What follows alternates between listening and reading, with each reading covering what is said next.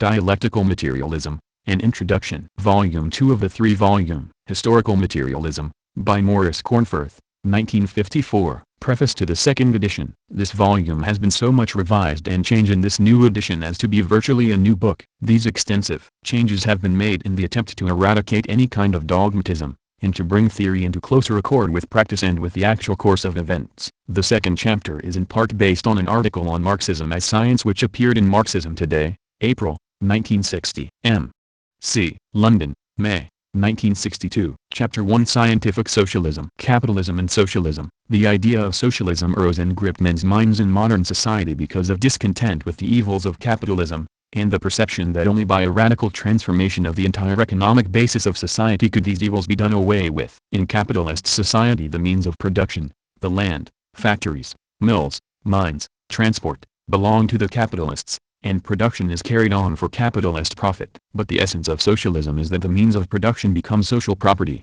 and that, on the basis of social ownership, production is carried on for the benefit of the whole of society. From its very beginning, capitalism meant a previously undreamed of increase in the powers of producing wealth. But this wealth went to swell the profits of a few, while the mass of the working people were condemned to toil and poverty. To use the new powers of producing wealth, not to enrich a few but to enrich the whole of society, is the aim of socialism. Great new productive forces have been created in modern society as witness the discoveries of science and the growth of industry. But it becomes ever more evident that the capitalist owners and managers cannot direct the development and use of these forces for the benefit of the majority of the people. Today the means exist, in modern technique and science, to feed and clothe the whole world, to provide education, culture, opportunity for everyone, to provide all with a high standard of living. If all the discoveries at our disposal were used, and if supplies were directed where they are most needed, this could undoubtedly be done. Nuclear energy can provide almost unlimited power, automation can lighten labor and turn out goods in profusion, medical science can relieve or stamp out diseases, the biological and agricultural sciences can ensure enough food for a bigger population than the world at present supports. Instead, resources both human and technical remain unemployed, for if all this were done, where would be the profit for the great capitalist monopolies? Meantime, while people still suffer and die from shortages, vast resources are squandered on weapons of destruction. People have even come to fear new knowledge and higher techniques, because they fear that the result of higher techniques may only be crisis and unemployment, and that the result of more knowledge may only be the invention of even more fearful weapons of destruction. The profit system has converted men's highest achievements into threats to their livelihood and very existence. This is the final sign that that system has outlived its time and must be replaced by another. Socialism means that the vast resources of modern technique are developed and used to meet the needs of the people. Production is not carried on for profit but to satisfy the material and cultural requirements of society. And this is ensured because the means of production, all the means of creating wealth, are taken out of the control of a capitalist minority, whose concern is its own profit, and come under the control of the working people themselves. Socialist theory in the working class movement. But in order to achieve socialism, we need something more than a general idea of socialism as a better order of society than capitalism. We need to understand what social forces must be organized and what opponents they will have to defeat. The first conceptions of socialism were utopian. The first socialists had the vision of a better order of society, gave it form and color, and proclaimed it far and wide. But it remained merely a vision. They could not say how to realize it in practice. The utopians criticized the capitalist order of society as unreasonable and unjust. For them, socialism was based simply on reason and justice, and because they considered that the light of reason belonged equally to all men, they appealed to everyone, and first of all to the rulers of society, as being the best educated and most influential, to embrace the truth of socialism and put it into practice. They contributed the first exposure and condemnation of capitalism, and the first vision of socialism, a society based on common ownership of the means of production, as the alternative to capitalism. But this vision was spun out of the heads of reformers. The utopians could not show the way to achieve socialism, because they had no conception of the laws of social change and could not point to the real social force capable of creating a new society. That force is the working class. The capitalist class is bound to resist socialism, because the end of the profit system means the end of the capitalist class. For the working class, on the other hand, socialism means its emancipation from exploitation. Socialism means the end of poverty and insecurity. It means that workers work for themselves and not for the profit of others. The achievement of socialism depends on the mobilization of the working class in the fight for socialism, and on its overpowering the resistance of the capitalist class. And in this struggle the working class must seek to unite with itself all those sections, and together they constitute the majority of society. who in one way or another are fleeced by the greed for profits of the ruling capitalist minority. But more than that, if socialism is to be won, if working class emancipation from capitalism is to be achieved, then the working class movement must become conscious of its socialist aim. But this consciousness does not spontaneously arise of itself. It requires the scientific working out of socialist theory, the introduction of this theory into the working class movement, and the fight for it inside that movement. The very conditions of life of the workers lead them to combine to defend their standards of life from capitalist attack, and to improve them. But the trade union struggle to defend and improve working class standards does not get rid of capitalism. On the contrary, so long as working class struggle is limited to such purely economic aims, its utmost stretch is to gain concessions from capitalism while continuing to accept the existence of the system. And the movement can pass beyond this phase of fighting for no more than reforms within capitalism only when it equips itself with socialist theory. Only then can it become conscious of its long-term aim of getting rid of capitalism altogether, and work out the strategy and tactics of the class struggle for achieving this aim. In the history of the working class movement there have been many leaders concerned with nothing beyond winning concessions from capitalism. They have in effect sought merely temporary gains for different sections of the working class at the expense of the long-term interests of the whole class. This is known as opportunism, and the root of opportunism in the working class movement consists in accepting the spontaneous struggle for concessions and reforms as the be-all and end-all of the movement. If socialism is to be achieved, the working class movement must not rely only on the spontaneous development of the mass struggle for better conditions. It must equip itself with socialist theory, with the scientific understanding of capitalism and of the position of the different classes under capitalism, with the scientific understanding that emancipation can be achieved only by uniting all forces for the overthrow of capitalism and the establishment of socialism. Without the guiding and organizing force of scientific socialist theory, the working class cannot win victory over capitalism. The union of socialist theory with the mass working class movement is a condition for the advance from capitalism to socialism. The Marxist science of society. The great contribution of Marxism was to develop scientific socialist theory and to introduce it into the working class movement. Marx and Engels based socialism on the scientific understanding of the laws of development of society and of the class struggle, and so they were able to show how socialism could be won, and to arm the working class with knowledge of its historical mission. Marx did not arrive at his conclusions as a pure research worker, though he did conduct profound research. In the I-84's Marx was engaged as a revolutionary Republican and Democrat in the movement which led up to the revolutionary year 1848.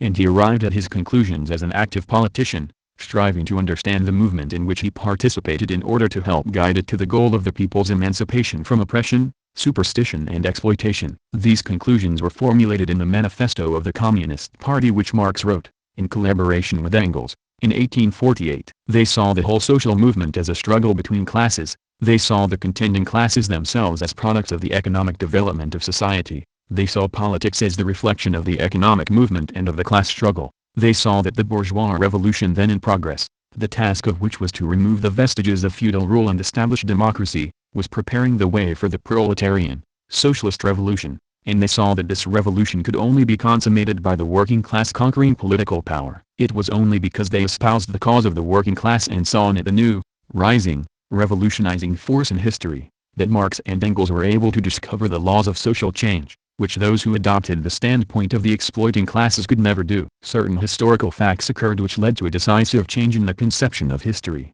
wrote Engels in Socialism, Utopian and Scientific. In 1831 the first working class rising had taken place at Lyons. Between 1838 and 1848 the first national workers' movement, that of the English Chartists, reached its height. The class struggle between proletariat and bourgeoisie came to the front. But the old idealist 12 conception of history, knew nothing of class struggle based on material interests, in fact knew nothing at all of material interests.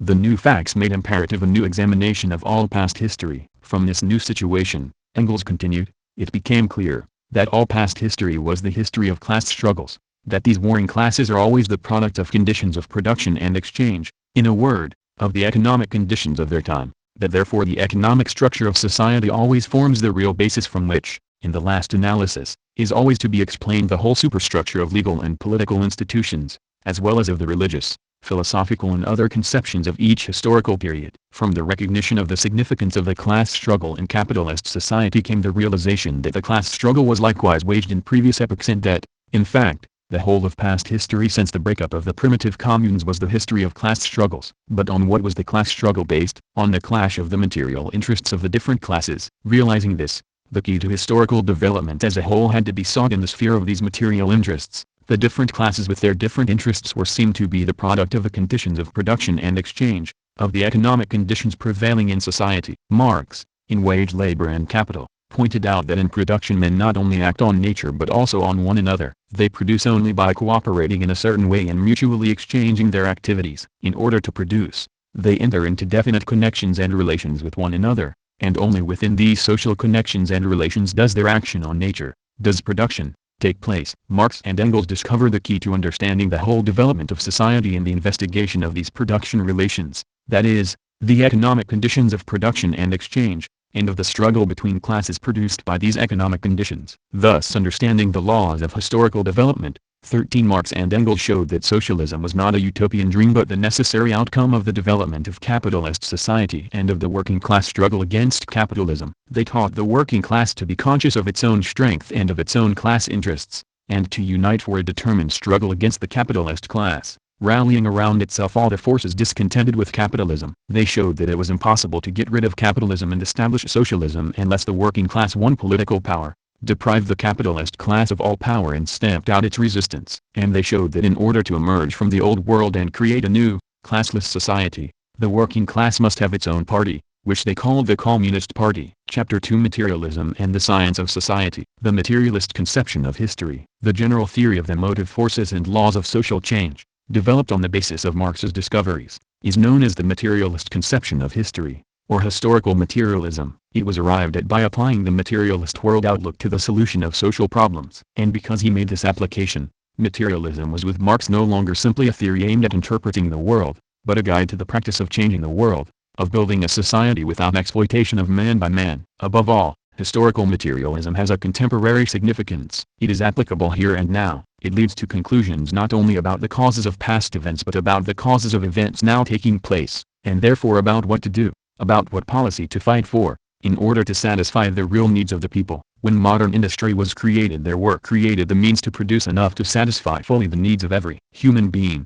and therefore to realize the age-old dream of universal plenty. The means exist to do it, and the materialist conception of history, by explaining how social relations change and how modern industry came about, shows how it can be done. It is precisely in this contemporary application that historical materialism demonstrates its scientific character, for the final test of social science, as of all other science, is in its practical application. If historical materialism makes history 15 into a science, this is because it is not only a theory about how to interpret history but also a theory about how to make history, and therefore the basis for the practical policy of the revolutionary class which is making history today. Social relations and the laws of social development. Materialism means explaining what takes place in the material world from the material world itself. The materialist approach to explaining processes of nature means investigating those processes themselves in order to discover their laws of operation. And because human affairs are part of the material world, the materialist approach to explaining social events means likewise investigating social processes in order to discover their laws of operation. Such investigation must be empirical and scientific. It is not a question of deducing anything about society from the general philosophical principles of materialism,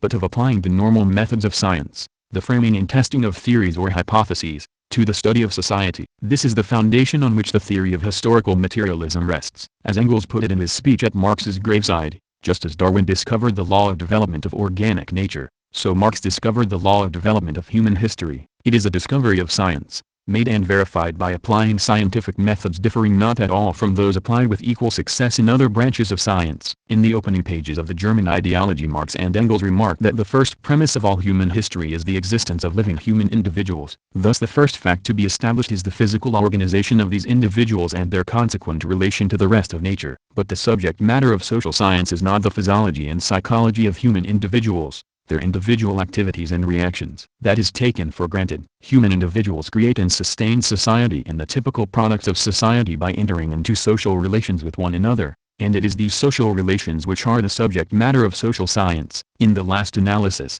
when we say that certain social relations 16 have been formed and certain social phenomena produced, we are referring to what numbers of unspecified human individuals do in association. For instance, if we speak of commodity production, we are referring to how they organize their productive activity and distribute its products. If we say that a certain idea has arisen, we are referring to how they speak and act. If we say that certain institutions have been set up, We are referring to how they regulate their affairs. Social science abstracts from the individuals and deals with the social relations. It is not concerned with individual but with aggregate humanity. Of course, some individuals do occupy a special individual position within social relations, for many social relations depend on placing individuals in special positions: kings, chairmen of boards, presidents, popes and archbishops, leaders of movements, and so on. The individual decisions and actions of those individuals may have wide social repercussions. The character and extent of these must depend, however, upon the social relations within which they are acting. The key problems which social science has to unravel are not problems of the actions and motivations of individuals but problems of the interdependence of social relations. Social relations change and develop. The problem of how such change and development is brought about and of the laws which govern it, the main problem of the scientific understanding of society and its history, is the problem of analyzing and sorting out the interdependence of social relations. What are called laws regulating society and its development are simply generalized statements of such interdependence. For instance, what is the famous law of supply and demand in economics but a statement of the dependence of the terms of sale upon the relations of sellers and buyers? The sellers bring certain goods to market and the buyers come there with certain requirements and means of paying. That is a social relation between people as sellers and buyers. When the sale is effected and money changes hands, that is also a social relation. The law of supply and demand states the dependence of the latter relationship on the former. It is 17 entirely and exclusively concerned with the interdependence of certain social relations. No one would deny that some social relations are regulated by laws. In particular, when products are produced as commodities, economic laws are discoverable regulating their production and exchange. But it has been and still is strenuously denied that there are invariable laws of social development operating throughout human history, in terms of which we can explain how and why social development in general takes place. In support of this denial it is argued that because each event in human history is unique,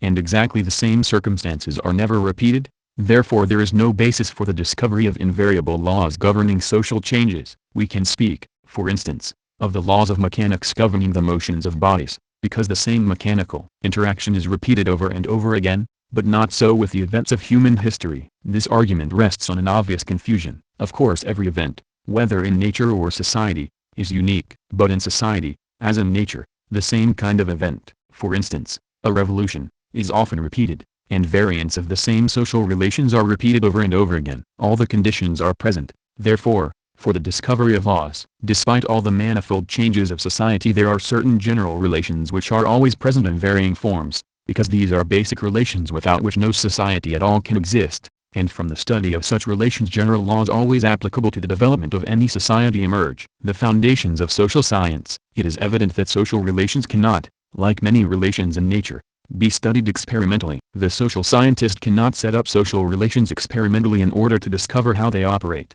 nor can he experimentally separate some social relations from others, for purposes of study. He is himself a member of society, and has to take it as he finds it, in all its baffling complexity. Marx remarked on this difficulty in the 18th preface to Capital, where he contrasted the investigation of social changes with that of, say, chemical changes. In Social Analysis, he wrote, "Neither microscopes nor chemical reagents are of use. The force of abstraction must replace both. That is to say, where it is not possible to separate certain relations experimentally, they must be separated in the mind of the investigator." Marx's discovery of the fundamental laws of social development was reached by asking whether any relations can be distinguished which must always be present in any form of society, because they are the condition for any form of social life whatever. Once such relations are abstracted, then hypotheses can be put forward about their interdependencies and these can be checked against the actual social record. The whole development of society is then explained as regulated by the laws of interdependence so formulated. Such was Marx's method. When the key question is asked the answer becomes strikingly obvious. The necessary condition for any society is that men should associate to produce their material means of subsistence. Without this collective action of men on nature there is no human life.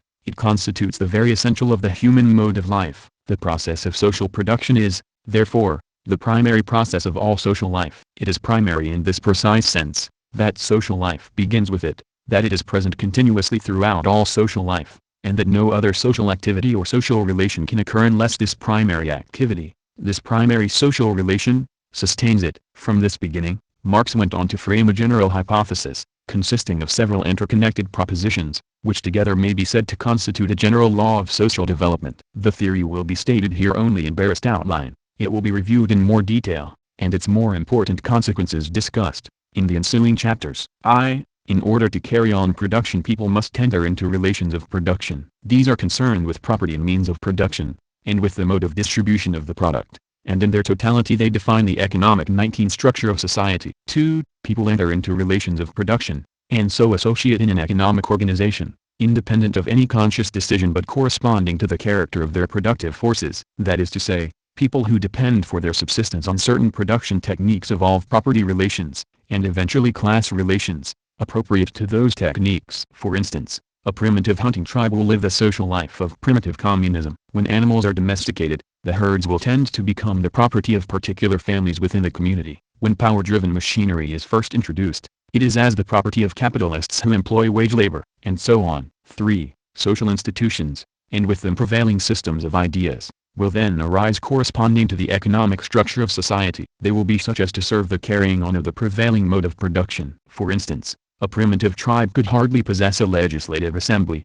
or a standing army and police force, or universities. On the other hand, such institutions are required for carrying on a modern capitalist society. Only when a certain economic basis exists do such institutions, with their corresponding ideologies, arise. These three propositions make up the key to explaining how social development proceeds and how the various historical features of society arise and change. Corresponding to certain forces of production, certain relations of production come into being. Within these production relations, new forces of production eventually develop. Then the situation arises when, in Marx's words, the old production relations begin to act as fetters upon the further development of production. The relations of production have then to be changed, and the whole superstructure of ideas and institutions is changed with them. The theory thus postulates a law of interdependence between production, the relations of production, and the social superstructure of institutions and ideas. And it is a hypothesis which can be checked against the known facts and is verified by them. Indeed, it is hard to imagine how anything different could arise in society. Could production relations arise which were inappropriate to the given forces of production,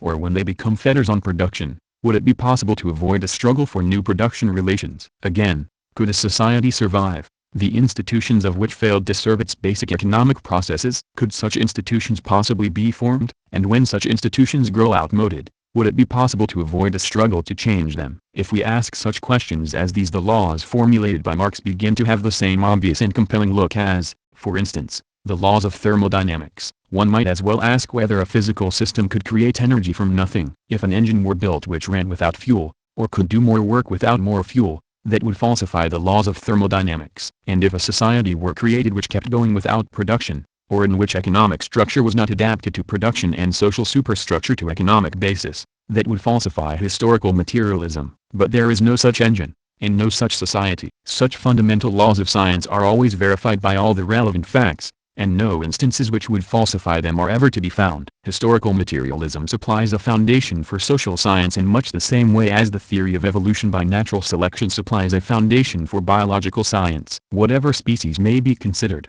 it evolved by natural selection, and that conditions its entire character. Similarly, whatever society may be considered, it came to be what it is by adaptation of production relations to production, and of ideas and institutions to production relations. Indeed, Darwin arrived at the theory of natural selection by very much the same method of abstraction as Marx, more or less simultaneously, employed in the theory of historical materialism. Darwin's theory grew from the fundamental consideration that every species lives by adaptation to an environment, just as Marx's theory grew from the consideration that every society lives by a mode of production. But this same type of abstraction is employed in all fundamental scientific theory. Newton, for example, employed it in arriving at his 21 formulation of the laws of motion. The condition of existence of any body at any instant is that it has a certain motion of its own and is acted on by external forces. Marx employed it a second time in his special investigation, in Capital, of commodity production. He began that investigation with the consideration that the one thing all commodities have in common is that they are products of human labor, and that therefore what people are doing when they exchange commodities is to exchange the products of definite quantities of social and necessary labor time. General laws and particular events. All fundamental scientific theory is very general in character and, consequently, very flexible. It can show the same general connections holding in circumstances so widely different that there appear to be no such connections. It can explain the operations of a large variety of particular causes, and recognize in particular instances the operation of particular causes which could not have been forecast in terms of the general laws alone. Historical materialism shares this breadth and flexibility. Just as Darwinism can account for many odd features of species in terms of particular causes operating within the general process of natural selection, So Marxism can account for the most varied social phenomena in terms of particular causes operating within the general process of adaptation of relations of production to production. It is no objection to the theory to say that it is incapable of predicting such particular causes. The point is that it is capable of explaining them and their effects within the general process of social evolution. For example,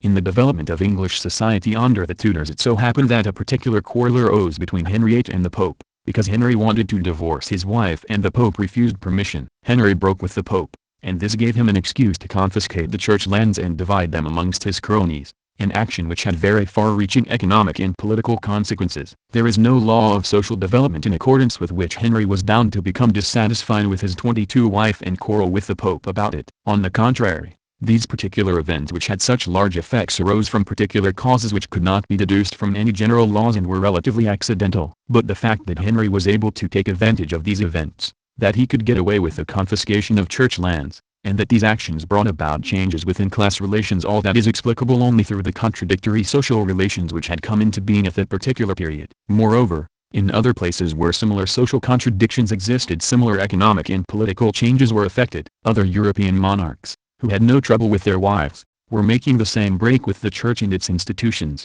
as a result of the same deep-seated and general causes, though the individual circumstances and causes varied greatly in different cases. The laws which regulate the development of social relations operate through the relatively accidental circumstances and actions of the individuals who live within those social relations. But the laws are not some kind of fate externally imposed upon human individuals. It is the very life process of the individuals, the fact that they are human, which leads to their entering into relations which exhibit those laws. Just as the attractions and repulsions of the elements of a physical system lead to their entering into various combinations, so the dependence of human individuals one upon another, and of all on their joint action on nature, leads to their entering into social relations and to the development of those social relations. Thus human society develops through a succession of relatively accidental events, all of which can be traced to their particular causes and have their particular effects, and which in their totality present a law-governed process of the development of social relations. Human intentions and objective law. Society consists of human beings, and there is therefore an essential distinction between social processes and natural processes. In nature there are only blind,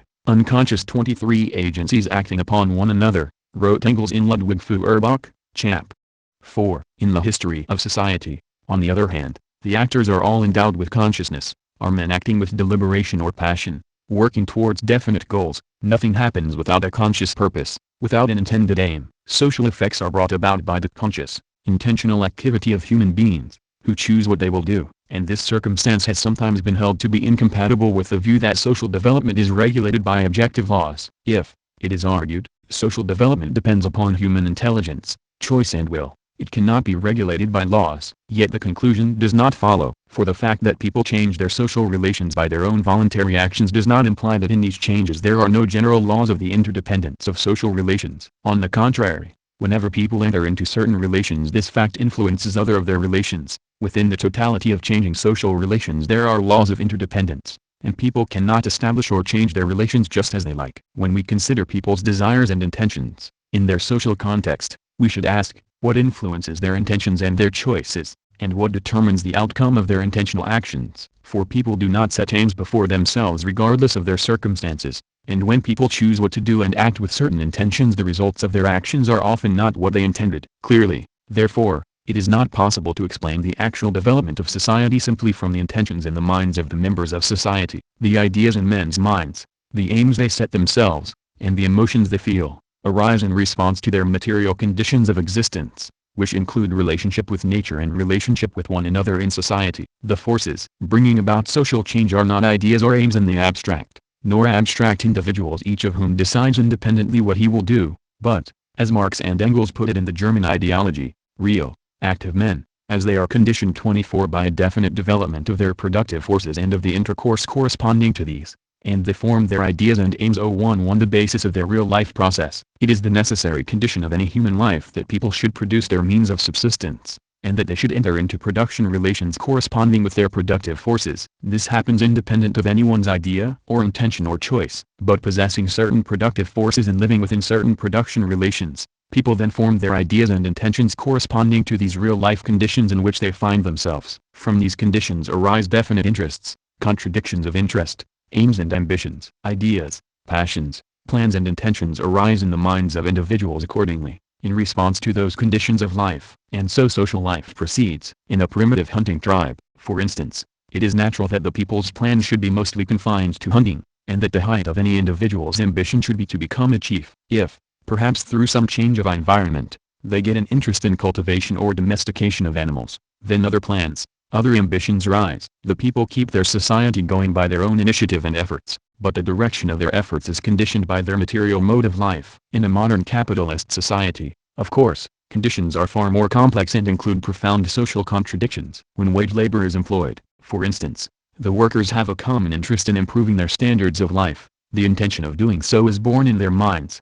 and trade unions are organized to do it. Obviously, this is bound to happen. Trade union organization is as inevitable in capitalist society as it is inevitable that water will seek its own level. But trade unions are created by nothing but the workers' own efforts, by their acting on their own initiative, in a conscious intentional way, with each one choosing whether to join a trade union or not. The point is that the direction of the efforts is determined by the material conditions of life. At the same time, the capitalists will also be pursuing their own interests. Some 25 well-meaning people will be making proposals to reconcile conflicting interests. Some of the workers will be conceiving ambitions to raise their individual status by using trade union positions. Some of the capitalists will understand this and set about buying them out, and so on, and so on. A vast complex of differing and conflicting aims and ideas is born from the given conditions, and eventually the conditions are changed by the social activities of the people so motivated. What, then, determines the character of the changes? Not simply the socially conditioned intentions of the makers of change. For,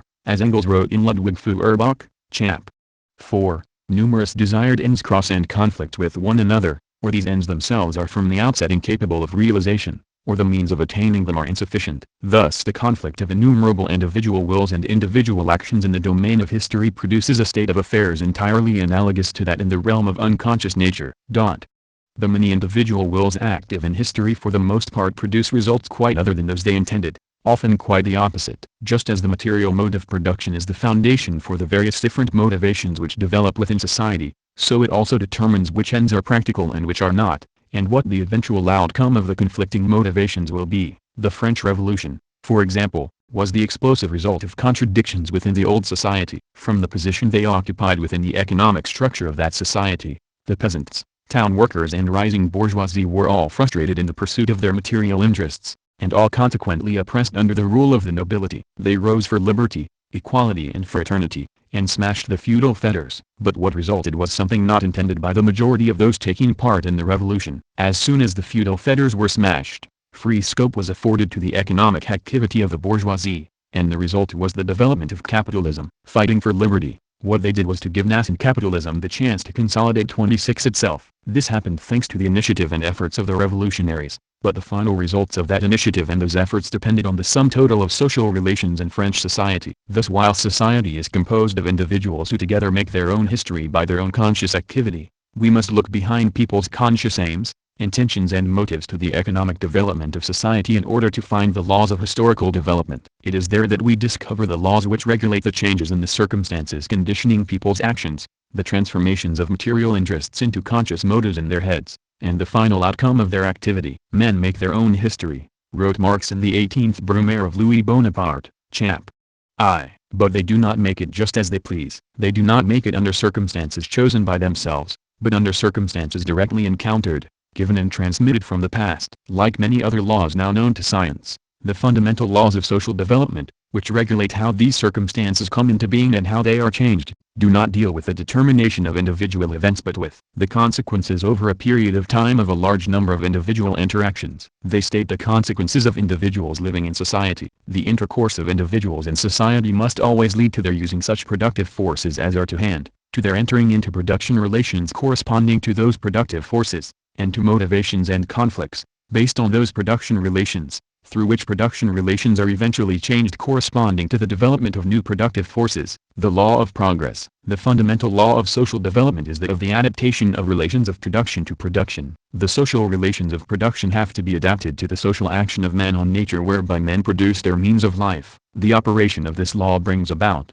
with time, the 27 progressive development of human society, that is, an irreversible progression from an earlier stage to a later stage. And that is because, from time to time, people are able to develop their forces of production. Given the actual physical, chemical and biological processes of the Earth's surface, and the presence of men, employing brain and hand to use those processes for their own ends, there exists the possibility of a progressive development of techniques, each of which is sooner or later explored, though a long time may pass before favorable conditions arise for such exploration. And from this development of forces of production follow corresponding modifications and changes in relations of production and in the entire superstructure of social relations based on the relations of production. Thus human societies develop from formations based on lower production techniques to those based on higher production techniques. The distance traversed from stone tools to the automated factory and the nuclear reactor is the measure of human progress to date. Progress, as so defined, cannot be due, as Hegel supposed human development was due, to any universal spirit mysteriously working itself out in human destinies and guiding them towards some end,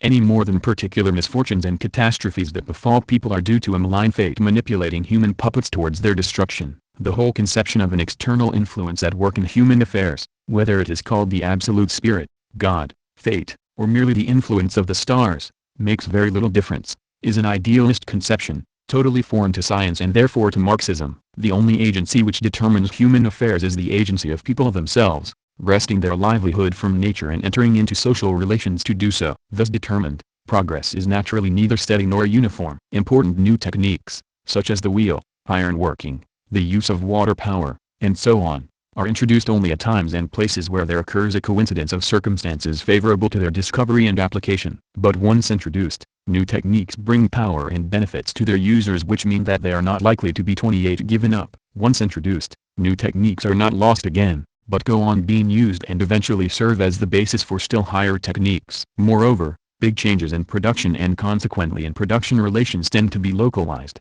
to occur at long intervals, and to spread from a given locality. In the history of mankind to date there have been two great changes in production of decisive importance. The first, which occurred only after hundreds of thousands of years of primitive techniques practiced by scattered tribes after the birth of the human species, was the introduction of agriculture. This led to the division of society into classes and to the stormy, though comparatively short, period of man's evolution in which man was exploited by man and his history became the history of class struggles. The second was the introduction of modern industry, based on the general use of sources of energy other than human or animal muscle power. This led to the extreme polarization of class relations under capitalism and the birth among the exploited of the irresistible movement towards communism. The production relations adapted to modern industry, once it has developed sufficiently, are those of communism. Thanks to modern techniques, which include means of transport and communication, and to the capitalist drive for profit. Once capitalism became established in one region it very quickly reached out until it brought the whole world under its sway. Thus modern industry meant the end of the process in which social development was localized in progress confined to separate regions, and the beginning of a world process of the advance of all humanity to classless communist society based on a uniformly high level of technique. Scientific theory and social practice. Knowledge of the laws of social development brings knowledge of the real forces at work in contemporary society and of how that society can and must be changed. When production is outstripping production relations, there arises a historical necessity of changing those relations in order that people can carry forward production and enjoy the benefits it is capable of bringing them. To effect this change is a 29 historical task. Such historical necessity and the corresponding historical task is an objective fact, completely independent of anyone's desires or intentions. To speak of it expresses not simply an aspiration or political program, clothed in grand words, but an actually existing setup of human relations. Capitalism contains such a necessity and such a task, the necessity and task of advancing to socialism. And within the capitalist relations, one class, the working class, is by virtue of its position within those relations the social force to carry out the job. In this sense we may speak of its having a historical mission. This is a fact, whether anyone knows it or not, and whether anyone does anything about it or not. Marxism did not invent the historical mission of the working class, but discovered it. In a similar way, in the bourgeois revolution a necessity and a task existed, and the nascent bourgeoisie had the mission of establishing a new order of society, which they successfully did. In the course of time tasks are fulfilled, because the existence of the task means that circumstances conspire to impel people towards its fulfillment. If one generation fails, it remains for the next generation. Mankind sets itself only such tasks as it can solve, wrote Marx in the preface to Critique of Political Economy, since the task itself arises only when the material conditions for its solution already exist or are at least in the process of formation. The subject matter of social science is man's own social activity, whereas natural science deals with the object of that activity, the materials and forces of nature. Hence social science differs from natural science in that, By its discovery of the laws of development of social activity, it defines the historical task facing mankind at a given time and,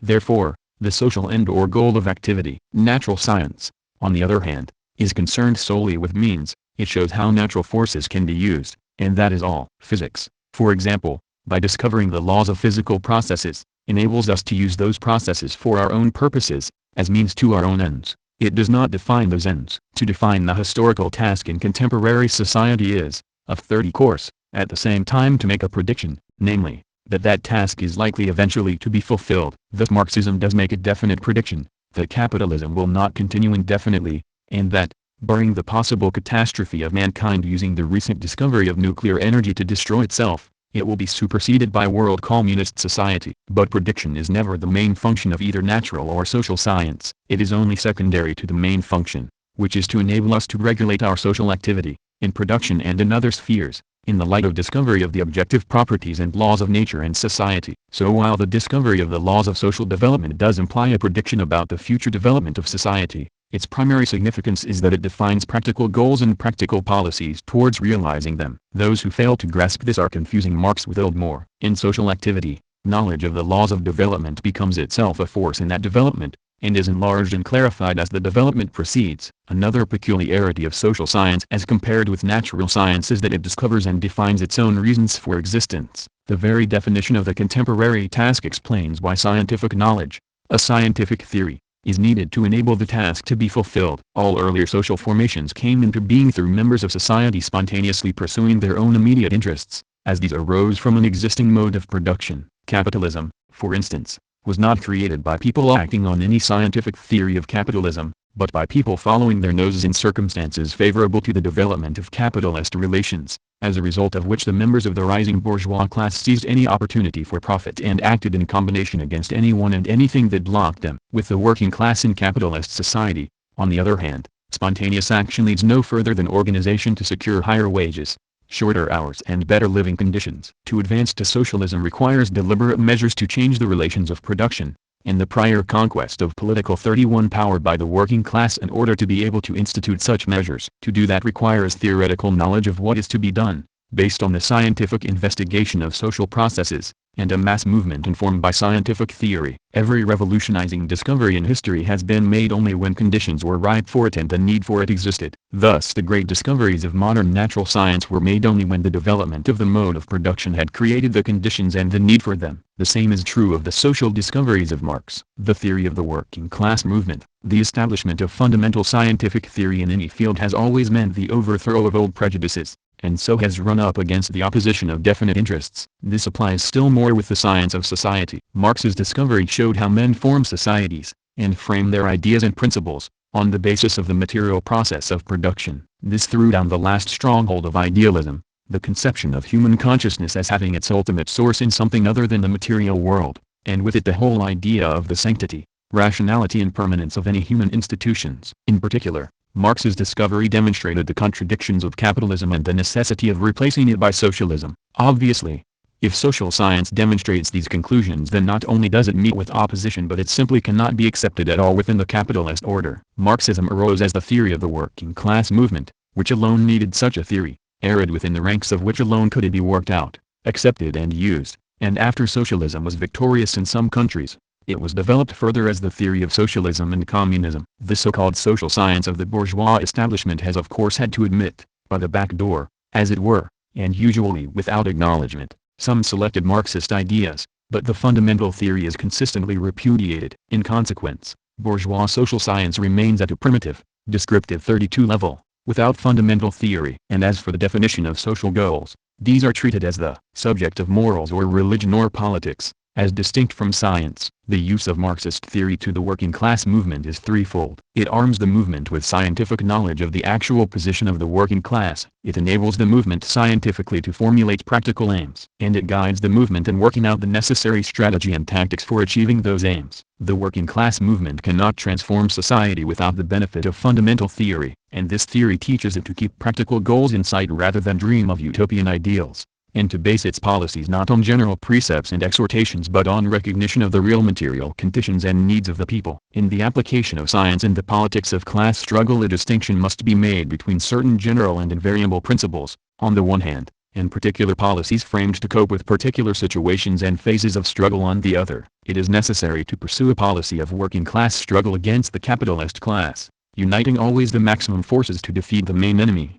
This struggle must be carried to the point where the working class, with its allies, is able to gain political power to establish socialism and overcome all resistance against it. And to achieve this position of power, the working class must be led by a political party dedicated to the aim of socialism and guided by scientific socialist theory. These are inviolable principles to abandon, which amounts in practice to abandoning the goal of socialism and the means to realize it. Within the framework of general principles there is then the problem of finding the right policies to meet each eventuality that arises. And here, it must be allowed, a large element of variation and improvisation comes in. Those dogmatists have a strange idea of applying social science, who imagine that it is possible to state in advance everything that is going to happen, and to lay down hard and fast rules for determining 33 correct policies. In the working class struggle it is possible and necessary to make an analysis of the salient facts of a given situation, to forecast the probable behavior of individuals, groups and classes in such a situation, and in the light of that to arrive at a plan of action. But at the same time,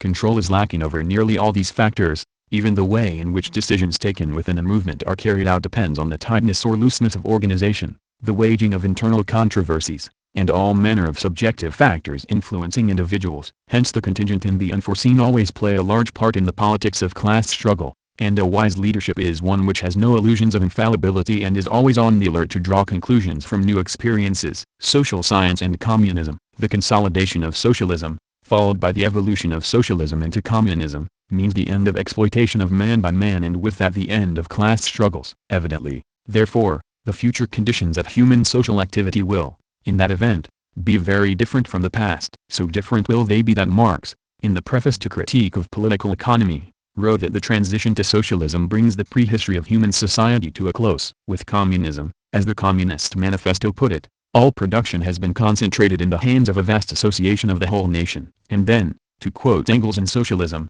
utopian and scientific, man's own social organization, hitherto confronting him as a necessity imposed by nature and history, becomes the result of his own free action. The extraneous objective forces which have hitherto governed history pass under the control of man himself. It is then no longer a question of waging class struggle in conditions under which many factors determining the outcome are beyond control, but of planning the basic processes of social life for the satisfaction of human needs. This implies that the whole mode of application of social science is changed. Its application becomes a matter of 34 estimating the material needs of society, and the current material and human resources available, and of planning production and distribution accordingly. Thus in its application social science becomes an exact, mathematical and quantitative discipline, like the natural sciences applied in the techniques of production. This change corresponds to the situation in which, as Engels also puts it, the government of persons has been replaced by the administration of things. The task of social science under communism is not to work out ways and means of manipulating human beings so as to force or cajole them into some predetermined pattern of social activity. The task is to work out the plan of production and distribution for the whole community, to be undertaken with a minimum of labor, so that people may on that basis freely enjoy that blossoming forth of human energy which is for man an end in itself. Writing of the tasks of science in his early economic and philosophical manuscripts, Marx concluded, natural science will in time subsume under itself the science of man, just as the science of man will subsume under itself natural science. There will be one science. The subject of science will be the laws of development of nature and human society, and the ways and means of man securing the continuous satisfaction in his social life of all his needs. The discovery of the fundamental laws of man's social activity was an essential step towards this unification of the sciences which is necessary as a means to securing the flowering of human life. Chapter 3 The Mode of Production. Production of the means of life. Historical materialism finds the key to the laws of development of society in the simple fact that mankind must first of all eat, drink, have shelter and clothing, before it can pursue politics, science, art, religion, etc. Engels, speech at the graveside of Karl Marx. Before people can do anything else, they must obtain the means of life, food, clothing and shelter. And they obtain the means of life, not as a free gift from nature, but by associating together to produce their necessities of life and to exchange the things produced. Only on the basis of associating to produce and exchange the means of life can they develop and pursue any of their other social interests. Hence the production of the means to support human life and, Next to production, the exchange of things produced, is the basis of every social order, in every society that has appeared in history. The distribution of the products and with it the division of society into classes, is determined by what is produced and how it is produced and how the product is exchanged. Engels, Socialism, Utopian and Scientific, Chap. 3. In this way historical materialism traces back the ultimate cause of the whole movement of society to the social activity of men in the production and exchange of the means of life, that is, to the conditions of material life of society and to changes in the conditions of material life. The way in which people produce and exchange their means of life is known as the mode of production. Every society is based on a mode of production, which is what ultimately 36 determines the character of all social activities and institutions. Production and property. The mode of production is always social, because each individual does not produce the whole of his material needs for himself, solely by his own labor, independent of other individuals. The material goods required by the community are produced by the labor of many individuals, who thus carry on, as Marx put it, a mutual exchange of activities in producing the social product which is distributed among the community. So in considering the mode of production we must distinguish first of all the forces which people bring into operation in order to produce the products, the actual material means by which production is undertaken, and secondly, the mutual relations into which people enter in producing and exchanging the products. We must distinguish the forces of production and the relations of production. These together define the mode of production. Thus a given mode of production consists of entering into certain relations of production in order to employ certain forces of production, and different modes of production are distinguished by differences in the forces of production and the relations of production. What exactly do we denote by forces of production? In order to produce, instruments of production are necessary, that is, tools, machines, means of transport, and so on. But these do not produce anything by themselves. It is people who make and use them. Without people with the skill to make and use the instruments of production, no production is possible. The forces of production, therefore, consist of the instruments of production, and people, with their production experience and skill, who use these instruments. A labor force, with its experience and skill, is part of the forces of production, and the greater its experience and the greater its skill, the more potent a force of production it is. Later, science becomes a major ingredient of the forces of production. And what do we mean by the relations of production? These relations are partly simple and direct relations which people enter into with one another in the actual production process itself, simple and direct relations between people engaged in a common productive task. But when people carry on production they must needs enter into social relations, not only with one another, but also with the means of production which they are utilizing. By the means of production we denote something more than the instruments of production. We denote all those means which are necessary to produce the finished product,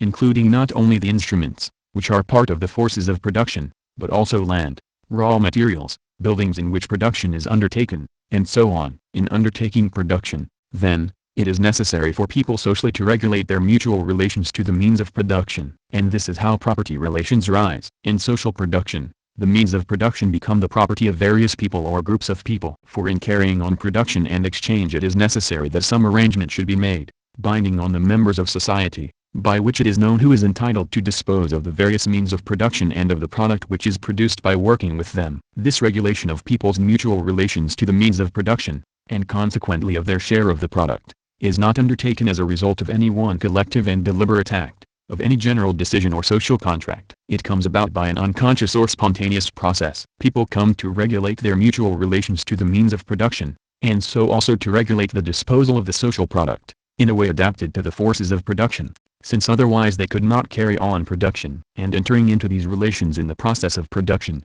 they become conscious of them as property relations which are socially obligatory and legally binding. In the very primitive production carried on by a tribe of hunters, the hunters enter into simple, direct relations with one another as fellow hunters, fellow tribesmen, and the land they hunt over and the beasts they hunt are not regarded as the property of any particular individuals or groups. The whole tribe organizes hunting expeditions, and what they bring back from the hunt is common property and is shared out among the tribesmen. But when division of labor arises, and one person specializes in producing this and another in producing that, then the instruments used begin to be regarded as the property of particular persons, and so does the product produced become the property of the producer, to be disposed of by himself. Similarly, when animals are domesticated and herds are raised, herds become the property of particular families, and of the head of the family. At a later stage, land becomes private property. Thus as a result of the development of the forces of production, for the development of agriculture, handicrafts, and so on, is precisely a development of the forces of production, and as a result of the division of labor which accompanies this development, there gradually arises ownership of means of production by individual people or groups of people. In other words, private property arises. Here it can already be seen that the driving force in social development is the development of the forces of production. Property relations are essentially social relations between people, arising out of production. At first sight, property relations look like simple two-term relations between individual people and things, between individual property owners and the property they own. This is not so, however. The appearance is illusory. Robinson Crusoe on his island was not a property owner but simply a man on an island. Property relations are complex social relations between people in society, complex relations between men in society, not simple relations between men and things. In the production which they carry on, men establish social relations, or relations of production, between one another whereby the means of production which 39 they utilize are the property of this or that individual, or of this or that group, and similarly with the product produced. Property relations, therefore, are ways of regulating people's mutual relationships in the process of utilizing the means of production and disposing of the product. To speak of property is simply a way of giving legal expression to these mutual relations of people in society.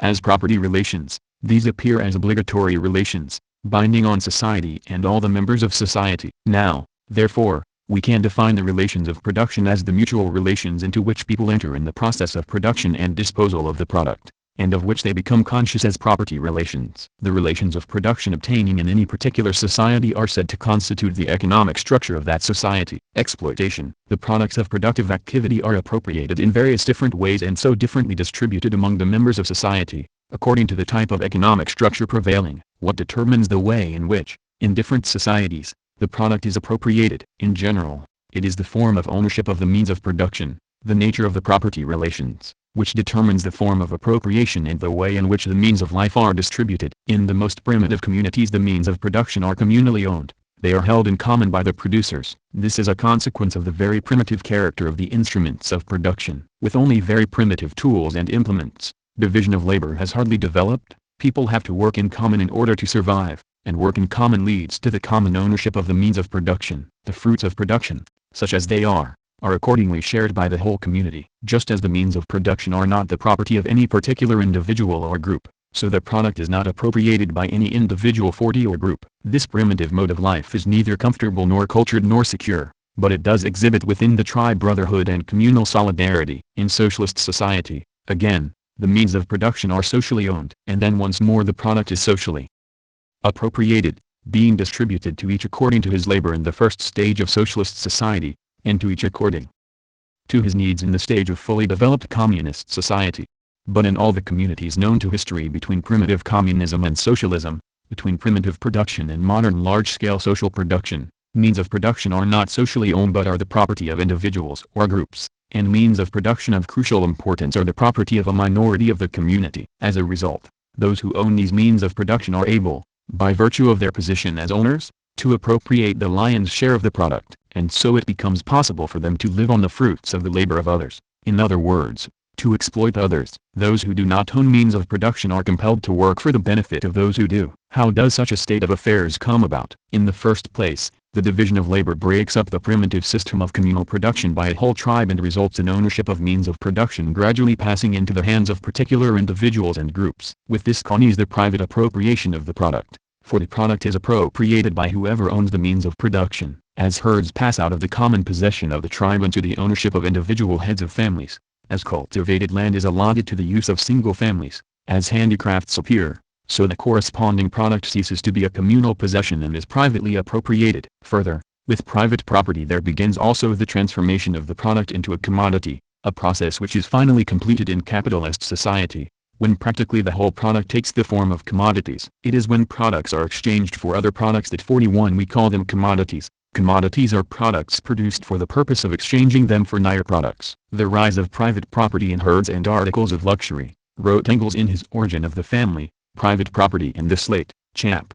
5, led to exchange between individuals, to the transformation of products into commodities. For while in a communal mode of production people share out their products amongst themselves, thus carrying on a mutual exchange of activities but not an exchange of products. When private property develops, the owner does not necessarily require the product he has appropriated for himself but exchanges it for other products. And this has far-reaching effects, when the producers no longer directly consume their products themselves, but let it pass out of their hands in the act of exchange. They lost control of it, Engels continued. They no longer knew what became of it. The possibility was there that one day it would be used against the producer to exploit and oppress him. As commodity exchange grows and, with it, the use of money, it acts as a powerful force in further breaking up all former communal modes of production, concentrating the ownership of property into the hands of some, while others are dispossessed. The inevitable result of the growth of private property is the division of the community into haves and have-nots, those with property and those without it, possessors and dispossessed. In the second place, the division of labor, from which these results follow, is linked with the growth of the productivity of labor. Where formerly the productive labor of a whole tribe could scarcely produce enough to satisfy the minimum requirements of all the producers, now labor produces a surplus. Those who work can produce enough to satisfy their own essential needs, and more besides. Hence there arises the possibility that those who own means of production may appropriate to themselves, without labor, the surplus from the labor of others. And once this possibility has come into being, it is soon taken advantage of. An early result is slavery. Once the producer can produce 42 by his labor more than he himself consumes, it becomes worthwhile for some people to enslave others. Thus there appear masters and slaves, the masters appropriating to themselves the whole product of the slave's labor and allowing the slaves only as much as is necessary to keep them alive. Slavery is the simplest and most direct form of exploitation of man by man. That does not imply that it was necessarily the first. Various ways in which a chief or a proprietor extracted services and tribute from others reduced to various degrees of dependence on him are probably at least as ancient. Another simple form of exploitation is the feudal. The exploitation of serfs by feudal proprietors such as was widely practiced in Europe during the Middle Ages. Here the lord does not own the serf as the master does the slave, but he owns the land and the serf is effectively tied to the land, whether by law or by force of circumstances. The serf is then permitted to get his living from the land on condition that he renders up to the lord as his due a part of the produce. A third form of exploitation is the capitalist. The exploitation of wage workers by capitalists. Here the workers are legally free, in the sense that they can go where they like and work for whom they like, but are deprived of means of production and can make a living only by selling their labor power to the capitalists. The latter, as owners of the means of production, appropriate the product. But whatever the form of exploitation, the substance is always the same. The producers produce a surplus over and above their own essential requirements, and this surplus is appropriated by non-producers by virtue of their ownership of some form of property. For the producers, exploitation therefore means that only a part of their total labor is used by them for themselves, to produce their own requirements, and the rest is taken and used by another. When the productivity of labor has risen so that producers can produce a surplus above what they need for themselves, a part of their labor becomes surplus labor, and exploitation means that this surplus labor is taken and its product appropriated by another, by virtue of ownership of property. By taking other people's 43 labor, the exploiters can live well without having to work themselves. The essential difference, wrote Marx in Capital, Volume I, Chap. 9, Sect. I, between the various economic forms of society, between, for instance, a society based on slave labor and one based on wage labor, lies only in the mode in which this surplus labor is in each case extracted from the actual producer, the laborer. It is the development of production and the development of property which give rise to exploitation. Exploitation means that some people, the minority of society, are by virtue of their ownership of property living without labor on the fruits of the labor of others. Of the majority, it follows that in every mode of production which involves the exploitation of man by man, the social product is so distributed that the majority of the people who labor, are condemned to toil for no more than the barest necessities of life. Sometimes, it is true, favorable circumstances arise when they can win more, but more often they get the barest minimum, and at times not even that. On the other hand, a minority, the owners of the means of production, the property owners, enjoy leisure and luxury. Society is divided into rich and poor. It further follows that if we are ever to do away with the extremes of poverty and wealth, then this can never be achieved simply by calling for a new mode of distribution of the social product. Capitalist society, for example, cannot be reformed simply by decreeing a more equal distribution of products, as is envisaged in the reformist slogans of fair distribution of the proceeds of labor or fair shares for all. For the distribution of the means of consumption is based on the ownership of the means of production. It is the latter which must be attacked. The so-called distribution relations, wrote Marx in Capital, Volume L, Chap. 51, correspond to and arise from historically determined specific forms of the process of production and mutual relations entered into by men in the production process of human life. The historical character of these 44 distribution relations is the historical character of production relations, of which they express merely one aspect. Capitalist distribution differs from those forms of distribution which arise from other modes of production, and every form of distribution disappears with the specific form of production from which it is descended and to which it corresponds. Classes and class struggles. With the development of social production beyond the primitive commune, the community is divided into groups occupying different places in social production as a whole, with different relationships to the means of production and therefore different methods of acquiring their share of the product. Such groups constitute the social classes, and their relations constitute the class relations or class structure of a given society. The existence of classes is a consequence of the division of labor in social production. From the division of labor follow forms of private property, and thence the division of society into classes. The various stages of development in the division of labor are just so many different forms of ownership,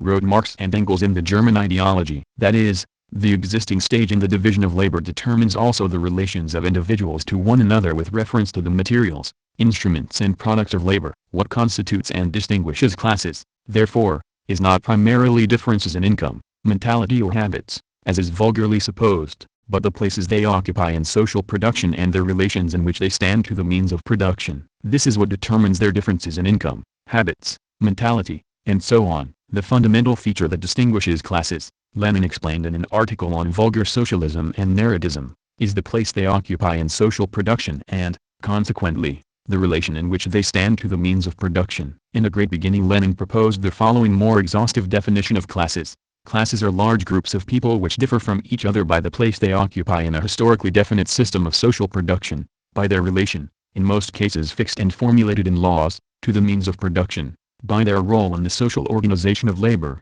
and, consequently, by the dimensions of the social wealth that they obtain and their method of acquiring their share of it. Classes are groups of people one of which may appropriate the labor of another, owing to the different places they occupy in the definite system of social economy. With classes there arise class antagonisms and class struggles. Classes are antagonistic when the places they occupy in the system of social production are such that one class obtains and augments its share of social wealth only at the expense of another. Thus the relations between exploiters and exploited are inevitably antagonistic, and so are the relations between one exploiting class and another when their methods of exploitation come into conflict. That is, when the extraction of surplus labor by the one gets in the way of the extraction of surplus labor by the other. Thus the relations between rising bourgeoisie and feudal lords, for example, were antagonistic, since the one could maintain and the other develop its method of exploitation only at the expense of the other. Again, in 19th century England there was a certain antagonism between the industrial capitalists and the landowners. These warring classes, wrote Engels in Socialism,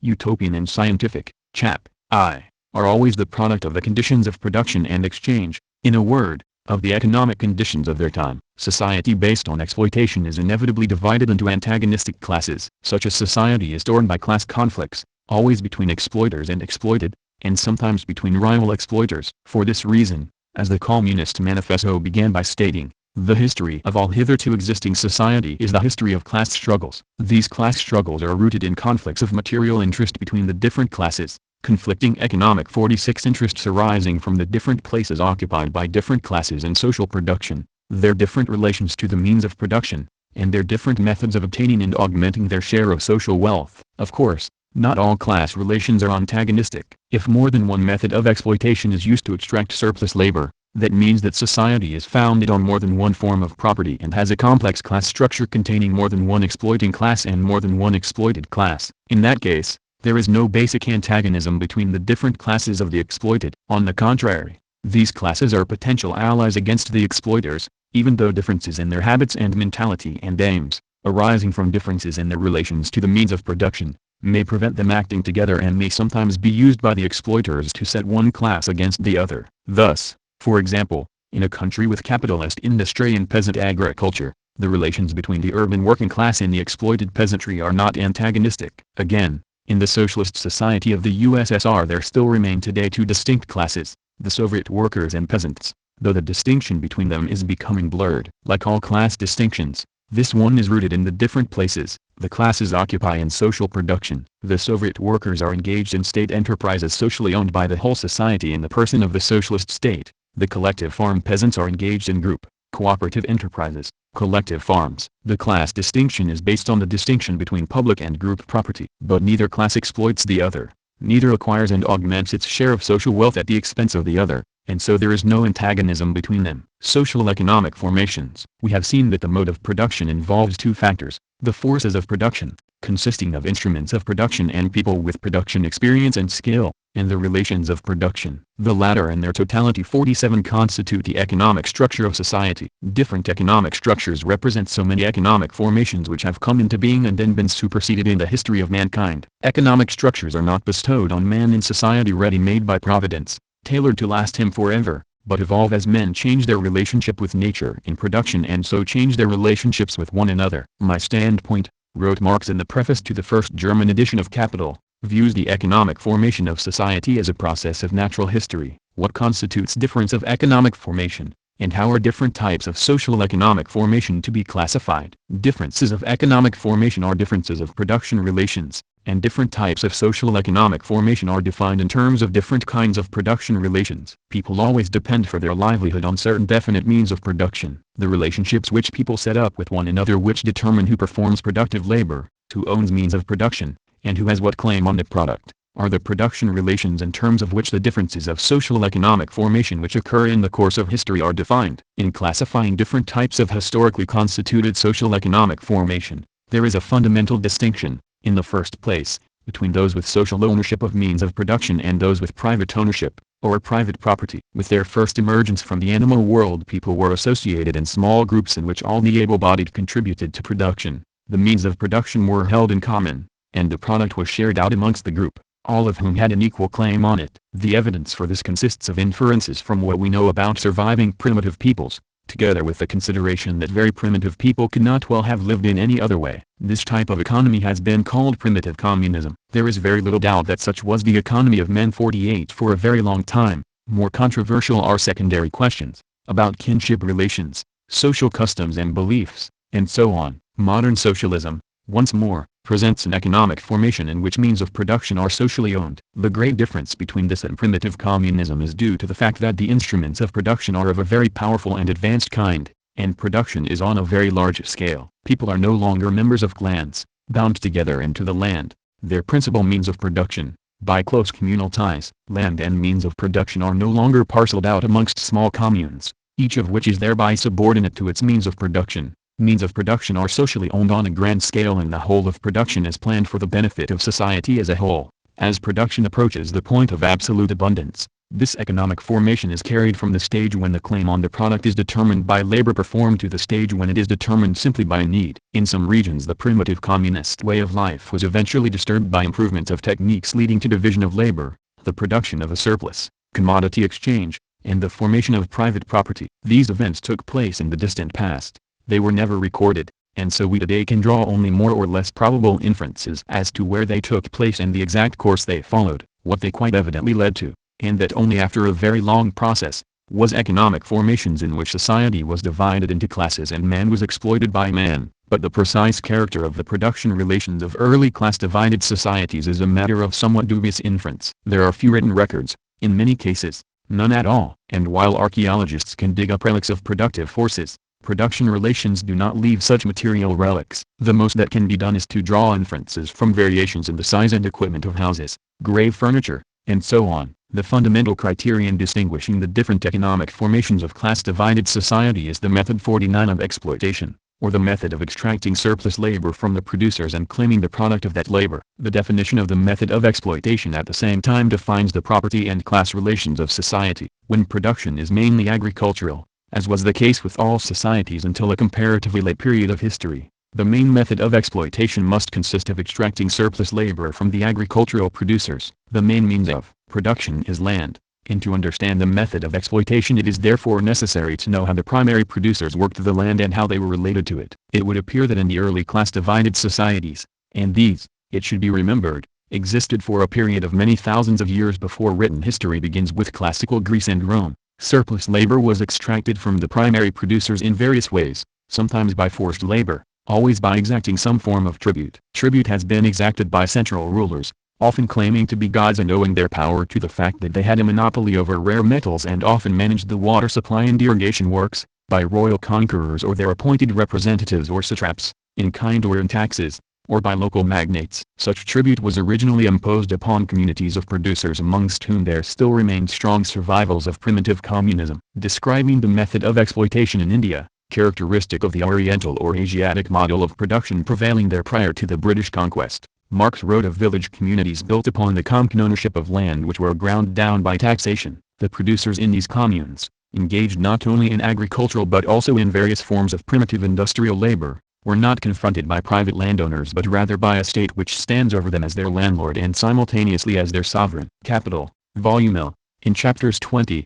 23 and 47, wherever commodity exchange became more developed, 50 and with it the power of money, the original commune or clan system, which survived within earlier modes of exploitation, was increasingly broken up. Land then became liable to be bought, sold and mortgaged. Communal holdings were expropriated, and land became private property with the inevitable appearance of large land holdings. Producers parted with surplus labor also as interest on debts, and while most were impoverished a few became rich and turned into exploiters themselves. The peculiarity of slavery, as a distinct and ancient method of exploitation, is that the person of the slave is owned by the master, who also owns land and other means of production and sets the slave to work as he sees fit. Evidently, slaves were primarily obtained by capture, but where commodity exchange developed, they became commodities to be bought and sold, so that slaves represented an investment of money and a source of income, and furthermore, many people became enslaved for debt. It is probable that slavery was a feature of the earliest class-divided society, so that the exploitation of slaves began as soon as exploitation began,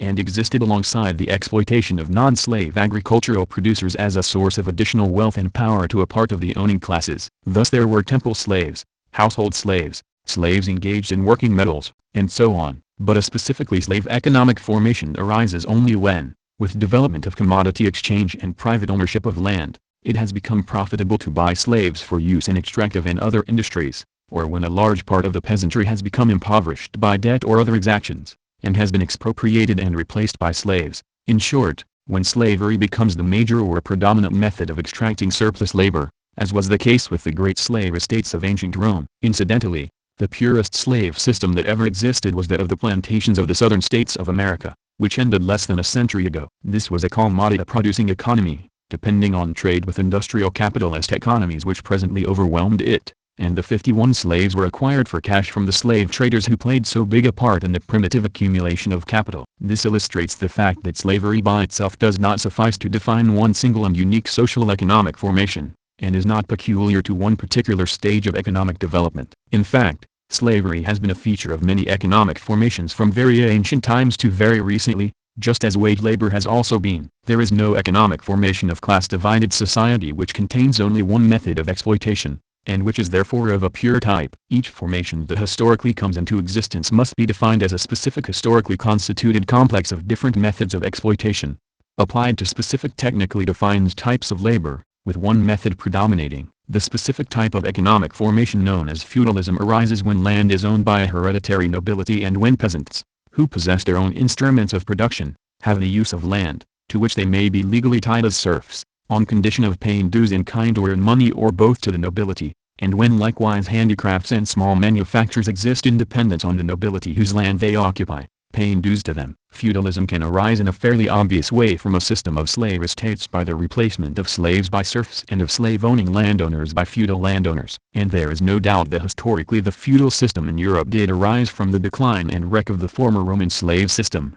when enterprises based on slavery had either ceased to pay or had been broken up by invasions. There has perhaps not yet been enough investigation of what has been called the feudal economy in China and elsewhere to define it with exactitude or to know from what exactly it arose. Be that as it may, it is certain that capitalism arose historically only from economic development within a feudal society. It arose when improvements in manufacture and agricultural techniques had created conditions in which the bulk of products could be produced as commodities, when landowners, 52 eager to get more money, had expropriated large numbers of agricultural producers and left them to their own devices without enslaving them. This happened in England, for example, first by expropriations by landowners turning their estates into sheep runs to sell wool to the wool merchants, and then by enclosures for the sake of developing capitalist methods of farming, and when in mercantile centers large sums of money, accumulated by looting less developed areas, piracy, slave trading, and so on, were available as capital in the hands of individuals. With capitalism, the producer is expropriated from all means of production and can live only by selling his labor power to the capitalist owner of means of production,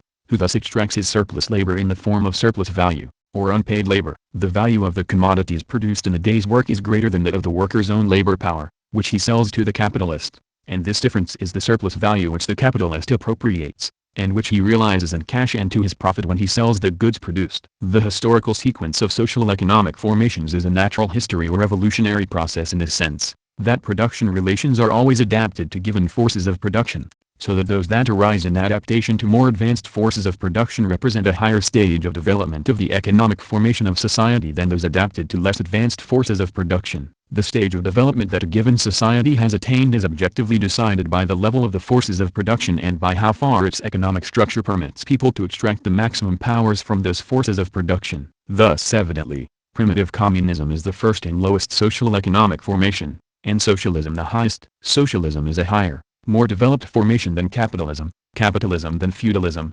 feudalism than the other formations that succeeded primitive communism, and all of them than primitive communism. The ancient Greeks and Romans reached a more developed stage than their barbarian 53 heirs, the Chinese or the Europeans of the Middle Ages than the Romans, Western capitalism than medieval feudalism, and now Soviet communism is rapidly reaching a more developed stage than Western capitalism. In a famous passage of the Preface to Critique of Political Economy, Marx wrote, in broad outlines, Asiatic, ancient, feudal and modern bourgeois modes of production can be designated as progressive epochs in the economic formation of society. The bourgeois relations of production are the last antagonistic form of the social process of production.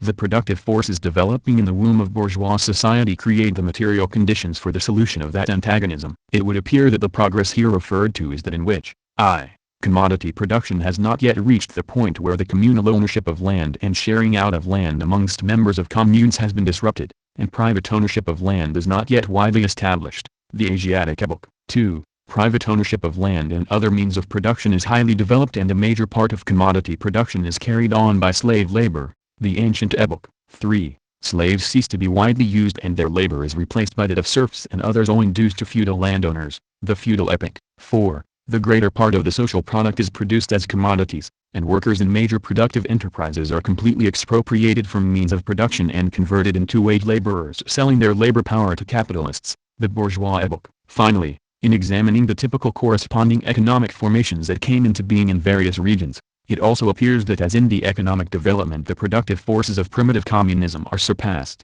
so society becomes emancipated from primitive production relations, and consequently also from the ideologies that correspond to them. The higher the stage of economic development, the more have the primitive communal relations binding the producers to the means of production been dissipated. These 54 remain strong in all early class-divided societies, and the principal economic agency responsible for their dissolution is commodity exchange. This grows with production itself, and is a strong force impoverishing the primary producers and leading to their expropriation from the land. Slavery, wherever it is widely introduced, plays a big part here. As communal production relations among primary producers are dissipated, so also are clan ties and clan authority undermined, and the authority of a state power exerted over a territory takes their place. Industrial capitalism, which finally accomplishes the complete expropriation of workers from their means of production, is then the prelude to socialism and the foundation of fully developed communist society, for then the whole means of production can be taken into social ownership by the whole of society. Chapter 4: The Fundamental Law of Social Development. Development of the forces of production. We have defined the mode of production and the types of production relations, economic and class structures, through which production develops. This development of production is the basis of the entire development of society. We shall now consider the causes of this economic development, the laws which govern the transition from one economic formation to another, and the forces which effect the transition. People develop their forces of production, they change their relations of production, and with these changes new classes come to the fore. Changes in relations of production are consequent upon development of the forces of production, being made an adaptation to new forces of production so as to make possible their full or fuller employment, and these changes are effected through class struggles and by the agency of definite classes. Such is the fundamental law of social development, in accordance with which people effect the historical development of one mode of production after another. First we shall consider the development of the forces of production. In the course of history, the instruments of production have been developed from crude stone tools up to modern machinery. Each technical invention has been dependent on previous ones and could not have been made had the earlier techniques not been already available. The history of technology thus follows a sequence determined by the objective properties of 56 the materials and forces in the physical, chemical and biological environment available for employment by man. This development of techniques was effected by people, who designed and used the instruments of production. Consequently, the development of the instruments of production was also a development of people, of their experience, skill, knowledge, and ability to make and handle the instruments of production. This development of the forces of production, including the development of the experience, skills, knowledge and abilities of people themselves, is the root cause of the whole of social development. From what does it arise? It arises from men's constant striving to master nature, and this striving is not some divine gift but the natural consequence of the fundamental opposition or contradiction between men and their natural environment, which is present from the first moment when men began to fashion tools and to cooperate in their use, that is, from the birth of mankind. Man, wrote Marx in Capital, Volume I, Chap. 7, Sect. I, opposes himself to nature as one of her own forces, setting in motion arms and legs, head and hands, the natural forces of his body, in order to appropriate nature's productions in a form adapted to his own wants. By thus acting on the external world and changing it, he at the same time changes his own nature. He develops his slumbering powers and compels them to act in obedience to his will. Men, seeking to satisfy their wants, manage to improve their technique, their tools and their skill, in other words, their productive forces. And it is only when new productive forces present them with new possibilities and so arouse in them the feeling of new needs, that men begin to feel the necessity of a change in production relations. The development of productive forces is, however, far from being a steady, continuous process throughout the history of society. If every generation had always improved upon the productive forces inherited from the previous generation, history would have moved a great deal faster and a great deal more evenly than has in fact been the case. On the contrary, 57 It has frequently happened that, having once acquired certain techniques, people have made do with them for a very long time, and then their production relations have remained basically the same for a very long time. 2. Again, acquirements have been regional. While some have forged ahead with new techniques, those living in some other region have remained stuck with old techniques. Thus, for example, production remained at the level of the old Stone Age for hundreds of thousands of years, and all those generations continued to live the life of primitive communism. Some scarcely moved at all until colonizers arrived from outside. Again, in some regions methods of agriculture remained unchanged for thousands of years, and for all that time production relations remained virtually unchanged. But when, for whatever reasons, new productive forces are acquired, then a process begins resulting eventually in changes of production relations amongst those who have acquired those productive forces. New techniques are introduced within the existing production relations, but at a certain stage their employment leads to people changing their production relations. Very rapid development of productive forces is a feature of capitalist society. But it was not the case in modern history that first capitalist relations of production were introduced and only after that did development of productive forces begin. On the contrary, this development began within the feudal system, and it was only afterwards that capitalist relations of production supplanted the feudal relations. A whole series of inventions during the Middle Ages, new applications of water power, the modern type of plow, new methods of navigation, the spinning wheel, new mining methods, lathes, cast iron, etc., provided the conditions for the development of capitalism. In carrying on production, people necessarily enter into definite relations of production, and in the long run, they always bring these relations of production into correspondence with their productive forces. Social relations are closely bound up with productive 58 forces, wrote Marx in The Poverty of Philosophy. In acquiring new productive forces men change their mode of production. The hand mill gives you society with the feudal lord, the steam mill, society with the industrial capitalist. Spontaneous or unplanned development. To understand the causes of this development of productive forces and of corresponding production relations it is necessary to premise that in the past people have not brought new productive forces into employment, nor set up new production relations, as a result of any plan or intention. In developing new tools and techniques people have always been seeking some immediate advantage, but have been far from planning or intending the revolutionary social results which have in fact followed from such development. For example, when manufacture first started, the manufacturers who started it had no plan of creating gigantic new productive forces. They were simply seeking their own immediate advantage. To carry on manufacture they began to hire wage labor, in other words, to initiate capitalist relations of production. They did not do this because they had an ambitious and far-seeing plan for building capitalism. They did it because that turned out to be the way in which manufacture could best be carried on. In this way the development of new productive forces, in our example, those brought into operation by manufacture, was never decided upon but happened spontaneously, without any plan, as a result of certain people seeking their own immediate advantage. And similarly, the development of these productive forces led to the institution of new relations of production, once more, spontaneously, by economic necessity, and without any plan. This is what Marx expressed by saying that the development of production relations happened independent of men's will. In the social production which men carry on, he wrote in the preface to Critique of Political Economy, They enter into definite relations that are indispensable and independent of their will. These relations correspond to a definite stage 59 of development of their material forces of production. The relations of production into which people enter in the course of their social production are indispensable because they cannot carry on production without entering into definite relations of production, and also independent of their will because they do not decide beforehand to institute certain definite relations of production, but enter into these relations independent of any such plan. Hence, first the development of productive forces and then the change of production relations is caused by social economic activities which people perform because of the necessity of living, spontaneously, without any deliberate decision or plan, independent of their will. This is a feature of social development right up to the socialist revolution. Only with the victory of the socialist revolution does it happen that production relations are changed as a result of deliberate decision and that thereafter the development of production is also regulated by a plan. Changes of relations of production. Changes of the relations of production depend on development of the forces of production. Such is the law of social development, for it is a requirement of all social production that the relations which people enter into in carrying on production must be suitable to the type of production they are carrying on. Hence,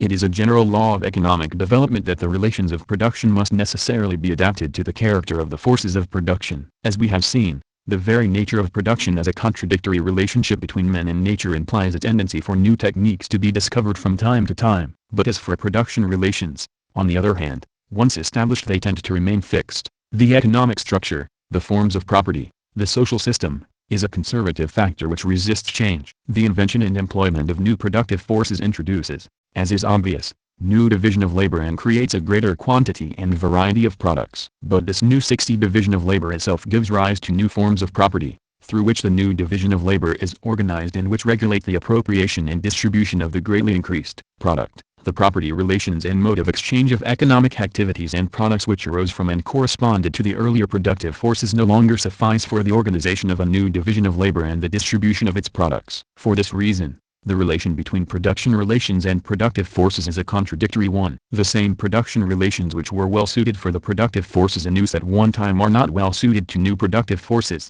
and so come to hinder their development and to act as a fetter on it. When this happens, it is clear that instead of production relations being in conformity with productive forces there is an active contradiction between them. And because production relations tend to resist change, because there are always people whose material interests are bound up with certain production relations and who therefore resist any change, this contradiction issues in deep social conflicts. For example, as we have just seen, the development of manufacture, and, we should add, the development also of new techniques in agriculture, required and led to the employment of wage labor. Only with capitalist relations could the newly developed forces of production be more fully employed. But the existing feudal relations, which tied the laborer to the land and to the service of his lord, were a barrier to the development of the new productive forces. Hence these relations, within which production had once flourished, now began to act as a fetter. A contradiction arose between the old production relations and new productive forces. So long as production relations are in conformity with productive forces, they remain relatively unchanged. And in some regions it has come about that certain production relations,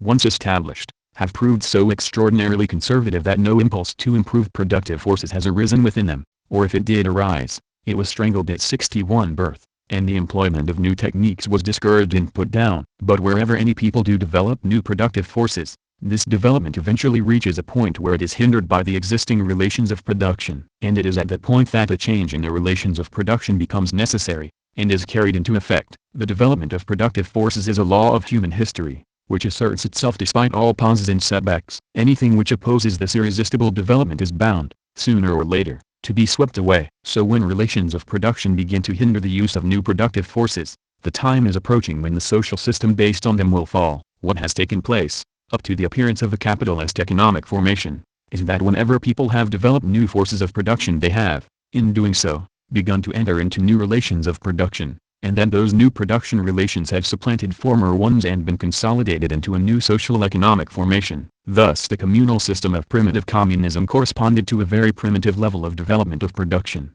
When the cultivation of crops and domestication of animals appeared, the beginnings of private property and commodity exchange arose, and the old communal relations began to be changed. A new kind of community of separate households emerged, with some more equal than others. When the use of metals was acquired, Then society became further and more deeply divided. The people who first settled in river valleys and began irrigation works could not organize those works except by means of some form of property in which they were centrally controlled by a single authority. A new type of property was eventually superimposed upon the old property of the members of the communes. A new type of social economic formation arose and superseded the old, which was incapable of developing the new type of production. The land was said to belong to the gods, and those who supervised production and got the main share of the product were called gods or servants of gods.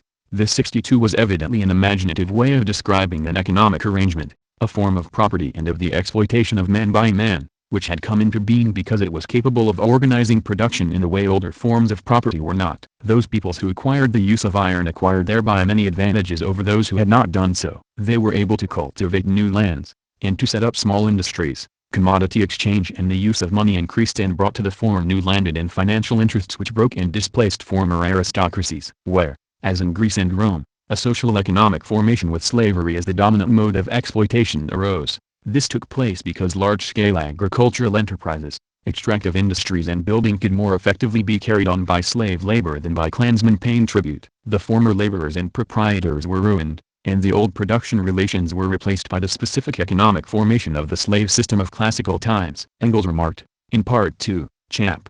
4, of Anti-Dietary, that this development of slavery thoroughly undermined the remnants of primitive communal relations which had survived throughout all former systems. It was slavery, he wrote, that first made possible the division of labor between agriculture and industry on a considerable scale. We should never forget that our whole economic, political and intellectual development has as its presupposition a state of things in which slavery was as necessary as it was universally recognized. In this sense we may say, without the slavery of antiquity, no modern socialism. In China and other countries of the East, the ancient economic development of which is still imperfectly understood, communal relations among producers seem to have survived in a way that inhibited any internal development towards a capitalist mode of production, and to have proved a strongly conservative force until very recently when, the power of former landowners having been abolished, they could be transformed into the socialist relations of the people's commune. So long as slavery remained in force in Europe as the main method of exploiting labor, improvements in production techniques, especially those making use of natural forces other than human muscle power, were inhibited. But when, with invasions and the weakening of the central slave-owning power, the supply of slaves began to dry up, improvements associated with the fuller use of water power, improved harness for draft animals, improved plows, and so on, began to be effected. Slavery was never abolished at a single stroke. Slave labor remained alongside free labor, but the improved techniques were not easily workable by slave labor, and could be used to advantage within the feudal rather than the old slave relations. Feudal methods of exploitation then came to replace slavery. Later still, feudalism in its turn came to hinder the development of the productive forces. Feudal ownership, feudal dues and restrictions on trade hampered the development of agriculture and manufacture, employing new inventions which demanded a source of wage labor. Feudalism then gave way to capitalism and capitalist relations of production. The capitalist relations brought about a development of productive forces on a scale and at a speed unknown before. This was because scientific research now came to be a powerful force of production, and the drive for profit and accumulation of capital led the capitalist owners continually to develop new techniques. But the fuller use and development of the forces of production is now being blocked by capitalism. The fundamental feature of the increase of the forces of production brought about within capitalism is the socialization of labor.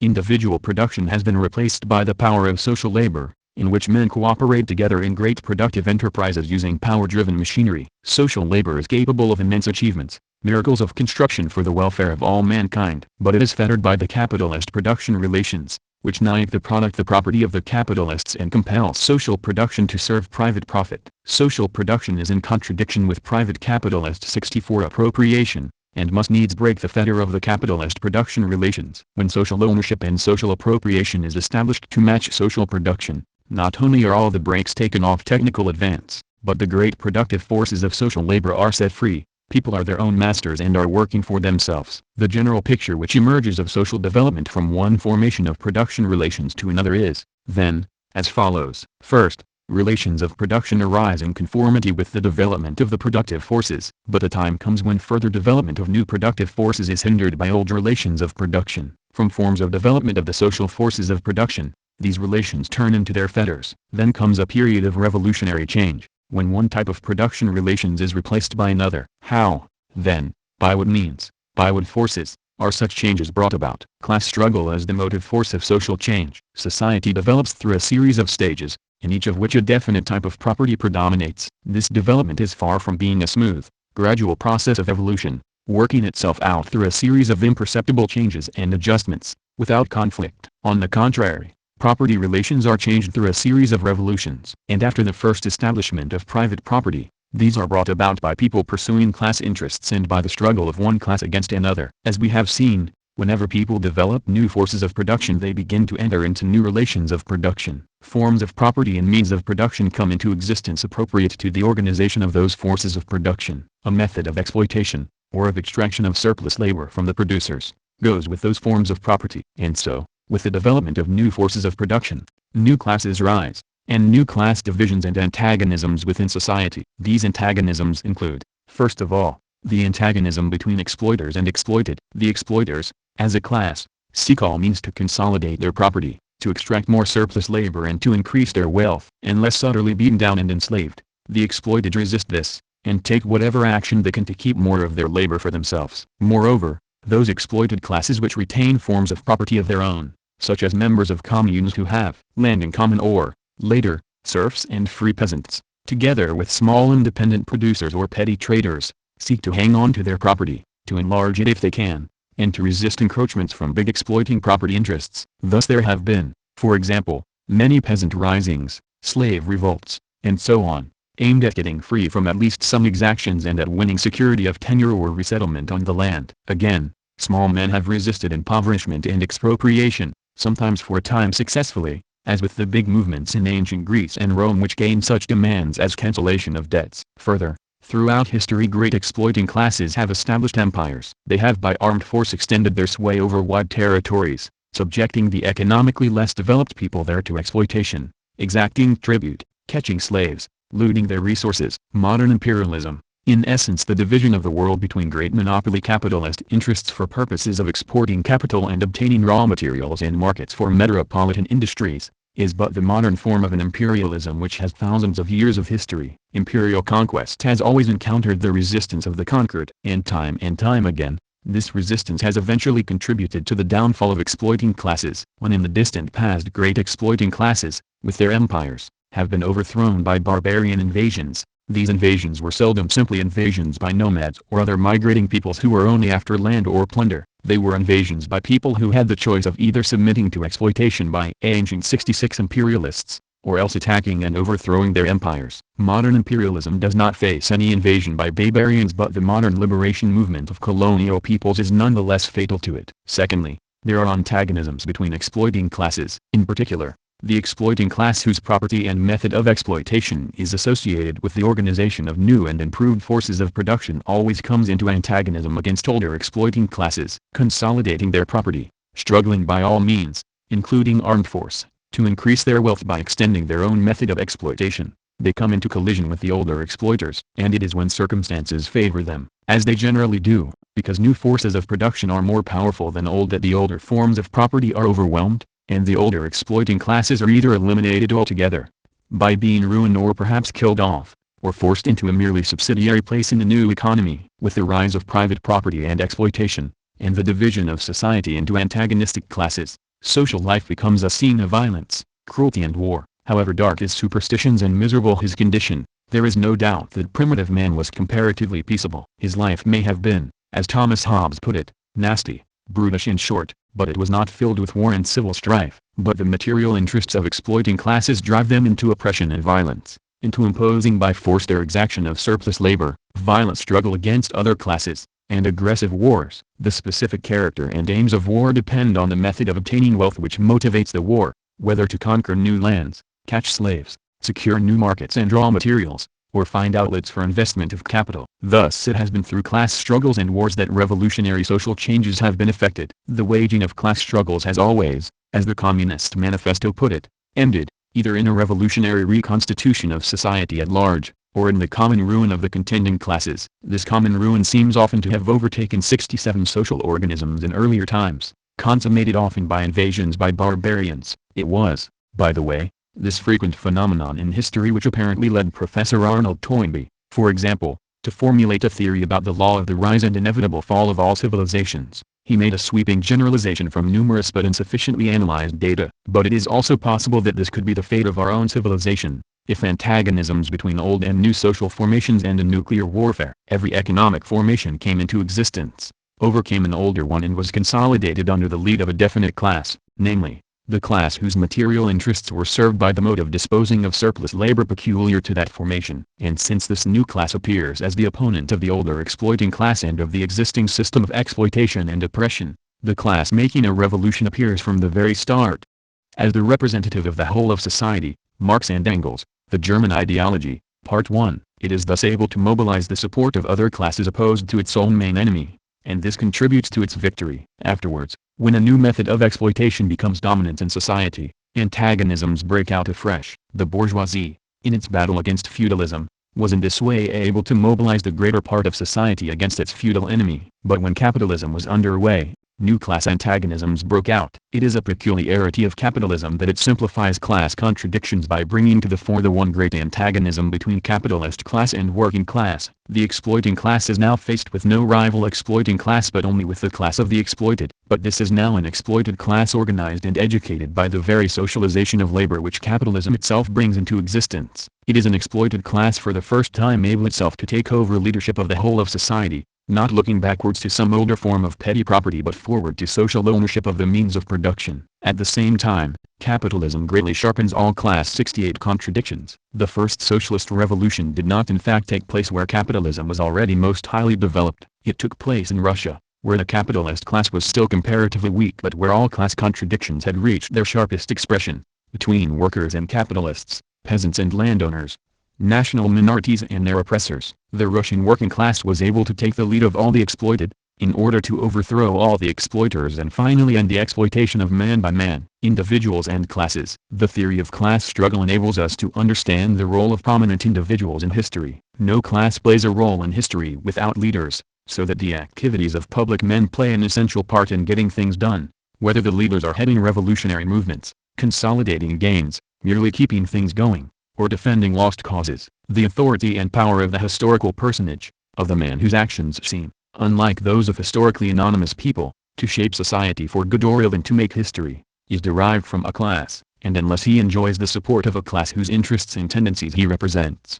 he is impotent and can exert no decisive influence. Hence there arise in different historical periods prominent men of different types, varying with the task their class calls on them to fulfill. The barbarian conqueror, the tyrant, the prudent or vicious emperor, the good or bad king, the wily politician, the fiery agitator, the scientific socialist, all are products of the social conditions in which they play their parts. For the same reason, the type of personality that comes to the top is the one suited to the job in hand, while others, perhaps more gifted in other ways, remain obscure. Similarly, it is natural that in times of revolutionary change great and dynamic personalities come to the fore, while at other times only mediocrities show their faces. Historical development is not determined by the personal decisions of public men, but by the movement of classes. The prominent men of a class affect its fortunes by the wisdom or otherwise of their actions, but they do not make or break a class. Moreover, where a leader is evidently failing, he tends to be deposed and someone more able to be substituted. It is the same with cultural and intellectual leaders. Those who make their mark are those whose work reflects the needs of their times. When it is a question of investigating the driving powers which lie behind the motives of men who act in history,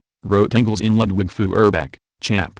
4, it is not a question so much of the motives of single individuals, however eminent, as of those motives which set in motion great masses, whole peoples, and again whole classes. To ascertain the driving causes which are reflected as conscious motives in the minds of acting masses and their leaders, is the only path which can put us on the track of the laws holding sway both in history as a whole and at particular periods in particular lands. Those historians who fail to grasp the determining role of economic development in the class struggle in history find themselves in difficulties when trying to explain historical events, and even in deciding which events are worthy of being classed as historical. If it is a matter of the personalities and motives of individuals accounting for what happens, then the historian is faced with the practical impossibility of finding sufficient evidence to know their personalities and their motives with any degree of certainty. Indeed, as it is usually hard enough to know the personal motives of one's own acquaintances, and even sometimes of oneself, it is evident that still less can be ascertained about individuals long dead, for whose characters only obviously biased testimonials are available. The historian has to fill in his lack of knowledge from his own bias and imagination.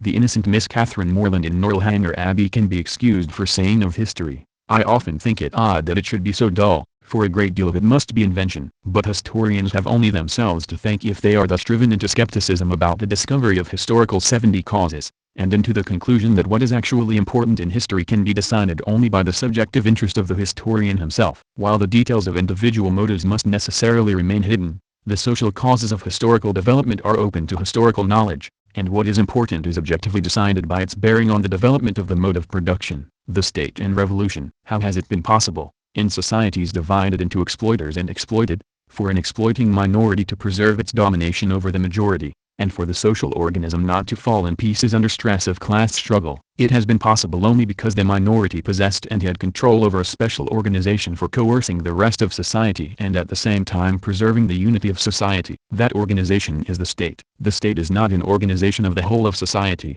but a special organization within society, armed with power to repress and coerce. Whatever the form of the state, whether it be an autocracy, a military dictatorship, a democracy, etc., its most essential components are the means to exercise compulsion over the members of society. Such compulsion is exercised by means of special bodies of armed men, soldiers, police and so on. It is enforced by physical means, by the possession of arms, by the possession of strong buildings, prisons, with locks and bars, by the possession of instruments to inflict pain and death. The state must also include a machinery of administration, a corps of state officials. It also develops a legal system, an authority for making laws and judges to interpret and administer them. And it also develops means not only of coercing men physically, but mentally, by various types of ideological and propaganda agencies. Such a special organization became necessary only when society was divided into antagonistic classes. From that time onwards, the state became necessary as a special power to prevent the social antagonisms from disrupting and destroying society. The state has not existed from all eternity, wrote Engels in The Origin of the Family. The State and Private Property, Chap. 9. At a definite stage of economic development, which involved the cleavage of society into classes, the state became a necessity because of this cleavage. As the state arose from the need to keep class antagonisms in check, but also in the thick of the fight between classes, he continued, it is normally the state of the most powerful, economically ruling class, which by its means becomes also the politically ruling class, and so acquires new means of holding down and exploiting the oppressed class. The state, wrote Lenin in The State and Revolution, Chap. I, is an organ of class rule, an organ for the repression of one class by another. At each stage of development, as we have seen, a particular type of production relations becomes predominant in the social economy, and the corresponding class assumes the dominant place in social production. It can gain and maintain that place only insofar as it can enforce its own interests upon the rest of society, and it can do that only insofar as it can gain and maintain control over the state. In every epoch, therefore, so long as society is divided into antagonistic classes, a particular class holds the state power and thereby establishes itself as the ruling class. In a slave society it is the slave owners, in feudal society the feudal lords, in capitalist society the capitalists, and when capitalism is overthrown the working class becomes the ruling class. When the working class becomes the ruling class, then there is no longer the rule of the minority of the exploiters over the majority of the exploited, but the rule of the majority. In this, working class power differs from all previous state power. Previous state power has, as Marx expressed it in the 18th Brumaire of Louis Bonaparte, Chap.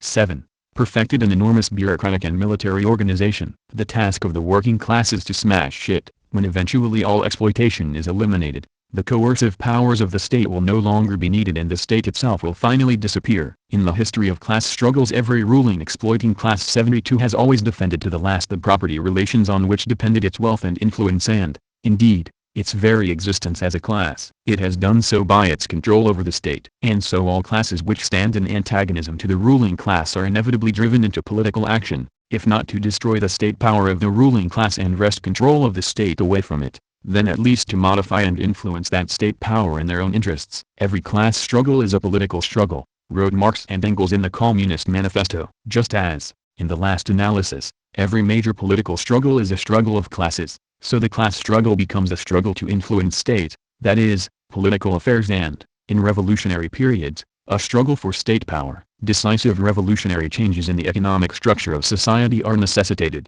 and the way is prepared for them, by an economic process which develops independently of men's will, by the growth of productive forces and the consequent incompatibility of old production relations with new productive forces. But such changes are actually carried through by political actions, very often taking the form of war, for whatever are the issues raised, and whatever forms the struggle takes, These are in the last analysis the ways in which men become conscious of the economic and class conflicts and fight them out. Social revolution is, therefore, the transfer of state or political power from one class to another class. The question of power is the fundamental question of every revolution, wrote Lenin, in an article on slogans. Revolution means the overthrow of a ruling class which defends existing relations of production, and the conquest of state power by a class which is interested in establishing new relations of production. Every revolution, therefore, makes forcible inroads into existing property relations, and destroys one form of property in favor of another form of property. The abolition of existing property relations is not at all a distinctive feature of communism,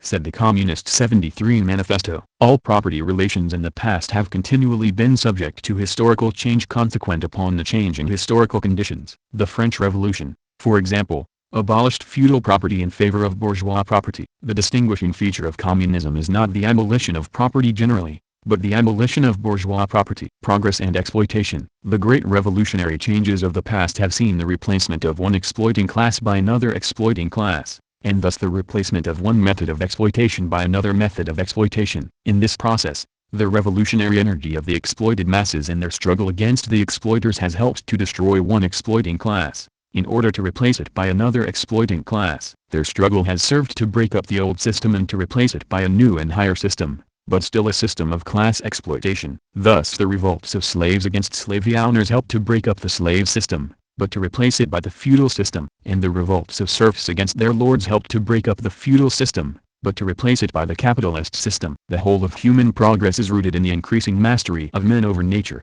in the increase of the social forces of production. In advancing their mastery over nature, men not only obtain their material needs, but enlarge their ideas, perfect their knowledge, develop their various capacities. But yet this progress has borne a contradictory character. As man has mastered nature, so has man oppressed and exploited man. The benefits of progress belonged at one pole of society, the toil and sweat at the other. Each new stage of advance brought only new methods of exploitation, and with each step, more people were exploited. Since civilization is founded on the exploitation of one class by another class, wrote Engels in The Origin of the Family etc. Chap.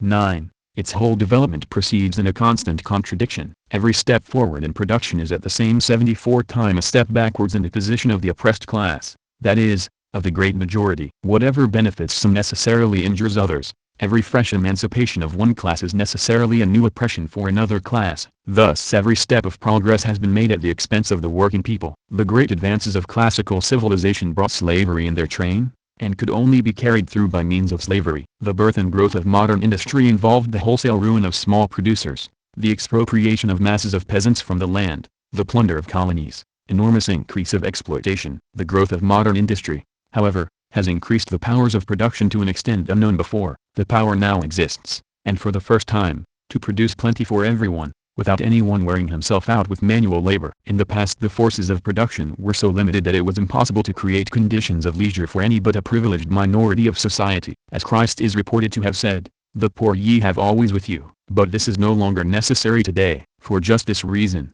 it is only now that the working people have arrived at a position when they themselves can rule and can take over the general management and direction of society. The slaves and serfs in the past could revolt time and again against their rulers, but were not themselves capable of taking command over production. They always had to look to someone else to manage social affairs. They always looked for a savior, appealing to kings and other unlikely people to bring them justice. For the very character of the productive system meant that they were necessarily engrossed in manual labor, and so had to look to some privileged and educated minority to carry out the work of government. We saw earlier that the division of society into exploiting and exploited classes was a result of the division of labor, and the division into rulers and ruled was a further consequence. With the development of production, a number of functions concerned with safeguarding the general interests of the community necessarily became the province of a special 75 group within the community. This independence of social functions in relation to society increased with time, wrote Engels in Anti-Dialectical, Part 2, Chap. 4, until it developed into domination over society. Consequently, the majority of the people were relegated to the position where they were wholly occupied with toil, and the general functions of social management were assumed by a master class. So long as the working population was so much occupied in their necessary labor that they had no time left for looking after the common affairs of society, the direction of labor, affairs of state, legal matters, art, science, etc., so long was it necessary that there should exist a special class, freed from actual labor, to manage these affairs. And then this class never failed to impose a greater and greater burden of labor, for their own advantage, on the working masses. Only the immense increase of the productive forces attained through large-scale industry makes it possible to limit the labor time of each individual to such an extent that all have enough free time to take part in the general, both theoretical and practical, affairs of society. It is only now, therefore, that any ruling and exploiting class has become superfluous. It is not the case, then, that throughout history all ruling classes have been parasites upon the body of society. They have performed a necessary social function. But as production has advanced, a larger part of the ruling classes has become parasitical, until now they perform no necessary function whatever. By the beginning of the present century capitalism had developed to the stage of imperialism, when a few giant monopolies divided up the entire world among themselves. All the peoples were subject to them. There was an enormous accession of wealth and power into a few hands. Never before was the contrast between the wealth and power of the few and the poverty and subjection of the many so glaring, nor had it existed on such a world scale. But this was also the time for the people themselves to take over. The epoch of '76 imperialism is the epoch of socialist revolution, a revolution of an altogether new kind, which abolishes all exploitation and lays the foundations of a society without class antagonisms. By creating the socialized production of modern large-scale industry, capitalism has created conditions in which for the first time there exists the possibility of securing for all members of society not only continually improving material standards but also the completely unrestricted development of all their faculties. And it has created in the working class an exploited class which, by its very position as the product of large-scale industry, is fully capable of taking over the management of society. The very advance of industry creates the conditions in which the working class not only grows in numbers and organization, but trains itself for the task of taking command of production. Thus the history of class struggles forms a series of evolutions in which, nowadays, a stage has been reached where the exploited and oppressed class, the proletariat, cannot attain its emancipation from the sway of the exploiting and ruling class, the bourgeoisie, without, at the same time, and once and for all, emancipating society at large from all exploitation, oppression, class distinction and class struggles. Engels, preface to the 1888 English edition of the Communist Manifesto. The principal conclusion of the scientific investigation of social development is, then, that of the historical necessity of the socialist revolution. And the materialist conception of history reveals on what forces socialism must rely, and how its victory can be won. The socialist revolution is different in kind from every previous revolutionary change in human society. In every revolution the economic structure of society is transformed. Every previous transformation has meant the birth and consolidation of a new system of exploitation. The socialist revolution,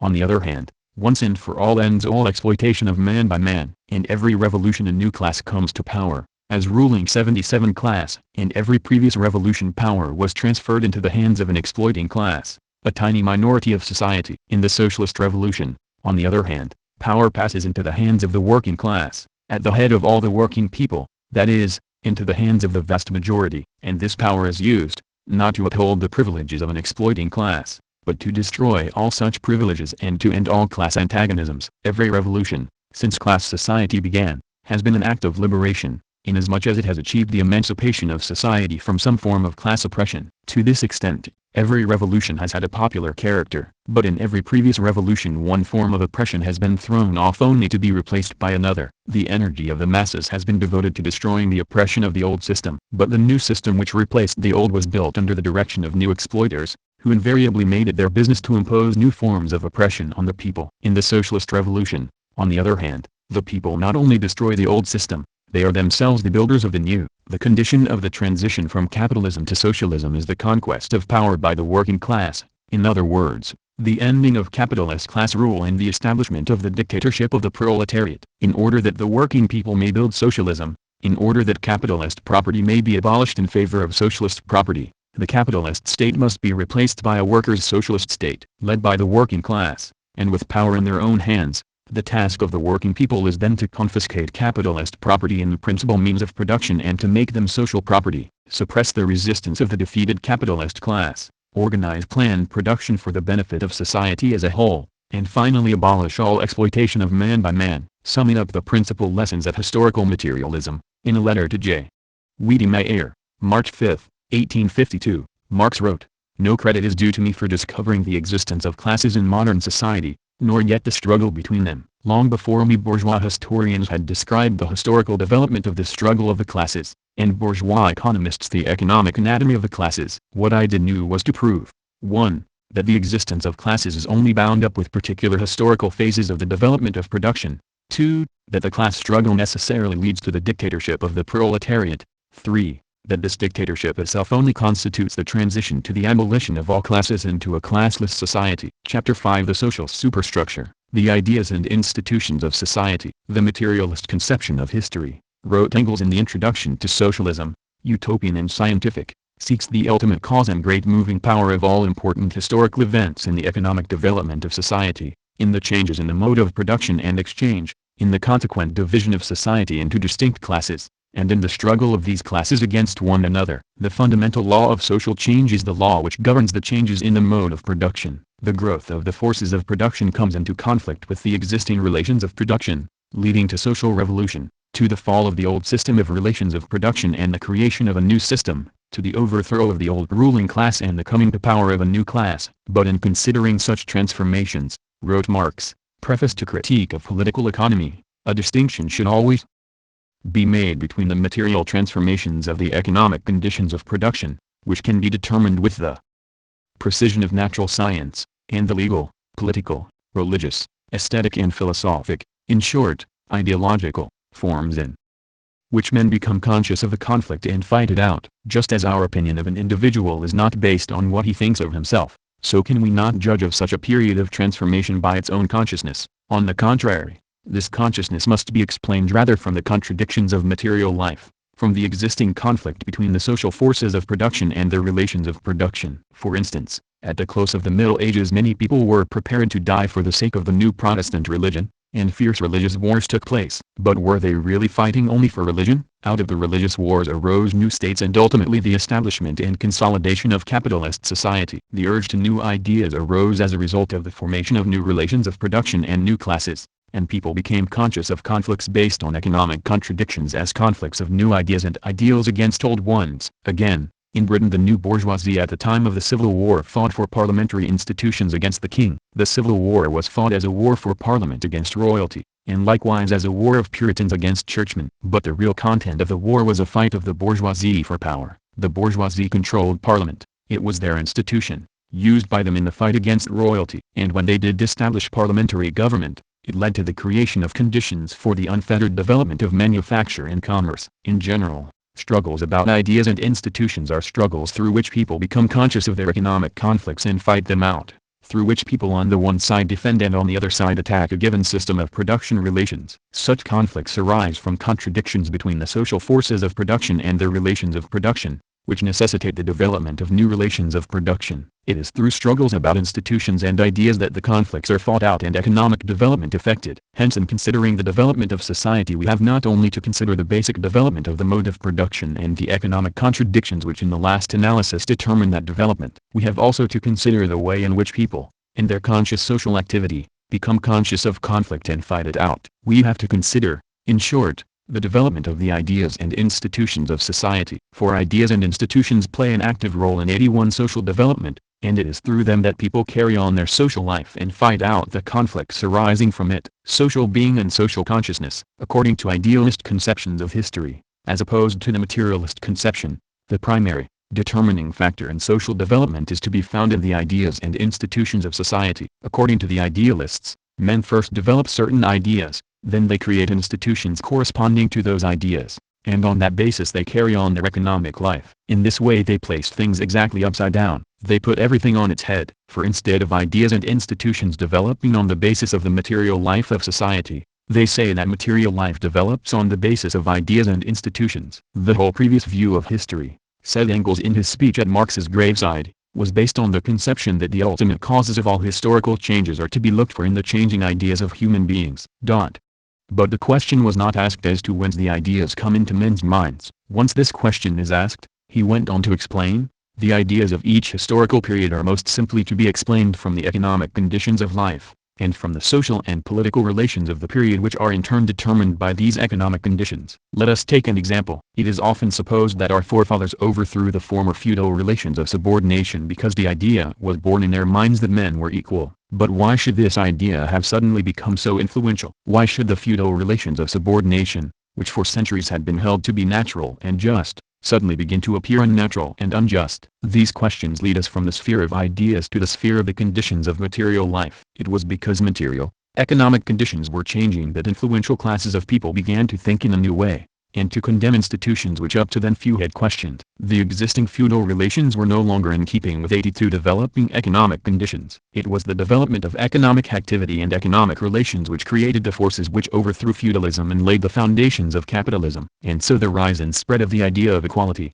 as opposed to feudal inequality, followed upon and reflected the changes in material conditions of life. Again, why should the idea of socialism have suddenly grown so influential once capitalism was underway? For centuries private property had been regarded as natural and just, and even as the necessary basis for any civilization. But now, on the contrary, it began to appear unnecessary and oppressive. Once more, this new way of thinking, and the profound influence which socialist ideas began to exert, arose from new economic conditions. Under capitalism production was ceasing to be an individual matter and was becoming a social matter, and private property and private appropriation based on it were no longer in keeping with the new character of production. In general, the rise of new ideas can never be regarded as a sufficient explanation of social changes, since the origin of ideas and the source of their social influence must always itself be explained, and this explanation is to be sought in the conditions of material life of society. We shall find accordingly that corresponding to the different conditions of material life of society at different periods quite different ideas are current,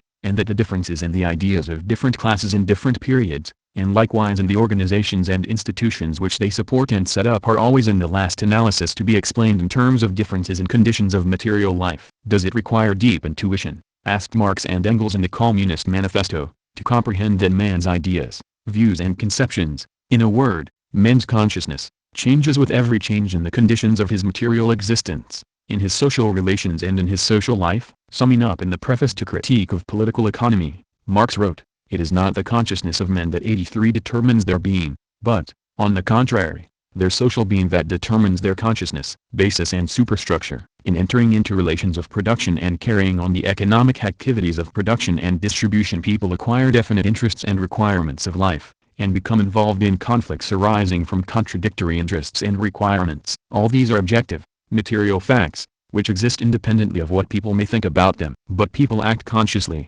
have ideas about themselves and their aims in life, and in their conscious activity are organized within all kinds of institutions to serve all kinds of consciously conceived purposes. In considering, therefore, the totality of social life we have to distinguish, on the one hand, the economic structure and economic development of society, which exists quite independently of what people think and may be determined with the precision of natural science, and, on the other hand, the ideas and conscious aims which arise in people's minds, and the institutions which are developed in accordance with those ideas and aims. Hence in the study of society we should distinguish two distinct aspects, or interconnected strands of social development, on the one hand, the development of production relations and the conflicts arising from it, on the other hand, the whole intellectual, political and institutional development of society. On the one hand, there is the development of productive forces and of relations of production, the passage from one mode of production to another, of one social economic formation to another. On the other hand, there is the development of religion, politics, art,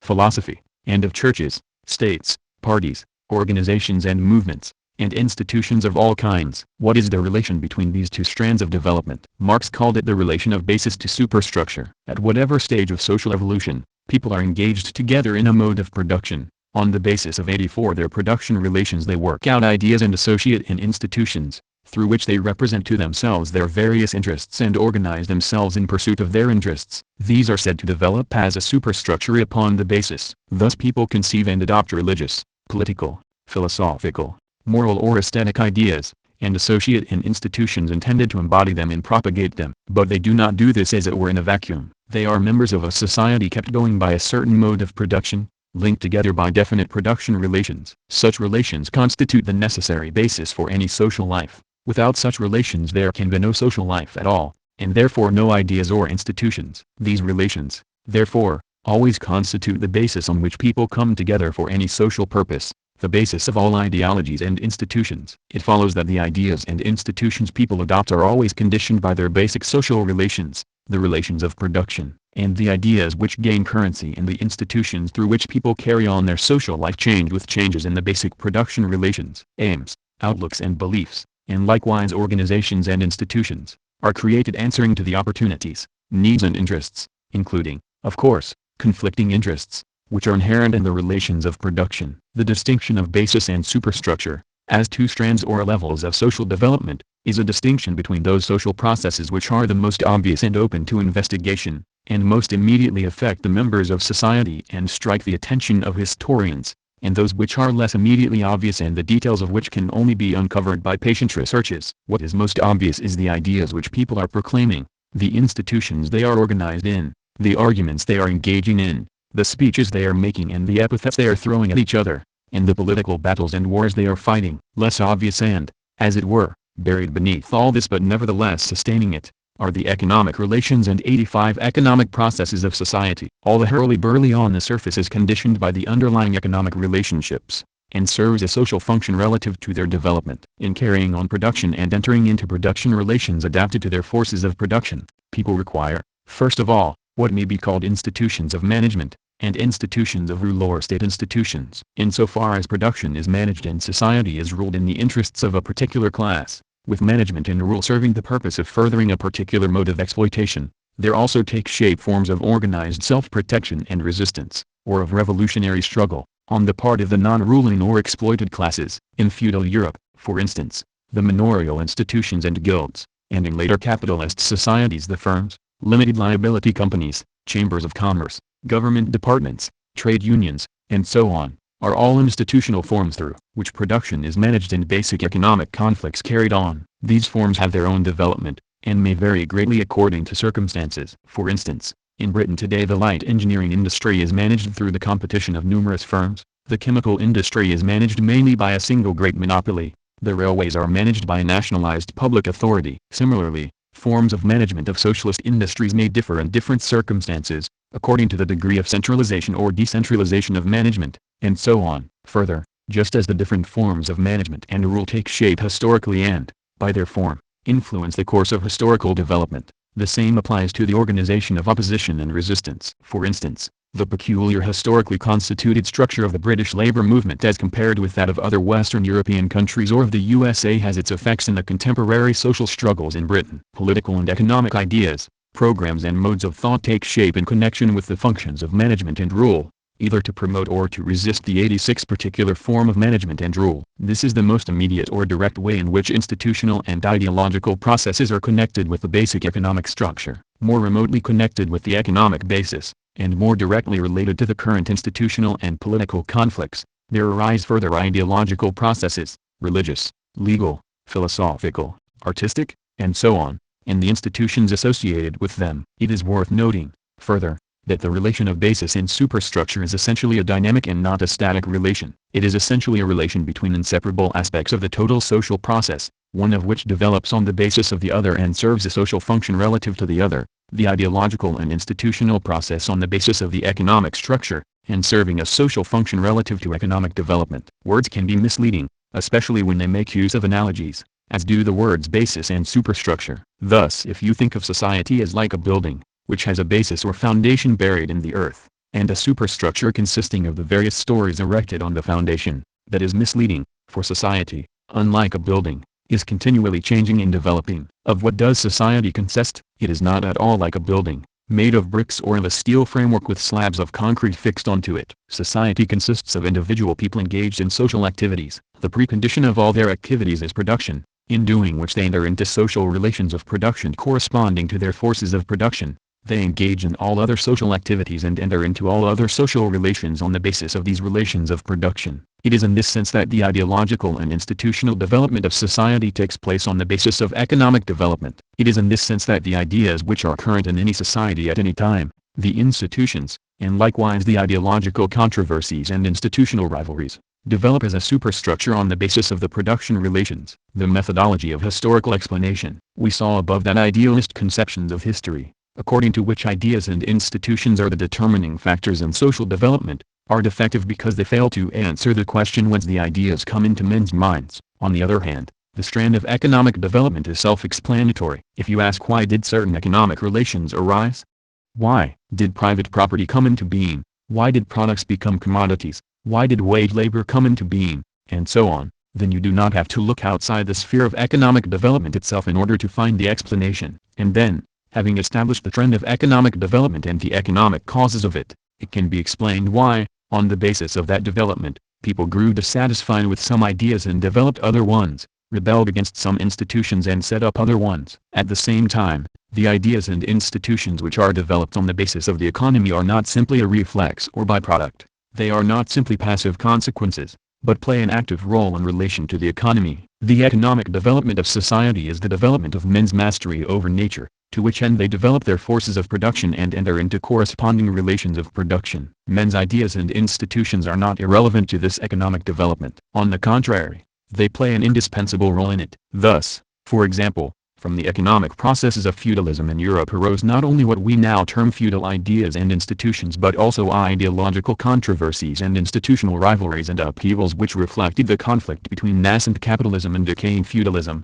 Great ideological battles, political upheavals and religious wars took place, and all this played an indispensable part in the development of the feudal economy itself and in the economic change from feudalism to capitalism. Similarly today, the basis of current ideologies and institutions, and of ideological and institutional conflicts, is economic. But it is by employing ideologies and institutions, and by struggle in the sphere of ideology and institutions, that we today work out our economic destiny. Hence in the history of society the economic process is always the basis for explaining the ideological and institutional process. But simultaneously the ideological and institutional process has a necessary function in relation to the economy, and explains how the economic process is actually carried on. For people cannot carry on their basic economic activity, they cannot live in society, without ideas whereby they represent to themselves their state of being and their purposes, and without institutions through which to realize their purposes. Yet how they represent themselves to themselves, and what purposes they set before themselves, must always depend upon their actual material circumstances,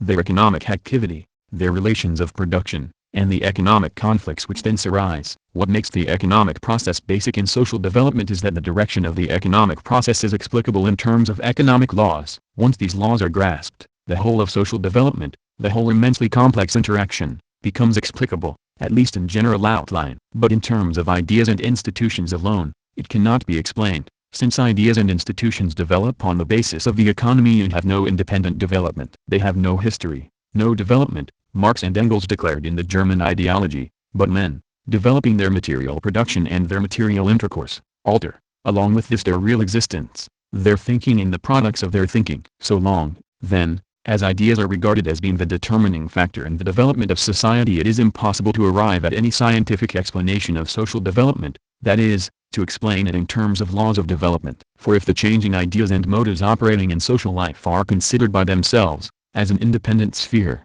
then it is impossible to discover any universal laws that regulate them. In that case, as the Right Honorable H. A. L.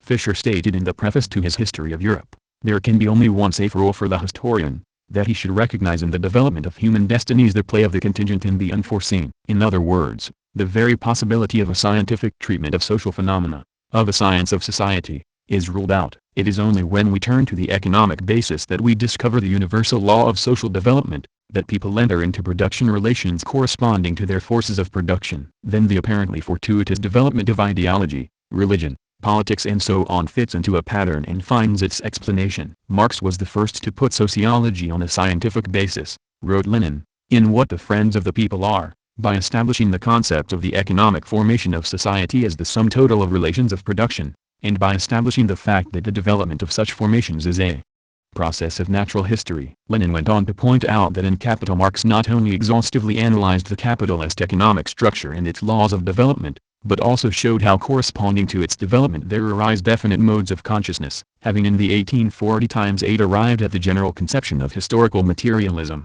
Marx proceeded to apply, develop and verify it. He took one of the economic formations of society, the system of commodity production, and on the basis of a vast mass of data gave a most detailed analysis of the laws governing the functioning of this formation and its development. This analysis is strictly confined to the relations of production between the members of society. Without ever resorting to factors other than relations of production to explain the matter, Marx makes it possible to discern how the commodity organization of society develops, how it becomes transformed into capitalist economy. Such is the skeleton of capital. But the whole point of the matter is that Marx did not content himself with this skeleton. That while explaining the structure and development of the given formation of society exclusively in terms of 90 relations of production, he nevertheless everywhere and always went on to trace the superstructure corresponding to these relations of production, and clothed the skeleton in flesh and blood. Capital.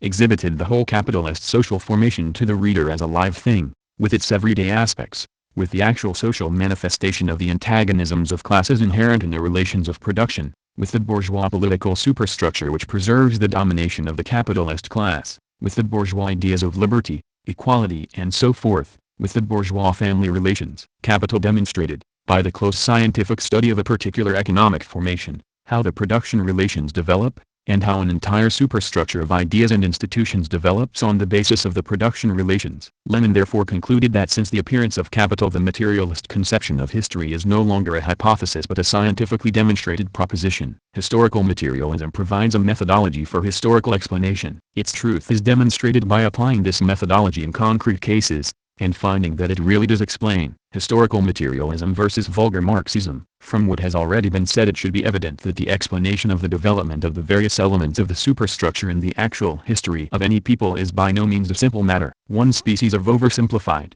mechanistic or vulgar explanation is that which seeks to explain the development of ideas and institutions directly from the productive forces. Thus, for example, it has been suggested that the rise of new ideologies in the ancient world was due to the development of new techniques, in employing which people came to change their ideas. Indeed, it is true that people conversant with ironworking do think differently from people who know only stone tools, just as people acquainted with nuclear bombs and electronics do think differently from people acquainted only 91 with bows and arrows and hand labor. It is therefore suggested also that modern ideas and institutions arise directly from the modern forces of production, and so the present is called the nuclear age or the age of science. But while it is true that there exists a certain correspondence between ideas and institutions on the one hand, and forces of production on the other, it is not true that the former can ever be explained directly from the latter. For employing their forces of production, people enter into relations of production, and it is on the basis of the relations of production that they create their ideas and institutions. It is obvious enough, for instance, that today both capitalist and socialist countries employ the same production techniques, yet the course of the ideological development and the character of institutions differ greatly in the two cases. For in the one case there is a basis of capitalist relations of production, and in the other case of socialist relations of production. A more common type of vulgarization is that which treats the development of the superstructure on its economic basis as an automatic process. But ideas and institutions are not the automatic products of a given economic and class structure, but products of people's conscious activities and struggles. To explain the superstructure, these activities and struggles must be studied concretely, in their actual complex development. Therefore it is certainly not Marxism, just as it is certainly not science, to attempt to conclude from the specification of certain economic conditions what the form of the superstructure arising on that basis is going to be, or to deduce every detailed characteristic of the superstructure from some corresponding feature of the basis. On the contrary, we need to study how the superstructure actually develops in each society and in each epoch, by investigating the facts about that society and that epoch. Quite a few vulgarizers of Marxism,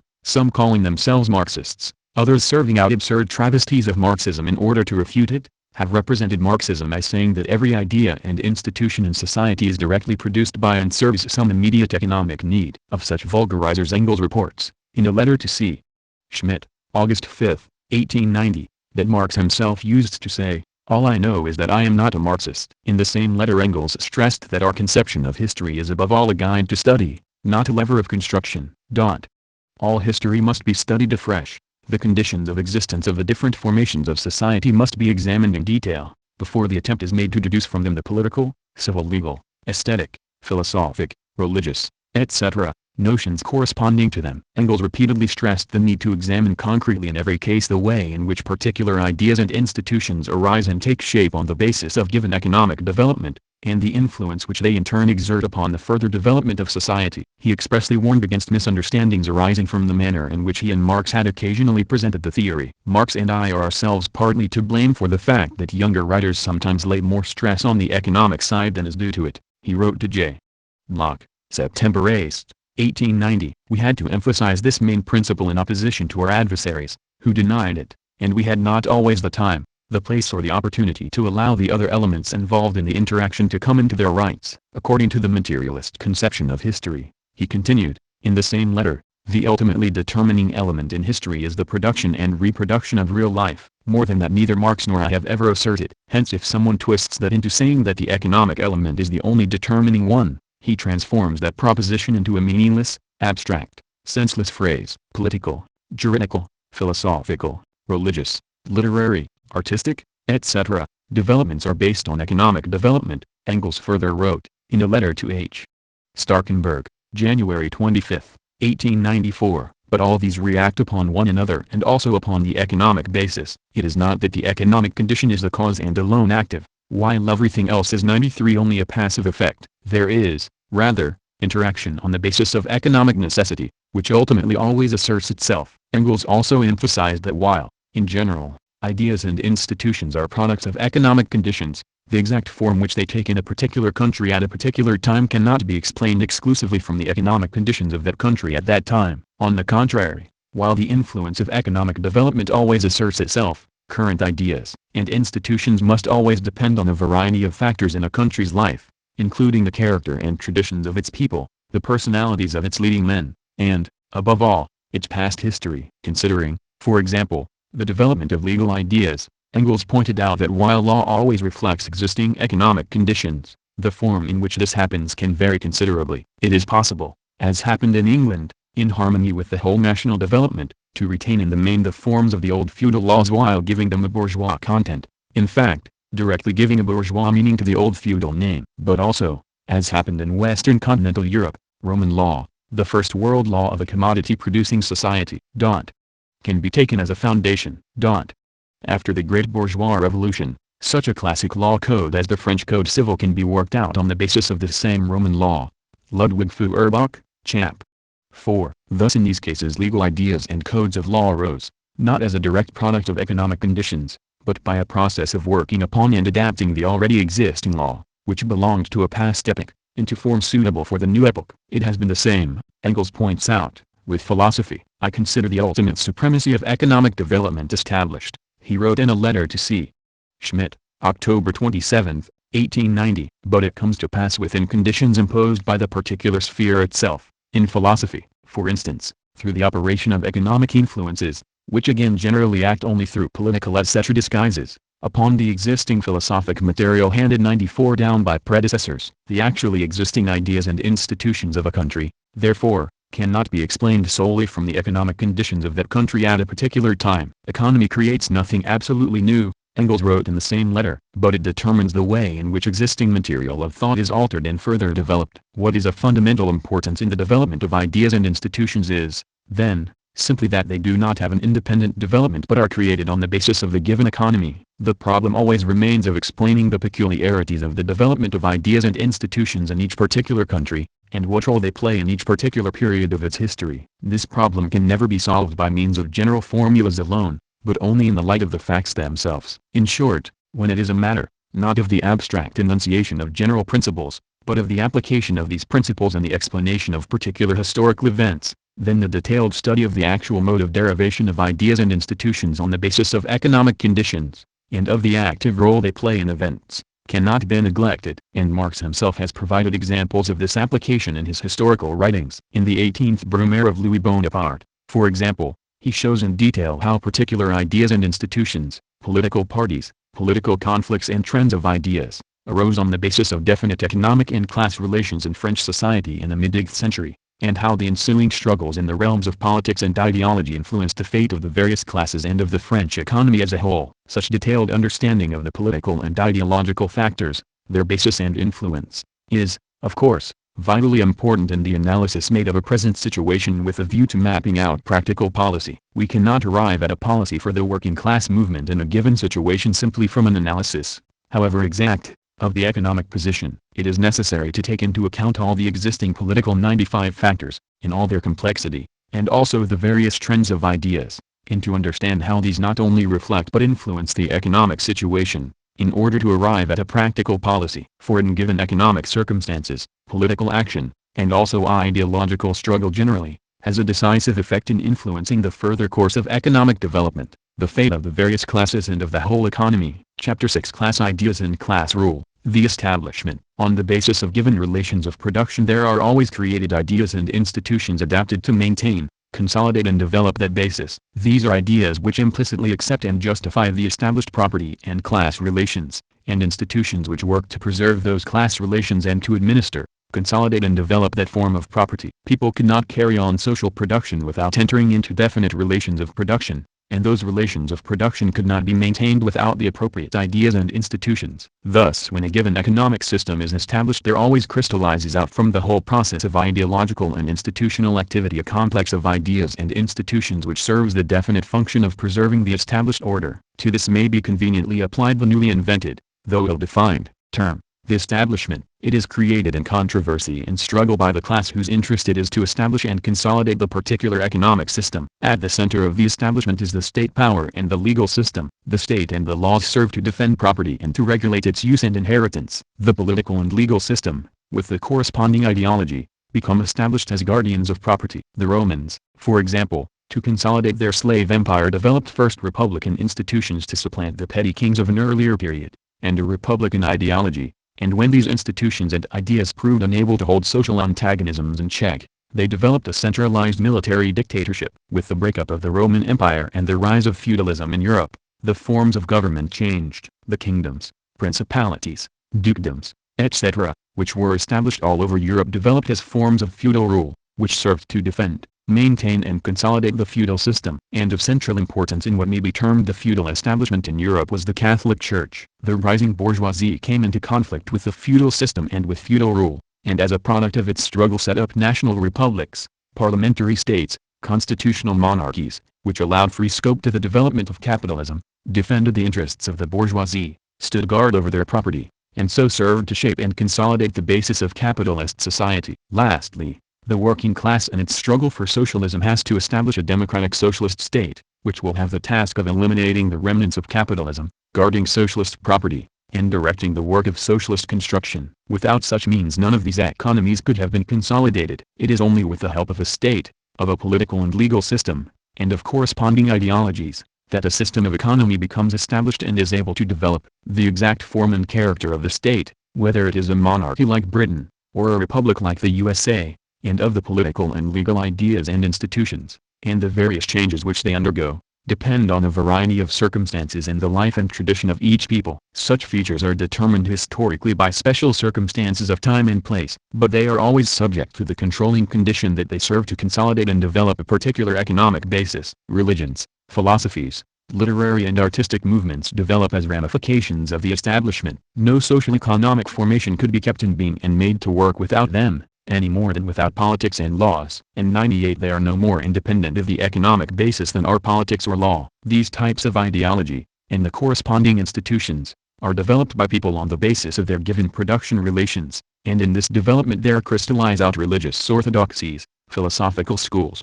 literary and artistic canons, which come to assume a special authority as bulwarks of the social order. In the heyday of feudalism in Western Europe, the Catholic Church possessed enormous authority, and Catholic orthodoxy permeated philosophy, literature and the arts. This orthodoxy was upheld by the temporal power, by the feudal rulers and their states, and by the laws. The cruel zeal with which the Church pursued heretics, and was supported by the rulers, is not explicable simply as religious fanaticism. For why was there such fanaticism? Catholic orthodoxy had become established as an essential part of the social order, and the Church, as a great landowner, together with the other great landowners, sensed the danger of social disruption, and rightly too, lurking behind every heresy. With the rise of the bourgeoisie, new religious and philosophical ideas came into ascendancy. In religion emphasis was placed on the individual conscience and the individual's direct relation with God. Philosophers propounded the sovereignty of science and reason, and from this point of view subjected the old feudal ideas to devastating criticism. They examined and knew the foundations of knowledge and tried to show how knowledge could be extended and humanity be set upon the road to progress. In this they effectively served the new bourgeoisie in getting rid of feudalism and consolidating capitalism. Now, when capitalism is in decay and is being challenged by socialism, the philosophers of the establishment have a very different tale to tell. They say that reason is powerless, that knowledge is an illusion, that material progress is a mistake, and that the means whereby men have hoped to achieve it lead them into difficulties and disasters. These new orthodoxies in turn help to defend the dying system and to stave off the challenge of socialism. In the same way it can be traced out how the medieval songs and stories and religious art, for example, helped the feudal system take shape and consolidate itself, and how the modern novel, drama, etc., helped to eliminate feudalism and help the capitalist system take shape and consolidate itself. Ruling class and ruling ideas. Since the dissolution of primitive communism, society has been divided into antagonistic classes, into exploiters and exploited, these classes themselves being products of economic development and corresponding to the economic structure of society at a given stage of development, to the given system of production relations. One or another class has occupied the dominating position in economy and has assumed leadership of society as a whole. It is always a particular class which plays the leading part in establishing and then in consolidating a given economic system, in which that particular class is dominant, the ruling class. It is accordingly always this class which is primarily responsible for establishing the ideas and institutions to guard the social order. The establishment is a class establishment, developed on the basis of the forms of property and the class relations with which the interests of the ruling class are bound up. Upon the different forms of property, upon the social conditions of existence, rises an entire superstructure of distinct and peculiarly formed sentiments, illusions, modes of thought and views of life, wrote Marx, in the 18th Brumaire, chap.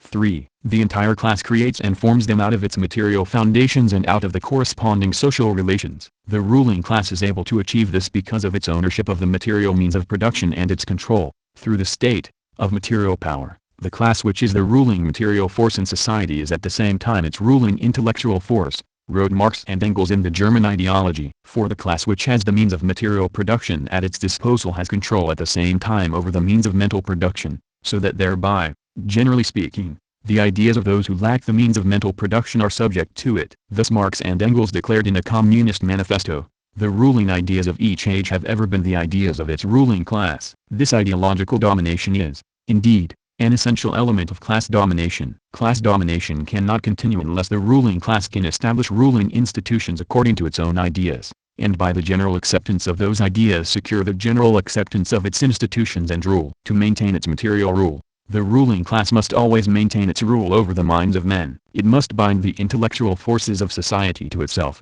and secure the propagation of ideas which, by expressing its dominance, forestall any challenge to its dominance. The role of intellectuals. When we speak of the ideas of the ruling class being the ruling ideas, this does not mean, of course, that all the members of the ruling class participate in forming and propagating those ideas. The consolidation of the economic system, and of the system of class rule, always requires certain individuals to undertake administrative and executive functions, and similarly, certain individuals always come to specialize in an intellectual function. Every class which plays an active as distinct from a merely passive role in social change always finds its own intellectual representatives. And the ruling class has always its cadres of intellectuals, who no more constitute a separate class than do administrators and officials. It is true that such specialized sections do, from time to time, acquire vested interests of their own. They become adepts at feathering their own nests. This may even, on occasion, as Marx and Engels observed in the German Ideology, develop into a certain opposition and hostility between them and the chief part of the ruling class. But in case of a practical collision,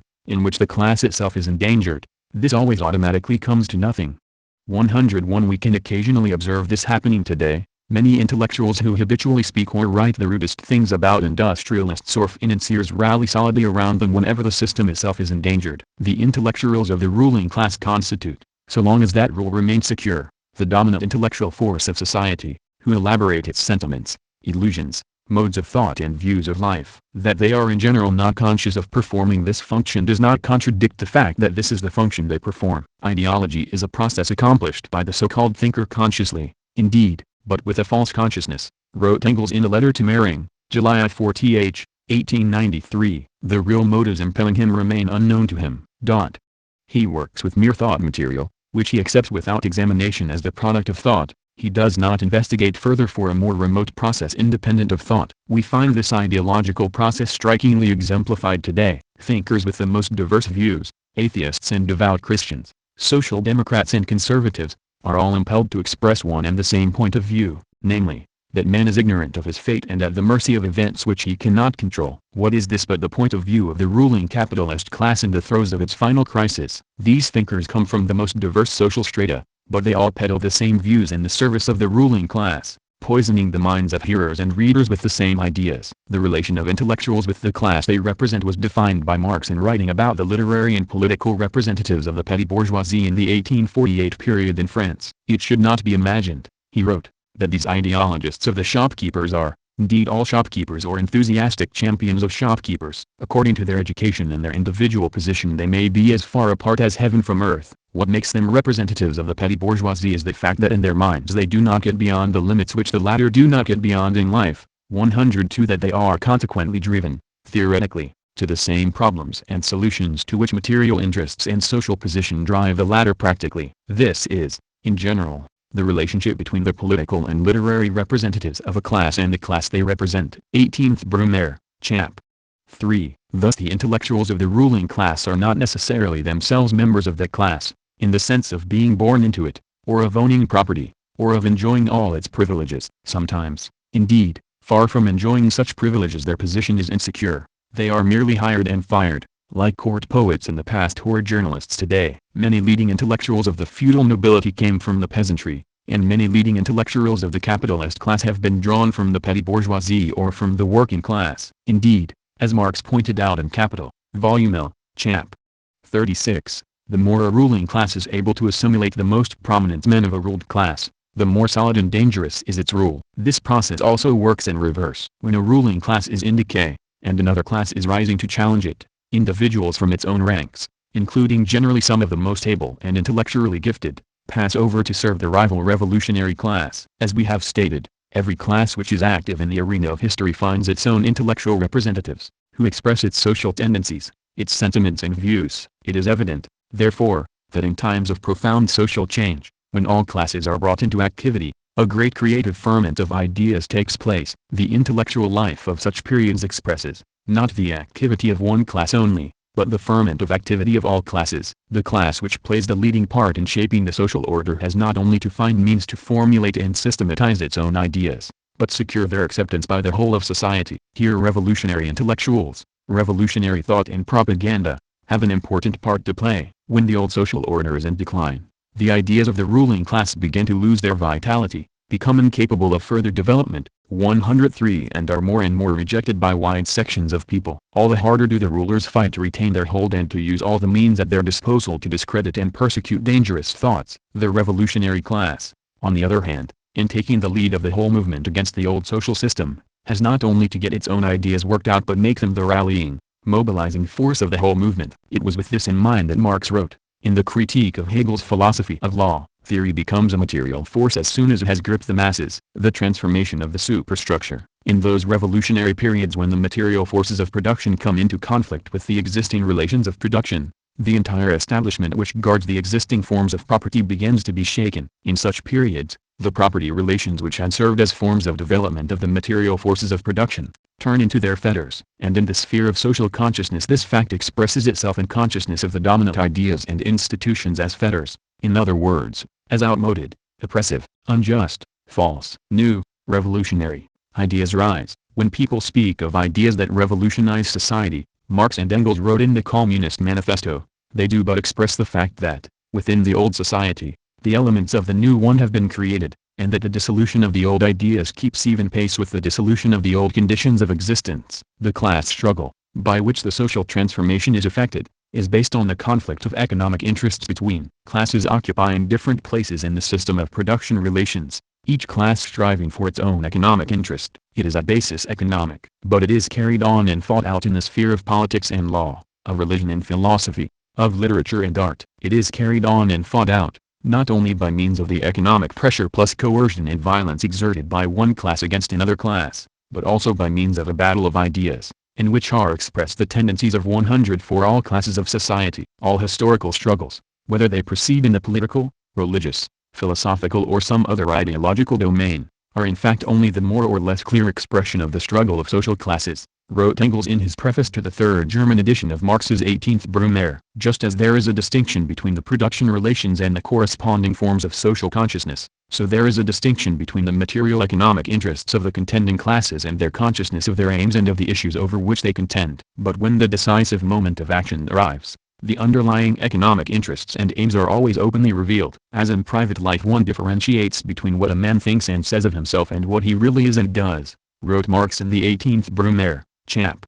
3. So in historical struggles one must distinguish still more the phrases and fancies of parties from their real interests, their conception of themselves from their reality. Thus the Tories of England long imagined that they were enthusiastic about monarchy, the church, and the beauties of the old English constitution, until the day of danger wrung from them the confession that they are only enthusiastic about ground rent. Contradictions and conflicts are always arising in the superstructure of society, In the sphere of social consciousness, just because on the basis of given relations of production men cannot live together in complete harmony, such contradictions may find temporary solution, only to break out again in new forms. So even the best established ideas and the most conservative institutions undergo changes. In such contradictions fought out in the superstructure we should distinguish those which only reflect a readjustment to new events on the basis of the same relations of production, and those which reflect the striving of a revolutionary class to change the relations of production. Of course, the ruling and possessing classes themselves are continually enmeshed in contradictions,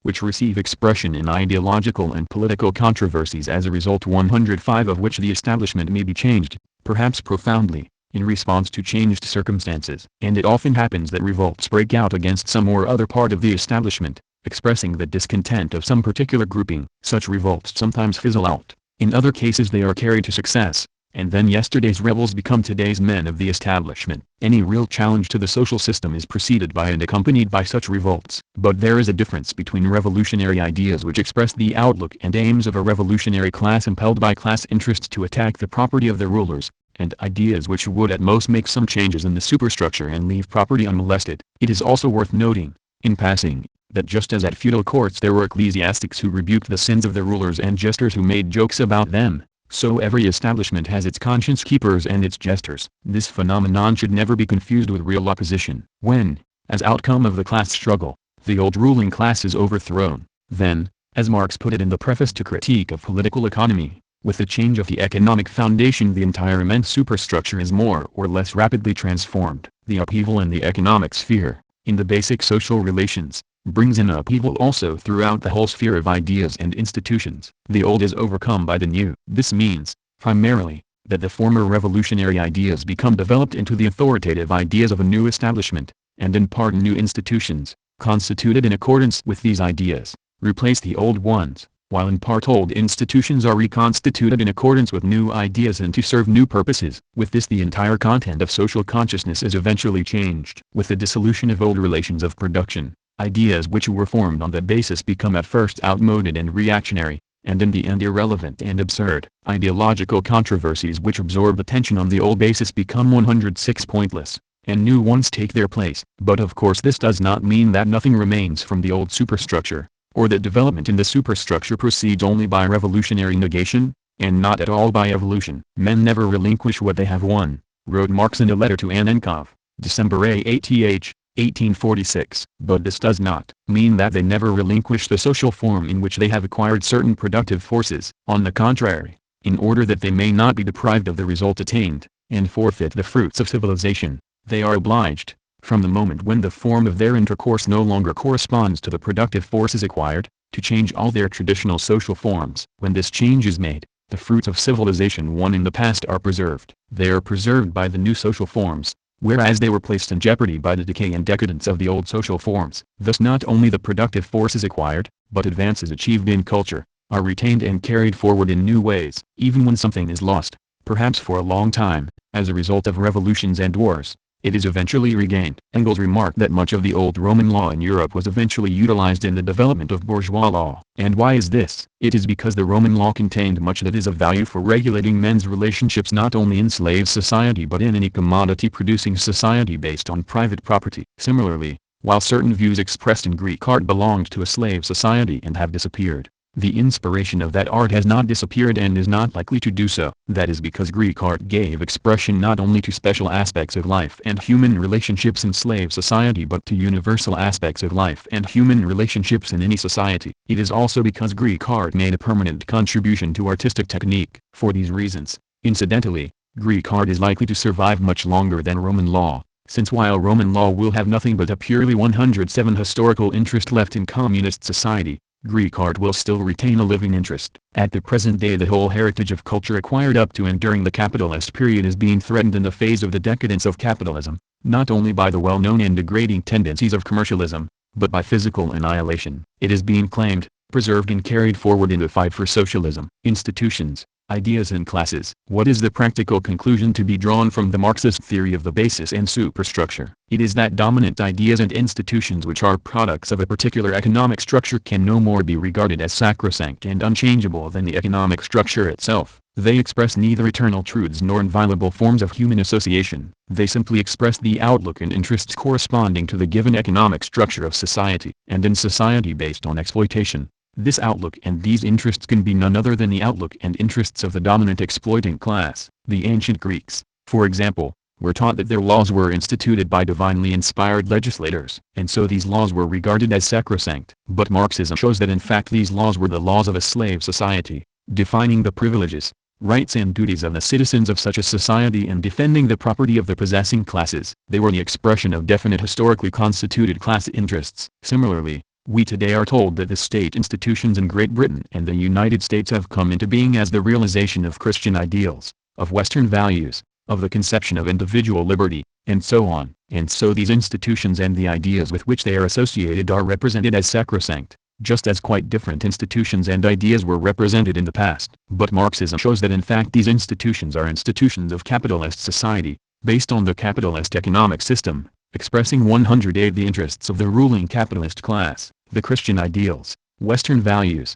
conception of individual liberty are in fact capitalist ideals, capitalist values, a capitalist conception of liberty. Marxism, therefore, by calling attention to the economic, class basis of established institutions and ideas, teaches us to regard no institution and no ideas as sacred. People always were and always will be the stupid victims of deceit and self-deceit in politics, wrote Lenin, as long as they have not learned to discover the interests of one or another of the classes behind any moral, religious, political and social phrases, declarations and promises. The supporters of reforms and improvements will always be fooled by the defenders of the old, as long as they will not realize that every old institution, however absurd and rotten it may appear, is kept in being by the forces of one or other of the ruling classes. And there is only one way of breaking the resistance of these classes, and that is to find, in the very society which surrounds us, and to enlighten and organize for struggle, the forces which can and, by their social position, must form the power capable of sweeping away the old and of establishing the new. Three sources and three component parts of Marxism. When the classes discontented with the existing social system begin to take up the struggle against it, they immediately find themselves confronted with a whole set of institutions, laws, customs, principles and views which serve to protect the existing system and to suppress opposition to it. From the very moment when the British workers, for example, began to combine to demand higher wages and shorter hours of work, they found themselves confronted with oppressive laws enacted by oppressive institutions which thwarted their demands. They found themselves confronted with a parliament from which they were excluded, by laws which protected the employers, by views which approved the profit-making of the rich while condemning any combination of the poor. Similarly, at an earlier stage, the English bourgeoisie had come into conflict with the royalist regime of King Charles I. Their economic expansion was blocked by royal monopolies and taxes, and when they wanted these removed, they immediately came into conflict with both government and laws, and were denounced by churchmen and scholars for daring to infringe upon the divine right of kings. In general, the class which in pursuit of its material, economic interests conies into opposition against the ruling class, is thereby always brought into opposition against the whole establishment. The whole record of class struggles proves that the dominant, established ideas and institutions of any society protect and uphold the economic structure of that society and, therefore, the interests of the ruling class. Marxism, then, advises us always to look for the class, material, economic interests behind and motivating all declarations and principles, all institutions and policies. It advises us not to respect but to despise ideas and institutions which serve the capitalist class against the working class, and to fight for new ideas and new or transformed institutions which will help organize and inspire the broad alliance of all working people to break the power and overcome the resistance of the capitalists, and build socialist society. Chapter 7 Socialism and Communism. Social production and social ownership. Socialism means the establishment of new relations of production, a new economic basis for society, namely, the social ownership of the principal means of production. With such an organization of production, all exploitation of man by man is finally done away with. The capitalist ownership of factories, mills, mines, transport and other means of production is abolished. The entire system of finance and trade is taken out of capitalist hands. The ownership of land by landlords is abolished. After that, no worker is slaving anymore for capitalist profit. No small producer is fleeced by landlords, moneylenders or middlemen. The drive to oppress and exploit other peoples and to force a way into markets is ended. No longer is any productive equipment underemployed because it is not profitable to use it. No longer are any workers unemployed because it is not profitable for the capitalists to buy their labor power. No longer is good land made waste by greedy exploitation. No longer is food production limited, and stocks hoarded or destroyed, while millions are undernourished. There are no more economic crises, for their root cause, that while social production expands, the capitalist appropriation of the product renders the mass of people incapable of buying back the goods produced is done away with. No one has a motive for war, or stands to make a profit out of it. With socialism, production is no longer undertaken for profit, but for the sake of producing what people need. The primary consideration is to raise the standards of the people. 111 Production relations no longer act as fetters on production, but are adapted to the continuous development of social production in order to satisfy the continuously rising requirements of the whole of society. Socialism is the organization of plenty. The means to create plenty for all are already in being, thanks to the development of the social forces of production under capitalism. What remains is to use them. In socialist production, the entire social product is disposed of by the producers, and is used, a. to replace means of production used up, to build reserves and further to expand production, b. to carry on and expand social services, c. to maintain defense forces so long as a socialist country is threatened by hostile capitalist neighbors, and d. to provide means of consumption to the individual members of society. It is in its power to increase the total social wealth that socialism proves its superiority over capitalism. In every socialist revolution, Lenin wrote, in the immediate tasks of the Soviet government, there comes to the forefront the fundamental task of creating a social system superior to capitalism, viz.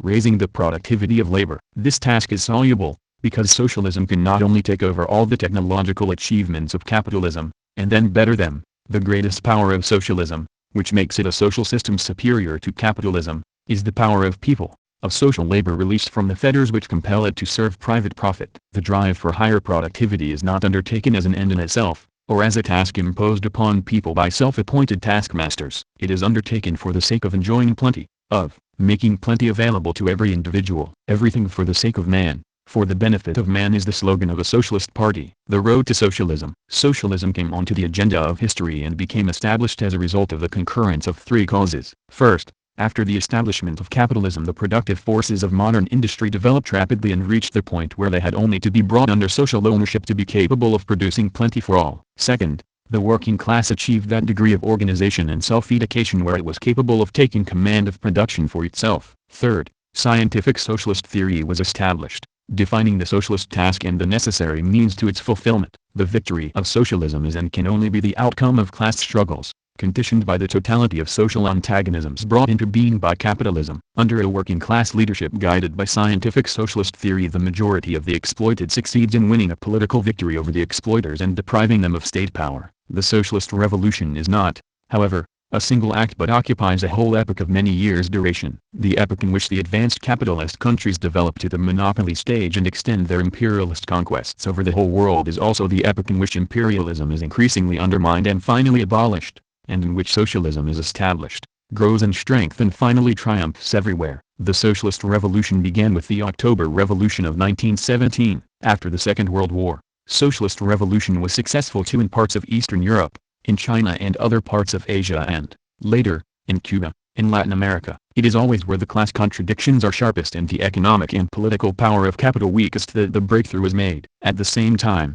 the USSR proved a strong friend and protector for the newer socialist states. Without this protection, the people's democracies of Europe would hardly have escaped large-scale imperialist intervention, and certainly not the revolutionary regime of Cuba. From October 1917, those socialists of all lands who were both sincere and scientific regarded the defense of the Socialist Soviet Union as amongst their first concerns, because its success was a success for socialism everywhere, and its defeat would have been a disaster for socialism everywhere. The October Revolution gave a great impetus to anti-imperialist struggle in the colonial empires. From that time, the resistance of colonial peoples against imperialist exploitation grew into strong and organized liberation movements, with ever more clearly formulated anti-imperialist aims. After the Second World War, the barriers began to crack. Today a large part of the former colonial world has already won political independence. The independence of the rest cannot be long delayed, and the politically liberated peoples can count on the assistance of the economically strong socialist sector of the world in building their economies as something other than raw material bases and spheres of investment for capitalist monopolies. The economic growth of the socialist countries, which have come together to constitute a world socialist bloc, and the downfall of colonialism, have brought about a decisive change in the balance of world economic and political forces in favor of socialism. The imperialists are hemmed in, and cannot any longer do as they please with the peoples of the world. The world is going through an epoch of revolution, said Khrushchev, speaking for the Central Committee at the 1961 Congress of the Communist Party of the Soviet Union. Socialist revolutions, and the imperialist national liberation revolutions, people's democratic revolutions, broad peasant movements, popular struggles to overthrow fascist and other despotic regimes, and general democratic movements against national oppression, all these merge in a single worldwide revolutionary process undermining and breaking up capitalism.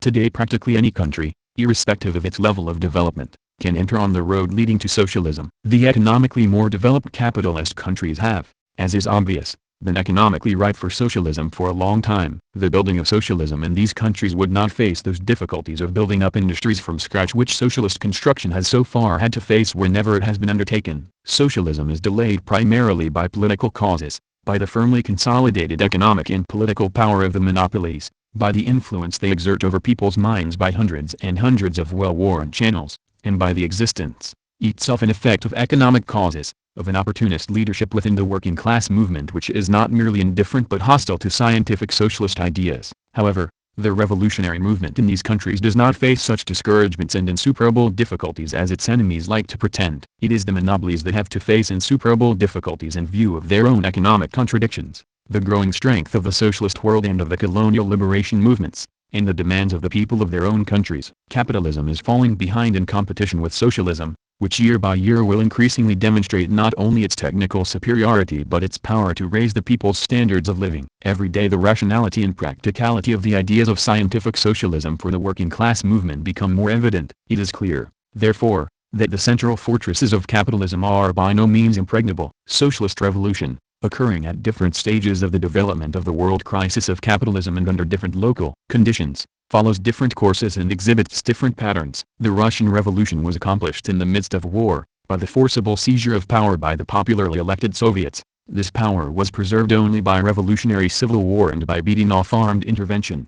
Socialism was successfully constructed thanks to enormous sacrifices and great revolutionary discipline amidst conditions of hostile capitalist encirclement. Evidently it was these latter circumstances which made possible the inexcusable distortions of socialist policies and the crimes against individuals which took place during a period under the Stalin regime, and which jeopardized the construction of socialism and partly disoriented a whole generation of socialist intellectuals. The European people's democracies were established in the aftermath of war, following the dismantling of former fascist regimes or regimes of fascist occupation. The Chinese People's Republic and other people's republics of Asia were established 115 as a result of revolutionary wars. The revolutionary regime in Cuba was established by a popular armed uprising against a U.S.-backed fascist dictatorship. The perspectives which socialists set before themselves in the period now opening up are not those of war. A war fought with nuclear weapons does not offer favorable prospects for building socialism. Very much the reverse. But with the balance of world forces in favor of socialism and of the national liberation movements,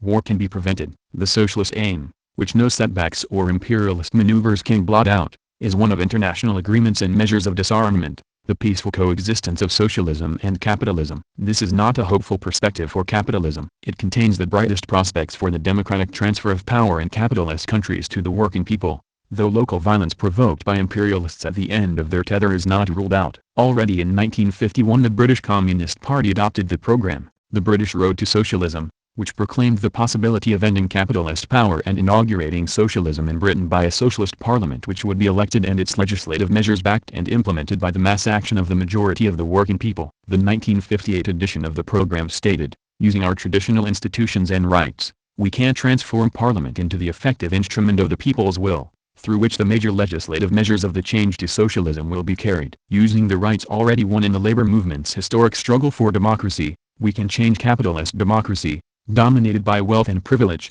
into socialist democracy, where only the interests of the people count." The working class has the strength, united in struggle for socialism, to overcome all resistance and reach its goal. The perspective of peaceful coexistence also contains the prospects of a non-capitalist development in the former colonial countries, leading by stages to socialism. Only active struggle by the working class and all working people, only the 116 unification of all democratic and patriotic forces in a broad national front, can lead the peoples onto that path. said Khrushchev in the speech already quoted. The peoples who have achieved national independence are entering upon the road of independent development at a time when the forces of imperialism and their ability to affect the course of events are steadily declining, while the forces and influence of socialism are steadily growing. In the circumstances, it will be immeasurably easier for them to solve the problems of economic and social development. Socialist planning. Socialist relations of production allow, for the first time, production to be planned. Because the means of production are socially owned, their use is a matter of social decision,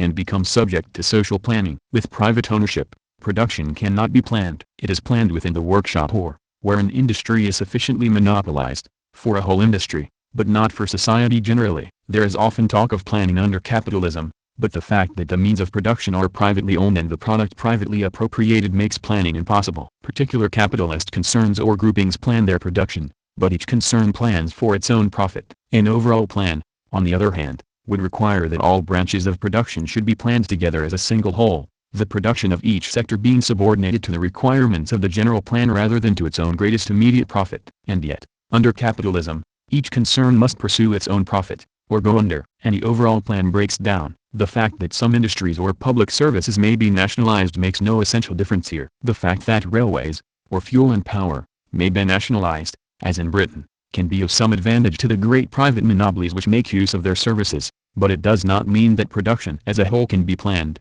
any more than it could if private ownership were universal. It is only when society has taken over the whole direction of all the principal branches of production on the basis of social ownership, and adapts production to the systematic improvement of the conditions of the masses of the people, that planning comes effectively into operation over production as a whole. And then production not only can but must be planned, if it is to go on successfully. Planning is an economic necessity of socialist production, for obviously if there were no plan, and different people in different sectors of production did as they pleased, everything would soon be in confusion. A socialist plan takes, to begin with, the form of a law promulgated by a socialist government. The word law has two senses. There are laws enacted by governments, which are thus expressions of the will of men, and there are objective laws which regulate real relationships and processes of both nature and society independent of the will of men. The use of the same word with two such different meanings is no doubt due to the historical fact that people originally believed that laws of nature were decrees of God imposed upon his creation just as laws are decreed by governments. Governments,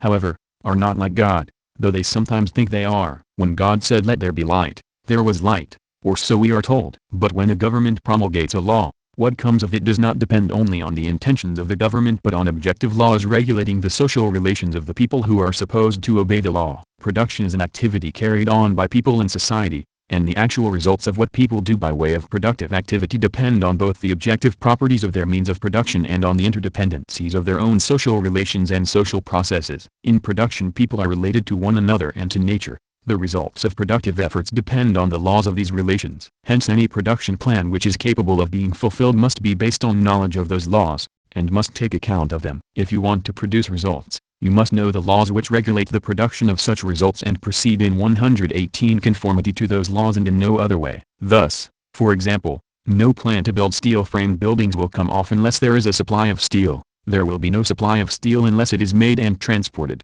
It will not be made unless iron and the other ingredients are dug up and processed, and it will not be transported unless oil or coal is obtained, or electric power produced. Again, if you want to produce an abundance of any kind of consumer goods, nylon stockings, say, then you must produce the equipment necessary for making them. No equipment for the artificial fibers industry, no nylon stockings. Similarly, if you provide such equipment in excess of what is required for whatever it is proposed to produce, then some of it will stand idle, and so on. Again, in the fields of finance and distribution, that amount of currency must be provided which is needed for the exchanges of activities and products which are actually going to take place. Excess or deficiency will alike cause dislocation. Suppose, then, that the government of a socialist country enacted a 5-year plan law decreeing a vast increase of production, but without taking exactly into account the existing economic resources of the country, its existing sources of raw materials and productive capacity. Would such a law be effective? It certainly would not, and what would happen would not be a vast increase of production but a vast increase of muddle and discontent. A socialist plan, therefore, must be drawn up on the basis of scientific knowledge of economic laws and of scientifically ascertained economic and technical data. This knowledge must be exact and quantitative. Political slogans and vague economic generalizations incapable of mathematical express or sign are, by themselves, liable to be worse than useless. This scientific knowledge, The knowledge of objective necessity, the appreciation of which adds up to the freedom of socialist planning, relates both to the social-economic relations of human beings and to the properties of the materials and natural forces used in production. In the science of socialist planning there is already coming into being the unity of the natural and social sciences. From this it follows that much more is required for socialist planning than political slogans and enthusiasm, and that it is not at all a question of arbitrarily setting targets. The fact that means of production are socially owned does not imply that mistakes, and serious mistakes, cannot easily be made in socialist planning. Methods of improvisation and decree, which may be necessary in the immediate aftermath of socialist revolution and are based largely on political expediency, need to be abandoned as quickly as possible. Does this imply that planning should be in the hands of a commission of experts, a kind of technocracy? Of course, it needs experts, and the more expert they are, and the better they work together as a collective, the more effective will be the planning. But a socialist plan is carried out by people and for people. It is people, with their skill and enthusiasm, who do the work, and it is their requirements which the plan is meant to satisfy. Obviously, people's requirements cannot be dictated to them by experts, nor can they be herded and directed like sheep. Since people are themselves the most important of all the forces of production, a socialist plan fails unless people are mobilized for production, and the productive force of people working for themselves is not mobilized by decision of any commission of experts, but only by decision of those very people. Successful socialist planning must, therefore, combine the use of the most exact scientific knowledge of nature and of economic laws with the most democratic methods of deciding what is to be done and of organizing the doing it. There is no contradiction here, except in the minds of such high and mighty experts as regard the majority of working people as the common herd, invincibly ignorant and incapable of knowing what they want or what is good for them. Moreover, the initiative of working people in finding their own means of tackling a particular job is a tremendous factor in the development of production, as the Stakhanov movement in Russia, or aspects of the Great Leap in China, sensationally demonstrated. New inventions, new techniques, new ways of working together spring from the democratic 120 cooperation of working people who are their own masters. Great talents, both individual and collective, and both mental and manual, come to light. Thus the establishment of democracy in work is itself a revolutionizing element in the forces of production. It is the discovery of how to release and use in production the talents of the masses, which is comparable to the discovery of how to use a new source of physical energy,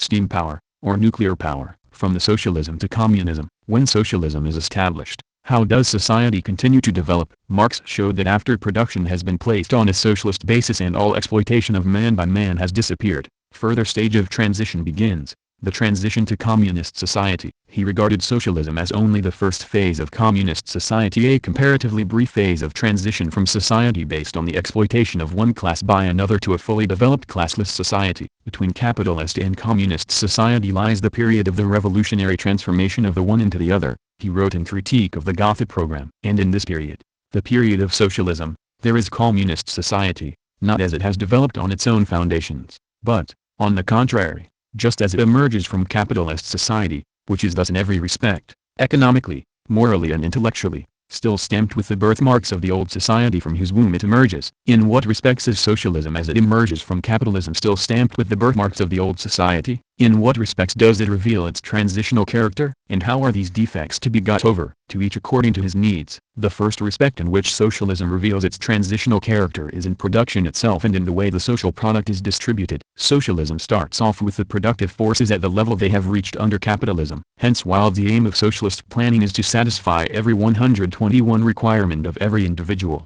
this aim cannot be fully realized for a long time, not until there has been an immense advance of production, far away beyond capitalist production. Such an advance is certainly practical. The Auer plan adopted by the Soviet Union in 1961, which is a sober and scientific plan, envisages that in 20 years Soviet industry will produce nearly twice as much as is now produced in the whole of the non-socialist world, and that the production of Soviet agriculture will increase by 3.5 times. Meantime, individuals can only receive a share of the social product, not according to the full needs of each, but according to the quantity and quality of the work each has contributed. As production is still restricted, the principle of socialist production is, from each according to his ability, to each according to his work. But in the higher phase of communism, production has been so much enlarged that an entirely different principle operates, from each according to his ability, to each according to his needs. In Critique of the Gotha Program, Marx regarded the principle of equal pay for equal work, the principle of socialism, as still a hangover of bourgeois law. This law is only finally abolished in communist society. Then all have an equal right to satisfy their needs. Of course,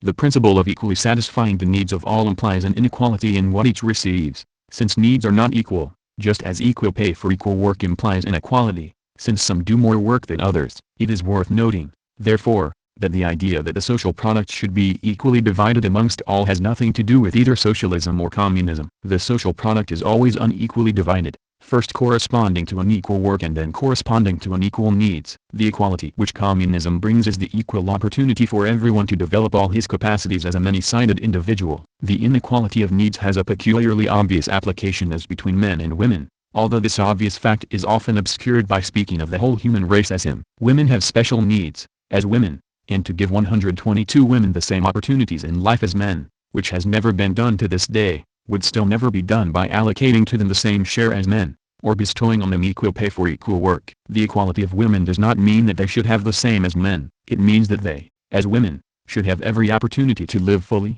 to have children and enjoy bringing them up, to gain knowledge, to do creative work, and, generally speaking, to enjoy life, without suffering any disadvantage as compared with men. The status of labor. A second respect in which socialism reveals its transitional character is in the status of labor and people's attitude to work. Under capitalism, the workers sell their labor power to the capitalists. Labor is therefore a task undertaken for someone else, a burden. It is, in biblical phrase, the curse of Adam. In socialism, labor power is no longer bought and sold. The producer who receives according to his work is not receiving the price of the labor power he has sold. He is receiving his share of the social product according to the contribution he has made to social production. And so the more he helps to produce, the more he will receive, which is not the case under capitalism. Despite the promises that when productivity increases everyone's real wages will go up, they have never gone up yet except after a hard battle. However, incentives are still required for labor, and these incentives are provided in socialist society precisely by the principle, to each according to his work. Each knows that the better he works,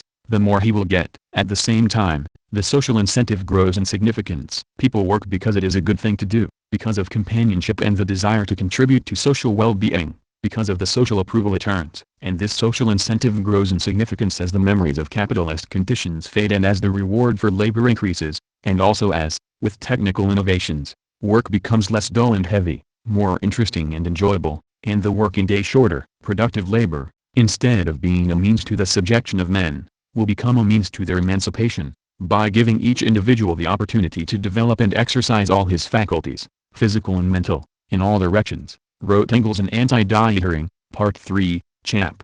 3. Productive labor will become a pleasure instead of a burden.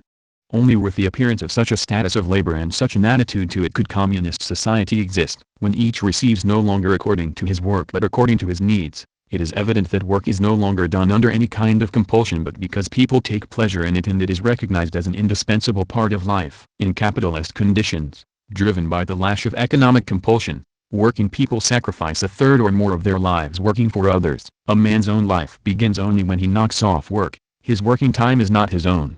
He is robbed of it. Only for a privileged few is reserved the pleasure of creative work, the consciousness that in their working time they are living their own lives as they wish to live, and not being robbed of life. For the mass of the people, their life is as Robert Russell described it in The Ragged-Trousered Philanthropists. When the workers arrived in the morning they wished it was breakfast time. When they started work after breakfast they wished it was dinner time. After dinner they wished it was 1 o'clock on Saturday. So they went on, day after day, year after year, wishing their time was over and, without realizing it, really wishing that they were dead. In communism, the whole of people's time is their own. The contrast was pointed by William Morris, in his imaginary conversation in Muse from Nowhere with People of a Communist Society. To the question, how you get people to work when there is no reward of labor, came the answer, the reward of labor is life. Is that not enough?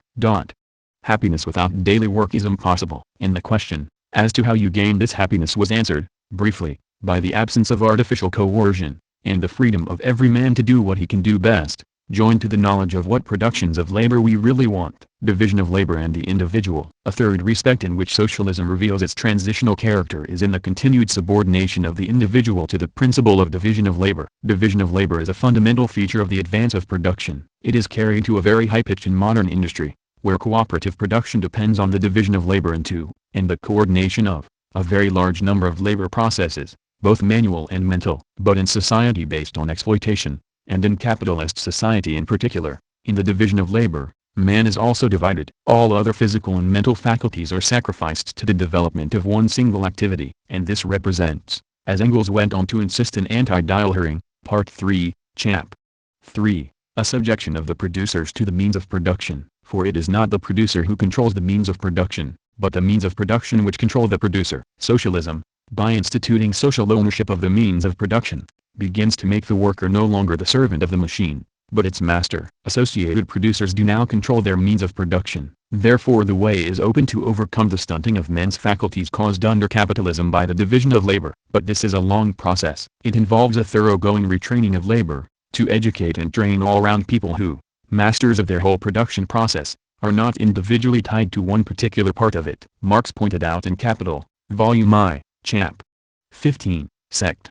9, that while the effect of capitalism is to turn the worker into a detail laborer, nevertheless the development of industrial production demands the opposite. It demands well-educated, all-round workers who can take on new jobs corresponding to new technical developments. Modern industry, indeed, compels society, under penalty of death, to replace the detail worker of today, crippled by lifelong repetition of one and the same operation and thus reduced to a mere fragment of a man, by the fully developed individual, ready to face any change of 125 production, and to whom the different social functions he performs are but so many modes of giving free scope to his own natural and acquired powers. As the technique of capitalist production has advanced, so has deadening repetition work of the conveyor belt type become more prevalent. But the next step of technical advance is automation, where all repetitive drudgery is done by machines, and workers need to be highly skilled and adaptable, able to master and understand the machines they control and not merely to serve them. The fullest scope of industrial development requires such people, but capitalist exploitation strangles them, for such people can flourish only as the masters of industry and not as wage slaves. In socialism there begins the process of removing the subordination of the individual to division of labor and creating all-round individuals. Such people and only such people are the creators of the great new productive forces of communism. In this way,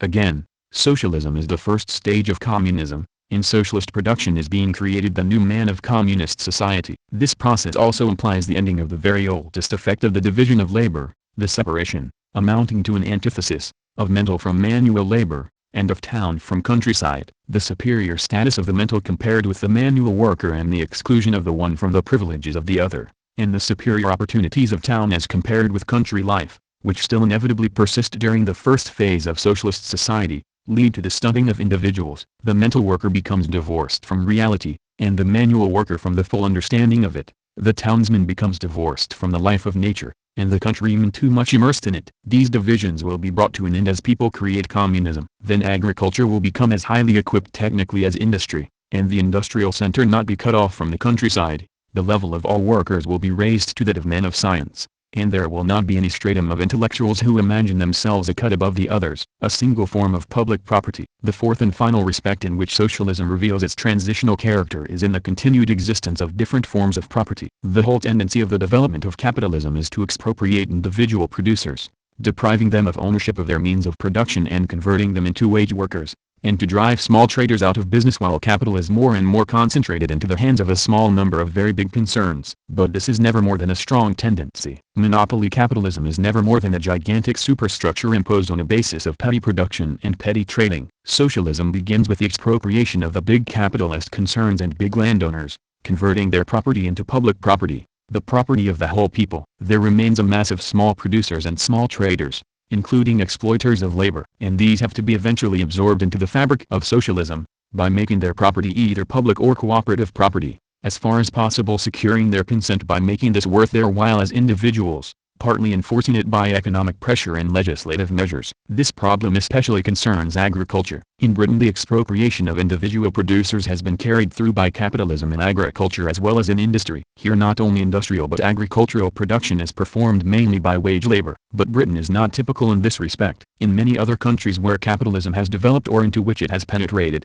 agriculture has remained predominantly a peasant economy, in which the greater part of production is carried on, not by wage labor, but by small peasant proprietors. Under such conditions, could it be proposed not only to expropriate the big capitalists and landlords but also the working peasants? Recognizing the necessity of the working class forming an alliance with the working peasantry in the fight against capitalists and landlords, Engels answered this 127 question long ago. In The Peasant Question in France and Germany he wrote, When we are in possession of state power, we shall not even think of forcibly expropriating the small peasants. Our task relative to the small peasant consists in effecting a transition from his private enterprise and private possession to cooperation, not forcibly but by dint of example and the proffer of social assistance for this purpose. For peasant agriculture, the task of building socialism involves expropriating the landlords, eliminating the exploitation of wage labor, and converting small-scale peasant farming into large-scale cooperative farming and individual peasant property into cooperative property. At the same time, while the main branches of farming go over to cooperative methods,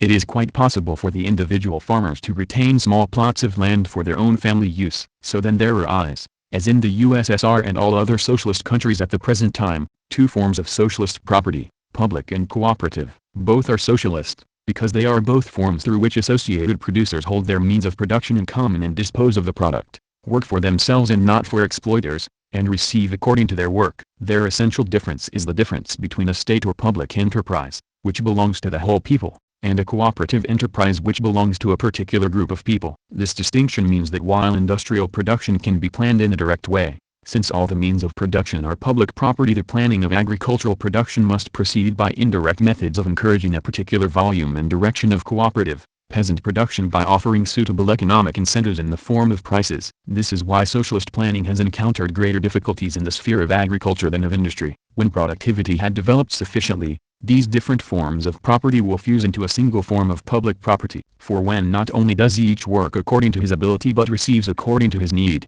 there is no sense left in some claiming exclusive, even though cooperative, ownership of 128 particular means of production and consequently appropriating the product. As they can receive all they need from the common product of the production of all, there is no advantage to them in cooperative ownership, and its retention would simply prove a hindrance to the organization of social production and distribution. This perspective, as envisaged in the USSR by the Central Committee of the Communist Party, was outlined by Khrushchev at the 1961 Congress. The still existing remnants of distinctions between classes will be eliminated, he said. Classes will fuse into a classless society of communist working people. Agriculture will ascend to a high level that will make it possible to go over to communist forms of production and distribution. Life itself is steadily bringing the national and cooperative forms of property closer together, and will ultimately lead to the emergence of a single, communist property and a single, communist principle of distribution. The development of a complete communist society from its first phase of socialism is the consequence, then, of a great increase of social production. It means that, as the Communist Manifesto put it, all production has been concentrated in the hands of a vast association of the whole nation, which plans production in all its branches in accordance with the needs of the people. The whole social product is then at the disposal of the same vast association, so that it may be distributed according to need. The stunting of human capacities by inequalities of opportunity has been ended. There is possible what Marx, in the Critique of the Gotha program, called the all-round development of the individual, and all the springs of co-operative wealth flow more abundantly. The transition from socialism to communism does not entail any sharp revolutionary break, any revolutionary change in the relations of production. On the contrary, socialism and communism are phases of one and the same social-economic formation, distinguished as phases simply by the degree of economic development and the completeness of the elimination of all earlier forms of ownership of means of production and of appropriation of the product. The vestiges of the economic and social relations of the old class-divided society of exploitation, in struggle against which people build socialism, gradually disappear, and as they are sloughed off, the higher phase emerges, unlike the opening phase, which is still stamped with the birthmarks of the old society. The higher phase of communism, therefore, develops entirely on its own foundation, that is, on the foundation of social ownership of all the means of production.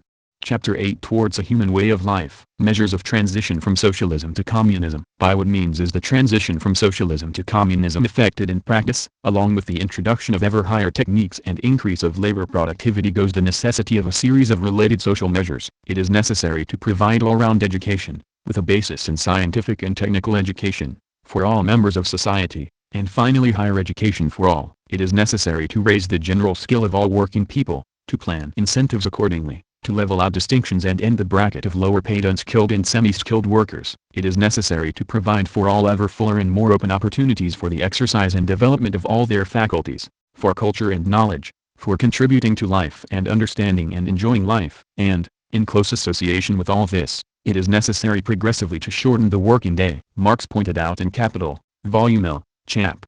48, that people must always spend time producing to satisfy their wants. When exploitation of man by man is abolished, he wrote, they can accomplish this task with the least expenditure of energy and under conditions most favorable to and worthy of their human nature. But it nonetheless remains a realm of necessity. Beyond it begins that development of human energy which is an end in itself, the true realm of freedom, which, however, can blossom forth only with this realm of necessity as its basis. The shortening of the working day is its basic prerequisite. Shortening of the working day is a fundamental measure in socialist production, and a condition without which the all 131-round development of people's physical and mental abilities cannot be achieved. This all-round development is, as Marx declared, an end in itself. It is not sought in order to increase production. On the contrary, the technical advance of production is sought in order that this development shall be achieved. Along with all these measures go such measures as providing full maintenance for all citizens who are not able-bodied, rent-free housing, free travel and holidays, and generally the accumulation and use of public funds to provide first all kinds of services and then consumer goods to all members of society. None of this is utopia. Every one of the measures mentioned here is either actually being put into operation or else being realistically planned today in the USSR, the state in the transition to communism.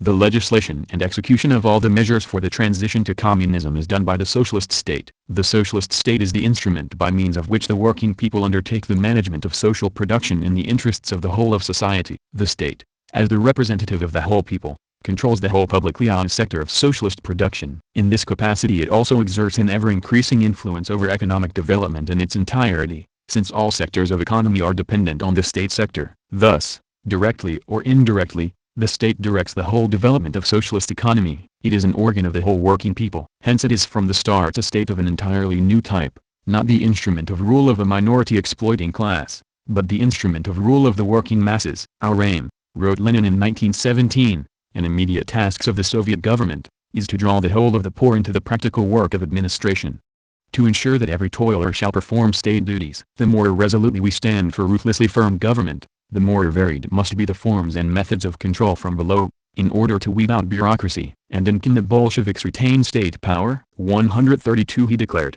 for the administration of the state in this spirit, we can immediately set up a state apparatus of about 10 million, if not 20 million people, an apparatus unknown in any capitalist country. At the same time, the state is essentially a means of coercion. In the socialist revolution state power is exerted to destroy the resistance of the dispossessed exploiters, to protect socialist property and the personal property of citizens from infringement by either individuals or groups inside the country and from foreign enemies, and to ensure that all the necessary measures for the construction of socialism are carried out. Such power requires a concentration of authority and material means in the hands of the workers' government and its executive forces. This is true for so long as conditions of class struggle remain within a socialist country and the building of socialism is resisted by the dispossessed exploiting classes and a dissident petty bourgeoisie. The socialist state first takes shape, and must always do so, as the dictatorship of the proletariat. This situation changes as the economic foundations of socialism are consolidated and all exploitation of man by man is abolished. Class struggles within the country then become a thing of the past. Of course,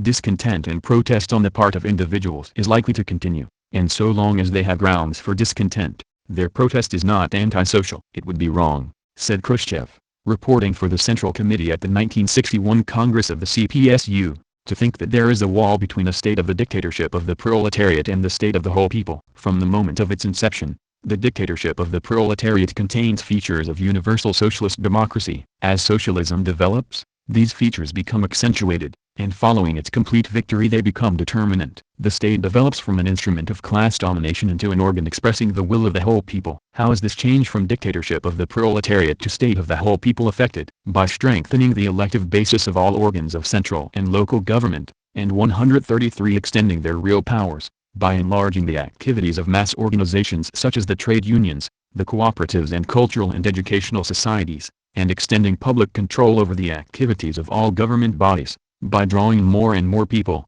not in hundreds or thousands but, as Lenin said, in millions, into work of day-to-day administration, by the practice of nationwide discussion of the most important plans and laws, and by reducing the number of state officials and regularly renewing the composition of government bodies, so making government less of a full-time career or profession. All this means that the role of state power as an instrument of coercion becomes less. The interference of the state power in social relations becomes superfluous in one sphere after another, wrote Engels in Socialism, Utopian and Scientific, Chap. 3. and then ceases of itself. The government of persons is replaced by the administration of things and the direction of the processes of production. The state is not abolished, it withers away. And in the origin of the family, etc. Chap.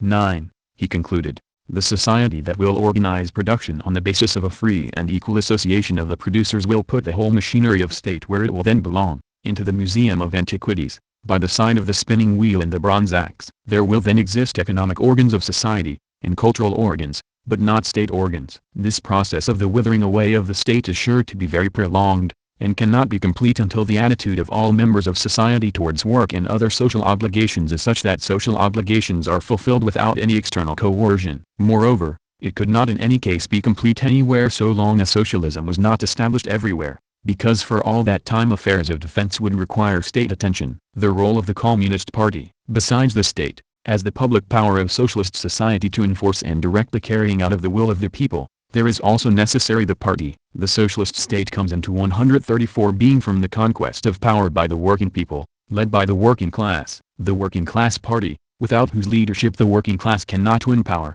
is then the leading force which guides the state and the people in building socialism and advancing to communism. So long as class struggle in any form continues, and beyond that, so long as the consequences of the old class divisions and division of labor remain in any shape or form, so long will there be a distinction between the vanguard and the masses. A necessary feature of the existence of classes is the conditioning of the material and mental activities of these classes by the place they occupy in social production. From this there invariably results the separating out of a conscious minority of the class, who become actively conscious of the long-term class interests and aims, and lead the whole class. The majority, on the other hand, carry on their lives in accordance with existing conditions, and become actively conscious of long-term social aims and enter into struggle for them only under the leadership of the minority. This is bound to be the case until not only do class distinctions disappear but all individuals are living and developing their capacities as members of society with equal status and opportunities. At that point the distinction between vanguard and masses will vanish, and the party, along with the state, will cease to exist. The party in socialist society is not an organization which dictates. It is not an organ of power. As Sidney and Beatrice Webb put it long ago in their Soviet Communism, Chap.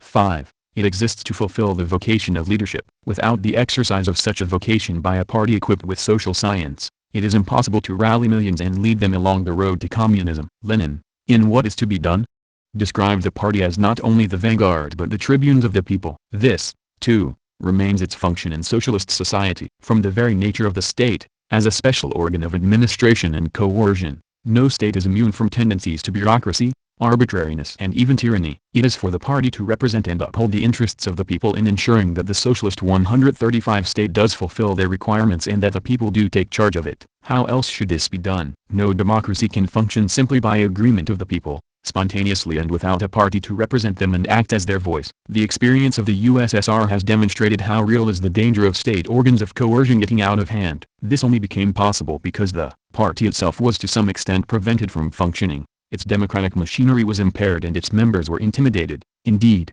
that was where intimidation by the Stalin regime was chiefly directed. Later, it was the action of the party which put matters to rights. The socialist establishment, the socialist state and the party are the center of what, in the terminology of a previous chapter, may be called the socialist establishment. But this establishment is so different from anything that existed previously that the use of the same word becomes doubtful. The Communist Party came into existence and took shape in the struggle against capitalism, and the form of the socialist state wherever it is established is determined by the character of the preceding struggles and of the organizations and institutions that took part in them. In this the socialist establishment is just like any other. Institutions, parties and ideas born of the struggle against the old system become the formative elements of the new establishment. The difference begins in this, that the capitalist organizations and ideas, and the capitalist state, are products of the development of the capitalist method of exploitation and serve the purpose of upholding the exploitation of man by man, whereas socialist organizations and ideas, and the socialist state, are products of the struggle against exploitation and serve the purpose of bringing all exploitation of man by man to an end and consolidating a socialist society. The object of the one is to impose a system of exploitation,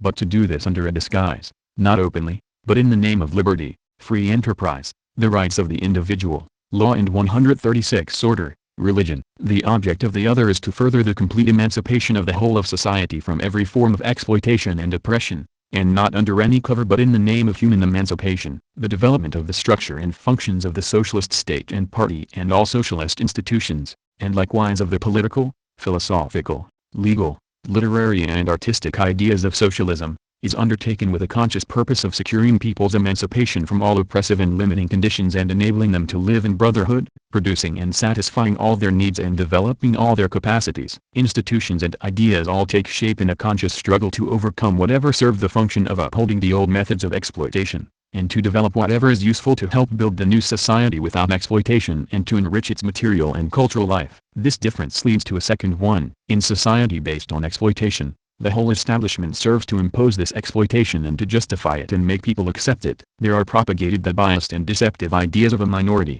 which are imposed on the majority, and the institutions are imposed institutions. It is quite otherwise in socialist society. There the ideas proper to the establishment teach people how to combine an association to satisfy their material and cultural needs, and the institutions serve the same purpose. Institutions and ideas are not imposed on the people, but are of the people and serve their deepest interests. Hence, instead of the institutions of society being run by a privileged few, as they are in capitalist society even when everyone has the vote, the aim is to draw wider and wider masses of people into running them. And instead of ideas being elaborated by an intellectual elite together with a corps of hired hacks, and it is sometimes difficult to make this distinction, the aim is to have wider and wider popular debate and discussion about all ideas. Of course, all this is easier said than done. Old ways die hard. And just because socialist ideas are at first the ideas of a minority, and socialist institutions have the task of enforcing 137 the requirements of the new society against resistance from the remnants of the old, it is not surprising if tendencies exist towards a few authoritative persons keeping the tight hold on institutions and towards authoritarianism and dogmatism in ideas,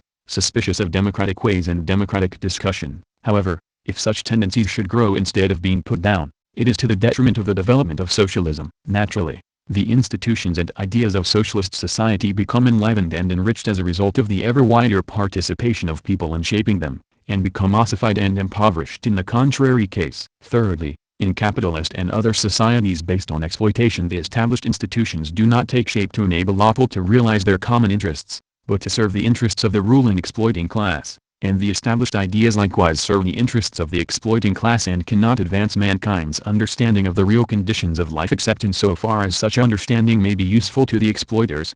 Apart from that, established ideas disguise reality. There is nothing to gain for socialism, on the other hand, from ideas which in any way disguise, distort or falsify things, even if a few individuals may temporarily insinuate themselves into niches where they have a vested interest in such ideas. On the contrary, the truer, the clearer and the more profound is people's understanding of nature and society, the better will their ideas serve their social purpose. Socialist ideas are developed in the search for such understanding and in the fight against whatever contradicts it. Similarly, the object of socialist institutions is to enable people to cooperate together to satisfy their needs, and they are developed by such cooperation and by removing whatever hampers it. Consequently, the development of the ideas and institutions of socialist society is effected in the process of people's advancing their understanding of the real conditions of life and organizing themselves to secure their common interests. Whatever does not satisfy these conditions gets altered, as socialism grows into communism, not as a result of any conflict of contradictory interests,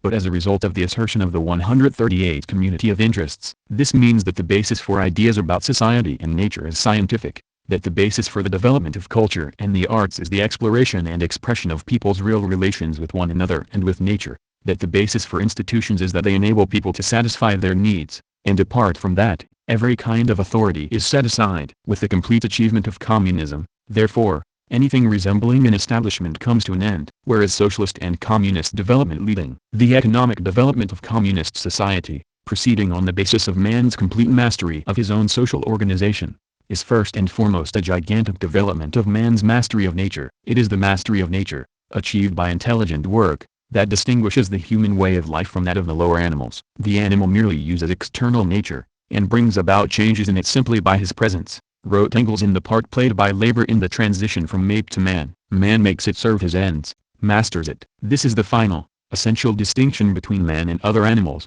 and it is labor that brings about this distinction. The opposition of man and nature, which is born as soon as human society is born, has always contained an element of antagonism, in the sense that uncontrolled natural forces threaten human existence and frustrate the realization of human purposes. Thus in primitive society natural forces assume the proportions of menacing enemies, which have to be fought, cajoled or tricked. Natural catastrophes periodically destroy what man has made. Insofar as natural forces are not understood and are not controlled, They are antagonistic to man and, even when their action is beneficent, they always contain an element of threat and danger. In the course of the development of production, men have increasingly mastered natural forces. Increasing mastery of nature is, indeed, the essential content of material progress. 139 In mastering natural forces, men learn their laws of operation and so make use of those laws for human purposes. Man does not master natural forces by somehow weakening them, or changing their properties and laws to suit his designs, but by learning to know them and use them, to turn them from enemies into servants. But men's mastery of natural forces has been offset by their own subjection to the means of production which they have created in mastering them, and to their own products. They are subject to their own means of production in the sense that the cultivator is himself dominated by the soil, and the machine minder by the machine. And when products are produced as commodities, the producers are subject to their own products, in the sense that they do not produce what they want in order to enjoy it but are utterly dependent on whatever happens to their own products in the market, where the products themselves seem to take control over the fate of the producers. And in this common subjection, man has been subject to and exploited by man. In communist society, however, every obstacle is removed which their own social organization offers to the furthest development of men's freedom. People now go forward without hindrance to know and control the forces of nature, to use them as servants, to remake nature, cooperating with nature to make the world a human world, since humanity is nature's highest product. In communist society, the social control by associated producers over the use of their means of production and the disposal and enjoyment of their social product is at length made absolute, unqualified, unlimited. Each individual is free from the straitjacket hitherto placed on his all-round development by the social division of labor, and is free from the restriction to his satisfying his needs hitherto imposed by the necessity of paying for the means of satisfaction. In communist society, people in association, acting through the economic planning organs of society, can plan production in a complete and direct way, by simply reckoning up their productive forces and their needs, and then disposing of the productive 140 forces in such a way as to produce the needs. As William Morris made his communist people say in Muse from Nowhere, the wares we make are made because they are needed. Men make for their neighbors use as if they were making for themselves, not for a market of which they know nothing, and over which they have no control. We have now found out the things we want,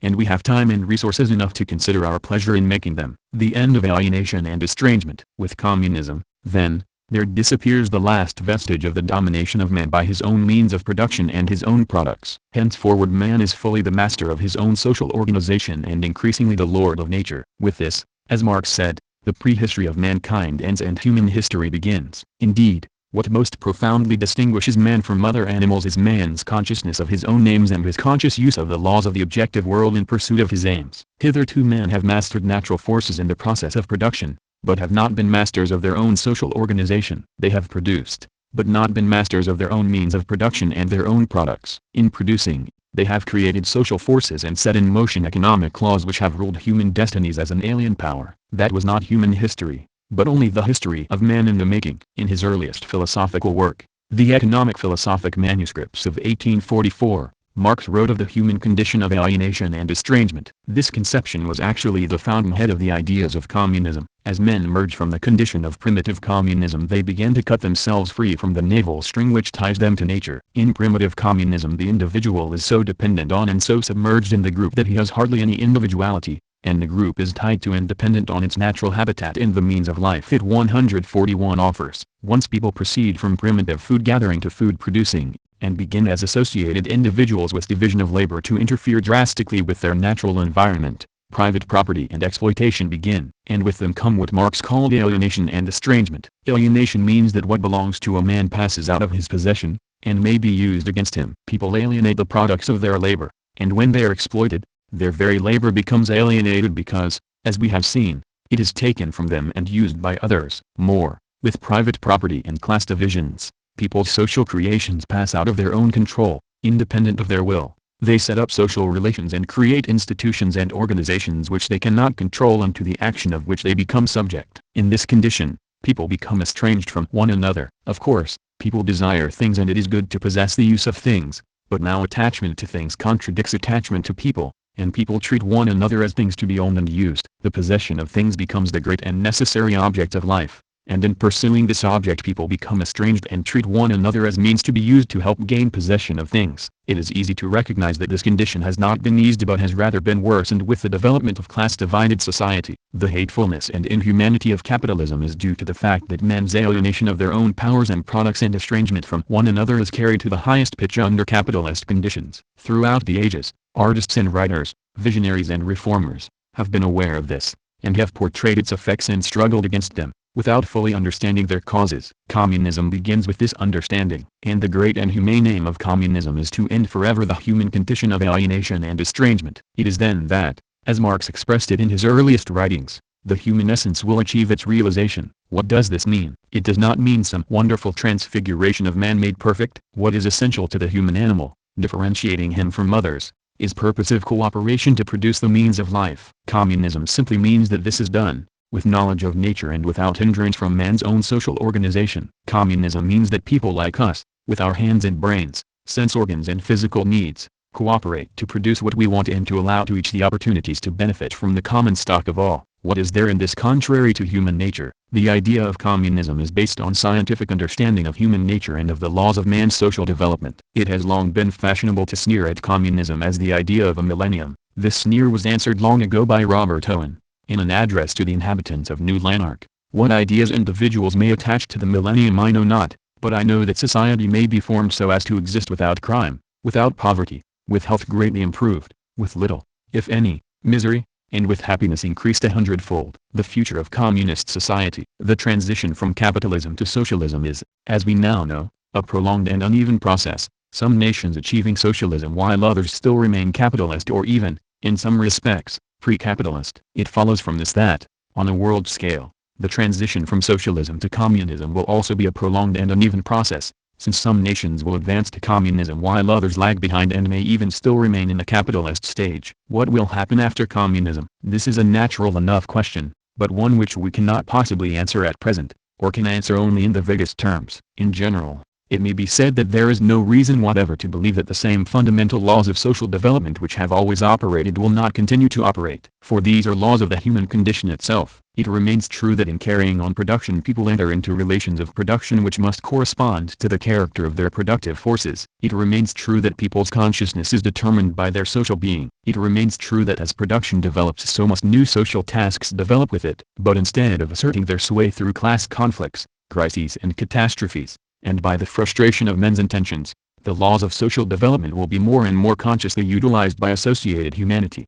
just like the laws of nature, in the interests of society as a whole, to realize men's intentions. Associated on the basis of a common interest, men will be in full control of their own social course. They will be able to direct it by the compass of their knowledge of their own needs and of the real conditions of their social existence. All that we can know in advance about communist society follows from what we already know about previous society, and about capitalist and socialist society in particular. Thus we know that certain features of capitalist and socialist society, which we have analyzed, will have to be eliminated, and we can work out in a general way how that can be done and what sort of society will exist afterwards. Whatever goes beyond that we have no means of predicting. When a world exists so completely different from our present world, how are we to say what the people who live in it will decide to do? Of course, we cannot say, and if we did say anything, they would take no notice of us, for what they do will be based on their own requirements, and not on ours. At most we can venture to assert two propositions. In communist society, property has reached its highest stage of development. Private property has ceased to exist.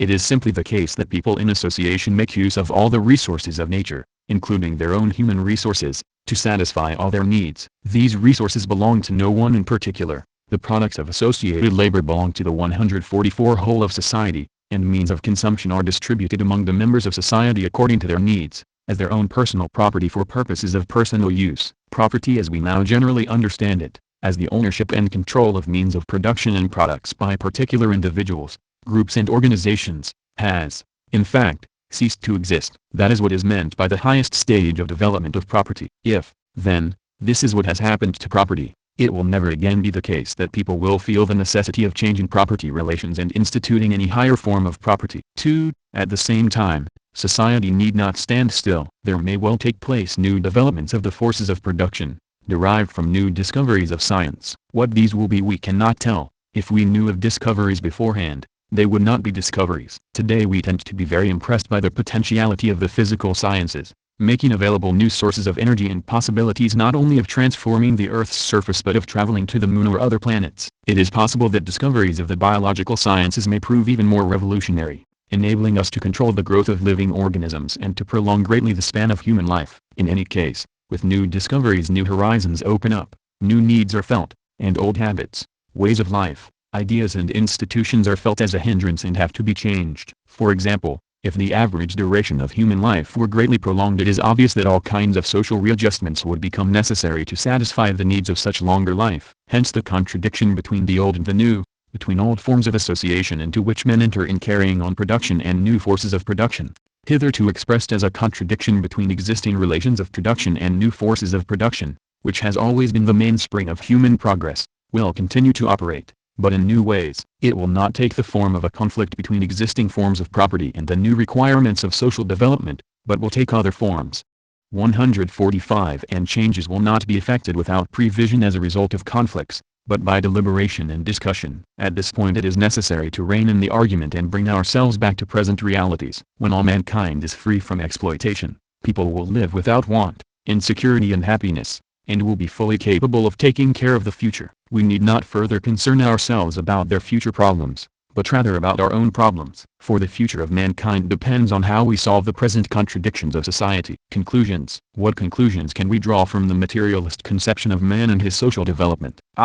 The epoch in which we live is the one in which mankind is finally taking the decisive step to the achievement of truly human conditions of existence. Historical materialism lights up the wonderful perspectives which lie before the present generation. Hitherto, since the first phase of primitive communism, society has always been based on the exploitation of the masses of working people. The wealth of the few has contrasted with the poverty of the many. The great advances of material production, which have created that wealth, have been achieved only at the expense of increased exploitation of the producers. The overwhelming majority have been denied the enjoyment of the culture the creation of which was made possible by their labor. There has been continual war of class against class and of people against people. From such conditions of social existence mankind is emerging to create a new order of society in which exploitation of man by man is abolished, and in which the development of society no longer takes place through conflicts and upheavals but is consciously regulated in accordance with a rational plan. All this has become necessary because the new forces of social production prove incompatible with private ownership of the means of production and private appropriation of the product.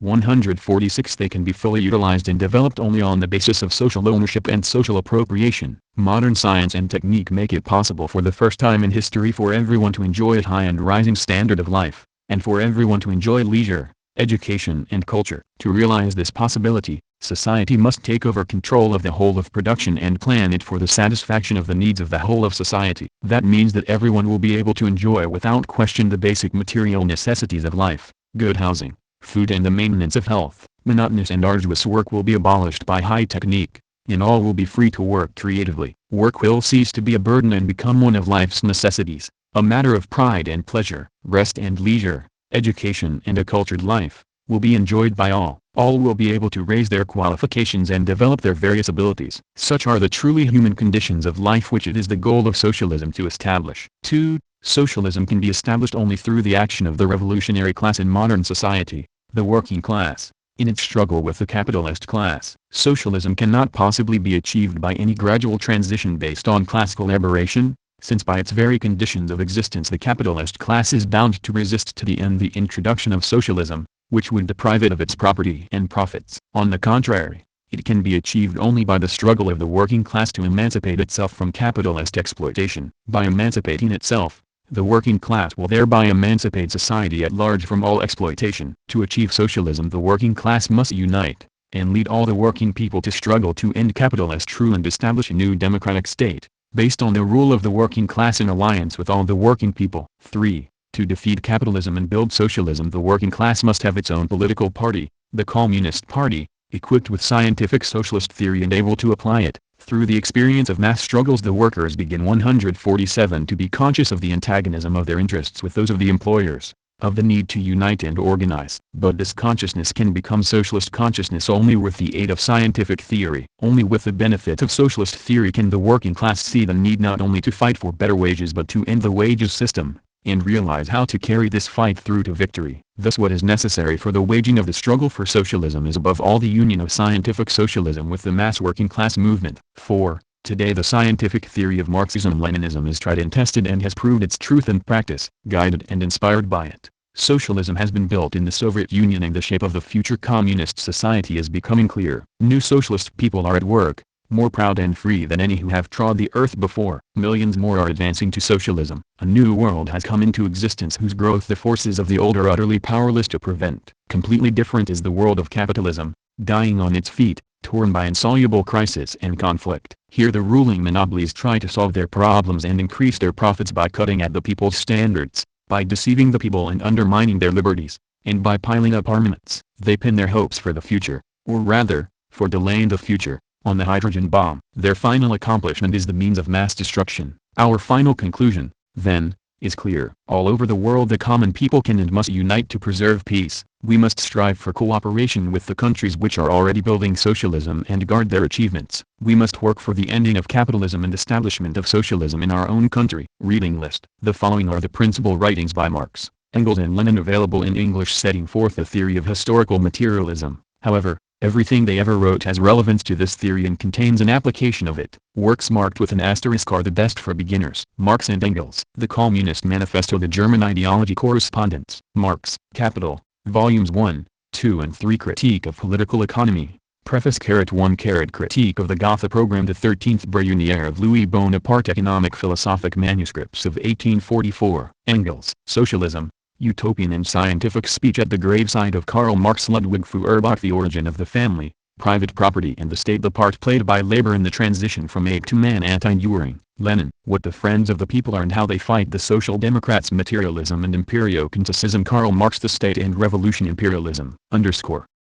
Dialectical Materialism, An Introduction. Volume 3 of the 3-volume The Theory of Knowledge, by Maurice Cornforth, 1955. Foreword. The Theory of Knowledge. 6.1 is concerned with questions about ideas, their source, the way they reflect reality, the way they are tested and developed, their role in social life. These questions have always formed an important part of philosophy. In bourgeois philosophy the theory of knowledge has come to occupy the first place, on the grounds that before any philosophical conclusions can be drawn about anything whatever we must first make certain of what we really do know and the foundations on which we know it. But bourgeois philosophers have generally approached the subject in the most abstract possible way, taking nothing else for granted than the bare existence of the individual human mind. They have asked how knowledge could be born and grow up in it. But since human individuals, and still less their minds, do not exist in a void, this kind of inquiry was bound to raise unanswerable questions and to remain comparatively sterile. Marxism, on the other hand, considers that we ought to study the subject more concretely,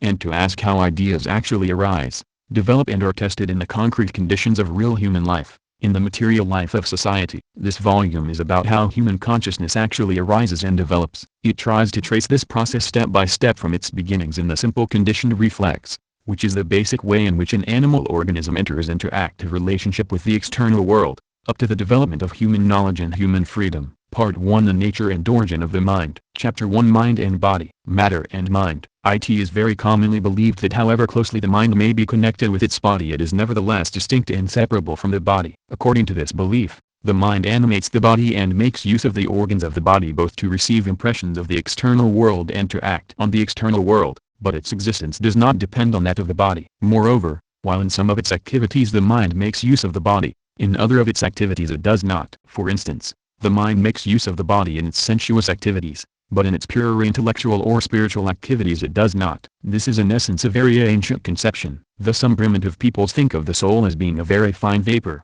This is what the word spirit originally meant, which resides in the body but which can come out of it and lead an independent existence. For example, the soul journeys out of the body during sleep, issuing forth from the mouth. Again, the wrong soul can sometimes get into the wrong body, as in possession.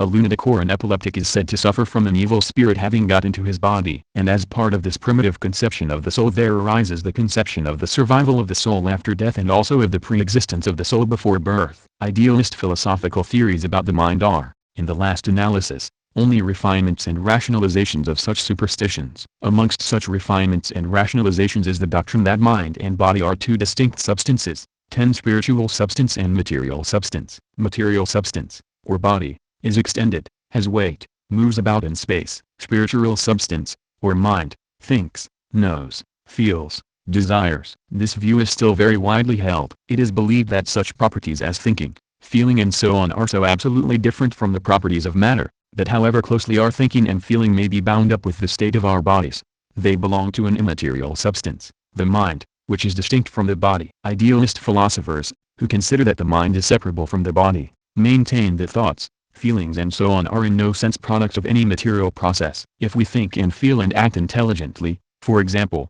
such behavior is not to be explained from the conditions of our material existence but from the independent functioning of our minds. Admittedly, the mind makes use of the bodily organs, but intelligent behavior stems from the fact that the body is animated, informed and controlled by an immaterial principle or a spiritual being, the mind. But such idealist theories, widespread as they are, have long been offset by opposing materialist views. According to materialism, so far from mind being separable from body, all mental functions depend on their appropriate bodily organs and cannot be exercised without them. All people's conscious and intelligent activities can be traced back to material causes, so that far from such activities being exclusive products of mind, mind itself is a product, the highest product, of matter. Modern materialism, which is equipped with the results of scientific investigations into the forms of organic life and with the conception of evolution, is able to give a decisive answer to the idealist conception of the mind. Mind is a product of the evolutionary development of life. Living bodies which have reached a certain level of development of the nervous system, such as we find in animals, can and do develop forms of consciousness, and in the course of evolution this consciousness eventually reaches the stage of thought, the activity of the human brain. The mental functions, from the lowest to the 11 highest, are functions of the body, functions of matter. Mind is a product of matter at a high level of the organization of matter. Once this is admitted, there is an end to the conception of the mind or soul as separable from the body and capable of leaving it and surviving it. A mind without a body is an absurdity. Mind does not exist in abstraction from body. To say that mind does not exist in abstraction from body is not, however, to say that mental processes do not exist or that the mind of man is a myth. Of course, mind, consciousness, thought, will, feeling, sensation and so on are real. Materialism does not deny the reality of mind. What materialism does deny is that a thing called the mind exists separate from the body. The mind is not a thing, or a substance, distinct from the body. This point can be illustrated by any example. When we ordinarily speak about the mind, philosophers and theologians have imagined that the mind has an existence of its own, and qualities and activities of its own, distinct from the body. But nothing of the sort is ever implied in practical life when we talk about the mind. Suppose, for example, that you are asked, "What's in your mind?" This means quite simply, what are you thinking about? In other words, it is a variant of the question, what are you doing? It does not in the least imply that there exists a thing called your mind, distinct from your body. Similarly, if you are told, you have a first-rate mind, or you have a dirty mind, or you ought to improve your mind, all these remarks are understood as referring to certain things which you normally do. And if you die, or if you are hit on the head or in some other way suffer a disturbance of the brain, then these remarks about your mind no longer apply. For the activities to which they refer can then no longer be performed, since the means of performing them have been destroyed. A man is endowed with mind, then, insofar as he thinks, feels, desires and so on. But all these activities are activities, functions, of the man, of a material being, an organized body. 12. Dependent on appropriate bodily organs. Given a body with the appropriate organization and the appropriate conditions of life, these activities arise and develop, destroy the body or its organs, and these activities are destroyed with it. All the mental functions and activities, which are said to be products of mind as distinct from matter, are functions or activities of a living material organism. The mind is a product of material organization, consciousness and the nervous system. Not every body is capable of thinking and feeling, but only organic, living bodies. And not every living body manifests those activities which are associated with the development of mind. The appearance of mind is in fact bound up with the evolution of the central nervous system in animals. When living bodies evolved the nervous system, and when from the central nervous system there developed the brain, then the elementary functions of mind, centering on sensation, came into being. And with the further development of the brain, of the cerebral cortex and its higher centers, which we find in man, there came into being the higher functions of mind, the functions of thought. The brain is the organ of thought. Thinking is a function performed by the brain. Few people nowadays would deny these well-established facts. Nevertheless, beliefs are widely held which contradict them. Such, for example, is the belief in personal survival after death. Those who hold this belief usually suppose that in our future conscious existence after death many things will become much clearer to us than they are now. In other words, They believe that our minds cannot attain their full development until after we are dead. They believe that so far from the brain being the organ of thought, our thought will reach perfection only when we have no brain left to think with. Lenin maintained that in order to arrive at an analysis and explanation of mental processes, in order to understand their nature and origin, it was necessary to set about making a direct study of the material substratum of mental phenomena, the nervous processes. What the friends of the people are, 13 etc., Part 1. The foundations of this study have been laid by modern physiology, in which the work of the Russian physiologist Ivan Pavlov was especially significant. Organism and environment. Before Pavlov, the nervous system was generally regarded as fulfilling the primary function of coordinating the action of the different parts of the organism. Sir Charles Sherrington called this the integrative action of the central nervous system. Pavlov insisted, however, on the need to investigate a second immense part of the physiology of the nervous system, for he regarded it as a system which primarily establishes the relation, not between the individual parts of the organism, with which we have been mainly concerned hitherto, but between the organism and its surroundings. The primary function of the central nervous system is not simply to regulate the functioning of the different parts of the organism in relation to one another, but to regulate the functioning of the organism as a whole in relation to its surroundings. Through the functioning of its nervous system, the animal in the course of its activity builds up most complicated relations with its environment, thanks to which it is able to live in its environment, to obtain its requirements and to react to definite conditions in a definite way. Thus the animal relates itself to its surroundings in such a way that it is actively aware of its surroundings, reacts appropriately to events, and in turn acts back upon them. To do all this, the animal uses its sense organs and its limbs, and the organ controlling the whole process is the brain. The simplest sort of reflex, whereby a stimulus affecting the sense organs evokes a muscular response,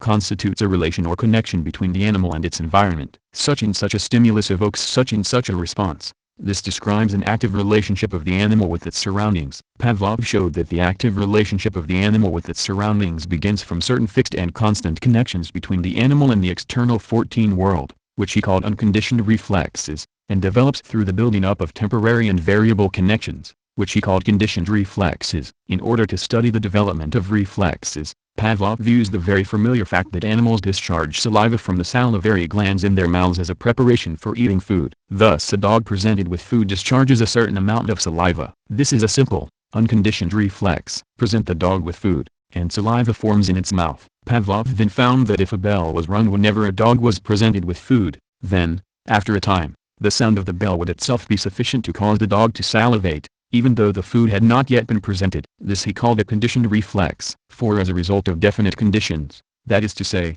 the repeated association of the bell with food, the dog had become conditioned to react to the bell, whereas it never had to be conditioned to react to the food. In other words, the dog had learned to associate the bell with food, and had come to expect food on hearing the bell and so to get ready for the food even before it was actually presented. Whereas unconditioned reflexes are a part of the heredity of the animal, developed in the course of the evolution of the species, conditioned reflexes are brought into being in the course of the life of the individual, and, having been brought into being, can also be changed or destroyed. Thus if after a time food is no longer presented when the bell rings, then the dog will cease to react to the bell, or it can be taught to react not to any bell but only to a bell of a particular pitch, and so on. The mechanism of reflexes is found in the brain, in the connections which exist between the sensory and motor centers of the brain. The sensory centers are distinct from the motor centers, the function of the former being to receive messages and of the latter to send messages out. They are connected in such a way that when a message comes in from the sense organs to the sensory centers,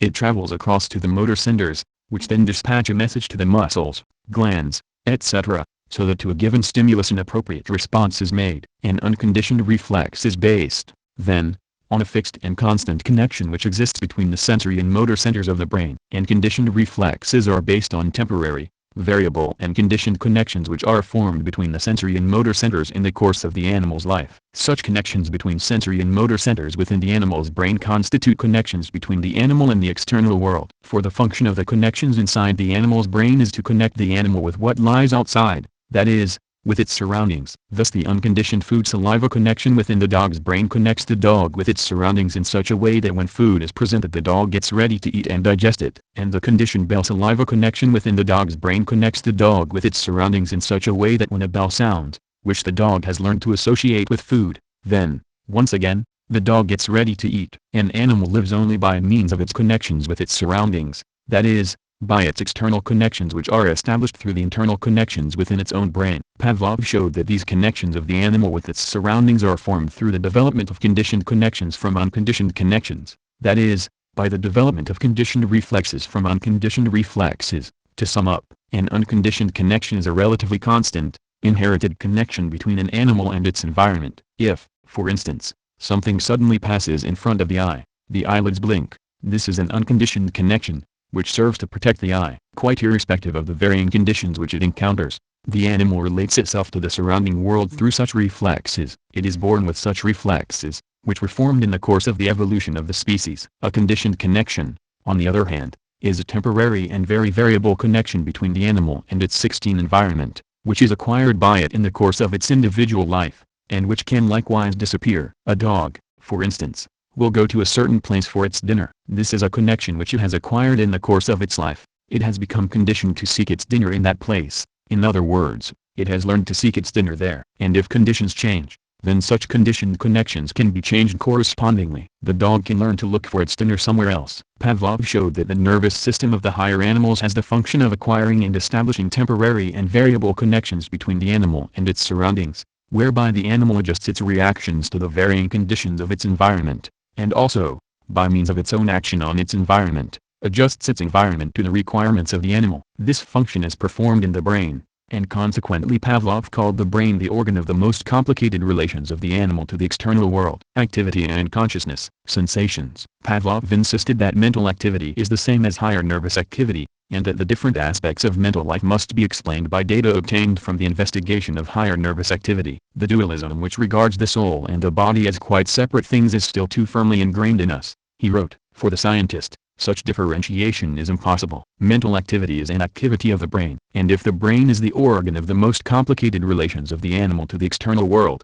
then we must regard mental activity as a part of the activity whereby the animal relates itself to the external world. Its basis is the formation of conditioned reflexes. Mental life begins when things begin to take on a meaning for the animal, and this happens when the animal, as a result of the formation of conditioned reflexes, begins to learn to connect one thing with another. Something has a meaning 17 for an animal when the animal has learned to connect its presence with something else. For example, a dog learns to connect a particular stimulation of its sense of smell with the presence of some particular food, or of another dog, or of its master, etc. An animal is constantly receiving an enormous number of stimuli through its external and internal sense organs, and it learns to connect the various stimuli with various things. Thus the various stimuli become not simply stimuli to which a fixed response is automatically called forth, but they constitute for the animal a system of signals of the external world and of its own relations to the external world, to which a whole variety of responses are made. Thus the animal becomes actively aware of things. To be aware of things is essentially an active state,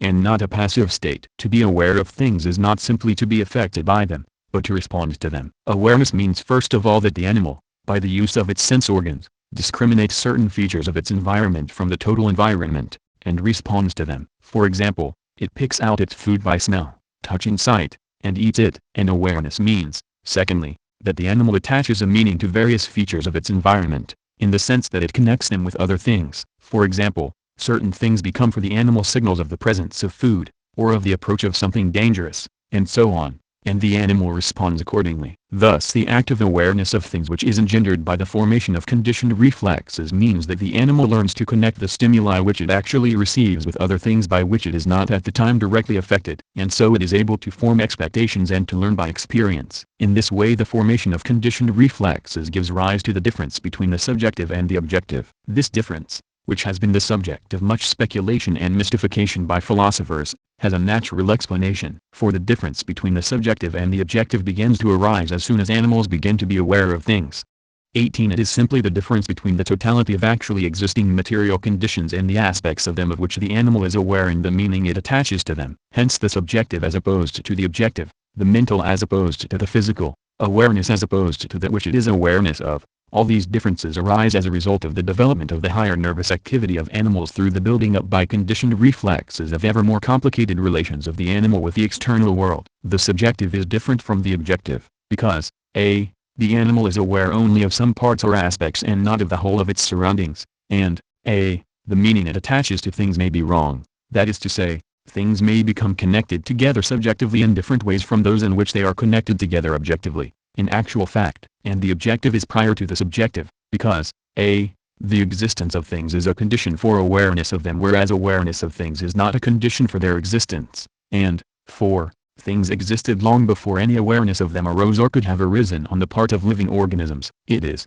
then, in the activity of the nervous system, the activity of building complicated and variable relations with the external world, that consciousness arises. When, through the formation of conditioned reflexes, the stimulations which an animal receives begin to function for it as signals and it learns to recognize such signals and to regulate its behavior in accordance with them, then a new quality comes into existence in the nervous process of the animal, namely, consciousness. Consciousness is not a mysterious something which comes into being parallel to, side by side with, the material life process of the brain. It is rather the new quality which distinguishes that life process. The brain process becomes a conscious process as a result of the brain's functioning as the organ of the most complicated relations of the animal to the external world. Consciousness is the peculiar quality of the relationship of the animal to the external world affected by the life process of the brain. This relationship becomes one in which the animal is aware of its surroundings through the stimulations of the 19 various centers of its brain and the connections established in the brain. Insofar as an animal lives in such relationship with its surroundings, it is conscious and its existence is conscious existence. The elementary form of consciousness amongst animals is sensory consciousness,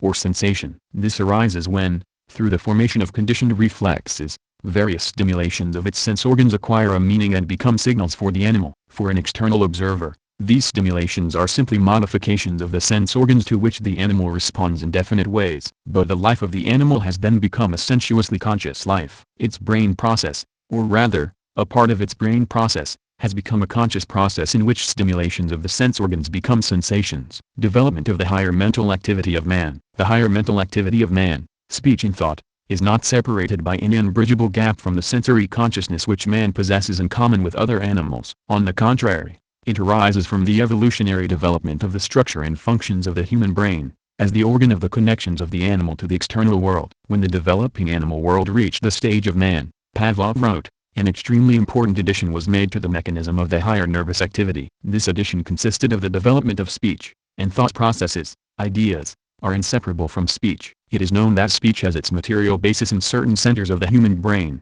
the evolution and workings of which constituted that addition to the mechanism of the higher nervous activity of which Pavlov wrote and which is peculiar to man. If this part of the brain is injured or destroyed, not only is the ability to speak impaired or lost but so is the ability to think. Speech develops as a means of communication between individuals in society, without which their social life and so the survival of the species would be impossible. The use of speech, the ability to speak and to understand what is said, is rooted in man's sensory activity, which he has in common with other 20 animals. It has evidently developed as an addition to that sensory activity engendered by the new unique conditions of the human mode of social life and based on the enlargement of the structure and functions of the human brain. Many animals have evolved means of communicating with other members of their species about situations of which they are aware through their sensations. Thus birds have a warning call to alert other birds to danger. In some cases quite complicated communications occur. Thus a bee returning to the hive performs a dance in response to which other bees fly off in an indicated direction where the first bee has found nectar. By speech the human being can likewise communicate to others particular facts of which he is aware through his sensations. But speech enables us to do far more than this, for it consists not just of cries or gestures,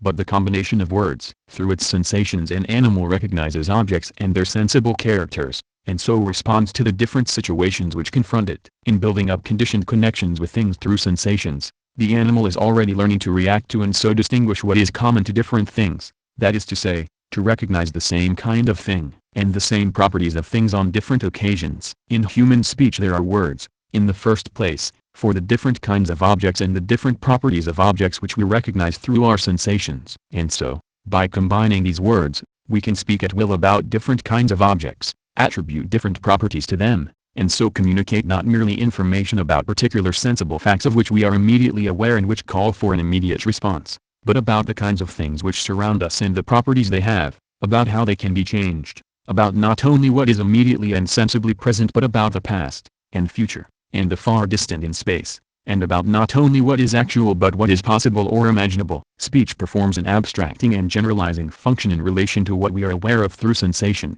and so makes possible the communication of plans and ideas, and the 21 whole higher activity of thought. To have ideas is to have words, and in the use of speech, and this affords us much wider connections with the world about us and far different relations with each other than those possible to animals without speech. Human beings communicating by speech are placing themselves in a new and more complex relationship with the surrounding world and with each other compared with other animals, which are limited to the connections they build up through sensation alone. The human brain is the organ of this relationship, and the abstracting, generalizing, planning and thinking activity of the human brain is the activity of developing this relationship. Evidently, without the sensation which people have in common with other animals there can be no speech and no thought, since these develop from man's sensory activity. At the same time, the development of human sensation is also modified by speech. Our sensory awareness is conditioned and directed by our ideas. Thus we do not merely have sensations of sight, sound, touch, etc., to which we respond, but these sensations are integrated into perceptions of objects of which we have ideas and know the names. This is shown,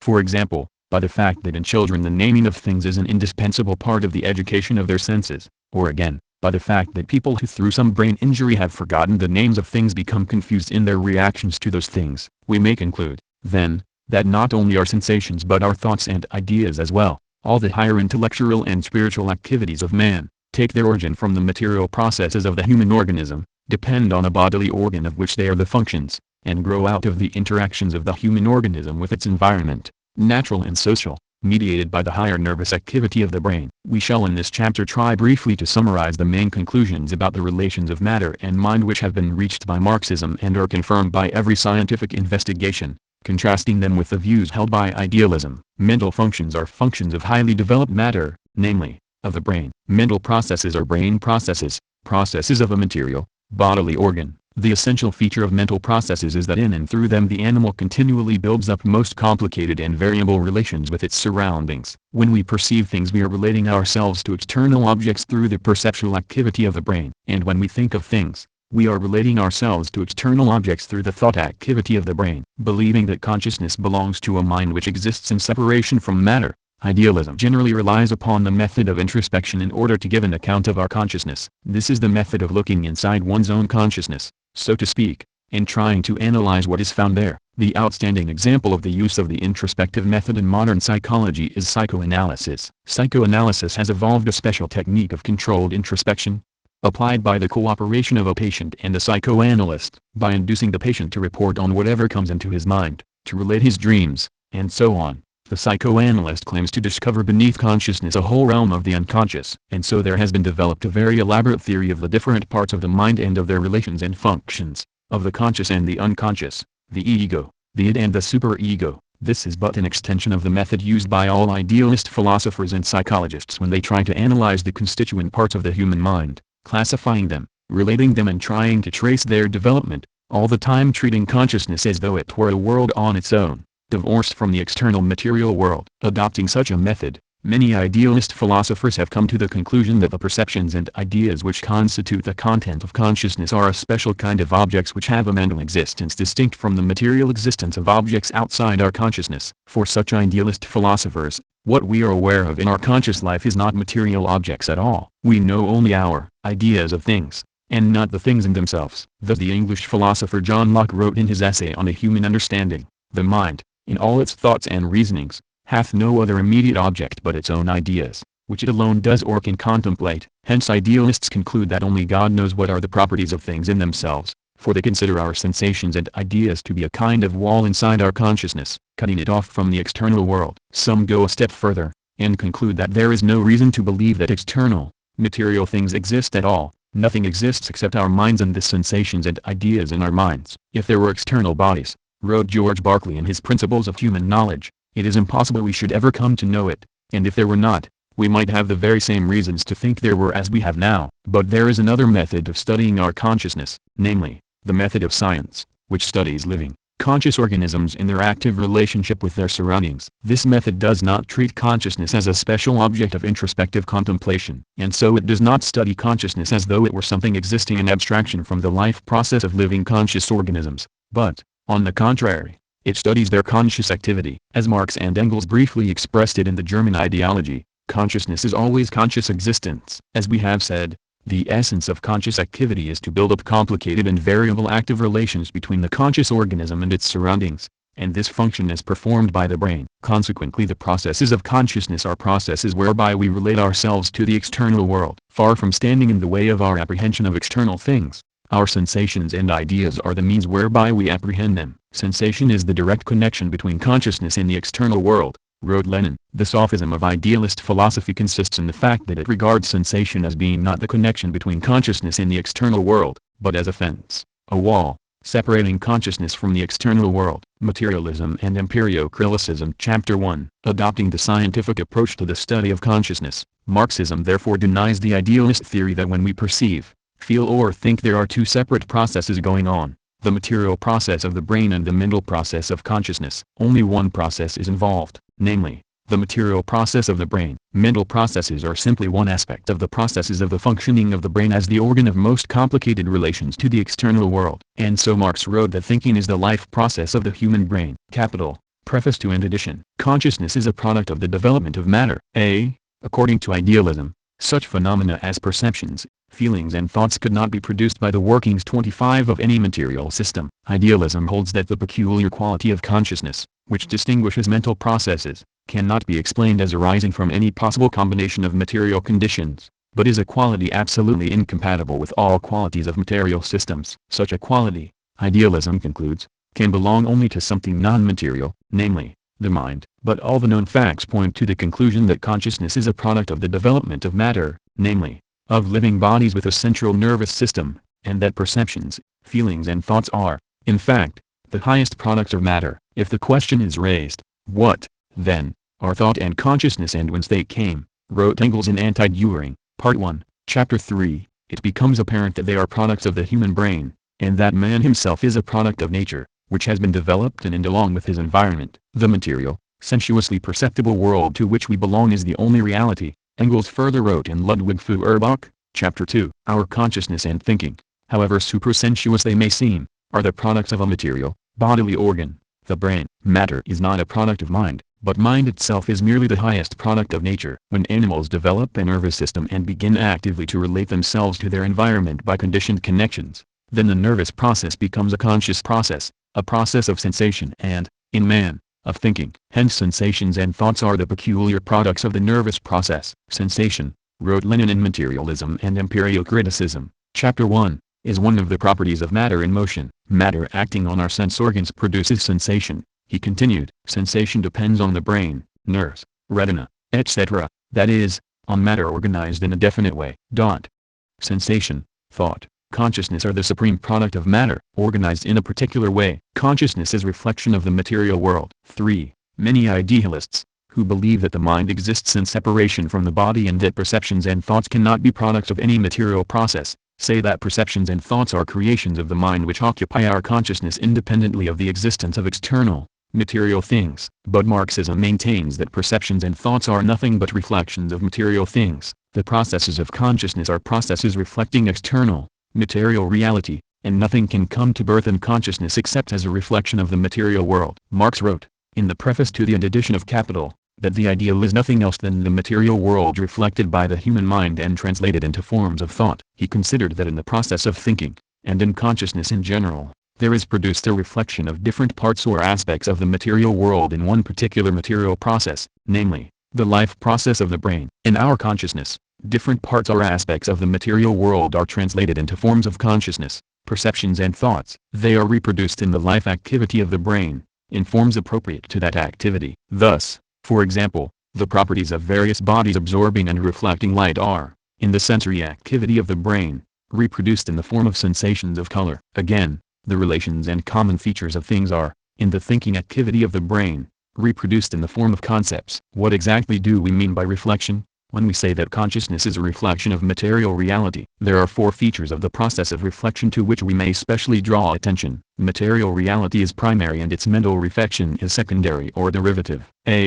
The process of reflection involves a relationship between 2 separate material processes, such that features of the first process are reproduced in corresponding features of the second 27 process. The first process is primary, and its reflection in the second is secondary or derivative, for the first process develops in complete independence of the second, whereas the reproduction of features of the first process by reflection in the second could not occur unless those features were first there to be reproduced or reflected. This fundamental feature of any process of reflection is illustrated by reflection in a mirror, although, as we shall see, the act of reflection of external reality in consciousness differs in important respects from the passive reflection which takes place in a mirror. Thus, when objects are reflected in a mirror, those objects which are set before the mirror do not depend on being reflected in the mirror for either their existence or their characteristics, but, on the other hand, the reflection in the mirror depends on what is set before the mirror, and nothing is reflected in the mirror which does not reproduce in some way the characteristics of what is set before the mirror. Hence the object is primary, and its reflection secondary or derivative. Similarly, the existence of material objects does not depend on our being conscious of them, but, on the other hand, there is nothing in our consciousness which does not reproduce in some way or other something which exists in the material world. There are many characteristics of things which are not reproduced in our sensations, but we have no sensation which does not correspond, in some way or other, to some definite characteristic of things. There are many relations of things and common features of things which are not reproduced in our concepts, but we can form no concept in our minds which does not reproduce, in some way or other, even if in fantastic ways, as in a distorting mirror, some features or some relationship of things. Of course, many concepts give an appearance of having no basis in the reflection of material reality, just because, once formed, concepts can be freely combined in all sorts of fantastic ways. For example, everyone knows that no real animal is reflected in the concept of a mermaid, but that this concept is formed by combining ideas of real animals, namely, of 28 women and fishes. Similarly, materialists can consistently argue that no real object corresponds to the concept of God as a trinity of persons with infinite power and infinite knowledge, but that the several concepts of persons, power, knowledge and infinity have all been formed as reflections of material reality. When we say, therefore, that material reality is reflected in consciousness, we mean that features of material reality are reproduced in consciousness, and that material reality is primary and its reproduction in consciousness secondary or derivative. Our consciousness is only an image of the external world, wrote Lenin, in Materialism and Empiric Criticism, Chapter 1, and it is obvious that an image cannot exist without the thing imaged, and that the latter exists independently of that which images it. Material reality is reflected in consciousness in forms determined by the activity of the brain. B. What exists in one form in the primary process is reproduced in another form in the secondary process of reflection. What exists independently in one form is, so to speak, translated into another form in the process of reflection. The process of reflection is therefore a process of translation or transformation from one form into another, and the form of the reflection depends, of course, on the nature of the process of reflection. When we say, therefore, that material reality is reflected in consciousness, we mean that features of material processes are reproduced in another material process, namely, in the life process of the brain, in special forms, namely, in the forms of perceptions and thoughts. These forms are created in the operation of the processes of the brain. Material reality is thus reproduced or reflected in consciousness in forms created by and adapted to the practical requirements of living, conscious organisms. Our sensations, for example, are the reflections in the conscious process of our brains of features of material things. Those features are not, however, themselves sensations but are reflected in sensations, and our sensations are the form in 29 which we are perceptually conscious of them and so are able to react to them. Thus when we see colors, for instance, we are not seeing things which exist only in our minds, as some philosophers have asserted, but are seeing things which exist independently, outside our minds, the properties of which are reflected in our sensations of color. Properties which exist in real things as properties of the absorption and reflection of light are reflected in our perceptual consciousness in the form of sensations of color. Thus Lenin, in the chapter already quoted, wrote, if color is a sensation only depending on the retina, as natural science compels you to admit, then light rays, falling upon the retina, produce the sensation of color. This means that outside us, independently of us and of our minds, there exists a movement of matter, which, acting upon the retina, produces in man the sensation of a particular color. This is precisely how natural science regards it. It explains the sensations of various colors by the various lengths of light waves existing outside the human retina, outside man and independently of him. Thought, again, produces a more abstract, more general reflection of reality than perception. In what form is reality reflected in our thoughts? It is reflected in the form of propositions, thought issues and propositions in which, for example, a subject is combined with a predicate. The material world does not exist in the form of a combination of subjects and predicates. This combination is a product of speech, of the thinking activity of the brain, and through it reality is reflected in thought. This is how the material world is translated into forms of thought. Consider, for example, any object, a red pencil, say. When we think about such an object we express our conclusions about it in propositions, such as, this pencil is red. This proposition is divided into a subject and predicate, which are combined in the proposition. But the object is not so divided in concrete reality. A red pencil does not divide into two parts: a subject, the pencil, and a predicate, red. Nevertheless, it is obvious that when we say, this pencil is red, the proposition does reflect the objective reality of the pencil, which is thus correctly translated into forms of thought. The reflection of material reality in consciousness takes place through the active relationship of the living organism and its surroundings. See, reflection is always a product of the relationship and interaction of the process in which the reflection occurs in the primary process which is reflected. Its source is the primary process. Thus the life process of the brain reproduces or reflects in its products, perceptions and thoughts, the surrounding material reality, which is the source of all perceptions and thoughts, and this reflection takes place in, and is the result of,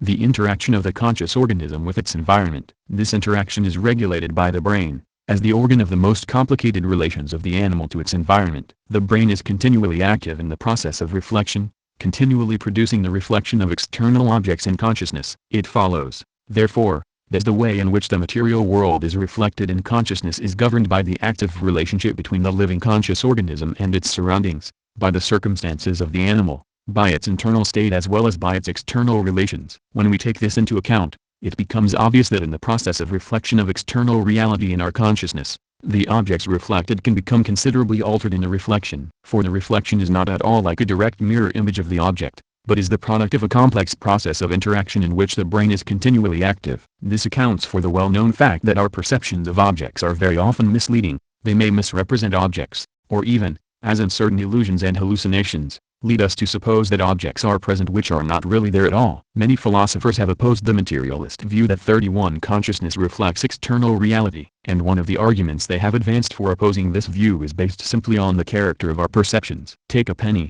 they say. You believe that the material penny has a definite shape and size, and that this material object is reflected in your perceptions when you look at it. Very well. If you look at this penny from a distance it looks small, while if you hold it close to your eye it looks big. If you hold it one way it looks circular, while if you hold it another way it looks elliptical. In fact, your perceptions of it change in all sorts of ways, while the material object, of which your perceptions are alleged to be the images in your mind, does not change at all. How, then, can perceptions be said to reflect external reality, since they change while the latter does not? This question, which is so confidently posed as an unanswerable argument against the theory of reflection, can be very easily answered. The philosophers who argue in such a way have simply forgotten that reflection is an active process, conditioned by the actual relations between the organism and its surroundings. Thus if we look at the same thing from different distances or from different angles, then of course it will be differently reflected in our perceptions, its size or shape will differ. Again, if we see a thing through different mediums,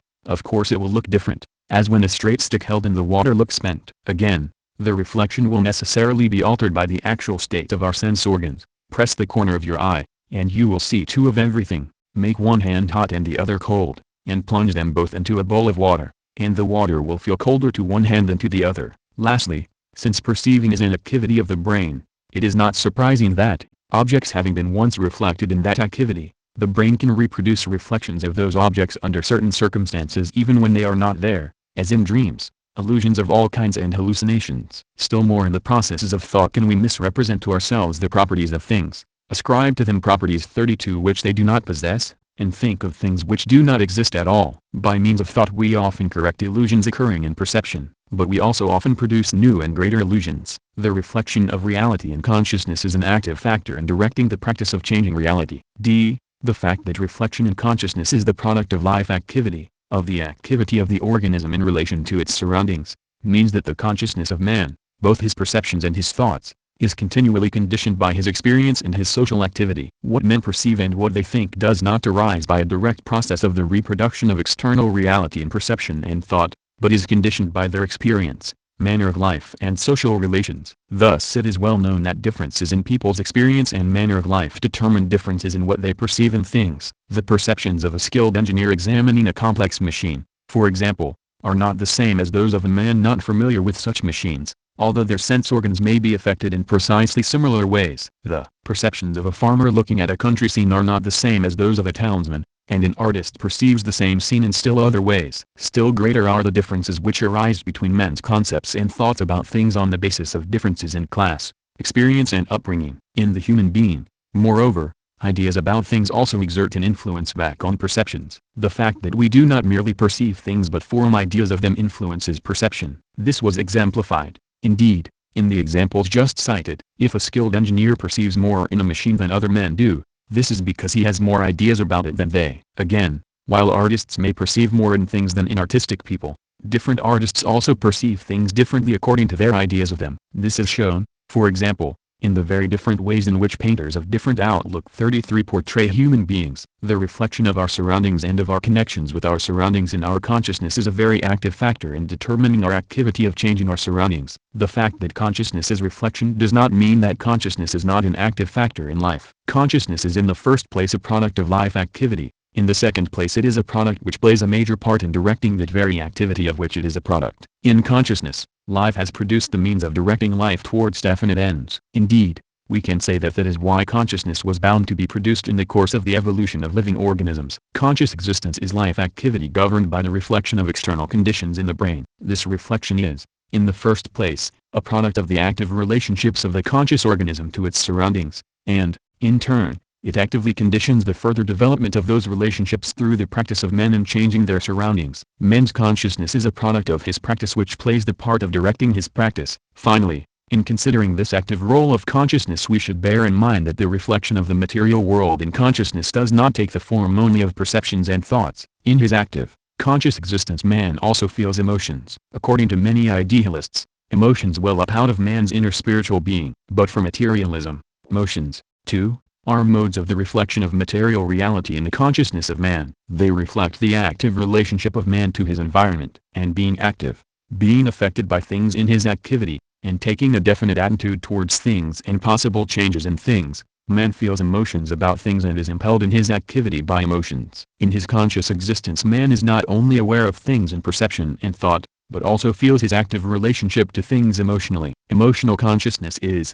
then, a necessary part of life. A 34 man relates himself to surrounding reality by perceiving it and forming ideas about it, but this relationship needs to be completed by the emotions he feels about it. Similarly, emotions need to be guided and directed by perceptions and ideas, matter and its reflection. To conclude, there is no consciousness apart from a living brain. The source of all consciousness, of everything that enters into consciousness, is the material world. In consciousness there occurs the reflection of the material world in the life process of the brain, and this reflection is what constitutes the content of consciousness. There are not, therefore, two separate and distinct spheres of existence, material and spiritual. There are not two worlds, the material and the spiritual worlds, but there exists only the material world, only material processes. The antithesis of matter and mind has absolute significance only within the bounds of a very limited field. Lenin wrote in Materialism and Empirical Criticism, Chapter 3, exclusively within the bounds of the fundamental problem of what is to be regarded as primary and what is secondary. Beyond these bounds the relative character of this antithesis is indubitable. In the course of material development there arises the reflection of material processes in one particular material process,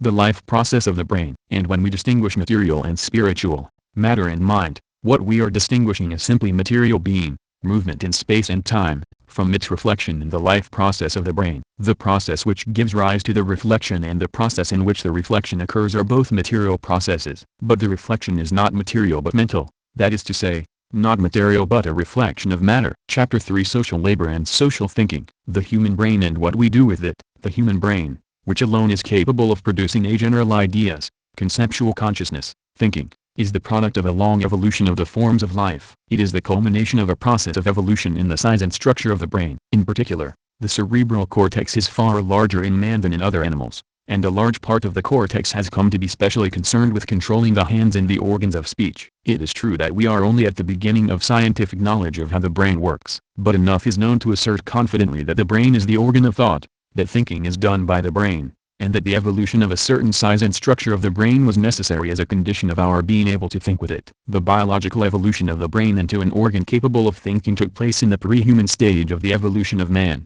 in that stage during which ape-like animals were evolving into men. The decisive step in man's evolution was probably taken when an erect posture was adopted by these animals. For this set free the hand, with which the whole of man's productive activity has been accomplished. With the use of the hand went the physical development of the hand into the human hand, and with that, the development of the brain which controls the hand into the human brain. The first men already had the same kinds of brains as we have, just as they had the same kinds of hands, feet, eyes, noses, teeth, stomachs and so on. Our organs, including our brains, 36 are no different from theirs, although in the meantime we have learned to do many things which they did not do. Thus once biological evolution had produced the human brain and hands, man started a new kind of evolution of his own. The evolution of man is not biological. What man evolves is his social organization, his techniques, his culture and his knowledge, his conscious mastery over himself and external nature. Hence in relation to the brain, what has developed since man first came into existence is not his brain but the use he has made of it,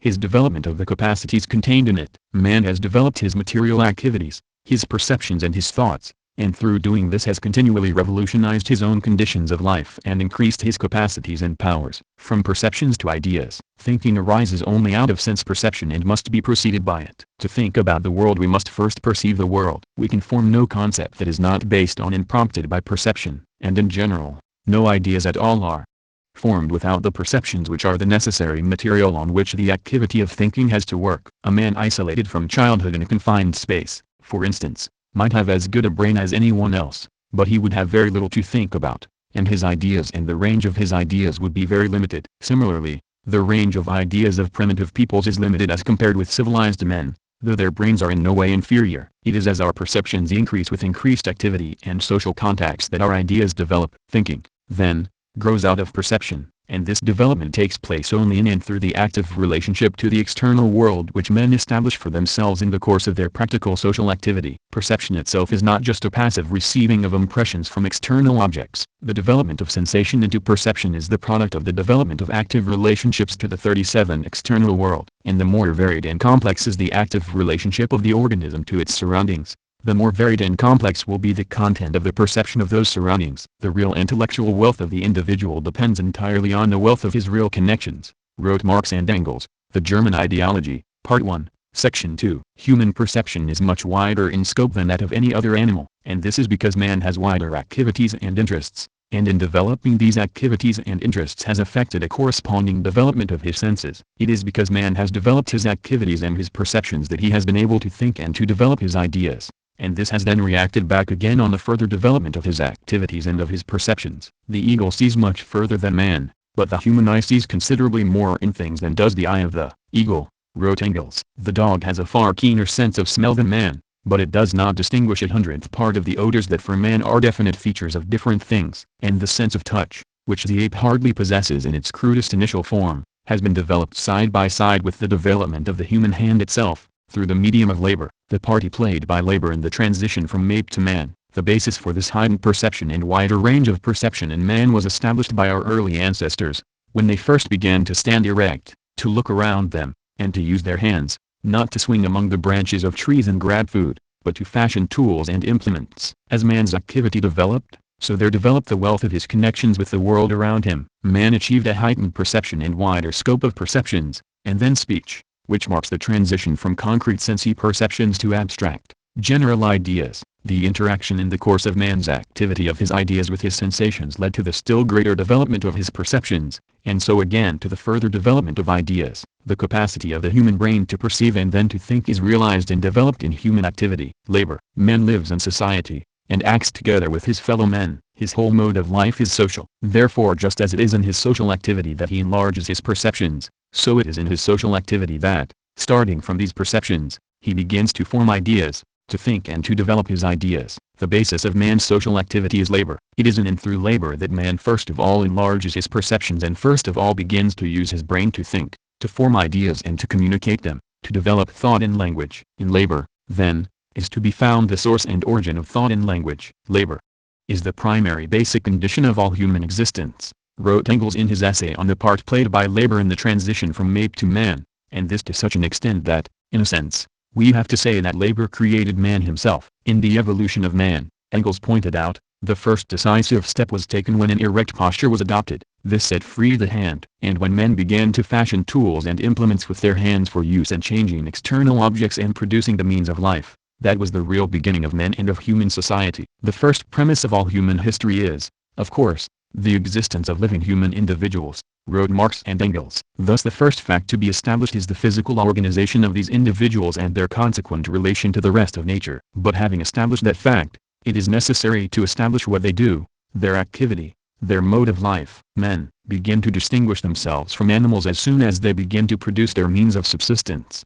a step which is conditioned by their physical organization. By producing their means of subsistence, men are indirectly producing their actual material life. The German Ideology, Part 1, Chapter 1. It is in producing their means of subsistence and so indirectly producing their actual material life that men, conditioned by their physical organization, begin to act as men, to develop social organization and make their own history, and in so doing to form ideas, to think and to speak. Distinctive features of human labor. What are the distinctive features of human labor, as compared with the ways in which other animals secure the means of life? First, men fashion tools and implements, changing natural objects so as to use their properties to bring about desired ends. An instrument of labor, wrote Marx, Capital, Volume I, Chapter 7, Section I, is a thing, or a complex of things, which the laborer interposes between himself and the subject of his labor, and which serves as the conductor of his activity. He makes use of the mechanical, physical and chemical properties of some substances in order to make other substances subservient to his aims. The animal, on the other hand, collects and rearranges objects to hand, but does not transform them and use their properties and the natural forces contained in them for producing his means of life and effecting large-scale transformation of his surroundings in accordance with his own needs. The tool implies specific human activity, the transforming reaction of man on nature, production, wrote Engels. Animals in the narrower sense also have tools, but only as limbs of their bodies. The ant, the bee, the beaver. Animals also produce, but their productive effort on surrounding nature in relation to the latter amounts to nothing at all. Man alone has succeeded in impressing his stamp on nature, not only by shifting the plant and animal world from one place to another, but also by so altering the aspect and climate of his dwelling place, and even the plants and animals themselves, that the consequences of his activity can disappear only with the general extinction of the terrestrial globe. Dialectics of Nature, Introduction. Animals change external nature by their activities just as man does, if not to the same extent. Engels further wrote, But if animals exert a lasting effect on their environment, it happens unintentionally, and, as far as the animals are concerned, it is an accident. The further men become removed from the animals, however, the more their effect on nature assumes the character of a premeditated, planned action, directed towards definite ends known in advance. In short, the animal merely uses external nature, and brings about changes in it simply by its presence. Man by his changes makes it serve his ends, masters it. The part played by labor in the transition from ape to man. By his labor, then, man masters nature, fashioning tools and using them so as to make nature serve his ends. In the labor process, wrote Marx, man's activity, with the help of the instruments of labor, effects an alteration, designed from the commencement, in the material worked upon. Capital, Volume I, Chapter 7, Section I, and it is in thus mastering and changing nature that man changes himself, develops his own human attributes. 2. The second distinctive feature of human labor follows from the first, and lies in its conscious and cooperative character. In making tools and using them, in compelling natural objects and natural forces to serve his ends, man is conscious of his ends, has an idea of the result he intends to bring about. And men work cooperatively, according to a conscious design and plan, to bring about the ends they intend to achieve. While such social creatures as bees, for example, build elaborate structures, they do so in an automatic way, by instinct. Human builders, on the other hand, work according to a conscious plan. We presuppose labor in the form which stamps it as exclusively human, wrote Marx. A spider conducts operations that resemble those of a weaver, and a bee puts to shame many an architect in the construction of her cells. But what distinguishes the worst of architects from the best of bees is this, that the architect raises his structure in imagination before 41 he erects it in reality. At the end of every labor process we get a result that already existed in the imagination of the laborer at its commencement. Capital, Volume I, Chapter 7, Section I. Labor, Speech and Thought. These distinctive features of labor, that labor is the use of tools and implements to effect changes of external objects by human beings cooperating to realize results which they consciously set before themselves, explain why labor necessarily gives rise to speech and thought, and cannot develop without the aids of speech and thought. The mastery over nature, which begins with the development of the hand,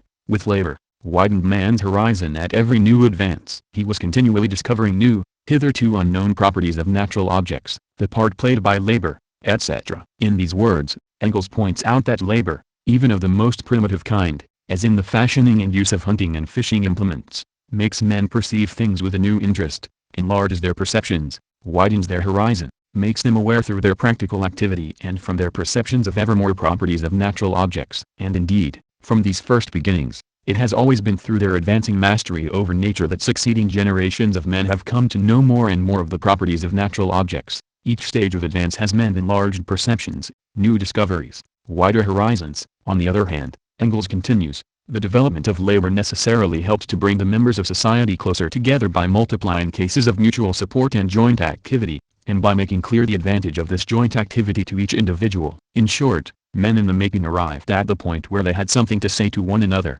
This something which they had to say to one another concerned, in the first place, the properties of those objects which can be used by man, and the ends to be achieved and the results to be aimed at by human cooperation. And this is precisely something which can only be said, which can only be expressed by articulate speech, and not by calls and gestures such as are employed by the animals. The little that even the most highly developed animals need to communicate to one another can be communicated even without the aid of articulate speech. Engels pointed out, animals signal to one another the presence of particular objects, as in the gestures made by bees, the so-called dances by which they indicate the presence of a source of honey in a particular direction. They arouse one another to particular actions, as in the call of the leader of a pack, but that is all. If their mode of life were such that they needed to communicate with one another about the different properties of things, about how these were to be used, and about the ends they aimed to achieve by different forms of cooperative activity, then such gestures and calls would no longer avail them, for they would then need to communicate not the particular but the general. Animals have no such need, but men do have such a need immediately they embark upon even the most elementary forms of social labor. They then have something they need to say to one another, as Engels pointed out, and so they develop the means to say it. The need led to the creation of its organ. Engels continues, the undeveloped larynx of the ape was slowly but surely transformed by means of gradually increased modulation, and the organs of the mouth gradually learned to pronounce one articulate letter after another. Comparison with animals proves that this explanation of the origin of language from and in the process of labor is the only correct one. Men needed to communicate with one another about the properties of objects and the practical use to be made of those properties. And Engels here describes how they developed the use of the larynx and the mouth in order to articulate words and sentences by which to effect this communication. Ideas. Speech marks the advance from sensation to ideas. Language has words for the properties and relations of objects which we have come to recognize through our senses in the course of practical life. And so while we perceive only what is actually confronting us, according to the impression it makes on our sense organs, we can speak and think of the objects we perceive not merely in their given relations, with their given properties, but in different relations and with changed properties. Hence we can speak and think of what we can do with objects of different kinds, and how we can change their properties for various purposes. In this resides the power of thought. We can think of what is to be done with things, of changes which we intend to bring about, and can work out the means to achieve those changes. In thinking we work out experiments in our heads, as it were, representing what must be done, what must happen, in order that some changed state of affairs shall be realized. The conclusions of the experiment in thought are then checked by the results of practice. This is the very essence of the process of thinking, as it arises out of the process of labor. We should here note that ideas are not the same as images. The idea or concept of, for example, a color or shape is not the same as the image of a color or the shape which we can form in the imagination. The older empiricist philosophers, especially Berkeley and Hume, used to confound ideas and images, but, on the contrary, they should be carefully distinguished. Images are only a continuation of sensation, but ideas mark the development of speech, representing an abstraction from reality and permitting the forming of generalizations. No doubt the higher animals as well as man can form in their minds sensuous images of objects. For instance, a fox can no doubt picture to itself the process of finding, hunting, killing and eating a rabbit, and then proceed to turn this image into reality. It can, and does, show considerable cunning and foresight in carrying out its purpose. But a man who uses even the simplest instrument of production employs methods which no other animal could employ. To make and use even the simplest instruments of production, he must not only have 44 pictured things to himself but have formed ideas of the properties of things which can be put to use in realizing the ends he desires. Thus we can see in what way thought is a higher form of consciousness than sense perception. Sense perception reproduces things as they immediately appear through their action on our sense organs. When we form ideas, on the other hand, we can think of things in their essential character apart from their particular existence and mode of appearance, and so we can represent to ourselves in thought what transformations things undergo in different circumstances, how they interact, their various potentialities, interconnections and laws of change and motion. It is evident, therefore, What a tremendous leap was made in the development of consciousness when ideas were formed. This leap to human consciousness was simply the ideal sign of the leap from the animal to the human mode of life, made when men began to design and use tools. Just as man no longer merely collects, rearranges and uses natural objects, as animals do, but masters nature, so in his ideas he does not merely register the appearances of things, as in perception, but traces their interconnections and causes. Chapter 4 Thought, Language and Logic. Language and thought, the power belonging to ideas, of representing things not merely in their immediate existence as presented to the senses but of representing properties and relations in abstraction from particular things. This power is a product of speech. The development of thinking and the power of thought are inseparable from and dependent on the development and power of speech. Speech arises, as we have said, in the social activity of man, as a product and instrument, in the first place, of social labor. From the very beginning it serves as a medium of human social communication. Speech, therefore, obviously could not develop as the personal or private possession of individuals, each of whom uses it for his own purposes without relation to other individuals. On the contrary, it arises because, from the beginnings of human social activity,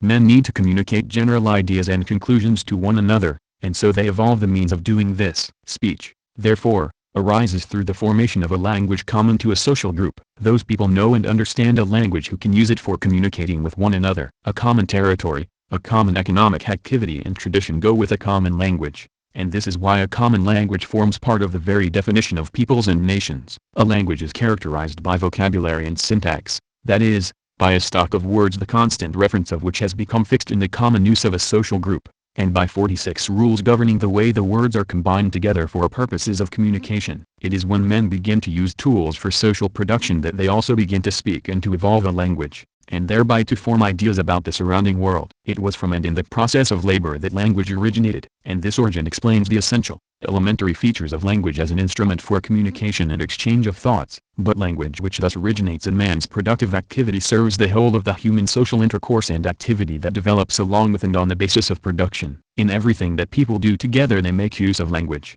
and all their thoughts, plans and aspirations, all their ideas about the world and about one another, come to birth only because they have language in which to express and communicate them. Can there be thought without language? The study of the nature, the material basis, the functions and the laws of development, of thought and language leads to the conclusion that the formation of ideas and the exchange of ideas are impossible without language, and that ideas only take shape and develop through the means of language. Ideas are formed and take shape only through words and the combination of words. It is by means of words and the combination of words in sentences that reality is reproduced in thoughts. Thoughts only become definite thoughts insofar as they are, as Stalin expressed it in his Concerning Marxism in Linguistics, registered and fixed in words and in words combined into sentences. Ideas without language are as non-existent as spirits without bodies. Does this mean that to think is the same thing as to utter words, and that the process of thinking is a process of talking to oneself? Number 4. In the first place, it is possible to utter words and sentences without meaning anything by them. And in the second place, once one has learned the uses of language many processes of thought can be performed without actually uttering, either aloud or to oneself, all the words and 47 sentences whose use would be needed for the full enunciation of the thoughts involved. It is well known, for example, that with people who have often discussed some subject together a few words are enough for them mutually to understand some very complex point, which it would take many words for them to explain to an outsider. This is because they have been through their explanations together earlier, and these few words recall all those explanations. It is very much the same with thought processes in an individual brain. One can come to conclusions without the intervention of elaborate processes of inner verbalization. But at the same time, a man deceives himself if he supposes that he has ideas of things for which he lacks words, or that he has thoughts which he is unable to express in language. Of course, this does not mean that there is no distinction between an idea and some particular word or phrase. It means that ideas only exist as embodied in particular words or phrases, which are used to express ideas. Ideas have no separate disembodied existence apart from their expression. For example, the English word red and the French word rouge both express the same idea of a color. So the idea cannot be identified with either word. But the idea of color no more exists apart from words in which it is expressed, than color exists apart from particular colored objects. What makes the two words expressive of the same idea is that they have the same significance in their respective languages, that is, the two words play similar parts in elaborating through language connections between man and the external world. The thinking activity of the brain consists in nothing but such elaboration of connections with the external world, and this is done not prior to language, nor apart from language, but precisely and only by means of language. Language conventions and what they express. A feature of language is its apparently arbitrary or conventional character. A particular sound is used for a particular purpose in a language, but some other sound would have done equally well and is, perhaps, used for that very same purpose in some other language. The discovery that words are in this way arbitrary or conventional signs was an important discovery in science, obvious as it may seem, for it used often to be believed,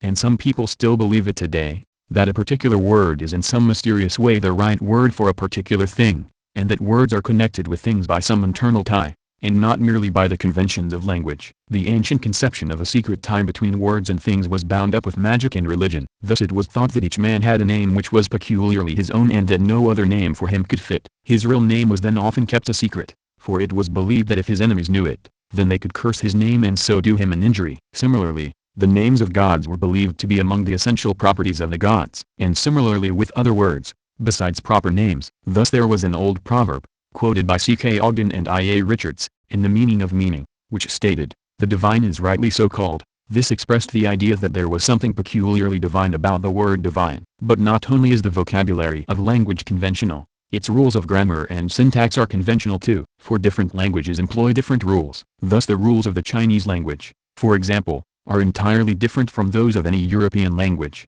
The rules of English are different from those of Latin or Slavonic languages, and the rules of what we are pleased to call primitive languages are again different from them all. Nevertheless, the same propositions can be stated in all these languages, and any one can be translated into any other. This shows that not only vocabulary but grammar is a conventional feature of languages. The particular sounds which constitute the words in a given language, and the particular rules of its grammar, are, then, conventional. They are conventional in the sense that these particular sounds and rules come to be used by a particular people for historical reasons, whereas the same thoughts could 49 equally well be expressed by different sounds and different rules, such as are employed by the historically evolved languages of other peoples. But they are not, of course, conventional in the sense that they were ever resolved upon and fixed by some linguistic decision of the people concerned. In general, linguistic conventions are formed by an unconscious process in the lives of peoples. Only at a late stage are they recorded in dictionaries and grammars and do people begin consciously and deliberately to record and fix the conventions of their language. But while both vocabulary and grammar are in the above sense conventional,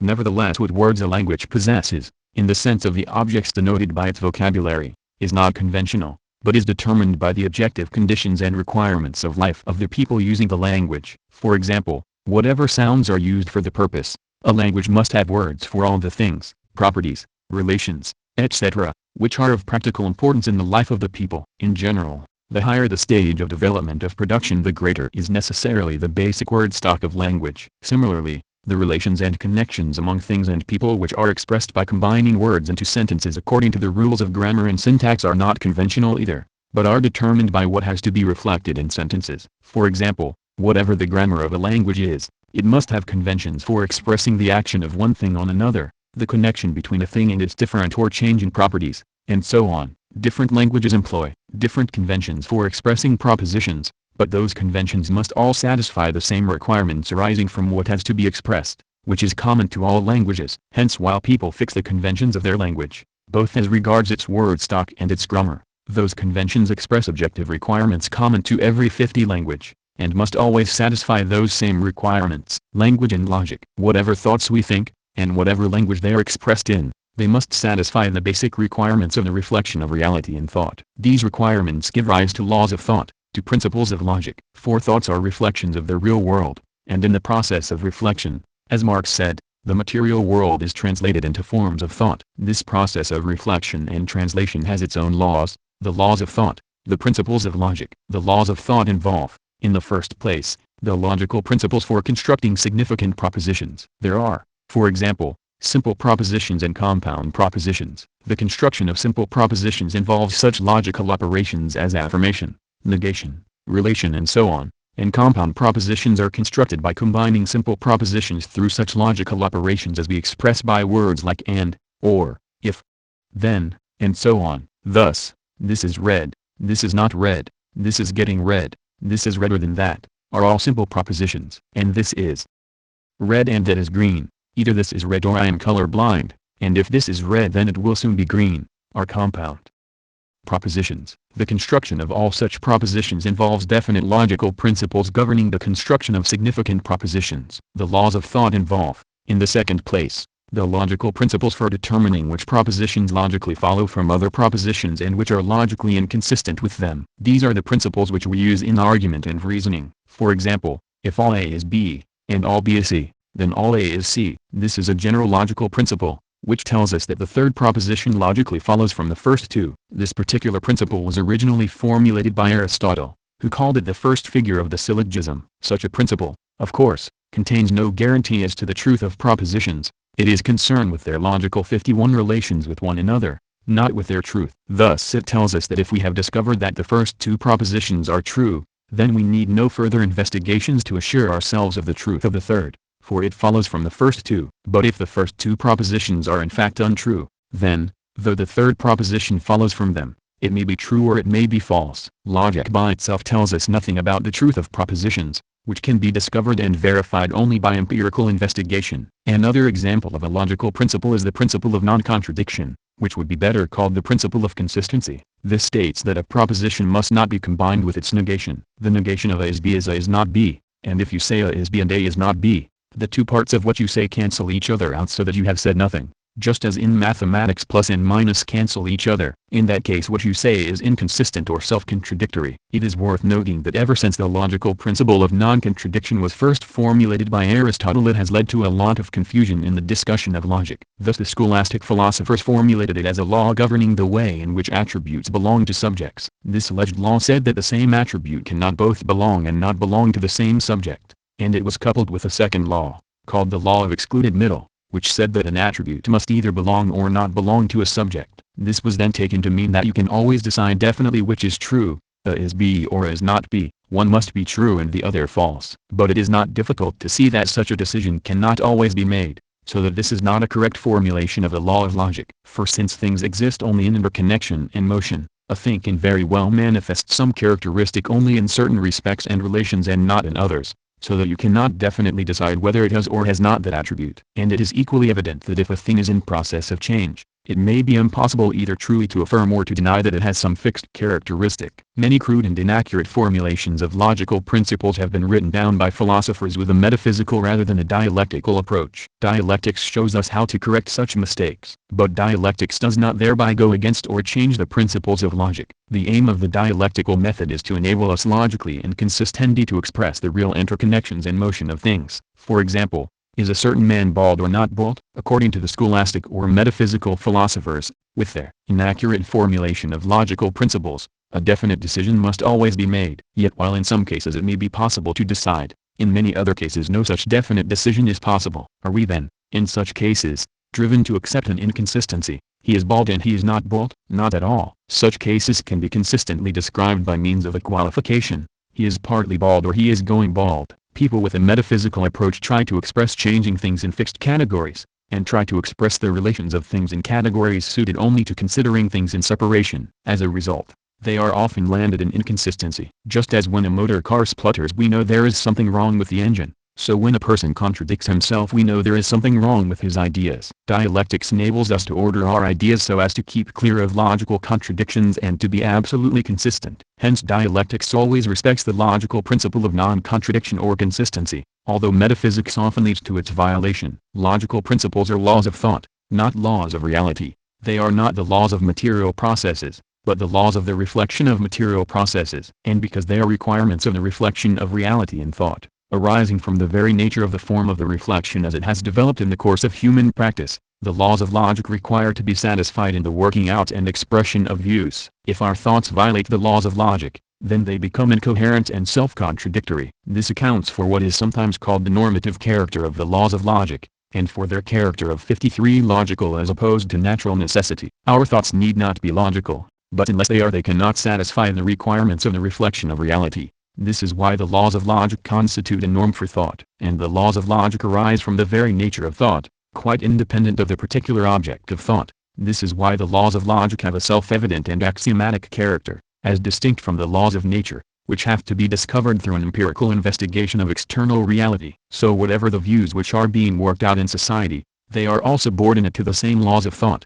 to the same principles of logic. Just as the same language is used to express different views, so do different views employ the same laws of thought, the same logic. New views do not, therefore, give rise to a new logic, any more than they give rise to a new language. On the contrary, the principles of logic are inherent in the very process of thought and of its expression in language, and are not altered with alterations of views. Some people, of course, ignore logic in the working out of their views. So much the worse for their views. This does not mean that they have evolved a different logic, but rather that they fail to be logical. No discussion, no controversy or argument, no development of thought whatever would be possible, if the laws of thought changed and were different for different people. Anyone who thinks that the laws of thought change, that different epochs have a different logic, thereby denies the very possibility of thought as a reflection of objective reality. Logic arises from the universal requirements of the reflection of reality in thought, and not from the particular interests which particular processes of thought may serve from time to time. Hence if, for example, a socialist is arguing with a defender of capitalism, they both appeal to and try to base their arguments on the same principles of logic, just as they both speak the same language. Just as 2 plus 2 equals 4. The accountant of a capitalist or of a socialist enterprise, so if all A is B, then some A is B for a defender of socialism or of capitalism. Similarly, anyone who has read accounts of the labors of Christian missionaries among primitive peoples will realize that both parties to the argument appeal to the same laws of logic, though it must be confessed that the primitive people are often more logical than the missionaries. What is here said about logic does not, however, apply to the philosophical views expounded by those who have written books about logic. Those philosophical views, often labeled logic, are, of course, the views of particular classes and of particular epochs. Thus we conclude that language develops as the means of expressing and communicating thoughts by people in society, arising from and developed in the course of their productive activity and all their other social activity, and that the thoughts of men, expressed in language, are subordinate to logic, to the laws of thought as reflection of material reality. At the same time, the social views which are expressed in language and worked out with the aid of logic develop on the basis of men's economic relations, of the activities and interests of social classes. Part 2: The development of ideas. Chapter 5: Abstract ideas. The formation of abstract ideas. While thought and ideas, like language, originate from labor, men likewise develop their thinking and their ideas in the course of the whole of their social activity. Writing of the development of ideas or of human consciousness, for the peculiarity of human consciousness is that man is conscious of things not only through perceptions but also through ideas. Marx and Engels showed that man's consciousness arises and develops only from the need, the necessity, of intercourse with other men. Consciousness is therefore from the very beginning a social product, and remains so as long as men exist at all. The German Ideology, Part I, Chapter 1. Ideas are not the products of a pure intellectual process, nor are they mere automatic responses to stimuli reaching us from external objects. They are produced by human brains in the course of human social activity. They reflect the connections of men with one another and with the external world, the real conditions of men's existence. Marx and Engels went on to point out that consciousness is at first merely consciousness concerning the immediate sensuous environment and consciousness of the limited connections with other persons and things. This beginning, they added, is as animal as social life itself at this stage. It is mere herd consciousness. The first and most elementary ideas are ideas directly derived from immediate practical intercourse with other people and surrounding objects. They are formed by giving names to 58 the common features of things recognizable in perception. From the start, as Marx has stressed, the production of ideas arises from the material activity and material intercourse of men, and out of this activity and material intercourse at its most elementary level is already formed a complex of elementary ideas of external objects, of the self and of other people, of the kinds and properties of objects and their various connections with and uses for people. In such ideas are more or less directly reflected the salient features of objects and human activities as we are immediately aware of them in perception. Such ideas constitute the basic, elementary equipment of human thought and communication. They are expressed in words denoting familiar objects, and properties and relations of objects, and everyday activities. We all possess a rich equipment of such ideas. Our possession of them represents a considerable social achievement, but we take them quite for granted, use them all the time, and every child learns them at an early age. Such are our ideas of the things about us with which our normal affairs are concerned, such as men and women, tables, chairs, motor cars, trees, flowers, dogs, cats, etc., etc., of sensible properties of things, such as red, blue, hard, soft, big, small, and so on, and of actions and relations, such as running, walking, falling, above, below, etc., etc. Our own equipment of elementary ideas is obviously far greater than that of primitive man, precisely because we do many more things and concern ourselves with many more objects and relations. Nevertheless, the consciousness represented by such elementary ideas remains, as Marx and Engels put it, consciousness concerning the immediate sensuous environment and consciousness of the limited connections with other persons and things. The feature of such elementary ideas is that they have a concrete, sensuous content, because to them correspond objects directly perceptible to the senses. The development of social intercourse, however, leads to the formation of ideas to which no directly perceptible object corresponds. Can we form ideas to which no directly perceptible object corresponds? Yes, of course we can, and we do. For example, men are directly perceptible objects, and their properties of being tall, short, thin, fat, and so on, are directly perceptible properties. But we also think of men in terms other than these, although nothing directly evident to the senses corresponds to what we think about them. If I see a very fat man and say he's a bloated capitalist, his perceptible fatness corresponds to the word bloated, but no corresponding property corresponds to the word capitalist. Nevertheless, the ideas of capitalist and capitalism are well thought out, well-established ideas. We are, in fact, continually employing in ordinary speech, and still more in theoretical work, an enormous range of such ideas. For example, all kinds of social and political ideas, moral and legal ideas, scientific ideas, aesthetic ideas and philosophical ideas are of this kind. To understand how such ideas rise,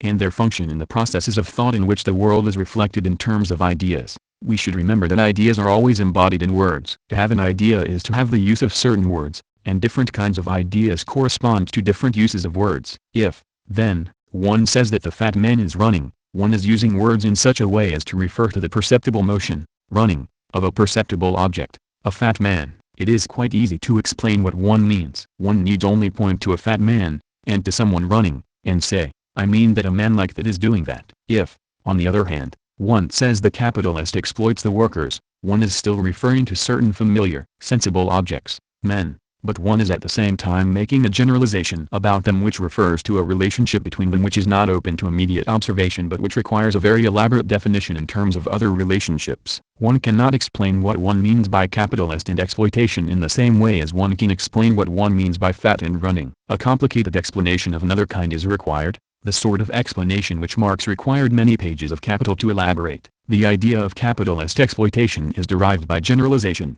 not from the direct comparison of a number of perceptible objects, but from reflection upon very complicated 60 processes and relationships in which such objects are involved. Our ideas, then, are not confined to the reflection of the common features of external objects presented to the senses. Ideas are always formed according to the needs of social intercourse, and with the development of production and the consequent development of production relations, and of social relations and social activity generally, ideas are developed beyond the stage of consciousness of the common features of objects perceived through the senses. Men form general concepts and views about the world and their own social life. Such ideas become formed and embodied in words and uses of words as a product of men's active relationship to external nature and to one another, and serve the development of social intercourse based on those relationships. But no directly perceptible objects correspond to them. It is to such ideas that the term abstract is commonly applied. The sources of abstract ideas. All abstract ideas, without exception, have their source through experience in the objective material world, in men's practical relations with things and with one another. For it is definite experiences of men, derived from their intercourse with one another and with nature, which lead them to form abstract ideas. These ideas serve the continuance and development of that intercourse, and they reflect definite relations objectively existing between things, between men, and between men and things, which are translated in the minds of men into terms of ideas. One important source of the development of abstract ideas is the development of social relationships between people. Thus, for example, the primitive gentile organization of society, with its complicated rules about who can marry whom, who belongs to what gens, and, in general, who can do what, gives rise to a whole set of ideas about social relationships, which are at once the products of those social relationships and their regulators. Later, ideas of social status, chieftainship and so on arise. And later, with the development of property, ideas 61 connected with property relations. For example, when certain people have taken possession of the land, then there are formed ideas of land ownership and of corresponding duties, rights and privileges. Such ideas of ownership are abstract ideas, to which corresponds no object immediately perceptible to the senses. Thus the idea of a plowed field, say, is the idea of a reality presented to our senses, but the idea of the ownership of that field is an abstract idea to which no directly perceptible object corresponds. Similarly, the produce of that field is a concrete, perceptible reality, We can eat it, for example, but the right of the landowner to take possession of that product is not perceptible. But these abstract ideas are the ideal reflection of something real and objective, the production relations established at a definite stage of the evolution of social production. Other abstract ideas are formed as a consequence of the development of men's productive and other activities concerned with external nature. For example, this is the source of such ideas as those of cause and effect, and, again, of all ideas concerned with counting and measuring, such as those of number, space and time. One very important influence in the development of men's ideas is their relative ignorance and helplessness in the midst of their social activities. This starts off the development of all kinds of mystical and illusory abstract ideas.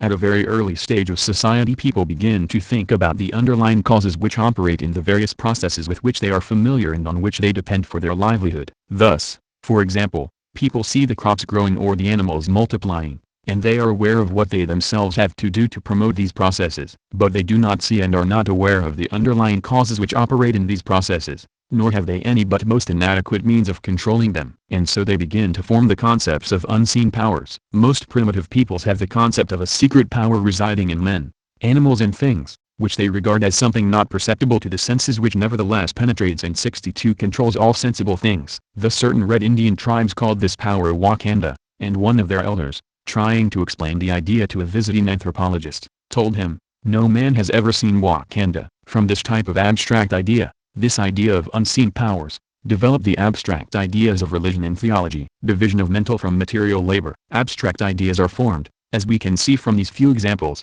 as a consequence of the process of social development. And Marx and Engels connected the development of abstract ideas with the fundamental social process of division of labor. The formation of all abstract ideas, of whatever type, and whatever the particular source of the ideas, presupposes a certain development of men's productive powers and social relations. It therefore presupposes a certain division of labor. This division of labor begins to separate the single productive group or herd into distinct individuals, distinct not merely as different members of the species but as persons with distinct social functions and positions, with individuality. This gives rise to the activities, relations and experiences from which the formation of abstract ideas arises. And it likewise brings to an end the stage of herd consciousness, and permits the development of individual thought. With the formation of abstract ideas, a division of mental from material labor appears. It marks a definite beginning of mental as distinct from material labor. And with this, there begin to appear wise men, elders and leaders of various kinds who are the specialists in ideas and who expound and develop them. This specialization in ideas develops as an indispensable feature of social life, for without ideas, division of labor and the various consequent productive processes and social relations cannot be maintained or developed. And so Marx and Engels observed in the German ideology, division of labor only becomes truly such from the moment when a division of mental and material labor appears. In general, the formation of abstract ideas corresponds to 63 new social needs arising. At the same time, the development of ideas becomes a special form of social activity, a special department of the division of labor. And the ensuing separation of mental from material labor then leads to further consequences. Once an abstract idea is formed and embodied in words, then the possibility arises that these words will be taken to refer to special kinds of objects which exist apart from the objects of the material world which are reflected in sense perceptions. And this possibility is the more apt to be realized, the more the handling of abstract ideas becomes a special social activity separated from material labor. It is obvious that this takes place with concepts of unseen powers, supernatural beings, and so on. The people who employ these ideas consider that certain mysterious beings and powers, whose existence is separate from and independent of the existence of perceptible, material things, correspond to the ideas. And the witch doctors, priests or theologians who specialize in such ideas work out the most elaborate doctrines in terms of them. But similar illusions can grow up around all abstract ideas. Abstract ideas are such that no directly perceptible object corresponds to them, but they do relate to perceptible objects. To explain such an idea, to say what the word in which it is embodied means, it is necessary to refer to definite perceptible objects and processes and their relationships which are reflected in the idea. On the other hand, it is possible to forget about the concrete reality which is reflected in ideas, and to manipulate ideas as though they dealt with some separate realm of abstractions revealed to the intellect but independent of the perceptible world of experience and practice. The approach of the mind to a particular thing, the taking of a cast of it, wrote Lenin, in his philosophical notebooks, is not a simple, direct act, a lifeless mirror reflection, but a complex, twofold, zigzag act, which harbors the possibility that the fantasy may entirely fly away from reality. What is more, it harbors the possibility that the abstract idea may be transformed, imperceptibly and unwittingly, into fantasy, and 64 in the long run, into God. For even the simplest generalization and the most elementary general idea is a fragment of fantasy. This flying away of the abstract idea from reality is the more apt to take place, the more mental labor is divorced from material labor, the more theoretical activity is divorced from practical activity. With the development of abstract ideas, then, thinking is no longer tied down to the features of things and the connections of persons and things of which we are immediately aware and practice through the senses. And just because thinking becomes the special province of mental as distinct from material labor, all the more does it cut loose from the practice and the experiences of ordinary working life. It becomes free to elaborate all manner of general concepts and general views about the world and about society. What we think becomes distinct from what we experience or perceive. From this moment onwards, wrote Marx and Engels, in the German ideology, consciousness can really flatter itself that it is something other than consciousness of existing practice, that it is really conceiving something without conceiving something real, that is, something directly perceptible to the senses. MC. From now on, consciousness is in a position to emancipate itself from the world and to proceed to the formation of pure theory, theology, philosophy, ethics, etc. Learning how to think. A condition for the development of abstract ideas is the separation of mental from material labor, and it contains within itself contradictory potentialities. On the one hand, it permits the acquisition of profounder knowledge of the real connections of things and of the conditions of human existence than is contained in immediate perceptual consciousness. On the other hand, it permits the growth of all kinds of fantasies and illusions. Consequently, the whole process of the intellectual development of society presents contradictory aspects. On the one hand, there has been the undoubted growth of genuine knowledge, in other words, of true ideas, whose correspondence with reality has been verified, concerning nature,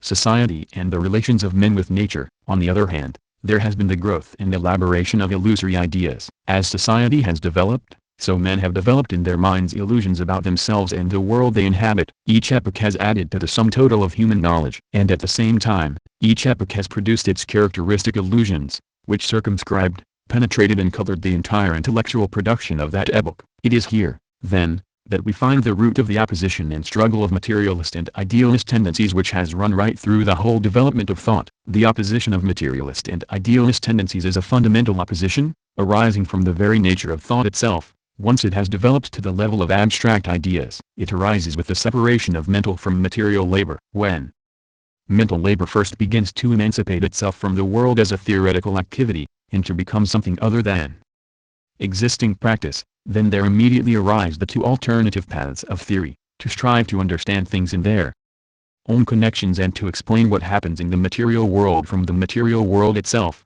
which is materialism, or to launch out into the realm of pure thought and represent the material, sensuous world as dependent on thought and the product of thought, which is idealism. In other words, to regard being as prior to thinking, or thinking as prior to being. Understood in this light, the struggle of the materialist tendency in thought against the idealist tendency is understood as a struggle, carried forward through ages of human history from primitive times up to the present day and into the future, to learn to think truthfully and correctly, in a way that truthfully reflects the real conditions of human existence and helps human progress. It is the struggle for knowledge and enlightenment against ignorance and superstition. Chapter 6 Ideology. The formation of ideologies. In the course of the development of society, abstract ideas are used for the elaboration of more or less systematic theories, doctrines or views about things. General views and ways of thinking, systems of abstract ideas, become established as characteristic of the outlook of a whole society, or of a section of society. And considerable differences exist between the views entertained in different societies and in different stages of social development. Each possesses its typical social views of politics,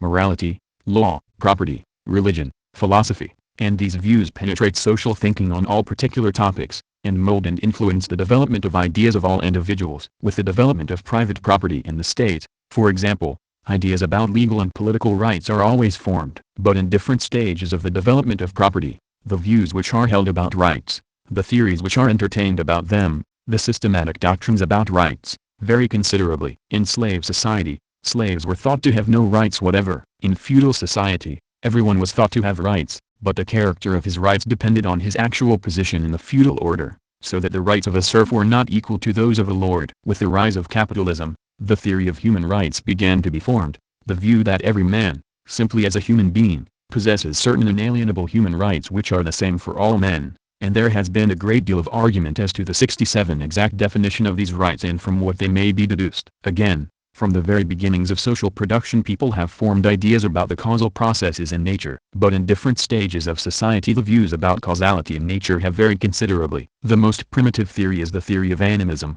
which thinks of everything as though it were alive and conscious. Later on, animism is given up, and everything is thought to be directed by its specific form or principle, which determines its nature, its place in the hierarchy of being, and its peculiar ways of acting on other things and reacting to them. This view of causality was elaborated in great detail during the Middle Ages. Then again there has developed the mechanistic view of causality, which was characteristic of the beginnings of modern natural science, according to which the motions of all bodies are governed by a single set of natural laws, and everything that happens is determined by the external interactions of bodies taking place in accordance with these laws. Such more or less systematic views, which are historically evolved by definite social groups and definite stages of social development, and which vary according to their social origin, are called ideologies. And the development of such views is called ideological development. The material basis of ideological development. Ideology is essentially a social rather than an individual product. In dealing with the development of ideology, we are dealing with the social development of ideas. We are not so much concerned with how ideas are formed and elaborated in the mind of the individual, as with how broad currents of ideas are formed as characteristic of a whole phase of social development. Of course, individuals contribute as individuals, according to their capacities and circumstances, to the formation of ideologies. On the other hand, the ideologies prevailing or rising in society always constitute the background and condition for the development of the opinions and views of every individual in society. Individuals, in their own opinions and views, are always influenced by the ideologies, express them, are their mouthpieces. In the course of social development there is change and development of ideology. One ideology supplants another, and in the same society, different and rival ideologies interact and clash with one another. But ideology had no independent development. There is no history of thought, independent of the development of the material conditions of social life. An ideology is always the ideology of definite people, living in definite conditions, depending for their life on a definite mode of production, with definite social relations, doing definite things with definite desires and aims. And their ideology is not formed independently of the process of their material life. We set out from real, active men, wrote Marx and Engels, and on the basis of their real life process we demonstrate the development of the ideological reflexes and echoes of this life process. The phantoms formed in the human brain are also, necessarily, sublimits of their material life process, which is empirically verifiable and bound to material premises. Morality, religion, metaphysics, all the rest of ideology, and their corresponding forms of consciousness, thus no longer retain the semblance of independence. They have no history, no development, but men, developing their material production and their material intercourse, alter, along with this their real existence, their thinking and the products of their thinking. The German Ideology, Part 1, Chapter 1. It is the development of production, and the consequent development of production relations and of the social intercourse based on them, which give rise to the conditions for the formation of abstract ideas and to the social need for the ideological development of such ideas. Ideologies develop not as a consequence of the inner working of men's minds going on independently of the material life of society, but as a consequence of the development of the material life of society, which conditions the products of intellectual production. In class-divided society, therefore, ideologies take on a class character. Different views are developed on the basis of the different places occupied by different classes in social production, their different relationships to the means of production, their different roles in the social organization of labor, their different ways of obtaining their share of the social wealth, their different material interests. The different ideologies are thus developed in the service of different class interests. The ideological reflection of reality. Ideological development is, then, governed by the material development of society, by the development of production, of the relations of production, and of classes and the class struggle. Hence the causes impelling ideological development in one or another direction are always to be found, in the last analysis, not within the sphere of ideological development itself but in the sphere of the conditions of material life. To explain, for example, why the bourgeois idea of human rights supplanted the feudal idea of rights, it is necessary to consider the changes taking place in the mode of production of material life. For these changes gave rise to a contradiction between the feudal idea of rights and the actual rights, the recognition of which was necessary to carry on the bourgeois mode of production, and necessitated a change in the idea of rights to correspond with reality. Similarly, in the sphere of ideas about nature, these same changes in the mode of production imparted a new direction to the development of ideas about nature. And in general, feudal ideology was supplanted by bourgeois ideology because, in the material life of society, feudal social relations were being supplanted by bourgeois social relations. But at the same time, ideological development, as a development of abstract thinking, has its own special characteristics, its own internal laws. Its direction is determined by the development of the material life of society, and every ideology is developed on the basis of definite material social relationships and activities in the service of definite material interests. But it remains nonetheless true that ideology must always satisfy certain intellectual requirements, and that these 70 requirements are continually posed and met in the course of ideological development.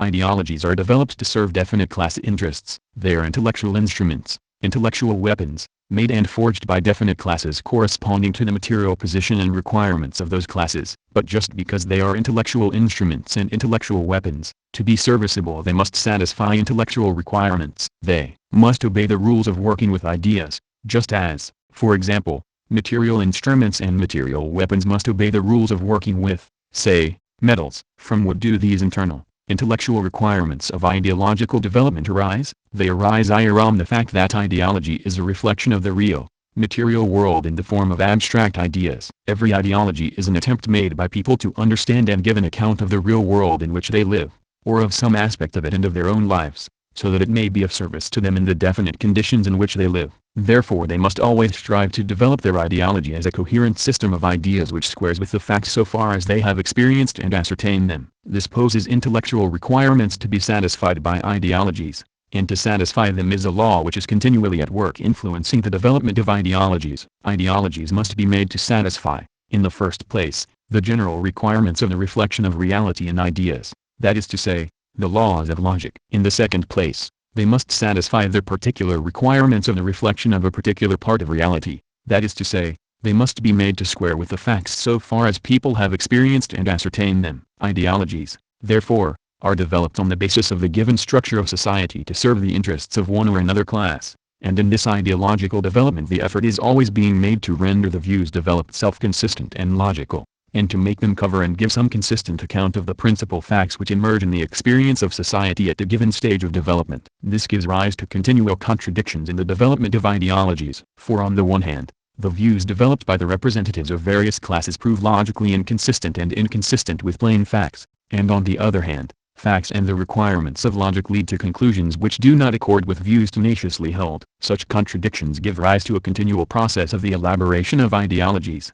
as the ideologists endeavor to find ways and means of resolving them. The criticism of ideologies, no matter what field of ideas is in question, the development of ideas expresses the effort to argue them out, make them consistent, present them logically, and adapt them to the facts of experience, and this effort plays a major part in the detailed elaboration of ideologies. Indeed, the more concretely we study the development of particular ideologies, that is to say, the more we study their development in detail, rather than confining attention to their most general features, the more is it necessary to take into account the intellectual aspect of ideological development. For the effort to square up ideas with obtrusive facts, and to eliminate contradictions and present a consistent, argued case, influences very greatly the real development of ideas. And in the course of this development, it inevitably happens that the expression of economic relations and class interests in the given field of ideas becomes less obvious, less direct, more obscure and roundabout. Thus Engels wrote, for instance, of the development of legal ideology, law must not only correspond to the general economic condition and be its expression,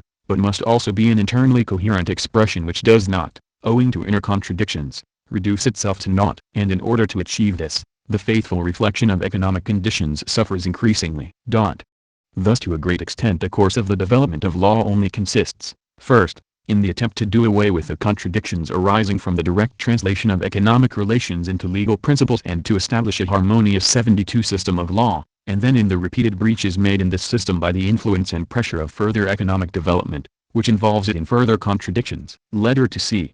Schmidt, October 27, 1890. The same process takes place in all ideological spheres, in philosophy, theology, moral ideas, ideas about nature, and so on. Ideologies are always peculiarly vulnerable and open to criticism on the score of self-contradiction and of failure to reckon with experienced facts. Those who, as intellectual representatives of a given class, espouse a general point of view in ideology, are always being driven for this reason to elaborate their ideology, which leads them to the creation of often very complicated and far-fetched ideological structures. Then again, as Engels observed, the structures become unsuitable for the service of the given interests in new conditions, and the process begins anew. This shows itself in philosophy, for instance, in the multiplication of systems of philosophy. If this process of criticism goes on in the development of the ideology of a particular class, it takes a different and sharper form when, on the basis of new factors in the material life of society, new and rival views begin to be formed, expressing the interests of different classes. Such new views do not emerge until the development of material life gives birth to them. But once they emerge,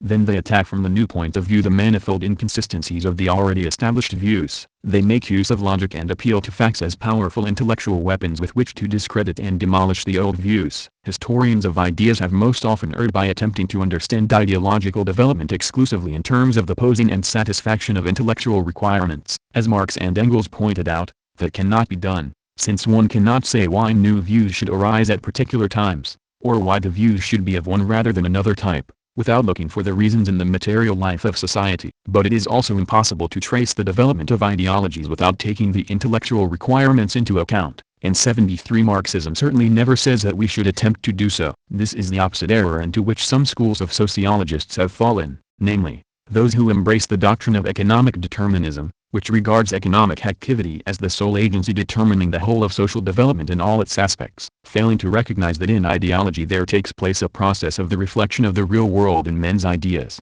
They regard ideology exclusively as a development of various ideas expressing and serving various material, economic interests. This leads them to one or other of two conclusions. On the one hand, they conclude that since all ideas are merely practical instruments serving various material interests, no ideas, including their own, can lay any claim correctly to reflect reality, so that every ideology, including their own, is as illusory as every other in all respects. On the other hand, they are led to make an exception of themselves and of their own ideas, representing themselves as special people who, by some intellectual miracle, have transcended every class point of view and can look down on the rest of mankind from an ivory tower of complete and absolute objectivity. In either case, they are clearly involved in self-contradiction. However, there is always and always has been a basis for the criticism of ideologies in terms of reason and experience, that is to say, for their critical comparison with reality, and this comparison has been continually carried out in the course of ideological development itself. It has not been carried out by people who have managed to detach themselves from social life, for such people do not exist, but it has been carried out in the course of the long development of human practice, of production, of science and of the class struggle. Thus in the development of ideologies there does take place a development of the truthful and coherent reflection of the real world in men's ideas. For the continuous process of reckoning with facts and striving for consistency, despite all the intellectual dishonesty, special pleading, invention, fantasy, sophism and inconsistency which accompanies it at every stage, does continuously yield positive results. And these results are 74 continuously verified, consolidated, criticized and carried forward through the developing practice of mankind. Truth and illusion in ideologies. All ideas are a reflection of objective material reality, which is their ultimate source. But while, as we have just seen, there is a development in ideology of the truthful reflection of reality in ideas, this takes place amid a development of all kinds of illusions, of distorted, fantastic reflection of reality. The opposition and interpenetration of truth and illusion in ideological development expresses the fact that the reflection of reality in ideas is effected in different ways, through different processes, by different truths. One way in which our ideas about things are formed and elaborated is in the process of our practical interaction with things, founded on and tested in practical experience, and further developed by scientific investigation of real processes, of the real properties of things, their motions and interconnections. Insofar as ideas about things are formed in this way, the ideas and conclusions about them embodied in ideologies are more or less truthful, that is to say, they more or less correctly reflect reality and correspond with it. But this is not the only way in which ideas are formed. They are also formed in a more indirect and roundabout way. And ideas formed in a more indirect and roundabout way are profoundly influential in the formation of ideologies. This roundabout process which enters into the formation of ideologies involves three main steps. First, abstract ideas are formed on the basis of various social relationships and experiences of people. Second, those abstract ideas are separated from the actual experiences and relationships from which they were derived. Third, both particular conclusions and general ideas about all kinds of things are then worked out with the aid of those abstract ideas. For example, when society divides into classes and a ruling class is formed, then, on the basis of definite social relations and social experiences and activities, there is formed the idea of the relationship between ruler and ruled and of the 75 power and prerogatives of the ruler. From that, the next step is to separate this abstract idea from the actual experiences and relationships from which it was originally derived, to consider it as expressing a general truth about the universe, and to go on to form the idea of God, the ruler of the universe. The third and last step is to proceed to interpret existing social relations as decreed by God, and to interpret nature as the creation of God. When ideas about things are formed and worked out in this way, it means that we are approaching things with certain more or less fixed preconceptions about them already in our minds. Indeed, such preconceptions are often so fixed in our minds as a result of education and habit, that we never dream of questioning them, but take them as axioms, as natural and obvious ways of thinking. And then we form our general views and particular conclusions about things not primarily as a result of critical investigation and practical verification of conclusions but independent of practice, uncritically, without investigation. When ideas about things are formed in this way, then they generally cease to be truthful and become more or less illusory. They do not correctly reflect and correspond with reality, but, on the contrary, they give an incorrect, illusory, fantastic or distorted picture of reality. Illusions, however, are always founded in reality. They are not pure inventions of the mind, but they arise, as we have just seen, by a process of forming ideas from one source, and then extrapolating them, that is, extending them beyond the sphere in which they were originally established, and using them as preconceptions applied in many different contexts, replacing the critical formation and verification of ideas through actual practice and experience. Every illusion has its source in reality. It reflects definite conditions of material life, arises from definite social relations, experiences and activities. That is why many illusions are so persistent. It is not simply a question of the indoctrination of individuals with certain illusory ideas, but it is a question of existing social relations continually generating certain illusions, and of these illusions serving definite material interests. Illusions take two main forms. In the first place, there arise illusions about real things, misconceptions of real processes and relations familiar in experience and practice. Such, for example, is the illusion that certain social relations and institutions follow from human nature, or were decreed by reason. In the second place, illusions develop into sheer mythology and fantasy, the invention of imaginary things. Thus people not only misconceive nature and society, both of which really exist, but they also form ideas of heaven and hell, of the spiritual world, and so on, which have no existence.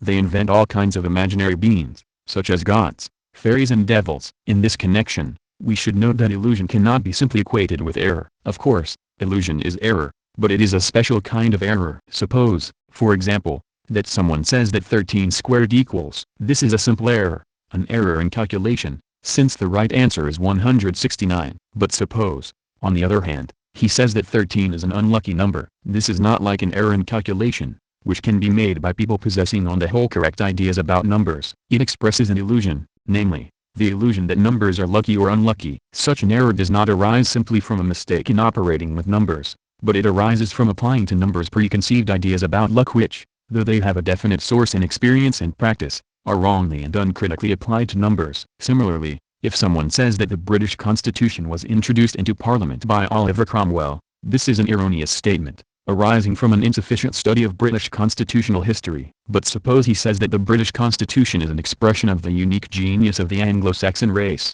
or is God's gift to the British people. These statements, though also erroneous, are not simply errors in history. They arise from applying to social affairs preconceived ideas about racial genius or God. Thus illusions constitute a special kind of error, arising from a quite definite mode of misconceiving things in terms of preconceived ideas. Scientific and illusory ideology, both processes of the formation of abstract ideas, that is to say, both the process of forming more or less truthful ideas critically through practical experience and interaction with things, and the process of forming more or less illusory ideas as preconceptions applied in the formation of views, enter into the formation of actual ideologies. At the same time, one or other of these processes may dominate in the constitution of particular ideologies, so that they are predominantly scientific in the one case or predominantly illusory and unscientific in the other case. All ideology in class-divided society is developed by the intellectual representatives of definite classes, and corresponds to the actual position and serves the requirements of definite classes in their class struggle. This being so, we can see how inevitably the two processes interact and interpenetrate in the formation of class ideologies. On the one hand, insofar as the interests of a class do demand a true apprehension of reality based on a critical investigation of some kind, its ideology does contain a scientific element. For example, the class interests of the capitalist class certainly do require that considerable work should be done on discovering the real laws governing various natural processes, and such discoveries do play their part in bourgeois ideology. The same interests also require that certain social investigation should be carried on, and from this source again a certain scientific element does enter into bourgeois ideology. On the other hand, insofar as the interests of a class and the place it occupies in social production give rise to certain preconceptions and illusions which serve the class in its struggle, its ideology is illusory. And so, for example, if we consider bourgeois ideology, there are many elements in it which merely embody the illusions of the bourgeois class and the views peculiar to bourgeois society. Bourgeois ideology, indeed, is formed by the development 78 of both processes, and this gives rise to contradictions in its development, since the products of the two processes continually come into contradiction and the resolution of such contradictions has to be sought in the development of ideology. The same has been true of the ideologies of other classes, though the scientific element is far stronger in bourgeois ideology, so that the contradictions have become sharper. Thus, in the development of bourgeois philosophy, for example, there has been a continual effort to reconcile scientific discoveries with bourgeois preconceptions. The most obvious way in which this contradiction has expressed itself in bourgeois philosophy is in the contradiction between the materialist picture of the world afforded by scientific discoveries and the religious views which form an essential part of the ideological preconceptions. Philosophers have continually sought ways and means of resolving this contradiction. They keep resolving it to their own satisfaction, and as often as they resolve it, it crops up again. Again, in bourgeois science, discoveries are always being interpreted, with the help of philosophers, in terms of the bourgeois preconceptions. We can see this happening today, for example, in the development of physics, where the discoveries of quantum physics are interpreted as meaning that events are unpredictable and their real nature unknowable. This is simply an application in physical science of bourgeois ideological preconceptions generated by the general crisis of capitalism.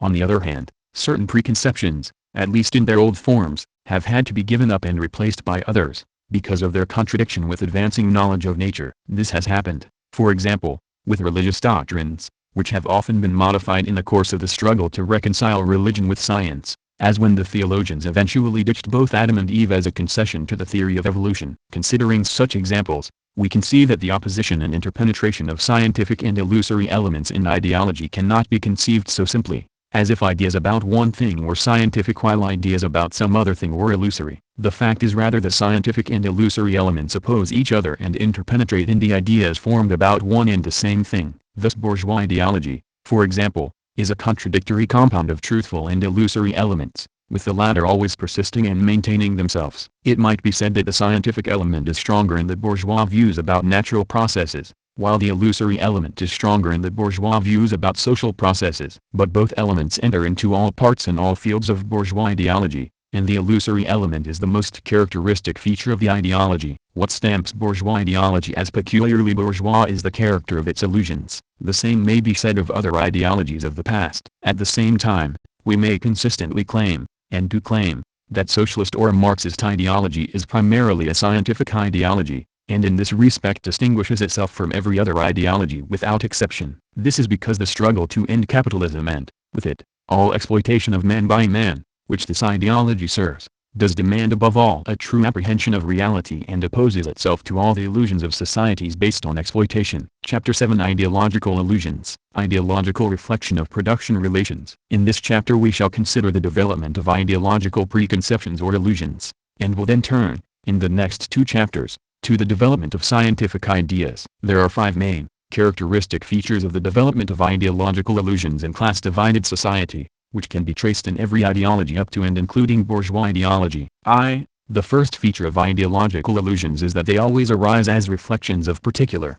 historically constituted relations of production. Their source is the production relations of society. In the development of ideological illusions, it seems as if abstract ideas, general theories, were being spun out of people's heads, developed and controlled, to all appearances, simply by the thinking process itself. Yet how did such ideas come into people's heads? What is their source? Unless we are to believe that ideas are formed spontaneously in the mind, or that we are born already equipped with innate ideas, then we must suppose that a source in objective reality outside the mind can be found for all our ideas, including the most abstract and illusory, a source from which they are derived and of which they are the reflection. Consciousness is never anything but a reflection of material existence. First there is matter, objective being, and then, secondarily, there is consciousness, the reflection of matter. The mind has no inner sources of its own, from which ideas can be derived. Every idea, every element of ideology, is derived 81 from and reflects some objective reality, some real aspect of the material world. The source of the illusions in ideology is always the real economic structure of society. As men live, so do they think. Corresponding to the relations they enter into in producing the means of life, they produce social ideas and social theories. Thus, For example, it is the real relations of landowners and serfs established in the feudal model of production that are reflected in the feudal ideas of land ownership, and in feudal ideology in general. Similarly, it is the capitalist relationships which are reflected in capitalist ideology. And it was the far simpler relationships within the tribe, the solidarity of the individual with the tribe, which were reflected in the primitive ideology of primitive communism. Thus, as society develops, the ideas which reflect the property relations of society become elaborated in the form of systems and theories concerning politics, social rights and obligations, law, and so on. All such ideology has its source in the social relations of production, and constitutes, in the last analysis, nothing but an ideological reflection of those relations. The same is true of moral ideas. If we have ideas of absolute standards of good and bad, right and wrong, virtue and vice, these ideas are reflections not of any objective property of persons or actions but of the social relations into which people have entered and within which their personal activity takes place. No wonder, therefore, that moral judgments change with fundamental changes in social relations, and that there is only one objective standard for saying that one morality is higher than another, namely, that it reflects and serves a higher social system. And the same is true of the ideology of the supernatural, a religious ideology. The supernatural world which men conjure up for themselves in their ideas is never, in the last analysis, anything other than a reflection of the real world of society, of the social relations within which men live their earthly lives. The world of the supernatural always serves as the guardian of the basic fabric of society. The tribal religion stands guard over the tribe and protects tribal relations, just as the ideas of Christianity today have been so adapted that heaven seems to stand guard over the bourgeois order of society. The supernatural world which guards and justifies the social order is created in the image of that social order. These are examples of the way in which various forms of ideological illusions are developed in terms of abstract ideas whose source lies in the development of social relations, more precisely, of the relations of production. The objective reality which is reflected in such ideas is never anything else than the existing complex of social relations which spring from the production of the material means of life. The spontaneous character of ideological illusion. 2. The second feature of ideological illusions is that, although their source lies in the complex of real social relations, they are neither consciously derived from that source nor are they put forward as an analysis of existing social relations. The ideas which people employ may reflect their social relations, but their ideological illusions are not created by their consciously reflecting on their own social relations and working out for themselves, in a scientific manner, an accurate and systematic account of the social structure which they find in existence. The ideas of political economy, for example, as set forth in such a book as Marx's Capital, are derived from a conscious, methodical investigation of actually existing relations of production. For that reason they are not illusory but scientific in character. Ideological illusion, on the other hand, arises as an unconscious, unintended reflection of an existing social structure, expressed in general ideas about the world. It has an unconscious, spontaneous character. That is why, if we want to discover the most essential features of some illusory ideology, we shall not discover them in the reasoned forms in which men have presented their ideas, but rather in the unreasoned assumptions, the preconceptions which they take for granted, which underlie their reasoning. For example, in the ideology of the medieval Catholic Church, the whole world, heaven and earth, was regarded as 83, a hierarchy in which the lower members were necessarily subordinate to the higher. In the production of this ideology there was no intention of giving an account of the feudal order. The conscious intention was to give an account of the necessary order of the whole world, and this was consciously worked out as a logical system. But yet the ideology was in fact a reflection of the existing feudal social relations, which were thus reproduced in men's ideas by a spontaneous, unintended, unconscious process. The general ideas employed were a reflection of actual social relations, but they were not consciously produced as such a reflection, but arose unconsciously and spontaneously in men's minds. These ideas then became fixed as preconceptions which were used for the purpose of interpreting and working out the theory of everything which people were interested in, whether in nature or society or the imaginary realm of heaven. The spontaneous, unconscious character of the ideological reflection of relations of production is due to the spontaneous, unconscious character of those relations of production themselves. Men's relations of production, wrote Marx, are indispensable and independent of their will. This is the key to understanding the nature of the illusory ideological reflection of those relations in abstract ideas about the world and society. The given relations of production are not deliberately instituted, but they are at the same time, at the given stage of social development, indispensable. And because people never decided to institute them but at the same time cannot get on without them, they are not conscious of them as transitory social relations which have been instituted at a definite time, in definite circumstances, to answer definite but only temporary historical needs of society. Rather do they appear as part of the necessary order of things,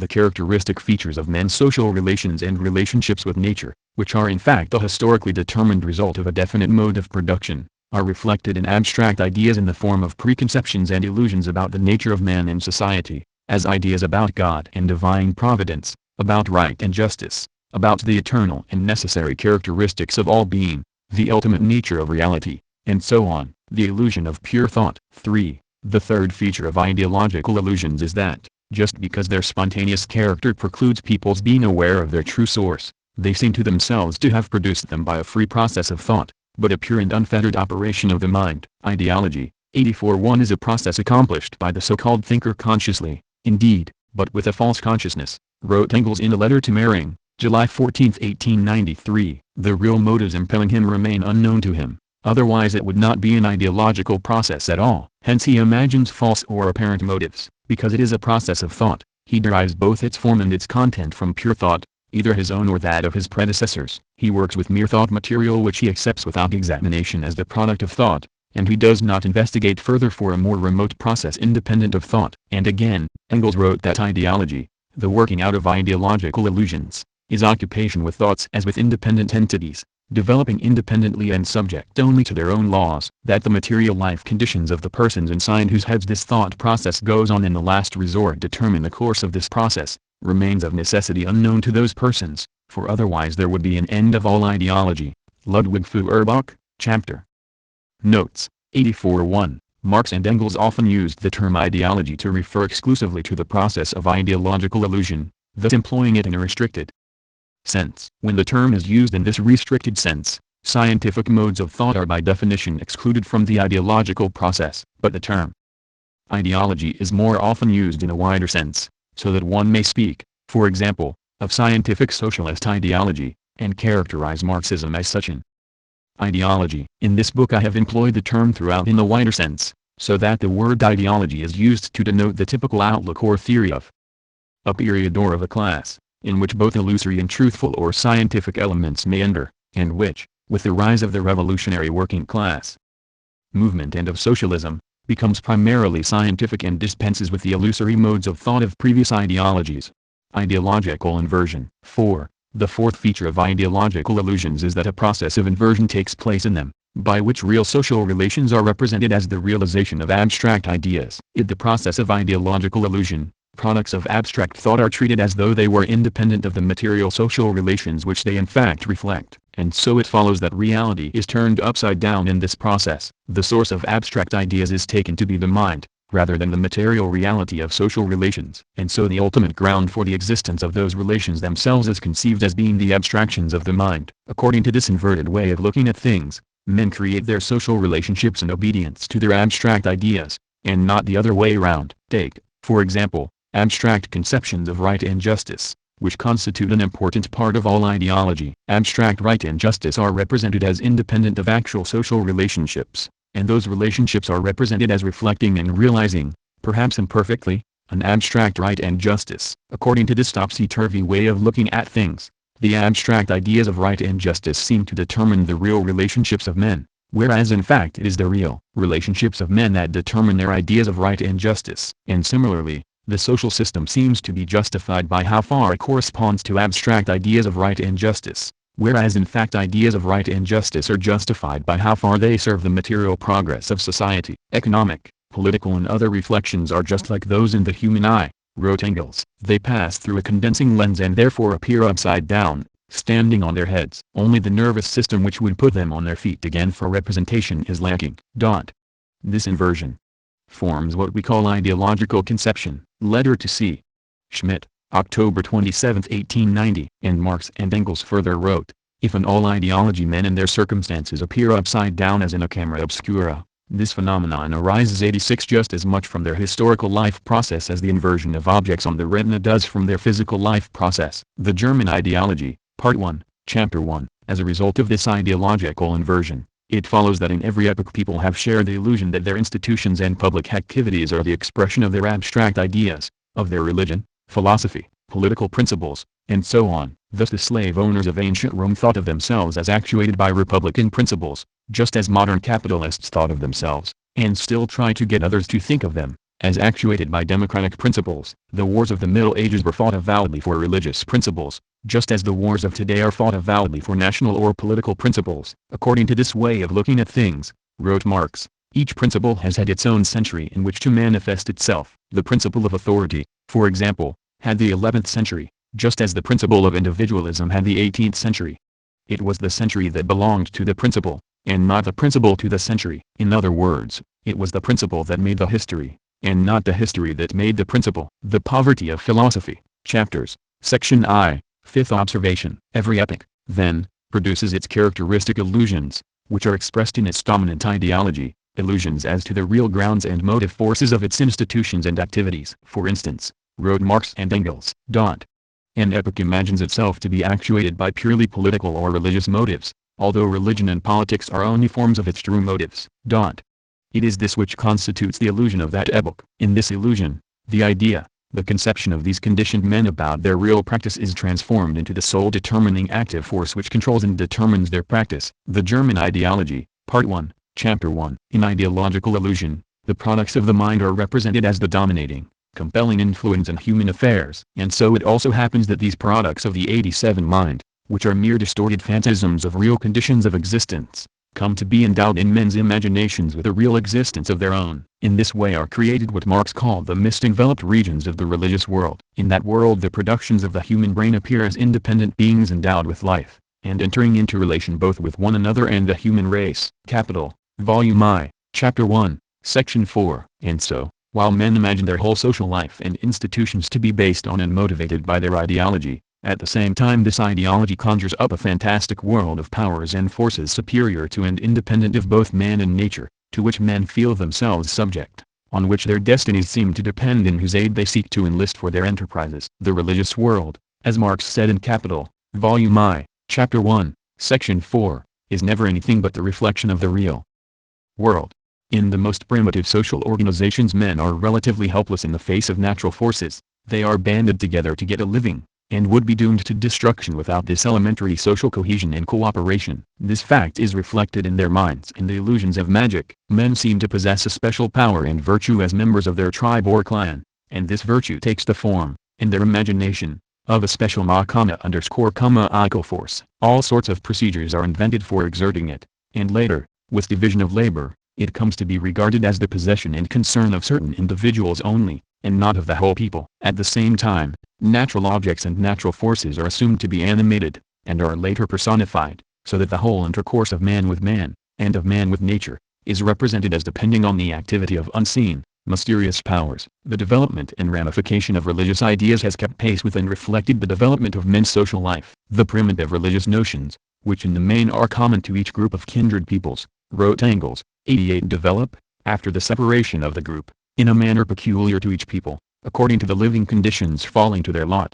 Ludwig Feuerbach, Chapter 4. As with all ideology, religion is not created anew in each new phase of social development. On the contrary, every ideology in its development makes use of traditional materials which are taken over from previous ideology, and incorporates in itself materials borrowed from other ideologies. It is the same in religion, and so, for example, we can still recognize even in the religious doctrines and practices of Protestant Christianity today elements which have been carried over from primitive tribal magic, overlaid and transformed as they may be with new meanings. Religion, once formed, Engels continued, always contains traditional material, just as in all ideological domains tradition is a great conservative force. But the transformations which this material undergoes spring from class relations, that is to say, out of the economic relations of the persons who execute these transformations. This characteristic of all ideological illusion, that, because it is occupation with thoughts as with independent entities, it continually develops ideas out of the material of other ideas, effectively disguises the fact that every ideology,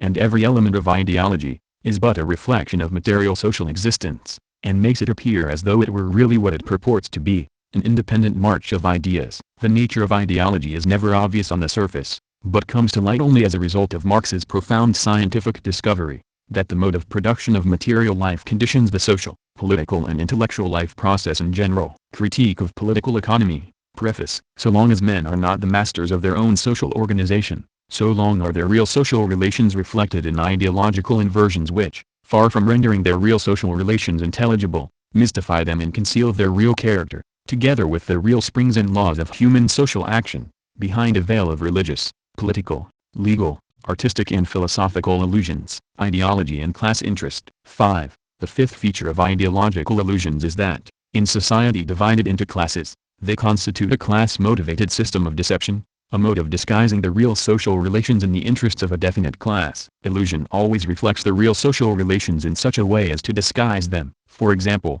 the religious ideology of the Middle Ages, with its conception of a heavenly hierarchy which reflected the feudal order, meant that the exploitation of the serf by the lord was disguised as a subordination of the serf to his natural superiors under the rule of God. And similarly, the naked fact that the feudal lord appropriated the produce of the serf's labor was disguised by the abstract feudal ideas of ownership, dues, rights and obligations. Once again, the naked fact that the capitalist appropriates the values produced by the worker's unpaid labor is disguised by the abstract capitalist ideas of ownership, contracts and equality of rights. This disguise is completed by capitalist forms of religion. That is why, though bourgeois ideology has often taken non-religious or anti-religious forms, it always leaves a loophole for religion and continually comes back to it, while in periods of crisis, when the system is seriously endangered, religious ideology is always brought to the fore and takes the offensive. For a society based upon the production of commodities, wrote Marx, in which the producers in general enter into social relations with one another by treating their products as commodities and values,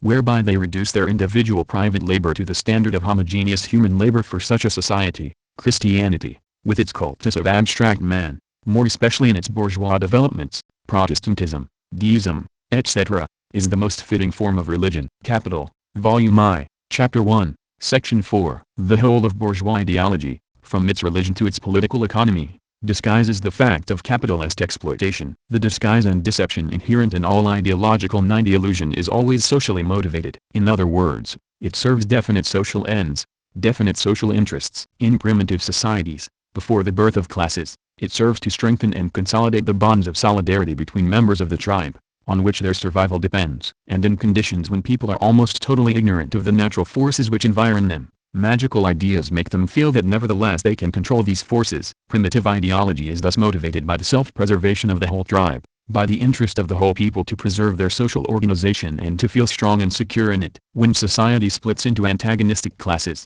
and when, consequently, history becomes the history of class struggles, then class interest becomes the main motivation of ideology. Every ideology becomes the ideology of a class, expressing, in however roundabout a way, the conditions of existence of a definite class and serving that class in its struggle against other classes. The dominant ideology in any period is that of the ruling class, and when this ideology is challenged, that is but the expression of the fact that the existing state of class relations is being challenged by another class. The disguise and deception of class ideology, motivated as it is by class interest, is not to be interpreted, however, as primarily a deliberate, conscious deception. To suppose that the thinking representatives of a class deliberately invent misleading ideas with the conscious purpose of disguising from the people what they know to be the real character of the social relations is to suppose that these thinkers do in fact know what is the real character of the social relations. But the very essence of ideological illusion is that it is a false consciousness of social relations. The mystifying ideological conception of these relations takes the place of a correct,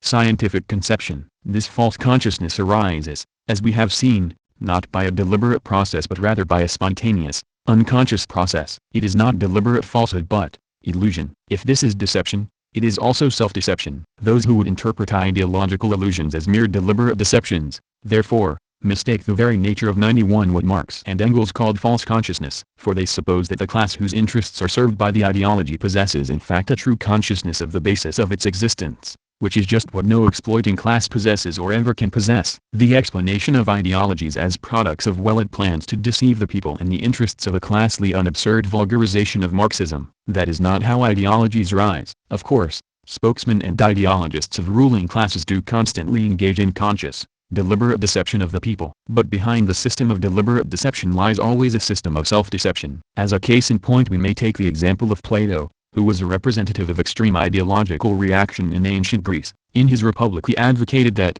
to keep the people down, the rulers should propagate what he called a noble lie. Although they knew very well it was not true, they should proclaim that rulers and ruled were men of two different kinds, the rulers being golden men and the rest being men of mere brass and iron. At the same time, Plato maintained that aristocracy was the best system of society and that any departure from it meant anarchy and degeneration. This, however, He undoubtedly believed it was one of the illusions of his class, and constituted the very basis of his outlook. From the point of view of the aristocratic slave owner's ideology, which Plato expounded and which he did much to shape, it was quite in order to tell the people lies, and such lies were noble. Such has been the situation with all ruling class ideologies. Genuine false consciousness becomes involved in deliberate deception, so that the two become closely intertwined and even, at times, indistinguishable. This is especially the case in capitalist society, in which all things, including ideas, are bought and sold. Those who have ideas to sell come to regard them as commodities to be exchanged for cash, not as truths to be believed. The class-motivated character of particular ideologies has long been recognized. When a new class is rising to power, and consequently posing a new ideology against that of the old ruling class, it generally recognizes that the old ideology expresses the interests of its political opponents. It attacks this ideology, therefore, as a system of falsehoods motivated by class interest. It advances its own ideology, on the other hand, as a system of truth, corresponding to the profounder needs of the whole of society. Each new class which puts itself in the place of the one ruling before it, wrote Marx and Engels, is compelled, merely in order to carry through its aim, to represent its interest as the common interest of all the members of society. Put in an ideal form, it will give its ideas the form of universality, and represent them as the only rational, universally valid ones. The class making a revolution appears from the very start, merely because it is opposed to a class, not as a class, but as the representative of the whole of society. The German ideology, Part 1, Chapter 1. A newly formed ideology, therefore, generally starts with a profound impulse to development, as a universal system of ideas opening up new horizons, corresponding to deeply felt social needs, as if it were based not on the interests of a class but on the aspirations of a whole people. In the course of time, however, as the new ruling exploiting class becomes entangled in its own contradictions, its ideology loses its revolutionary elan and becomes conservative. It begins to decay and disintegrate, until finally it stands revealed in its turn as a system of class-motivated deceptions, while its exponents degenerate from original thinkers into mere hired propagandists of the ruling class. Chapter 8. Science. The ideas of the production process. Along with the development of the illusory, inverted reflection and consciousness of the relations of production goes the development of men's true ideas of the material objects which environ them and with which they are concerned in the process of production, of the production process itself and of their own activities and social relations. For the development of production, and of the social intercourse which arises from production, demands and gives rise to the working out of true ideas about things and their interconnections and motions, and about various human activities and relations. Unless people do evolve such true ideas, they cannot successfully carry on production or manage their social affairs. And the more various and powerful their forces of production, and the more various and complex their social activities, the more do they need to find out about nature and about themselves in order to bring their various projects to a successful conclusion. In the development of ideology, as Marx and Engels pointed out, consciousness can really flatter itself that it is something other than consciousness of existing practice. But at the same time as consciousness thus abstracts itself from existing practice, the consciousness of existing practice also develops as practice develops. That very development of production, of division of labor, and of relations of production, which leads to illusory flights of inverted ideology, also leads to a growth of men's true ideas about their real conditions of life. Such true ideas do not arise of themselves. They have to be laboriously formed, worked out and tested in practice. They represent so many discoveries made by people in the course of their social practice. The first source of people's discoveries is the practice of social production.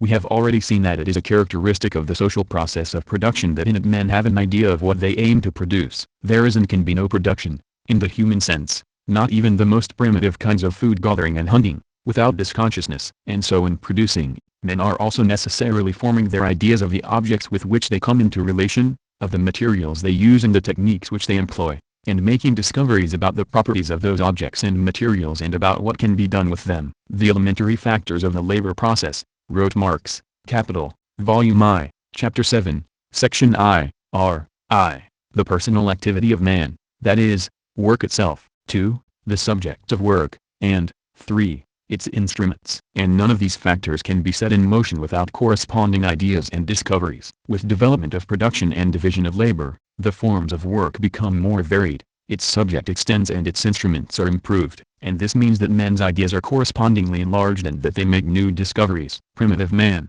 for example, who expressed his social relations and relationships with nature in a magical ideology, had already very precise and accurate ideas of the different species of animals which he hunted, and of their various habits and properties, as is shown, among other things, by the records he made of his knowledge in cave paintings. With the development of agriculture and handicrafts, new discoveries were made in men's ideas of natural objects and their properties, and of the principles involved in the various production processes, were greatly enlarged. And now, in modern capitalist society, the very same institutes and universities which churn out all manner of bourgeois religious, political and philosophical illusions, are the repositories of a vast and growing store of accurate and systematic knowledge of nature and of the principles by the application of which man advances his mastery of nature.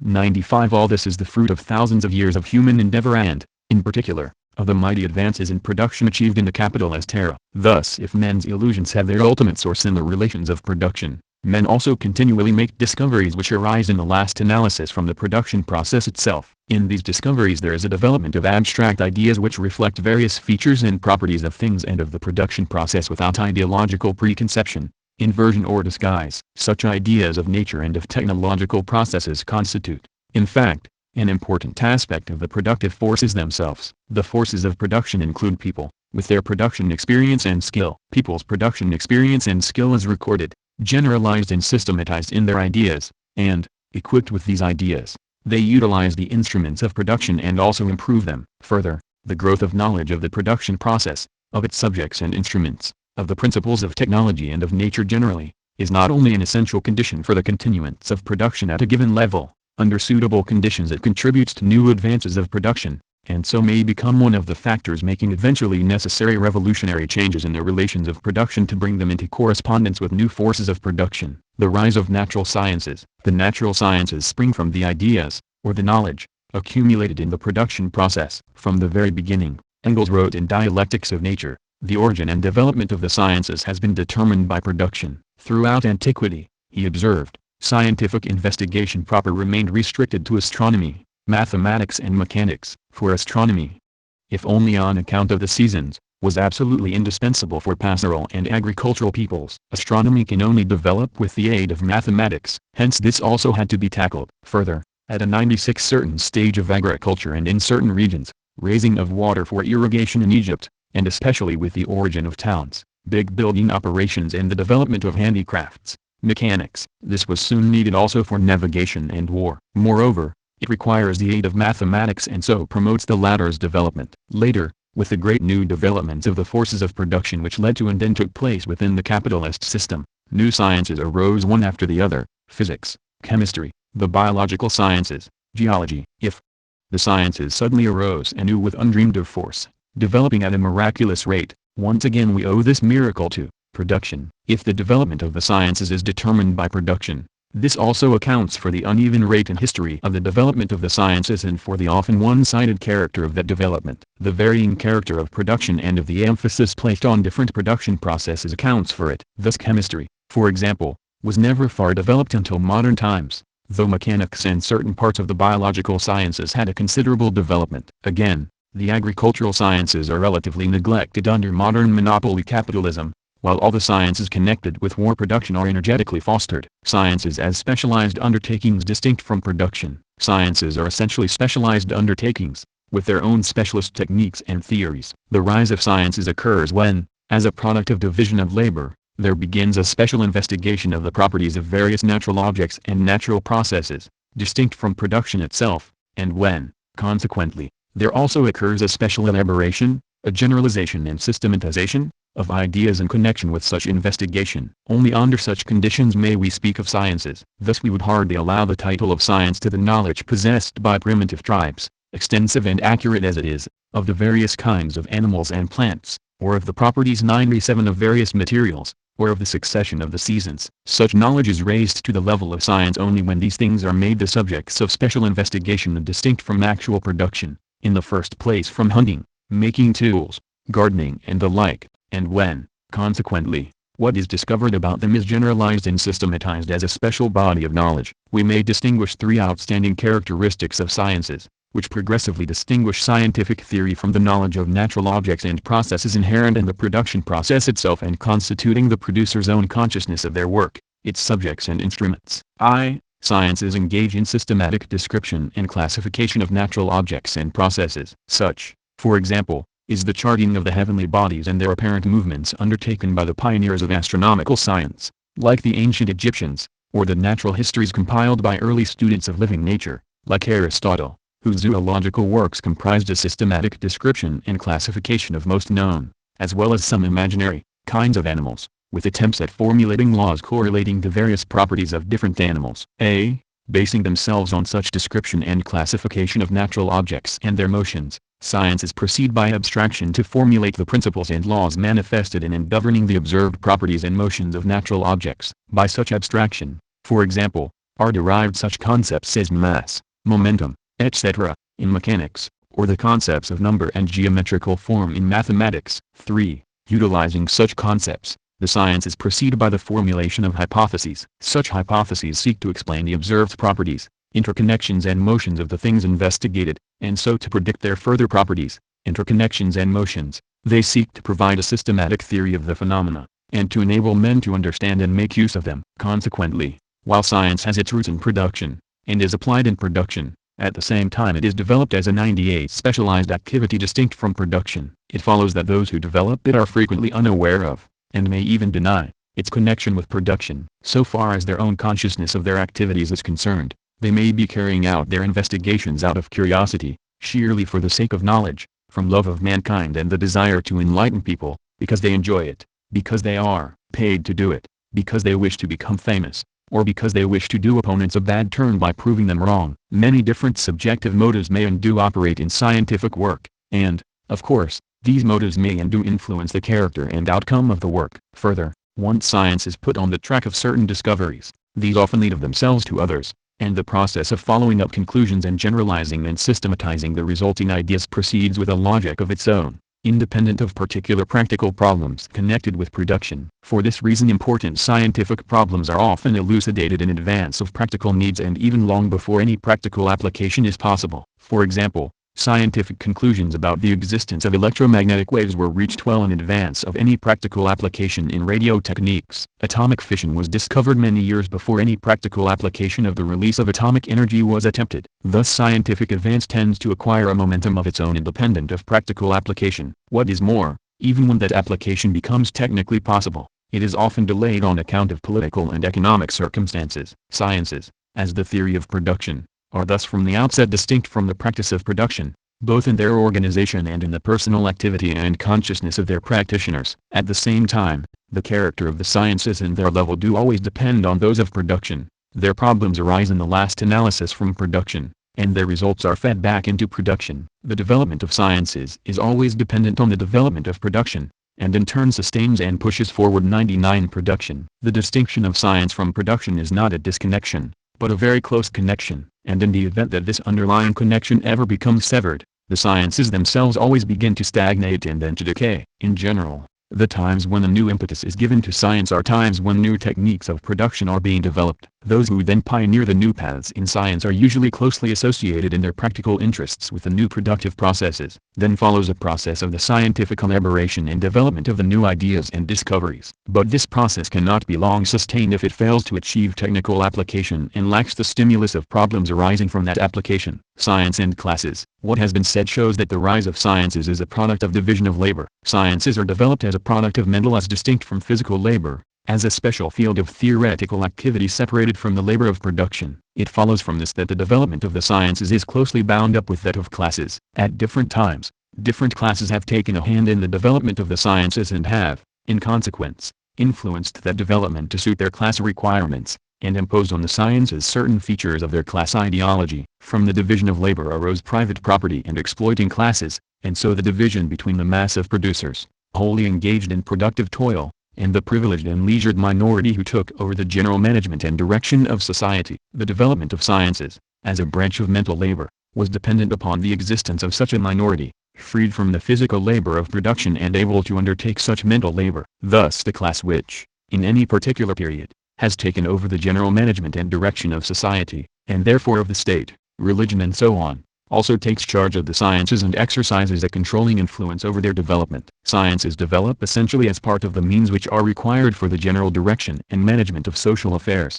as well as of particular undertakings. Hence the sciences develop as means or instruments in the hands of various classes, serving their requirements in the way of z. carrying on and expanding production, and b. managing and controlling social affairs generally. These classes promote and foster the development of sciences insofar as their interests require that they find things out, as distinct from merely remaining in ignorance or inventing false theories. Thus the expansion of science, and also the limits to that expansion, are governed by the interests arising from the conditions of existence of particular classes from time to time. In slave society and in feudal society, for example, the conditions of existence of the ruling classes, which were bound up with the existence of a comparatively low level of development of both agriculture and industry, dictated only a most limited interest in the development of sciences. But once the bourgeoisie arose, its interests demanded an enormous extension of scientific work, connected primarily with the development of manufactures and industries, but also, in the conditions of its revolutionary struggle,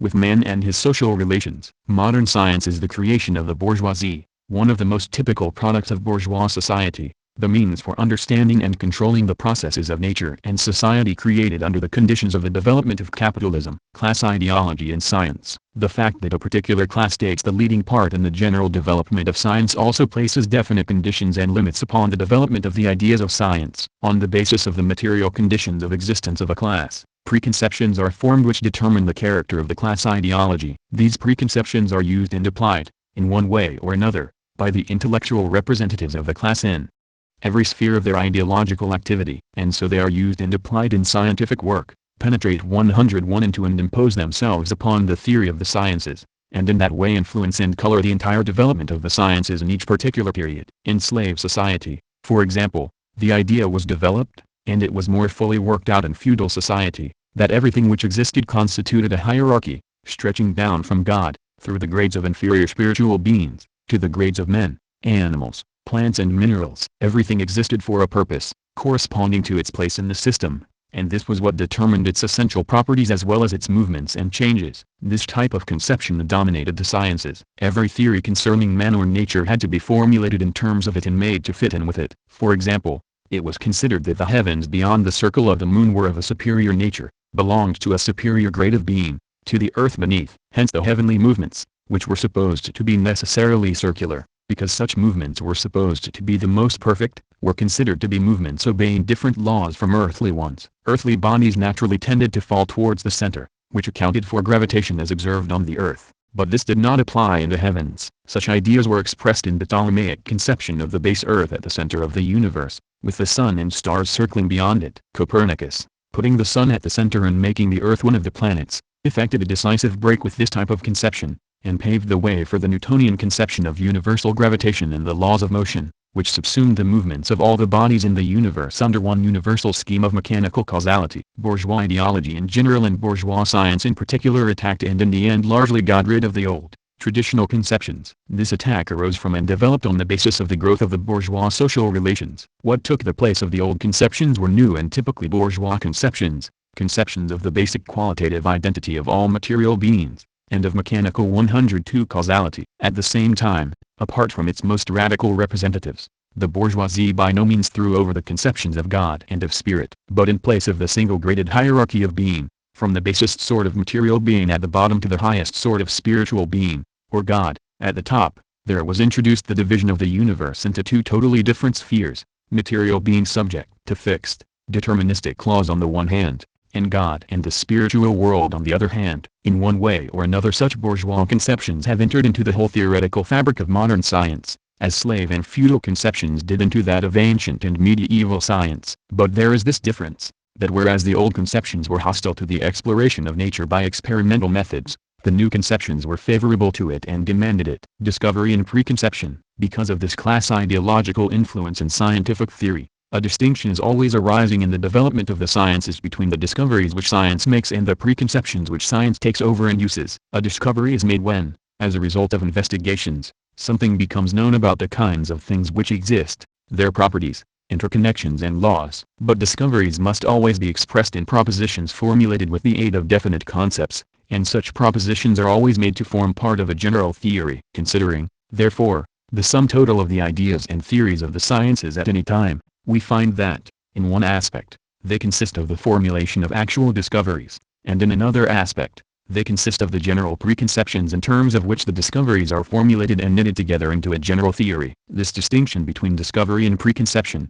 which is always present in science, often gives rise to a contradiction between discovery and preconception, and this contradiction is continually at work in the development of 103 the sciences. This contradiction is in essence a contradiction between content and form in science, a contradiction between the actual content of the discoveries of science and the theoretical forms in which they are expressed and generalized. It can work out in either of two ways, a positive way or a negative way. Positively, new discoveries help to shatter old preconceptions and to lead to new ways of understanding things. Negatively, the retention of old preconceptions hinders the advance to new discoveries. For example, at the dawn of modern natural science the old preconceptions were hindering the advance to new discoveries. As when the notion that heavenly motions were completely different from earthly ones hindered the advance of astronomy and mechanics. And then the new discoveries in astronomy and mechanics helped to shatter the old conceptions and to lead the way to a new outlook. Again, in modern bourgeois natural science a contradiction has arisen between the discoveries of science and the traditional, bourgeois mechanistic metaphysical method of interpreting them. Thus Engels pointed out that the cumulative effect of the discoveries of modern natural science is to show that in the last resort nature works dialectically and not metaphysically. But the naturalists who have learned to think dialectically are few and far between, and this conflict of the results of discovery with preconceived modes of thinking explains the endless confusion now reigning in theoretical natural science. Socialism, Utopian and Scientific, Chapter 3. On the one hand, this contradiction leads to endless confusion in science, which holds up the advance of science. In biology, for example, extremely rigid mechanistic ideas about living processes were imposed and, when these created difficulties, recourse was had to mystical ideas about life forces, resulting in a sterile controversy between mechanism and vitalism. Again, when modern discoveries in physics upset the traditional scheme of mechanistic causality, it was claimed that the whole idea of causality had broken down 104 and that no picture could be given of fundamental physical processes. On the other hand, the accumulation of discoveries has led to new ways of thinking, to the supplanting of bourgeois ideology by dialectical materialism. Thus Lenin concluded from his examination of new developments in physics, modern physics in travail, it is giving birth to dialectical materialism, materialism and empiric criticism. Chapter 5, Section 8. So far we have discussed only the natural sciences, but there is also social science. The development of natural sciences, which carry out investigations into the properties and laws of natural phenomena, has ultimately been determined by production. That of social science, on the other hand, which carries out investigations into the properties and laws of social phenomena, has been determined by the class struggle. Social science has its roots in the experience of various classes gained in the course of their class struggle. Sciences always arise from some need. It is, in the last analysis, the needs of production which call forth natural sciences, and their investigations are carried out on behalf of whatever class is directing production. In turn, the needs of the general management and control of social affairs call forth social science, and its investigations are carried out on behalf of whatever class is either actually managing and controlling social affairs or is struggling to secure such management and control. The investigation of social phenomena has had considerable development during slave, feudal and capitalist society. The most painstaking investigations have been made into the various different forms of society and of government, and into the social laws which any government must take cognizance of, as well as the investigations of historians, which have established the sequence of public events in the history of various communities. But up to the emergence of the modern working class, these 105 investigations have been carried out by representatives of exploiting classes. And so it has been primarily the lessons and conclusions about man and society drawn by the exploiting classes which have been incorporated into social science. This has given social science a character profoundly different from natural science. As developed by representatives of exploiting classes, social science, which deals with men's relations and interactions with one another, has been completely separated from natural science, which deals with external nature and man's action on nature. And it has proved impossible to establish the basis of a trustworthy science of society in the way that the same classes have been able to do in the case of external nature. There are four principal features of social science which have fundamentally distinguished it from natural science. 1. Class interests inhibit certain investigations and discoveries in social science, in a way they do not in natural science. The fact that social science has been developed by exploiting classes as an aid to their class struggles sets impassable limits on the possibilities of discovery by social science, so long as it remains in the hands of those classes. It is true, of course, that various discoveries about nature have been resisted for a time by representatives of the ruling classes, for their own ideological reasons. And in this respect the path of the natural sciences has sometimes been anything but smooth. Such was the case, for example, with Galileo, or more recently Darwin, or more recently still Maturin. But invariably, in the end, the facts themselves compel recognition, the discoveries are assimilated and used, and the ideologies adapt themselves to the new discoveries. But in the social field, On the other hand, resistance is much stronger. An exploiting class will not recognize facts and laws about society if this would fatally prejudice its class interests. It will not recognize facts which would expose the real nature of its own system of exploitation, and laws which would make clear the inevitable downfall of that system. 2. While exploiting classes have developed the natural sciences as instruments of men's collective mastery over 106 nature, they have not developed social science correspondingly as an instrument of men's collective mastery over their own social organization. The exploiting classes have developed social sciences only as an instrument to help them secure and maintain their own class rule. Many investigations about society have been undertaken, from which theoretical and practical conclusions have been drawn. But in contrast to the investigations and conclusions of the natural sciences, these have never enabled people to secure such control over the results of their actions that they could direct and plan their cooperative efforts to the realization of definite ends. Exploiting classes have been interested in developing instruments of production which have been the means for people's establishing and increasing their mastery over nature. And so, under the patronage of these classes, the natural sciences have more and more helped to realize man's mastery over nature. But at the same time, the development of private property and exploitation has made people subject to effects of their own social relations which lie beyond their conscious social control, and this must be so for as long as exploitation continues to exist. Hence the very same historical process which creates for the exploiting classes the possibility of developing a natural science which helps to realize man's mastery over nature, withholds from them the possibility of developing a social science which helps to realize man's mastery over his own social organization. 3. While exploiting classes have been able to develop further and further the scientific investigation not only of the surface phenomena of nature but of the underlying causes and laws of these phenomena, their social science is never able to penetrate to the basic causes and laws of the movement of society. The basic causes and laws of the movement of society lie in the sphere of the production relations, of the property and class relations. But it is impossible to carry through to the end a scientific investigation in this sphere without finally exposing the truth about the basis of the privileged position of the exploiting classes,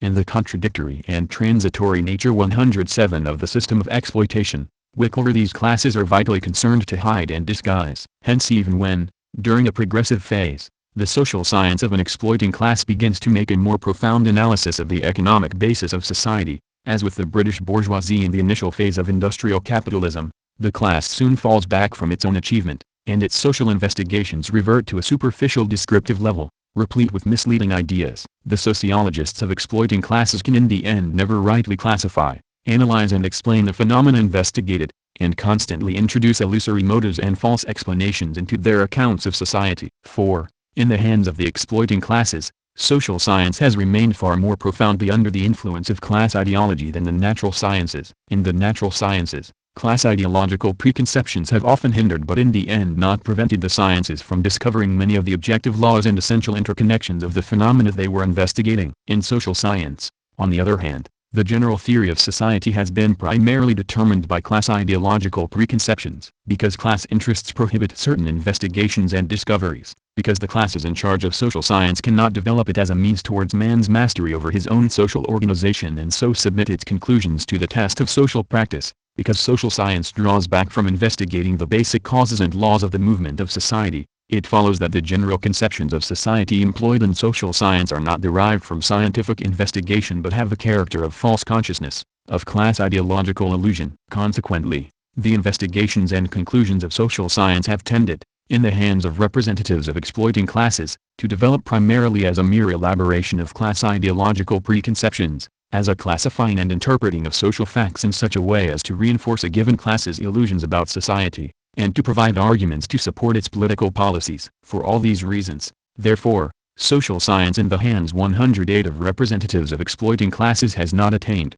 and never could attain, the same scientific status as the natural sciences, and it has constantly tended to degenerate into mere ruling class apologetics. The social functions of science. We shall sum up this chapter with some conclusions about the nature of science and the part it plays in social life, in economic and cultural development. Then in the next chapter we shall consider some of the general features of the historical development of science, and the part it is destined to play in the future, in the construction of socialist society. The distinction between scientific and illusory modes of consciousness is dependent on the different methods of forming ideas about things. On the one hand, forming ideas on the basis of practical interaction with things, developing them by systematic investigation and testing them continually in practice. On the other hand, proceeding from ideological preconceptions. These two modes of consciousness are not mutually exclusive. They are opposites, but they interpenetrate. They are opposite tendencies at work in the total development of social consciousness, which interpenetrate at every stage, and which together determine the actual formation of the ideas entertained about nature and society,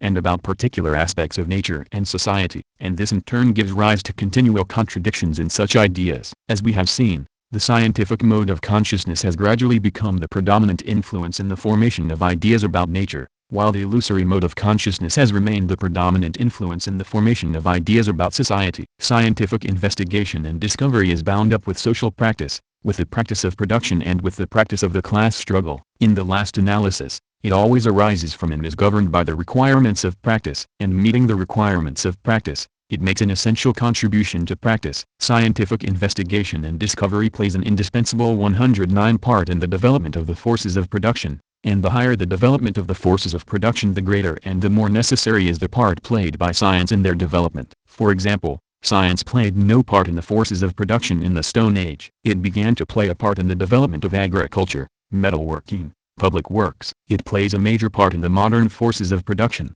since modern technology would be impossible without science. More than that, it plays a leading part, since scientific research pioneers the way of technological development and leads directly to great revolutions in technology, contributing thus to the development of forces of production. Science becomes a revolutionizing force in society, for it is a principal factor in those advances of the forces of production which bring them into conflict with existing relations of production and thus render necessary a change in the whole economic structure of society. This is evident today in the development of physical science. For example, thus atomic energy production is one of the factors which make the replacement of capitalism by socialism urgently necessary, in order that such production may be fruitfully developed in the service of society. At the same time, science plays a part in class struggle. The natural sciences play such a part indirectly and as a secondary function, social science directly and as a primary function. The primary social function of natural science is to assist production. From this follows its secondary function in the class struggle. Definite advances in science and technology serve the interests of definite classes,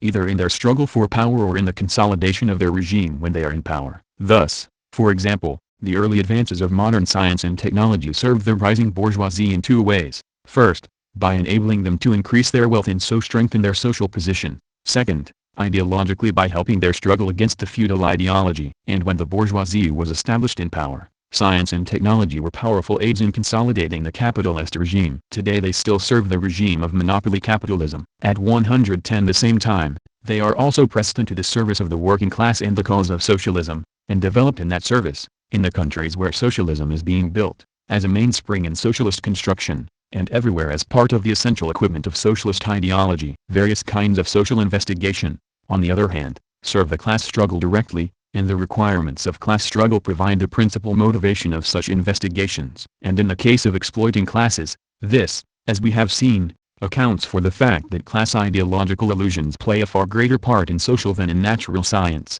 The comparative study of different forms of society and of government, the description and classification of various forms of social activity, the investigation of the best way of carrying out various forms of economic activity, these have been essential occupations of the various ruling and exploiting classes, which have served them in planning and directing their activities both in gaining power and consolidating it, and in developing their class views in the ideological struggle with other classes. In the class struggle of the working class, in the struggle for socialism, social science is for the first time developed as an essential means for finding out how to transform society, and in this it for the first time begins to attain a scientific status equivalent to that of the natural sciences. The chief and most essential social function of science is, then, to be found in the part it plays in the development of social practice. By carrying on scientific investigations to find things out and to reach general conclusions on the basis of what they have found out, people are able to expand and develop their productive forces, and regulate their social intercourse, their individual and social activities, corresponding to the level of their productive forces and the consequent character of their production relations. Thus the development of science is an essential means to the perfection of human life,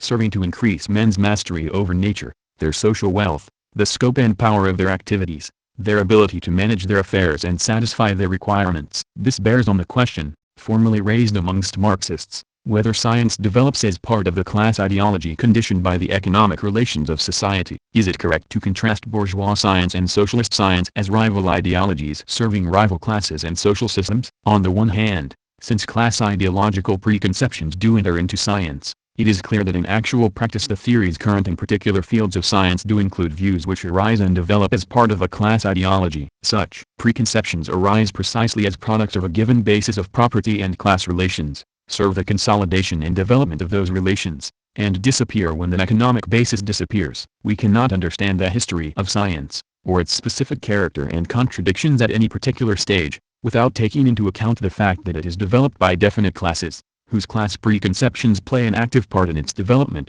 and whose economic interests may further its development in one direction and inhibit it in another. In this sense it is quite correct to contrast bourgeois science and socialist science, since the development of scientific work is differently conditioned in bourgeois and socialist societies. On the other hand, the content of the discoveries of science is not determined by class interests or an economic basis. Those discoveries are directly connected with the needs of production and of social intercourse consequent on production, reflect objective facts and laws, serve society generally and remain valid for any economic basis. A discovery is a discovery, whoever makes it. To take a concrete example, that of quantum physics as it has been developed in bourgeois society today. The discoveries concerning the laws of motion of matter on the subatomic level reflect those laws of motion, embody the results of experiments, and so are in no way determined by the ideological preconceptions of particular classes conditioned by economic relations and economic interests. This is why scientists from capitalist and socialist countries can meet in a scientific conferences on common ground, compare their results and assist one another in furthering the advance of science, so far, at least, as the security regulations of their governments allow. But the theory that events happen without causes, which has been built around these discoveries and which no experiment can confirm, is a characteristic product of bourgeois ideology. Hence in its essential discoveries quantum physics has not developed as a class ideology, but certain temporary features of its general theory have been influenced by class ideology. So, does science develop as a class ideology? The economic and class relations of society do condition the development of science, and the ideological preconceptions of definite classes do enter into science and influence its development. They influence its development either positively or negatively, assisting scientific discovery or hindering it, just as, in general, the economic basis of property and class relations may be favorable or unfavorable to the further development of science. But the discoveries of science and the advance of scientific theory do not reflect the preconceptions and interests of any classes but directly reflect the processes of the objective world, and this is secured by the progressive application of scientific methods, which are fact-finding methods and not methods for spinning out theories to suit the interests of any particular people. Moreover, it is evident that science itself plays a very important part in the ideological development of society. Scientifically formed concepts, scientific discoveries, enter into ideologies, and science is a strong and growing influence in the formation of ideologies, which thus, in some of their features, become scientific rather than illusory. The higher the development of science, the greater the part it must play in general ideological development. For example, the conception of the evolution of species through natural selection, the conception of the cell as the unit through which life develops, the conception of the atom, the conception of the Earth as part of the solar system within the island universe of the Milky Way, are all scientifically formed conceptions which have become part of the accepted view of nature in bourgeois society, and so part of the current bourgeois ideology. In general, bourgeois ideology not only penetrates science by imposing preconceptions on it but is also itself penetrated by science, at the same time often seeking to interpret and explain away scientific discoveries. But above all, science plays a part as a weapon of criticism in the development of ideology. New concepts and discoveries of science conflict with existing ideology, and shake its preconceptions and the conclusions derived from them. So when new classes are rising to challenge the sway of the old ruling classes, and new ideas are being opposed to the old ideas, scientific investigation and the conclusions derived from it become a revolutionary weapon of criticism. Above all, therefore, science plays a progressive and liberating part in social development. Its discoveries enhance men's collective power to satisfy their requirements, and serve as means of enlightenment, dispelling the clouds of error and superstition, and furnishing men with knowledge of nature and of themselves. Particular classes, and particular nations led by particular classes, have made their contributions to the development of the sciences, temporarily stamping upon them their own peculiar characteristics and limitations, and often, having advanced so far in scientific discovery, drawing back, confusing the theory of science with their own illusions and perverting its uses. But whatever the limitations and setbacks, what has been achieved by one class or nation is taken over and carried on by another. Hence in the history of science there has developed, and is developing, a heritage of human knowledge and power. This is the common heritage of mankind, destined to be used for the emancipation of all the people. Chapter 9. Science and Socialism. Achievements of bourgeois science. Prior to modern capitalist times, the sciences developed mainly at the most elementary, descriptive and classificatory level. The discoveries of science, considerable as they were in certain fields, were piecemeal in character, being concerned with the properties of particular objects and with particular laws and conceptions, not yet penetrating to the more general and fundamental laws or affording any reliable general picture of the interconnections in nature. Since scientific work was mainly confined to description and classification, the abstractions and generalizations of the sciences, which constitute the two other major aspects of scientific work, were of necessity mainly speculations and guesses. And the general theory of nature was developed as a part of philosophy and theology, and embodied all the philosophical and theological illusions of the times. It was a feature of science in this stage that it made use of some extremely primitive conceptions about nature. The alchemists, for instance, accumulated a considerable store of knowledge about chemical substances and their combinations, but their chemical theory was extremely primitive, in the literal sense that it made use of ideas taken over from primitive times. Such, for example, was their idea that chemical substances were living beings made up of matter and spirit, and also possessing sexual attributes. Again, there was a considerable development of astronomical observation in slave and feudal society, but the cosmological theories about the layout of the universe remained under the influence of primitive ideas. Engels, in a letter to C. Schmidt, October 27, 1890, pointed out that there has existed a prehistoric stock of what we should today call bunk, which has been drawn on, it is still sometimes drawn on, by the way, for the purposes of men's general conception of nature. These various false conceptions of nature, he wrote, had for the most part only a negative economic basis. The low economic development of the prehistoric period is supplemented and partially conditioned and even caused by the false conceptions of nature. And even though economic necessity was the main driving force of the progressing knowledge of nature and becomes ever more so, it would surely be pedantic to try to find economic causes for all this primitive nonsense. The history of science is the history of the gradual clearing away of this nonsense or of its replacement by fresh but always less absurd nonsense. The position was, therefore, that the ideology of the ruling classes imposed a certain philosophical and theological character upon the general theory of the sciences, and at the same time, the relatively low level of economic development brought it about that many primitive and nonsensical conceptions found their place in the theories about particular things. These factors could not but hinder the development of the sciences. They acted as powerful negative factors which had to be swept away before the modern development of science,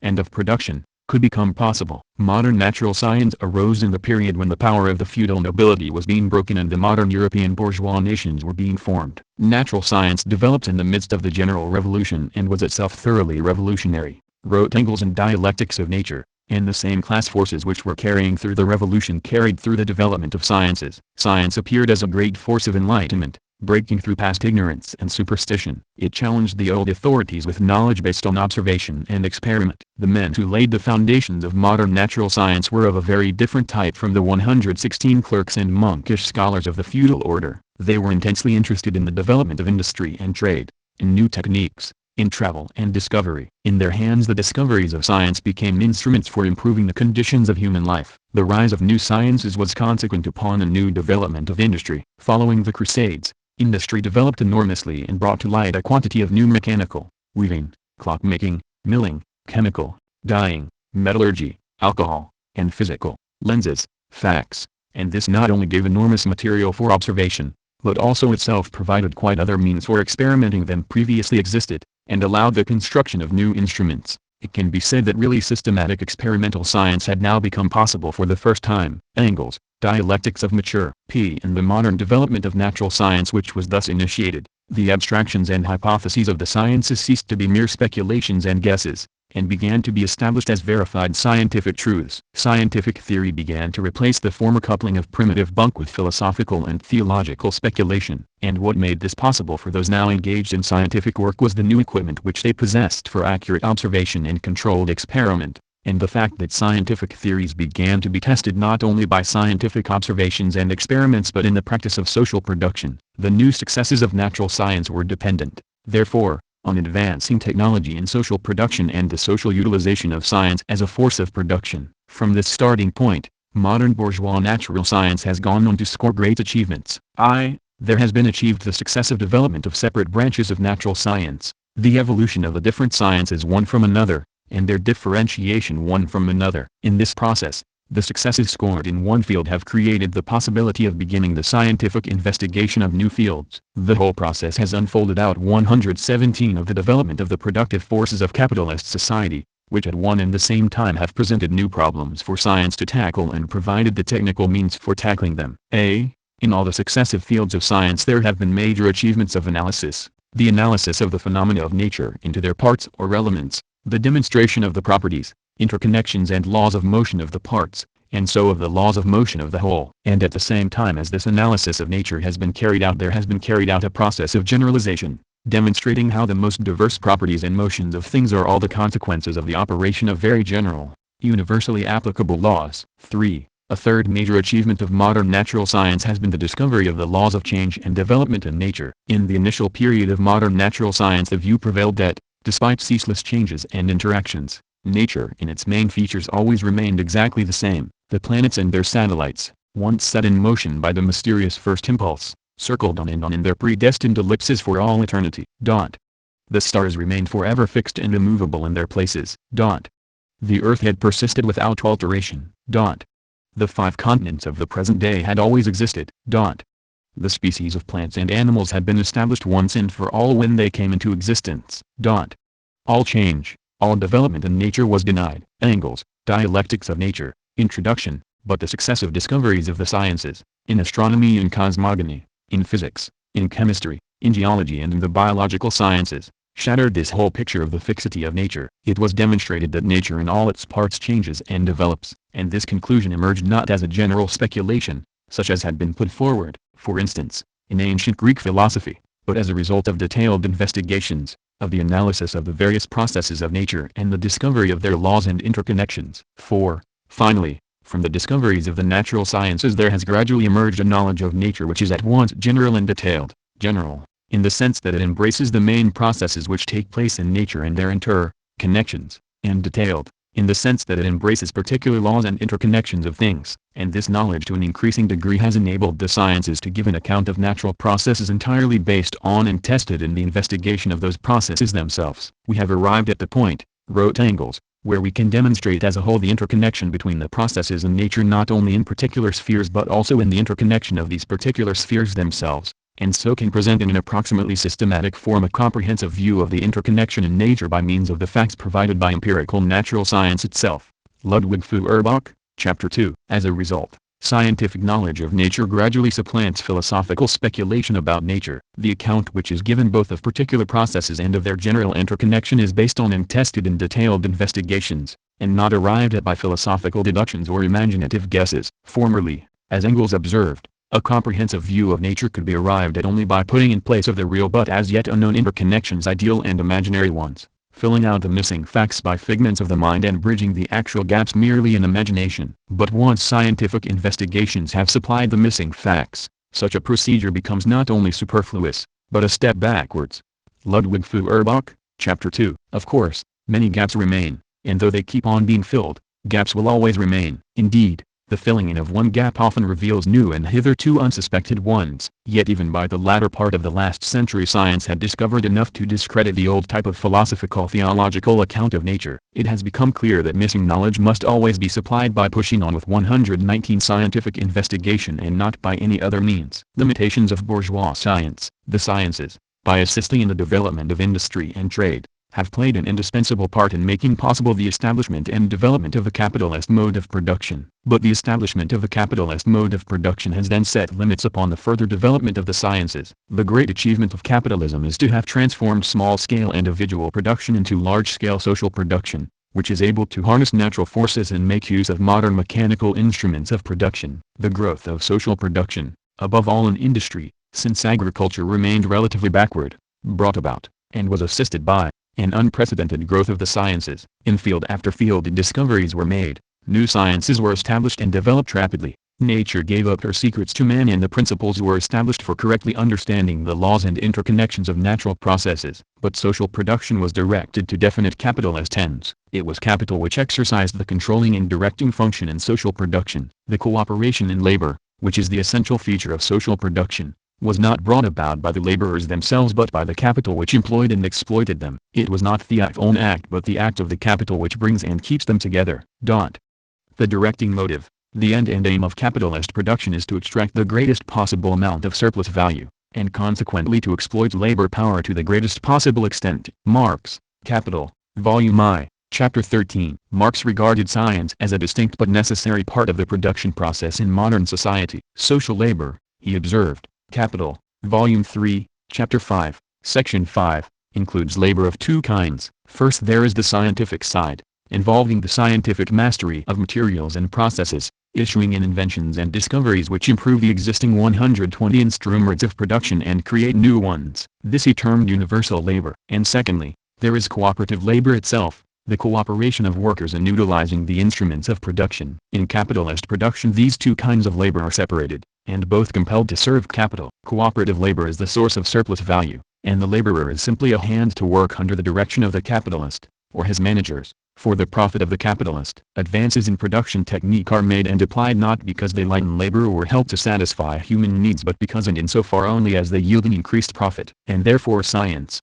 the theory of production, does not develop as an adjunct and instrument of social labor but as an adjunct and instrument of capital which exploits labor power and directs production towards capitalist profit. The laborer is brought face to face with the intellectual potencies of the material process of production, as the property of another, and as a ruling power, wrote Marx. Modern industry, makes science a productive force distinct from labor and presses it into the service of capital. Capital, Volume I, Chapter 14, Section 5. At first science could advance with giant strides within the limits of the capitalist relations. For capital needed to penetrate the secrets of the natural processes which it used in its drive for profit, and, realizing the vital importance of science, was also willing to encourage research along lines for which no immediate practical application was in sight. Scientists felt themselves free and unfettered. It seemed to them that they were conducting their researches for the sake of humanity, or for knowledge for its own sake, and that society was ready to honor and reward them for their discoveries and to put their discoveries, where circumstances permitted,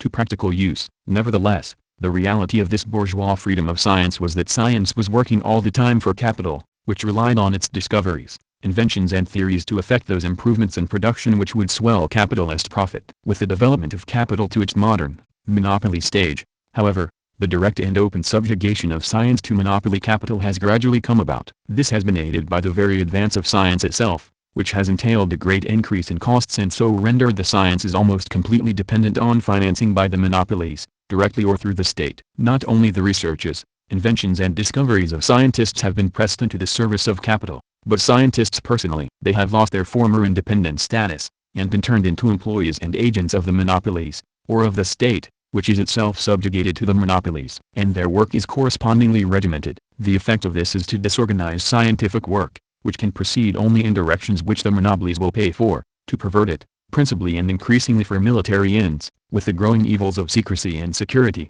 police and military supervision, loyalty tests and tests of ideological orthodoxy, and finally to make science appear not as a source of strength and hope to humanity but as a menace. The subjection of science to capital, and latterly to monopoly capital, is equally reflected in the theory of science. From the viewpoint of the capitalist class, science, necessary as it is, has always harbored a dangerous ideological trend. This is because of the materialist tendency of its conclusions, which begin to explain everything in men's experience from the material world alone. The bourgeoisie early began to realize that scientific materialism can be socially subversive, if it begins to submit the foundations of society and of ruling class privilege to scientific criticism and to show how, armed with science, the people can achieve their emancipation. Hence for a long time philosophical theories have been woven around science, seeking to explain away its radical materialist tendency, and above all seeking to impose limits upon its possible development and application. Thus it has been laid down that science can only deal with certain aspects of the forces of nature, but not with the underlying and controlling spiritual forces in the world,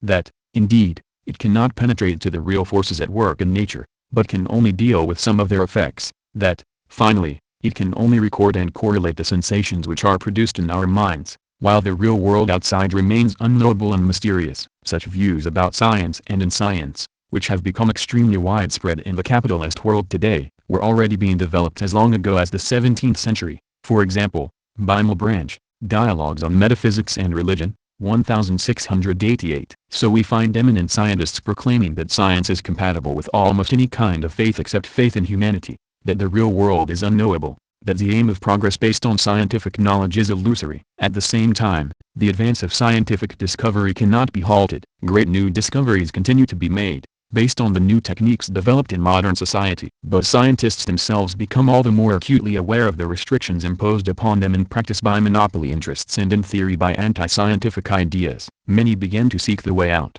some in a kind of anarchic and frustrated individualism, others in joining the working class struggle for a new social order in which science will have unrestricted development in serving the interests of all members of society. Science for the people. In capitalism, the direction of social production is a function of capital, whose aim is capitalist profit. In socialism, on the other hand, the direction of social production becomes a function of social labor itself, the aim of which is satisfaction of the material and cultural requirements of society. The task of developing the theory of production must always be in the same hands as the direction of its practice. In capitalism, science is separated from labor and pressed into the service of capital which exploits labor. But in socialism, science becomes united with labor. Socialist science is the scientific department of social labor, in other words, that department which carries out the research, invention and theoretical work necessary continuously to expand and perfect socialist production, and to satisfy the constantly rising material and cultural 123 requirements of socialist society. Removed from the control of the monopolies and turned into a public concern,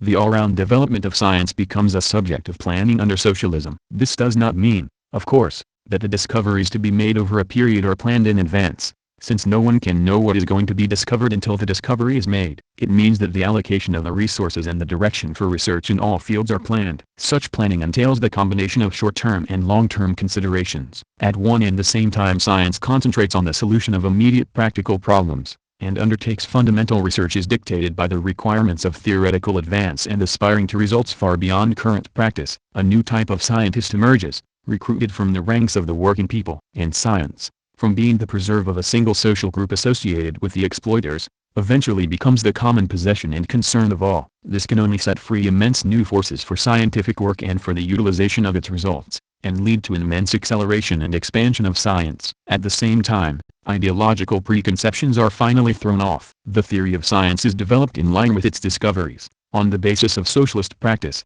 as a guide to further discovery and practical application, with free discussion and criticism. At an early stage, before the development of the separate sciences, science was scarcely distinguished from philosophy. One feature of the history of philosophy and of science is the separating of the sciences from philosophy. As sciences branch off from philosophy, general ideas about nature are established on the basis of the scientific investigation of nature. Yet, as we have seen, philosophical ideas continue to penetrate the sciences, influencing particularly the more abstract parts of scientific theory. The emancipation of science from philosophical preconceptions is only completed with the development of science under socialism, for then philosophy ceases to exist in its old form as a theory of the world independent of 124 science and imposing its views on science, but develops as a summation of the principles inherent in scientific thought itself, the principles of logic and dialectics, and therefore as a theoretical instrument and guide in scientific work. Commenting on the relations of science and philosophy, Engels wrote in Dialectics of Nature, "Natural scientists believe that they free themselves from philosophy by ignoring or abusing it. They cannot, however, make any headway without thought, and for thought they need thought determinations. They take these categories unreflectingly from the common consciousness of so-called educated persons. Hence they are no less in bondage to philosophy, and those who abuse philosophy most are slaves to precisely the worst vulgarized relics of the worst philosophies. Natural scientists allow philosophy to prolong a pseudo-existence by making shift with the dregs of the old metaphysics. Only when natural and historical science has adopted dialectics will all the philosophical rubbish be superfluous, disappearing in positive science. In socialism alone, moreover, can there be realized completely the true disinterestedness essential to the fullest development of science. The process of scientific investigation demands that conclusions shall be drawn on the basis of thorough investigation alone, without consideration for what this or that interest would like to be the case, or this or that school of thought believes. And it demands that every conclusion shall be subject to criticism on the basis of further investigation. This necessary characteristic of scientific work was repeatedly stressed by Marx. Thus, for example, in contrasting Ricardo's scientific approach in political economy to that of Malthus, he wrote in his theories of surplus value of Ricardo's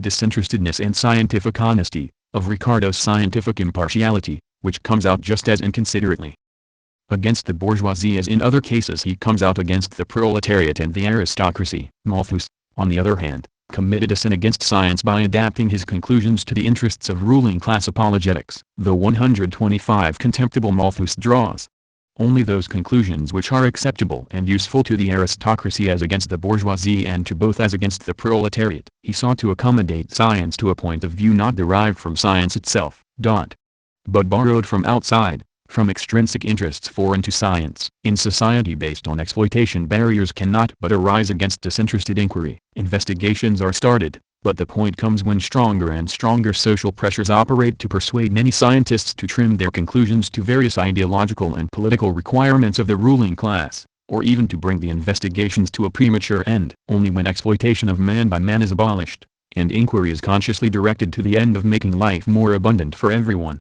are all the barriers to disinterested inquiry thrown down. For then the very interest which promotes inquiry, that is to say, the common interest in obtaining reliable knowledge as a means to life, demands that nothing shall stand in the way of prosecuting inquiries to the end. Of course, the old habit of demanding that investigations shall prove what some particular group wishes to be proved, and of objecting to any questioning of certain conclusions, is one which dies hard. The development of socialism, on the other hand, demands that science shall be truly disinterested, and shall carry on its inquiries without consideration for what any particular person or persons have asserted or wish to be believed. This was vigorously asserted by Stalin. It is generally recognized that no science can develop and flourish without a battle of opinions, without freedom of criticism. Concerning Marxism in linguistics, science is called science just because it does not recognize fetishes, just because it does not fear to raise its hand against the obsolete and antiquated, and because it lends an attentive ear to the voice of experience, of practice. Speech at First Yale Union Conference of Stakhanovites. In general,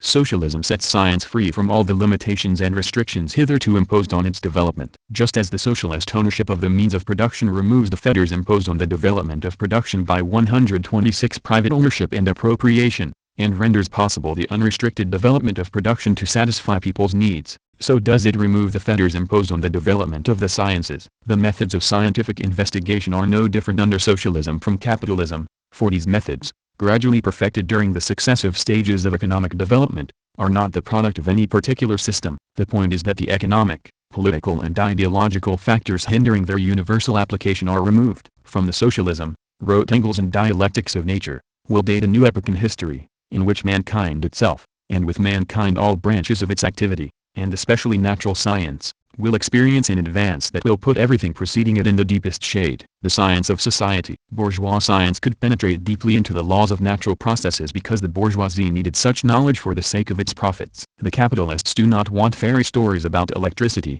for example, but knowledge of its Riccati laws, although their ideology still impels them to believe not a few fairy stories. But as regards the laws of social development, the capitalists, though they can use masses of superficial data about society, can never recognize them, for to do so would lead straight to the conclusion of the fall of themselves and their whole system. Whatever the achievements of the natural sciences in capitalist society, the greatest limitation which that society places on the development of the sciences consists of the divorce of natural from social science. There is no unified science. Instead there are natural sciences, with no science of society, and so no scientific knowledge of how to develop and apply the sciences in the service of mankind. The placing of social science on a firm basis, the discovery of the fundamental laws of development of society, only begins with the beginning of the struggle for socialism, and continues only in association with that struggle and then with the actual building of socialist society. The science of society develops as 127 the scientific theory guiding the working class struggle for socialism. It arises and develops as the theoretical basis for the social conceptions of the working class. Bourgeois social science reached its highest development in the work of the British investigators Adam Smith and David Ricardo,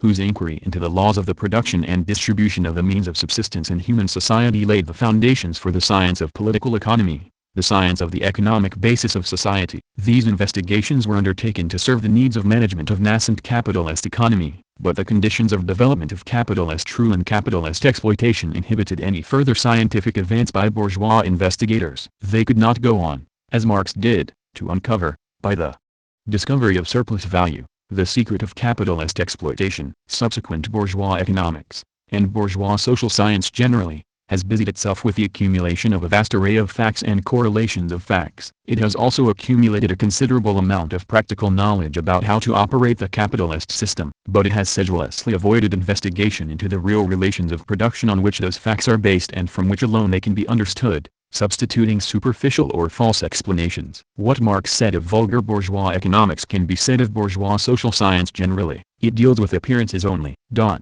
Seeks plausible explanations of the most obtrusive phenomena for bourgeois daily use, but for the rest confines itself to systematizing in a pedantic way, and proclaiming for everlasting truths, the trite ideas held by the self-complacent bourgeoisie with regard to their own world, to them the best of all possible worlds. Capital, Volume I, ch.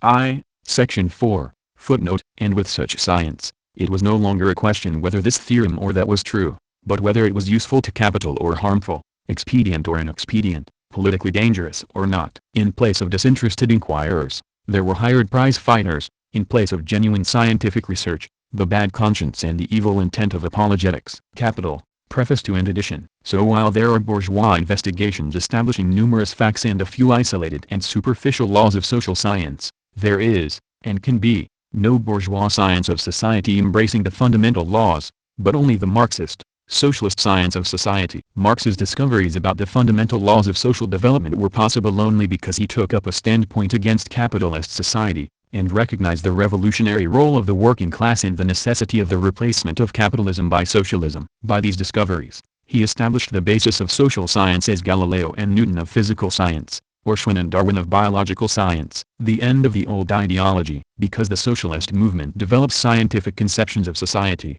of social relations and the laws of social development, it follows that it opposes and begins to destroy ideological illusions. The socialist movement opposes scientific ideas to the ideological preconceptions of the exploiting classes. In other words, in the struggle for socialism, scientific ideas are pitted against old illusions. The aim of society without exploitation carries with it the struggle to end ideological illusions of all kinds and to supplant them by science. In other words, to develop a universal scientific ideology. Instead of developing a false consciousness, the struggle for socialism requires the endeavor to conceive things as they are and not in fantastic connections. Instead of employing illusory ideas to disguise real social relations and real social motives to serve the exploitation of one class by another, it requires true ideas to serve the ending of all exploitation and the satisfaction of the needs of the whole of society. In the struggle under capitalism, the working class party must continually fight to eradicate the influence of capitalist ideology in its own ranks and among the working people, to base its whole policy, mass work and propaganda on scientific theory and to educate the whole movement in this theory.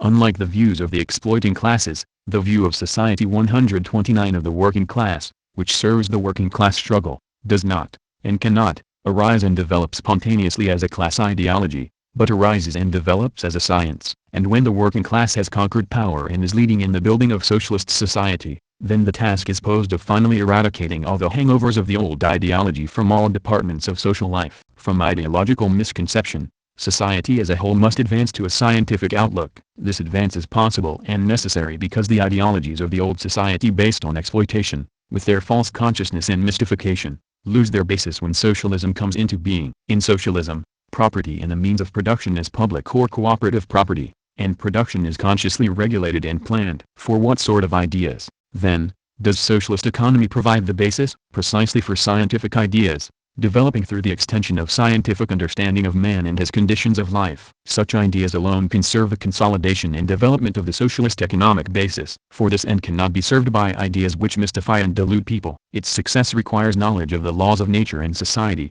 and a social consciousness informed by such knowledge. In so far, therefore, as other modes of consciousness persist in socialist society, they are merely hangovers from the old conditions, injurious to the consolidation and development of the socialist system. They must therefore be actively combated, and eventually must give way and disappear before the new scientific socialist consciousness. The illusions which last longest are those of religion, these being also the oldest, for so long as numbers of people remain comparatively poor and ignorant, some basis remains for religious illusions. Moreover, a religious form can be given also to socialist strivings, and in this respect religion can, under certain conditions, play even a subsidiary positive role in the building of socialism, as we see in the case of the Reformed churches in socialist countries. The religious reflex of the real world can, in any case, only finally vanish, wrote Marx, when the practical relations of everyday life offer to man none but perfectly intelligible and reasonable relations with regard to his fellow men and nature. The life process of society, which is based on the process of material production,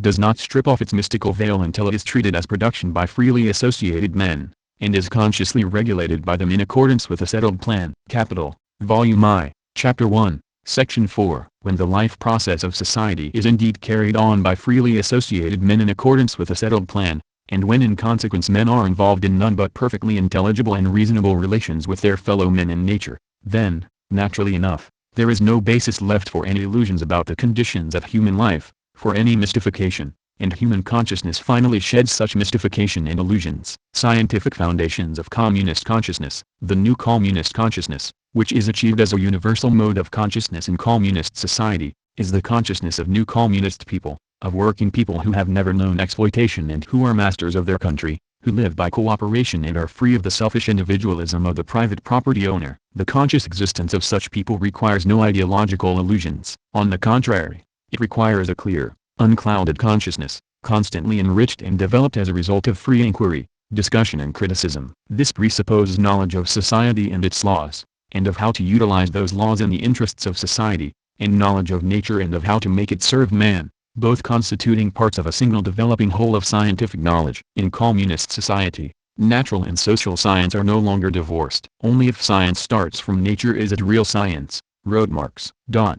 History itself is a real part of natural 131 history, of the development of nature into man. Later natural science will include the science of man in the same way as the science of man will include natural science. There will be only one science. Economic philosophical manuscripts. In this one science, Marx observed, man or society, becomes the object of material consciousness, that is to say, the conception of man and society loses its former illusory ideological character, and is as scientifically based as the conception of nature. And similarly, the higher needs of man as man become real needs, that is to say, in place of illusory ideas concerning the higher needs of man, which in fact express the ideology of exploiting classes who stifle the satisfaction of the real needs of the masses, the conception of man's needs is based on his real needs. These real needs which develop on the basis of the material life of society include far more than elementary physical needs, since from this basis arise the needs of culture, knowledge and fellowship. The essential feature of man as distinct from the animal,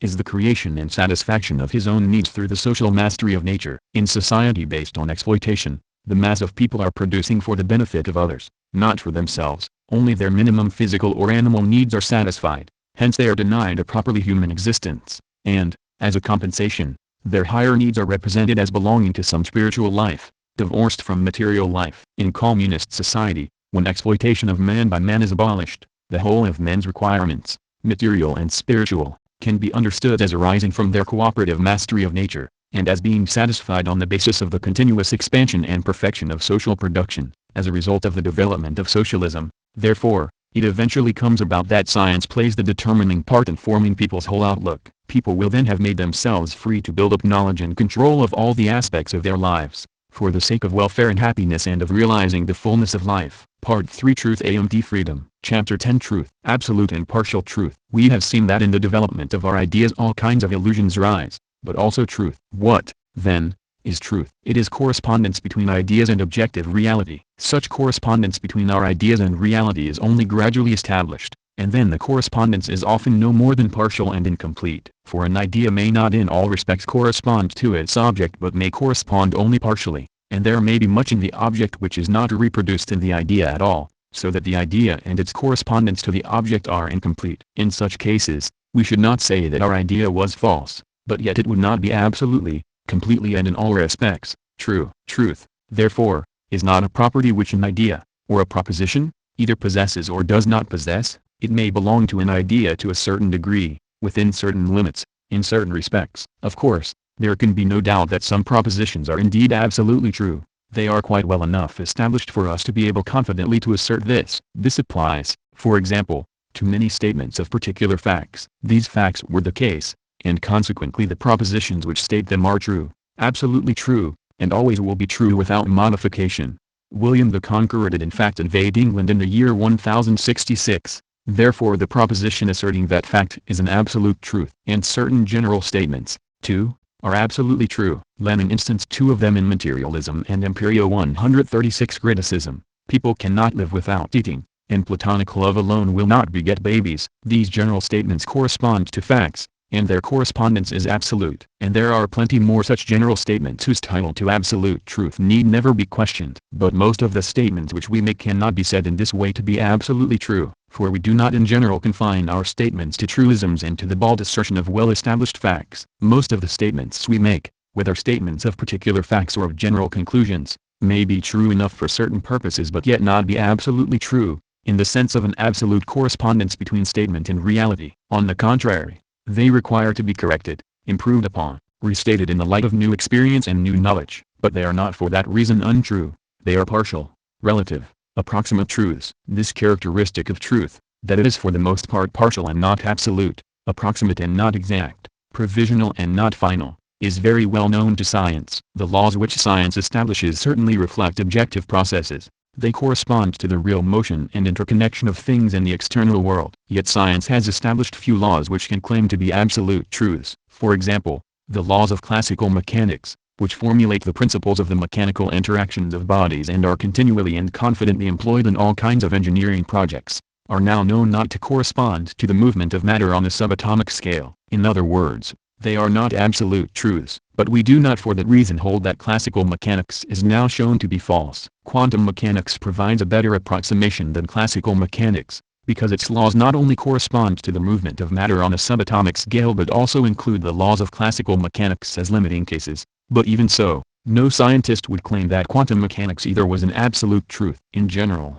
science has no interest in absolute truth. Indeed, if once any proposition is asserted as an absolute truth, there 137 is an end of all further inquiry. If absolute truth is attained, then there is no room for further investigation. The claim to establish absolute truth is therefore actually antithetical to science, since such a claim must prevent us from carrying on further investigation, from advancing our knowledge, from proceeding from less approximate to more approximate truth, in other words, from pursuing science. Really scientific works therefore as a rule avoid such dogmatic and moral expressions as error and truth, wrote Engels, while these expressions meet us everywhere in works in which empty phrase-mongering attempts to impose on us as the sovereign result of sovereign thought. Anti-Dietering, Part 1, Chapter 9. Truth and Error. If we recognize that, outside a very limited field of statements of undoubted fact, the truth of every statement is partial, approximate and provisional only, then it follows that we must always be prepared to correct and modify our statements in the light of new experience. But more than that, when new experiences rise, calling for the correction and modification of certain statements, then to persist in still asserting them in their old, unmodified form means that they turn from truth into falsehood in the new conditions. For example, the laws of classical mechanics are still as true as ever they were for most engineering purposes, and no one proposes to dispense with them and reject them as false. Nevertheless, since experience has shown that they do not hold without modification for all known movements of matter, it follows that to assert the Newtonian laws as applying without qualification to all matter in motion would be to assert an untruth. An approximate and partial truth, which is true enough within certain limits, can become, therefore, an untruth if it is applied beyond those limits. Again, Marx and Engels stated that when socialist society was established, then the state would eventually wither away. This was and is true, but not without qualification. Marx and Engels could not state the qualification, because they lacked the necessary experience. But the experience of building socialism in one country, the Soviet Union, has shown that so long as socialist and capitalist countries continue to coexist the state must remain in being in socialist countries.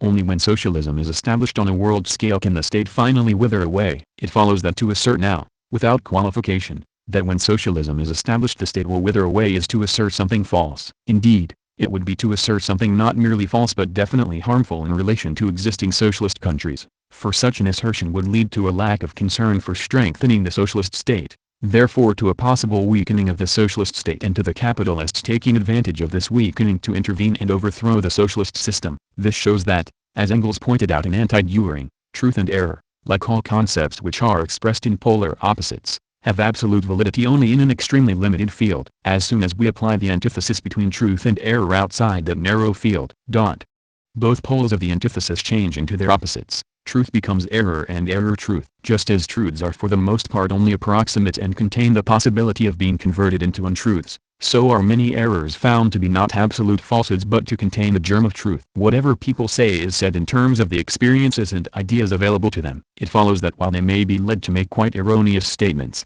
nevertheless it can happen that erroneous statements reflect, though erroneously, something which is actually the case. For instance, The Puritans in the English Revolution said they were the elect of God, but even this contained a germ of truth, namely, that they were in fact the rising progressive social force which was bound to overthrow the decaying forces of the old society. Their ideas about being the elect of God were certainly erroneous, but this was their way of expressing something which was undoubtedly the case. Similarly, many erroneous views in science and philosophy, which have had to be, not modified, but rejected as errors, concealed a certain truth which received in them an erroneous, distorted expression. In general, errors which are simply plain, downright errors and nothing else, errors which contain no element of truth at all, are less important and are more easily disposed of than errors which have a certain basis in fact. The former can be refuted by pointing to facts which contradict them, or can be exposed as simple nonsense. The latter are apt to be far more influential, and therefore far more dangerous. And to refute such errors, it is necessary not simply to reject them and sweep them aside but to show how the truth is distorted in them and to restate that truth free of distortion. This illustrates what Lenin meant when he wrote in his philosophical notebooks,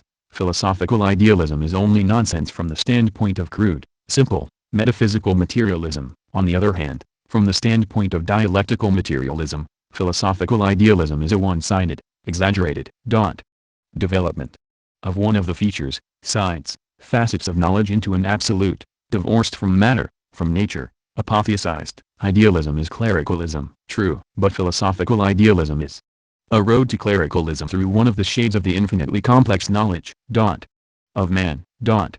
It is not groundless, it is a sterile flower undoubtedly, but it is a sterile flower that grows on the living tree of human knowledge. We should recognize, then, that certain erroneous views, including idealist views, could represent, in their time, a contribution to truth, since they were, perhaps, the only ways in which certain truths could first begin to come to expression. But that does not mean that we need have the slightest use for such erroneous views, once their erroneousness can be detected. Idealists made a contribution to philosophy, for example, but that does not imply that we should have the slightest use for idealist philosophy today, in our present conditions, when such truth as was expressed by idealism can be expressed much 140 better without it, and when the essential distortion and falsehood contained in idealism can be fully exposed. The relativity of truth. We have seen, then, that most truth is approximate, partial and incomplete, and that error is to be found in truth and error. Hence on any subject we generally possess a measure of truth, but not the absolute truth. The measure of truth about anything which we can achieve at any particular time,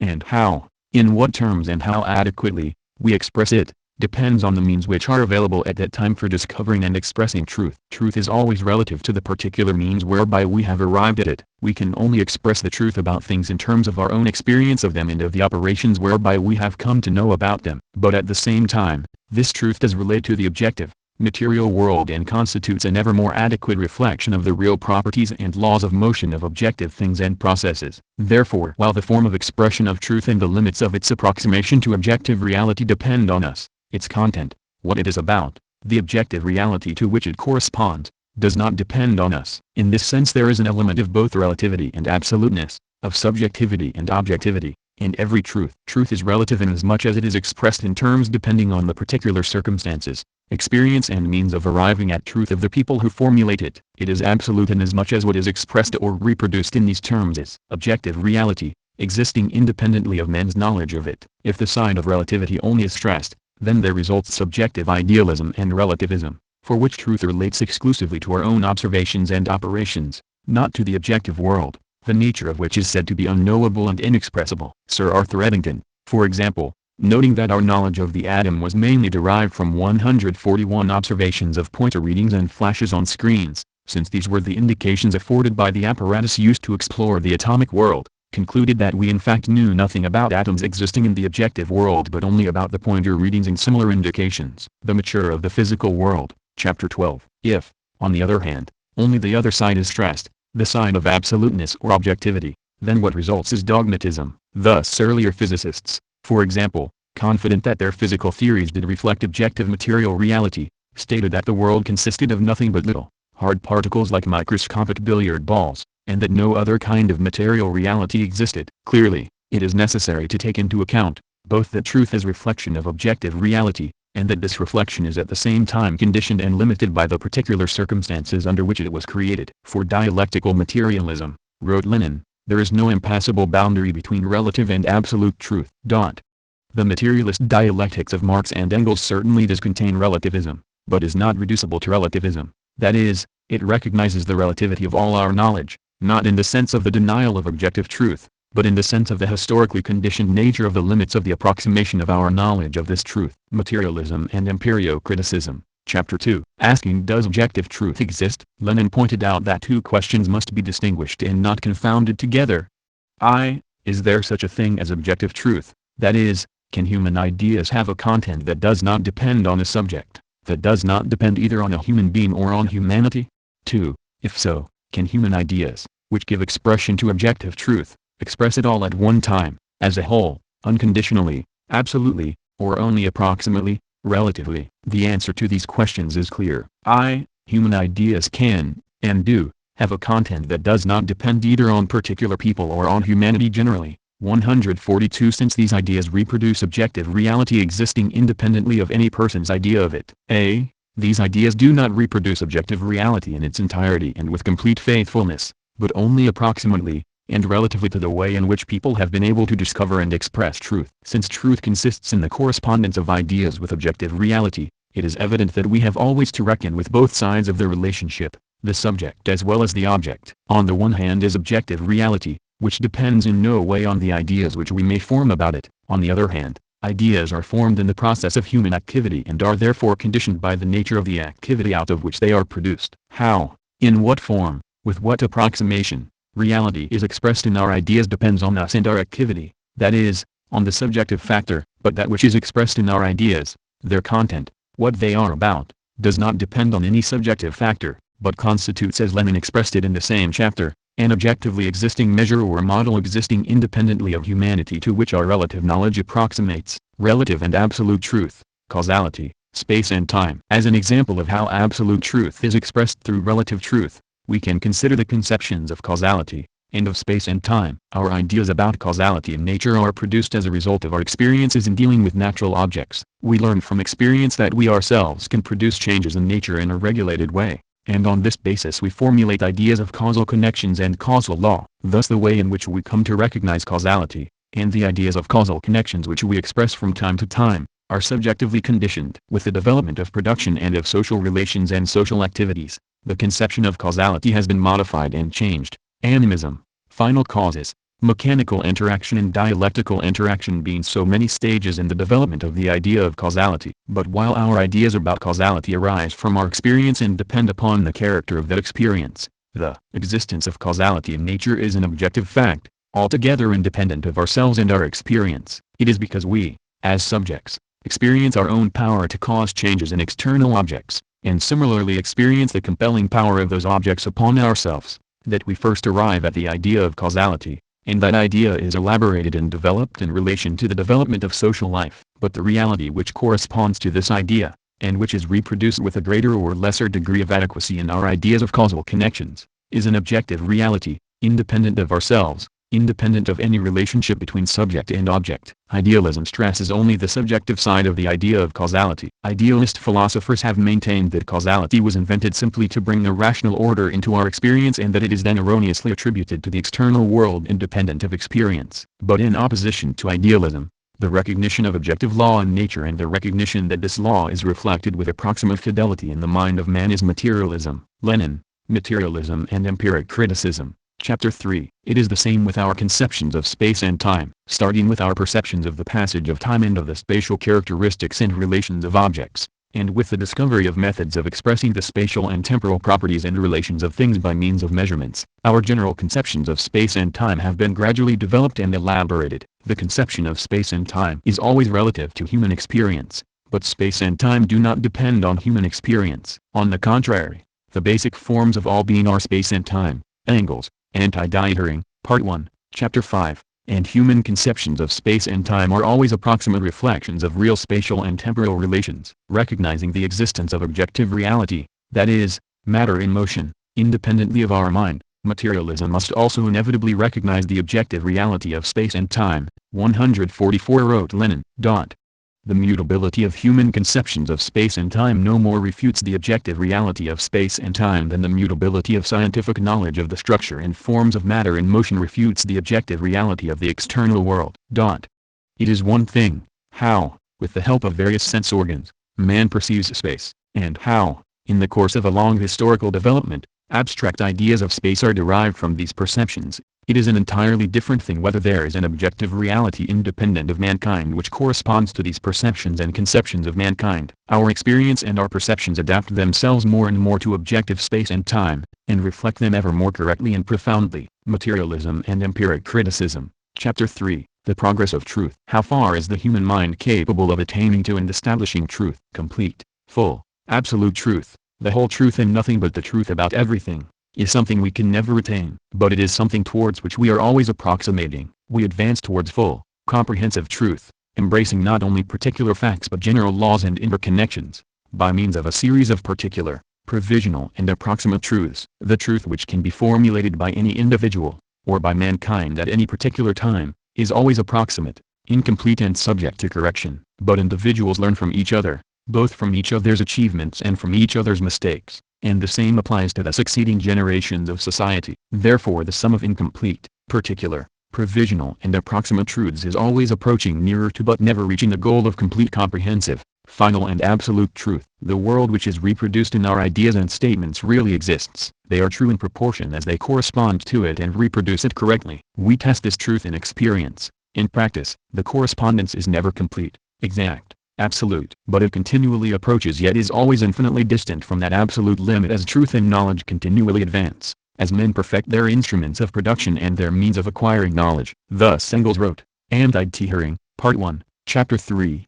The perception that all the phenomena of nature are systematically interconnected drives science on to prove this systematic interconnection throughout, both in general and in detail, but inadequate, exhaustive, scientific statement of this interconnection, the formulation in thought of an exact picture of the world system in which we live, is impossible for us and will always remain impossible. If at any time in the evolution of mankind such a final, conclusive system of the interconnections within the world, physical as well as mental and historical, were brought to completion, this would mean that human knowledge had reached its limit. Mankind therefore finds itself faced with a contradiction. On the one hand, it has to gain an exhaustive knowledge of the world system in all its interrelations, and on the other hand, because of the nature both of man and of the world system, this task can never be completely fulfilled. But this contradiction lies not only in the nature of the two factors, the world and man. It is also the main lever of all intellectual advance, and finds its solution continuously, day by day, in the endless progressive evolution of humanity. Each mental image of the world system is and remains in actual fact limited, objectively through the historical stage, and subjectively through the physical and mental constitution of its maker. Nevertheless, through the endless progressive evolution of such limited mental images of the objective world, mankind continually attains more complete truth, more comprehensive knowledge. Is human thought sovereign? Engels asked, meaning thereby, can we achieve the complete truth about everything? Can we achieve comprehensive and fully certified knowledge? Before we can answer yes or no we must inquire, what is 146 human thought? Is it the thought of the individual man? But it exists only as the individual thought of many billions of past, present and future men. In other words, the sovereignty of thought is realized in a series of extremely unsovereignly thinking human beings. The knowledge which has an unconditional claim to truth is realized in a series of relative errors. Neither the one nor the other can be fully realized except through an endless eternity of human existence. Here again we find the same contradiction as we found above, namely, between the character of human thought, necessarily conceived as absolute, and its reality in individual human beings with their extremely limited thought. This is a contradiction which can only be solved in the infinite progression, or what is for us, at least from a practical standpoint, the endless succession of generations of mankind. In this sense human thought is just as much sovereign as not sovereign, and its capacity for knowledge just as much unlimited as limited. It is sovereign and unlimited in its disposition, its vocation, its possibilities and its historical purpose. It is not sovereign and it is limited in its individual expression and in its realization at each particular moment. Engels, Anti-Hearing, Part 1, Chapter 9. The materialist theory of truth shows us how to avoid dogmatism, which lays down general principles, however arrived at, as unalterable and final truths, refusing to examine their foundations and refusing to alter and correct them, or if need be reject them altogether, in the light of new experience and new circumstances. And at the same time it shows us how to avoid the narrow empiricism which confines itself to collecting and coordinating facts, is not interested in discovering the underlying laws of motion and interconnection manifested in those facts, and is skeptical about all bold generalizations and theories. Like dogmatism, empiricism cannot see beyond the limited experience of the present moment. These attitudes, common enough in philosophy and the sciences, confront us also in the working class movement. In the working class movement, dogmatism consists in learning 147 certain formulas by rote and thinking that every new problem can be solved by simple repetition of these formulas. As a result of this, people fail to assimilate the lessons of experience and prove unable boldly to advance new policies to meet a new situation. Empiricism, on the other hand, consists in being engrossed in petty, day-to-day practical problems, attending only to these and regarding all other questions as unimportant, as the concern of intellectuals and not of practical workers. As a result of this, too, people fail to assimilate the lessons of experience and prove unable boldly to advance new policies. Thus both dogmatism and empiricism lead to the same result,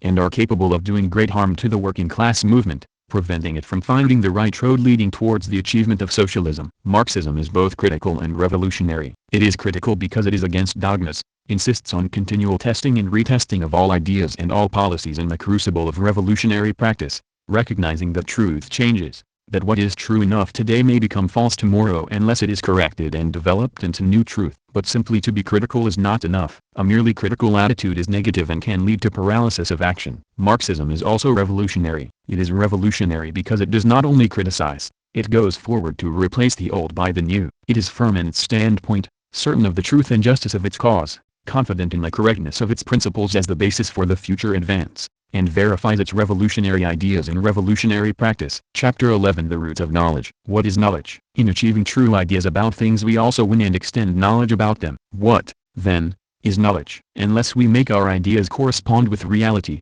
we certainly do not possess knowledge. To win knowledge is to replace ignorance or untrue ideas by true ideas. Hence the growth of knowledge is to be found in the growth of true ideas within the totality of ideas, some of which are true while others are not. But simply to equate knowledge with truth is not to define knowledge. For the question arises, how do we know that our true ideas are true? Simply to state or believe something true is not to know it. For example, some astronomers say there is life on Mars. Perhaps there is, in which case what they say is true. But they do not yet know there is life on Mars, for they have not yet gathered sufficient evidence. The question will be settled when spaceships make a thorough survey of Mars. On the other hand, when astronomers say that Mars is a planet, they are expressing knowledge of the matter, for in this case what they say is based on reliable methods of investigation. Again, the ancient Greek philosophers said that bodies were composed of atoms. We today know that this is true, but they did not. It was simply a lucky guess on their part. How do we know that bodies are composed of atoms? It is because while they merely speculated and made lucky guesses about the nature of matter, we have systematically investigated it, have based our ideas on such investigation, and so have tested 149 and proved the truth of those particular ideas. On the other hand, there remain many things about which we know no more than the ancient Greeks. We are merely speculating about such things, just as they were, and just as with them, it remains to be found out how near the truth are our speculations. We gain knowledge, then, only insofar as we develop our ideas in such a way that their correspondence with reality is proved and tested. Only then can we lay claim to knowledge. The development of knowledge is therefore the development of a special quality within the total development of our ideas, theories and views about things. Many ideas, theories and views about things have been worked out, often in the most systematic and logical way, but they have been merely speculative even if true, and have mostly been quite illusory. But in the course of the development of ideas there also occurs a development of knowledge, which is the development of ideas which not only correspond with reality but whose correspondence is proved and tested. Our knowledge, then, is the sum of our conceptions, views and propositions which have been established and tested as correct reflections, so far as they go, of objective reality. The social character of knowledge. Knowledge is essentially a social product. It is built up socially, as a product of the social activity of men. Some philosophers give both themselves and their readers a lot of trouble by trying to trace the growth of knowledge in the mind of the isolated individual and to find its roots in individual experience. In trying to do this, they set themselves an insoluble problem, since knowledge is not, and cannot be, built up in that way. An individual acting alone, cut off from contact with other people and relying only on himself, could acquire scarcely any knowledge at all, and that only of particular facts. Hence some of these philosophers were only following their own premises through to the logical conclusion when they announced that a man can know nothing except his own momentary existence, and certainly not the existence 150 of the material world and of other people, though they were less logical in publishing this conclusion, since on their own showing they had no reason to believe that there existed anyone capable of reading it. Of course, knowledge is built up by individuals, just as everything man creates is created by individuals, but it is built up by individuals acting in cooperation, depending on one another, communicating their experiences and their ideas. Many individuals in society can do what none of them individually could possibly do, and one of these things is to build up human knowledge. Every individual acquires a great deal of knowledge from his own experience, but he would not do so apart from his association with others, and if he did not learn from others what they had already learned, the very means for forming and expressing ideas, namely, language, without which no ideas would be possible, is a social product and exists only as the common possession of a society. Some individuals make especially great contributions to building up new knowledge, while many make no contribution at all, yet the former would not have made their contribution if they had not been members of a particular society, if they were not in communication with their fellows, if they had not learned what their society had to teach, if they had not had at their disposal the numerous material and intellectual means for acquiring knowledge which their society had produced. It is,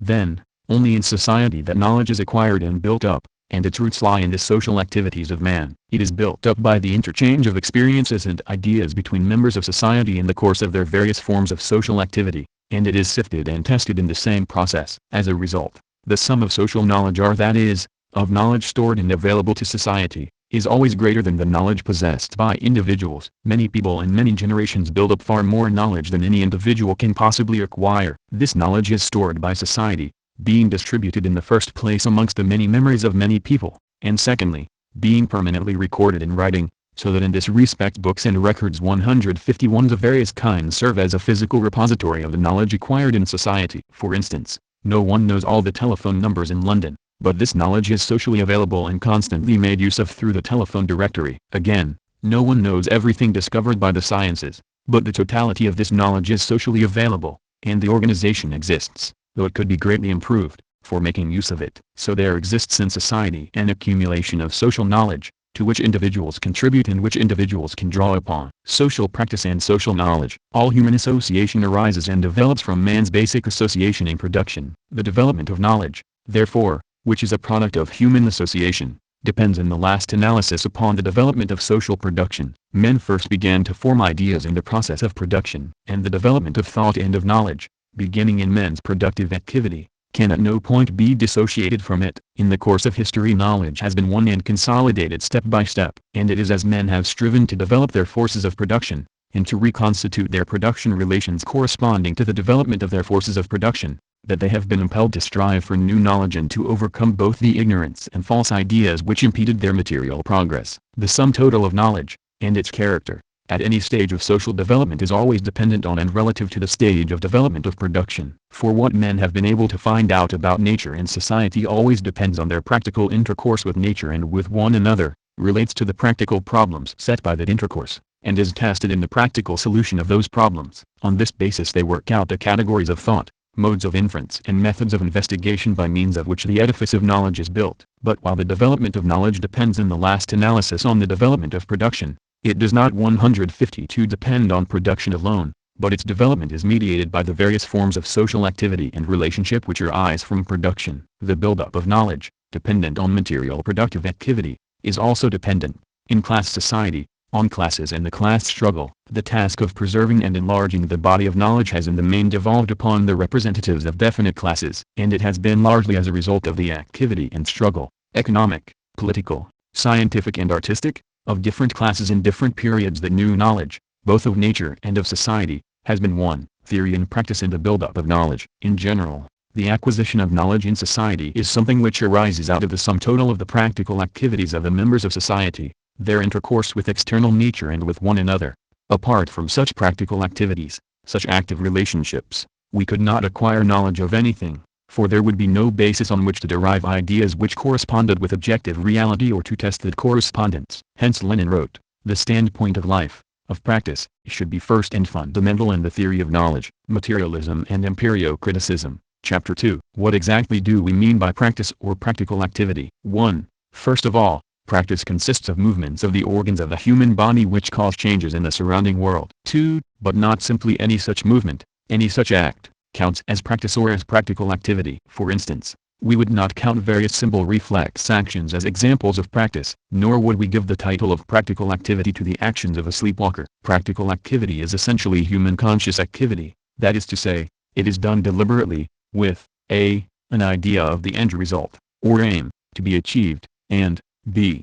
some consciousness of the conditions of the action and of the properties of the subject of the action and of the means through 153 which the aim can be achieved. 3. Thirdly, practice is social. There is, of course, individual practice, that is, the practical activities carried out by an individual on his own, and also social practice, activities which can be carried out only by a number of individuals acting in association. But no conscious practical activity would develop apart from man's social life and the conditioning of individuals by their society. In society, people develop many means to their practical activity. Speech, by which we communicate with one another, is one of them. Hence a large and important part is played in our practical activity by speech, for this is certainly an important means of bringing things about. The above 3 points define what we mean by practice. Knowledge, then, arises out of practice because it arises out of the development of ideas corresponding to the various conditions, subjects and means of our practical activities. Practice demands such ideas, and they are developed in accordance with the development of practice. Knowledge is acquired just in so far as practice creates the demand for true ideas about various things,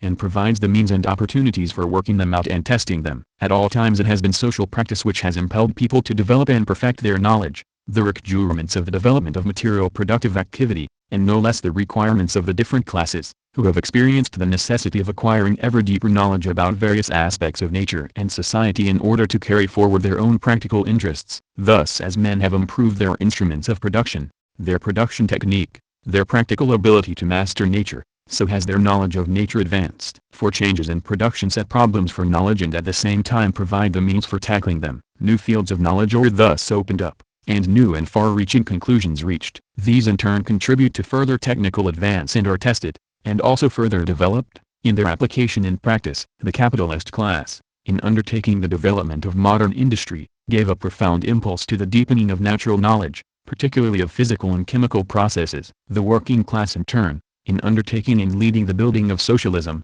requires and creates the conditions for far more comprehensive natural knowledge. Similarly, as men have striven to improve their well-being and have succeeded in establishing new and higher social relations in place of old and outmoded ones, so has their knowledge of themselves and of society advanced. The knowledge of the laws of social change embodied in scientific socialism could be achieved only when, with the development of the working class, the struggle for socialism became a practical question. In general, in each historical epoch the extent of knowledge of society and its laws has always corresponded to the practical social tasks of the epoch. Thus capitalism, by the development of the world market and then the division of the world among imperialist powers, stimulated studies in world history and in societies at various stages of their development, which resulted in the tremendous enlargement of social and historical research. Going beyond this, the struggle for socialism laid the basis for truly scientific knowledge of society, penetrating to the basic social relationships and laws of social development. On the other hand, people do not and cannot acquire knowledge of things about which their practice has not yet given them the need or opportunity of finding out anything. For example, while people still lived in small local communes and used very primitive instruments of production, they did not and could not develop any knowledge of geography, or mathematics, or astronomy, or mechanics. They knew very little, though they had all sorts of ideas about things of which they knew little. Before capitalism and the emergence of the working class, people did not and could not acquire much knowledge about the laws of development of society. They had all sorts of ideas about such things, including ideas of socialism, but very little knowledge. Knowledge, which arises out of practice, is tested in practice. 155 For the correspondence of our ideas about the conditions, subjects and means of practical activity with the objective reality independent of our ideas is tested, and can in the last resort only be tested, by the results of the activity which is guided by those ideas. Every act is done with certain expectations, which are based on the ideas which guide the act. The only final test of the correspondence of ideas with reality lies in the fulfillment or non-fulfillment of the expectations based on ideas. If, on the other hand, we have ideas which are in no way related to expectations of the results of practice, and which therefore cannot be tested by reference to the fulfillment or non-fulfillment of expectations, then there is no way of ever deciding the correspondence or non-correspondence of such ideas with reality. In other words, they can form no part of knowledge, but are merely illusory or speculative. So Marx wrote, "The question whether objective truth can be attributed to human thinking is not a question of theory but is a practical question. In practice man must prove the truth, that is, the reality and power, the decidedness of his thinking. The dispute over the reality or non-reality, that is, the correspondence or non-correspondence with reality, MC, of thinking which is isolated from practice is a purely scholastic question." Theses on Feuerbach. 2. We gain knowledge, then, by working out ideas arising out of problems of practice, and we test our knowledge step by step, in other words, establish it as knowledge, by reference to the fulfillment or non-fulfillment of our expectations in practice. Hence knowledge in its development continually passes through a cycle of 3 phases. 1. Social practice, the development of production and of social relationships, setting problems for theoretical solution. 2. The elaboration of theories arising from those problems, based on the available experiences, and the logical working out of those theories. 3. The application of those theories in social practice, testing, verifying and correcting them in the process of putting them to use. This is a never-ending process, for whatever may be our knowledge, new demands of practice lead to new extensions of knowledge. Moreover, existing knowledge must always be brought into conformity with the lessons and demands of practice. Hence as new knowledge is won, old theories are reformulated, existing knowledge is both corrected and deepened. Sense perception, the beginning of all knowledge. In this whole process of acquiring and building knowledge, on what do we have to rely in obtaining information about things, and in carrying out the test of the fulfillment or non-fulfillment of expectations? We have to rely on our senses. Separating knowledge from practice, many philosophers have also maintained that knowledge is built up by a process of pure thought. The senses, they say, are unreliable, and cannot be a source of knowledge, to gain which we should ignore the data of sense and rely on the intellect alone. Yet human knowledge, capable as it is of indefinite expansion, is always the work of the human brain. The brain is the organ of the most complicated relations of man with the external world, and in elaborating these relationships we are dependent, in the first place, on the information received through the senses as a result of our interaction with the things outside us. The beginning of all our knowledge, then, can be nothing else than the sense perceptions we acquire in the course of life activity. Knowledge can be built on no other basis than the information gained through the exercise of our senses, through sense perceptions which have their source in the objective material world. This materialist point of view in the theory of knowledge was embodied in Lenin's well-known definition of matter, as the objective reality which is given to man by his sensations, and which is reflected by our sensations while existing independently of them. Materialism and Empirio-criticism, Chapter 2. This emphasizes that the material world is the world accessible to the senses. What we know about the material world is derived from the exercise of our senses. Any supposed knowledge which goes beyond that is not knowledge but fantasy, and any supposed objective reality inaccessible to the senses is not real but imaginary. It may be objected that these are dogmatic statements, but there is no dogma here. On the contrary, once we get away from this fundamental materialist position we get away from all verifiable knowledge and into the realms of pure speculation. Once we allow ourselves to start inventing realities which cannot in any way be detected by the instrumentality of the senses, we are away into the clouds. We are faced with the sort of questions the later scholastics used to ask: how many angels can stand on the point of a needle? There is no possible way of detecting them, and so of checking the answer to the question. That is why we can be sure that such questions and such speculations have nothing whatever to do with knowledge, and are simply ways of bamboozling people. Indeed, to say we gain knowledge only through the exercise of the senses in the course of practical activity is no more a dogma than to say we cannot live without eating. To promise people supersensible or transcendent knowledge is like promising them the means of eternal life while offering them nothing to eat, and the promises are often made by the same learned and pious people. The materialist theory of knowledge is a defense and weapon against such deceptions. Hence we should steadily reject all principles and dogmas which claim to be known independent of experience, independent of the exercise of the senses, whether by some inner light or by virtue of some authority. We should not trust those who seek to impose their views because they claim to possess some special intellectual gift, or to have been initiated into some mystery, or to be empowered with some special authority. We should be skeptical, and accept nothing from anyone which cannot be explained and justified in terms of practice and sense experience. For we cannot know of the existence or properties of anything except in so far as its existence and properties are capable of being detected, in some way, directly or indirectly, by our senses. The reliability of the senses. But can we trust our senses? How do we know that our senses do not always deceive us, as they sometimes do in hallucinations and dreams? More generally, how do we know that anything at all exists corresponding to our perceptions? To answer these questions we must remember that we acquire and build up our perceptions of objects only in the course of practical activity. The information which we gain through the senses does not just come to us. We get it in practical life, by conscious, practical interaction with the objects outside us. A newborn baby, for example, starts with a mass of confused impressions of itself in the outside world. It begins to use its senses and to get information about the objects which surround it when it begins to reach out for those objects, to see what it can do with them, to investigate them, to experiment with and test them in all sorts of ways. Just as each member of the human race starts getting information about the world in that way, so that is the way in which all knowledge about the world is acquired and built up. Our first confused impressions of an unfamiliar thing are certainly not reliable and provide little if any information about it. We use our senses to obtain information about it by investigating it, and we continually test the reliability of our perceptions of it in the course of our practical dealings with it. Apart from such practical dealings with things outside us, we have no way of telling whether our perceptions agree with objects or, indeed, whether any object at all corresponds to them. But when we act on our perceptions, and when we turn things to our own use according to the qualities we perceive in them, then we test whether or not, and how far, our perceptions agree with reality outside ourselves. A philosopher sitting alone in his study and trying to conjure up knowledge from the inner resources of his own mind may make great difficulty about this. He wonders whether his study, his books, the chair he is sitting on, and his own body sitting on it, really exist, or whether they are some kind of dream or illusion in his mind. But outside his study, outside the academic discussions of philosophers, there is no difficulty. Human action had solved the difficulty long before human ingenuity invented it, wrote Engels. The proof of the pudding is in the eating. From the moment we turn to our own use these objects according to the qualities we perceive in them, we put to an infallible test the correctness or otherwise of our sense perceptions. If these perceptions have been wrong, then our estimate of the use to which an object can be turned must also be wrong, and our attempt must fail. But if we succeed in accomplishing our aim, if we find that the object does agree with our idea of it, and does answer the purpose we intended for it, then that is positive proof that our perceptions of it and of its qualities, so far, agree with reality outside ourselves.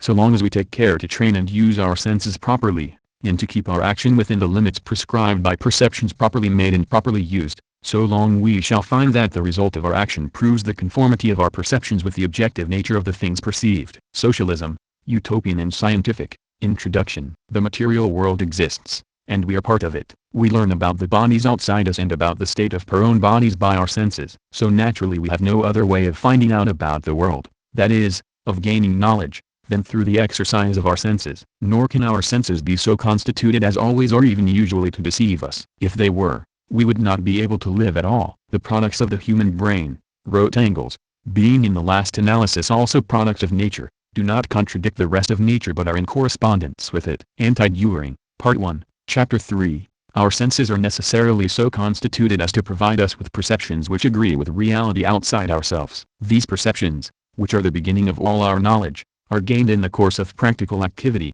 and their agreement with reality is brought about and tested in practical activity. So all our knowledge, that is to say, the sum of our conceptions which are established and tested as correct reflections so far as they go, of objective reality, is established on the basis of the perceptions we gain in our practical activity, and is likewise tested in the same activity. The expansion, incompleteness and criticism of knowledge. Some philosophers have believed that the goal of knowledge is to attain a complete, rounded-off system, encompassing knowledge of everything that exists to be known. And a few have believed that they themselves had actually attained such a goal, as was alleged of the late master of Balliol, Professor B. Jowett. Here I stand, my name is Jowett, there's no knowledge but I know it. I am master of this college, and what I don't know isn't knowledge. Yet neither as a whole nor in any of its various departments can human knowledge ever be finished, finalized and rounded off. Knowledge is always growing and developing. Indeed, this is obvious when we consider that our knowledge all arises from and is tested in practice, and is derived from the sense perceptions we gain in practical activity. We shall never have done everything that can be done, or have examined every aspect of everything that ever existed, exists or will exist. There will always be more to do, more to find out in doing it, and therefore more to know. So knowledge is always expanding, or, at least, capable of expansion, and therefore always incomplete. And there are two aspects of this expansion and incompleteness of knowledge. The first aspect is a quantitative one. New knowledge is always being added to old knowledge, so that we come to know more, and this expansion takes place in two dimensions, so to speak, in breadth and depth of knowledge. We get to know about new things which we did not know about before, and we get to know more about the things concerning which we already knew something. In this way we can always know more, but never know all. For example, in modern physics we have got to know about fundamental particles the existence of which was not previously known, and in getting to know about them, we have also increased or deepened our knowledge about atoms and their structure, concerning which something was already known. But because we have in this way increased the breadth and depth of our physical knowledge, we cannot conclude that we have completed our physical knowledge. On the contrary,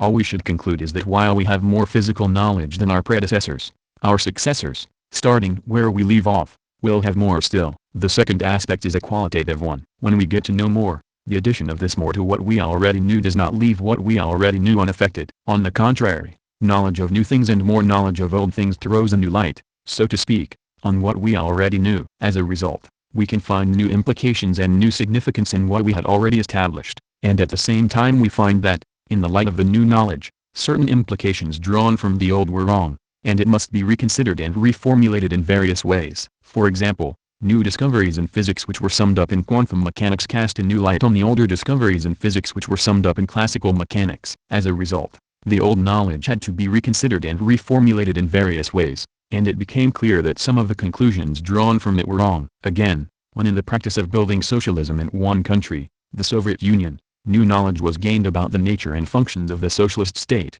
it became necessary to reconsider and reformulate some of the propositions about the socialist state previously put forward by Marxism, and it became clear that some of the conclusions drawn from it were wrong. None of this means that old knowledge turns out to have been illusory and so not to have been real knowledge at all. All it means is that the incompleteness of old knowledge leads to the necessity of its being critically reformulated in the light of new knowledge. And the same will apply, of course, to the new knowledge itself. When it in turn becomes old knowledge, knowledge grows through a process of not only adding to but also perfecting and correcting the already existing body of knowledge. In no field is knowledge ever perfect, final and complete. Consequently, whatever knowledge has been established must be accepted only as a point of departure for further advances of knowledge, just as whatever has been achieved in practice should not be regarded as a final achievement but only as a point of departure for further gains. This means that we must also be prepared to recognize that all knowledge is always limited, incomplete, defective, and so requires not only supplementation but also criticism in order to carry it forward and advance to new conquests. Chapter 12: The Growth of Knowledge. From ignorance to knowledge. The acquisition of knowledge,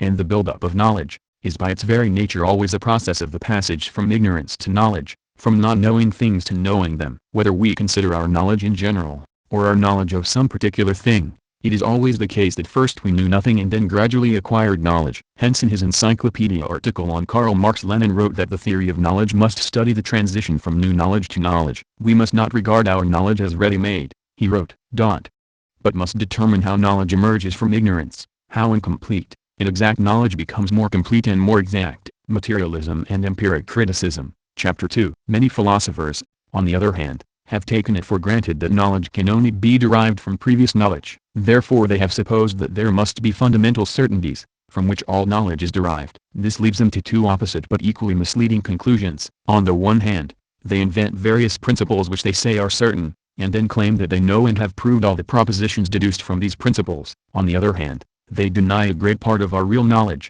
because it cannot be so deduced. Thus, for example, philosophers have deduced all manner of conclusions about God and the ultimate nature of reality from first principles, and on the other hand, they have rejected the 164 whole of our knowledge about the material world on the grounds that it cannot be justified by anything they are prepared to accept as absolutely certain and self-evident. Yet the real starting point of knowledge is not knowledge but ignorance, and not certainty but uncertainty. We always build up knowledge from a previous state of lack of knowledge. Hence to try to build up systems of knowledge from self-evident premises is to misunderstand the whole problem of building knowledge, and must always be in vain. How, then, is knowledge built up from ignorance? This is done, and can only be done, through our sensuous interaction with things. It is done by human brains, which, as we have repeatedly said, are the organs of the most complicated relations between man and the external world. By the perceptual awareness of things which results from entering into various active relations with them, we come to know them where previously we did not know them. And the more various the relations with things into which we enter,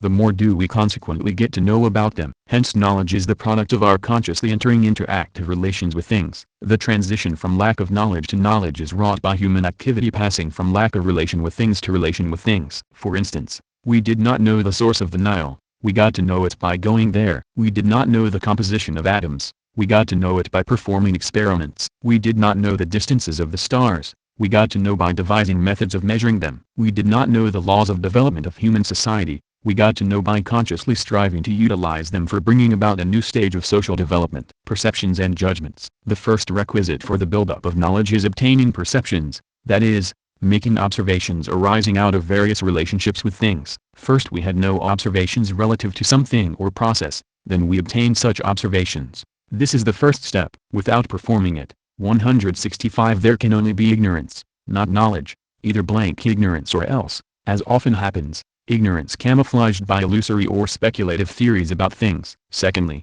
having entered into relationship with things and obtained observations about them, We must go on to formulate judgments or propositions about them and their properties and relations. We must employ the laws of thought, that is, the logical laws for the reflection of objective reality in terms of ideas, in order to express in ideas, in judgments or propositions, the results of observations. The buildup of knowledge always involves the passage from sensations to ideas. All the higher animals have sensations, and in their sensations possess definite, concrete information about things, which they learn to make more reliable and which they use in their life activity. But only in man is this information provided by the senses converted into knowledge, in the sense of being expressed in ideas and propositions. Here we understand the term knowledge in the definite sense of human knowledge, the sense in which, for example, a dog knows the way home is different from the sense in which a man knows the way, for in the latter case it is expressible in ideas and propositions which can be communicated. Ideas and propositions are communicated, shared and discussed by people in their social life, and it is this expression of information in ideas and propositions which constitutes the essential feature of human knowledge. People acquire and possess knowledge just insofar as they pass from the sensations which are particular to each individual and which they possess in common with all animals,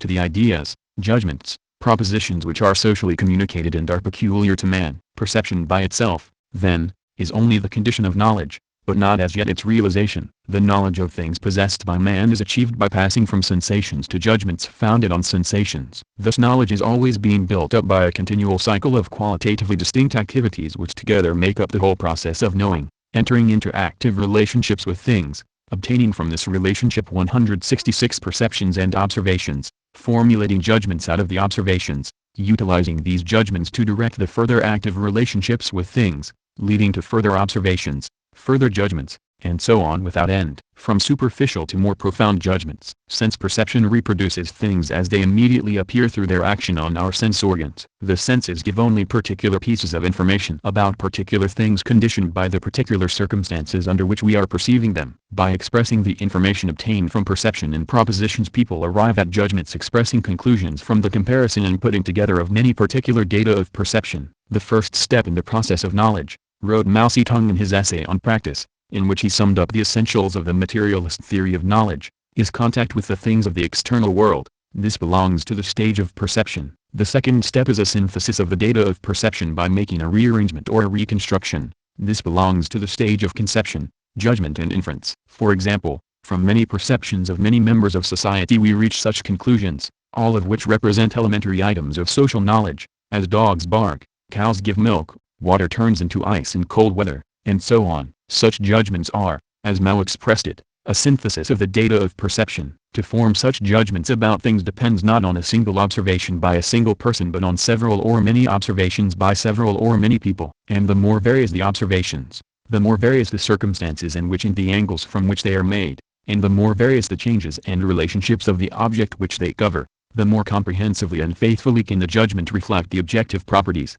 relations and forms of motion of the object. Observation is itself an activity, since we must consciously 167 bring ourselves into relation with something if we are to observe it, and must bring ourselves into more varied relation noting various different aspects of the thing, its various changes, and so on, if we are to observe it more fully. But observation itself passes from what may be called passive observation to active observation, and it is the latter which is of primary importance for building up fuller knowledge of things. Observation in itself does not change that which is observed. In this sense, it is passive. A bird watcher, for example, obtains knowledge about birds, but he does not interfere with them in any way in making his observations. On the contrary, in this case he must be very careful not to do so. Active observation arises when we ourselves, by our activity, take a part in bringing about various changes in things, and observe the results of their relationships or changes which we ourselves have effected under our own control. One of the most important methods of active observation of things is, for example, to measure them. The process of measurement,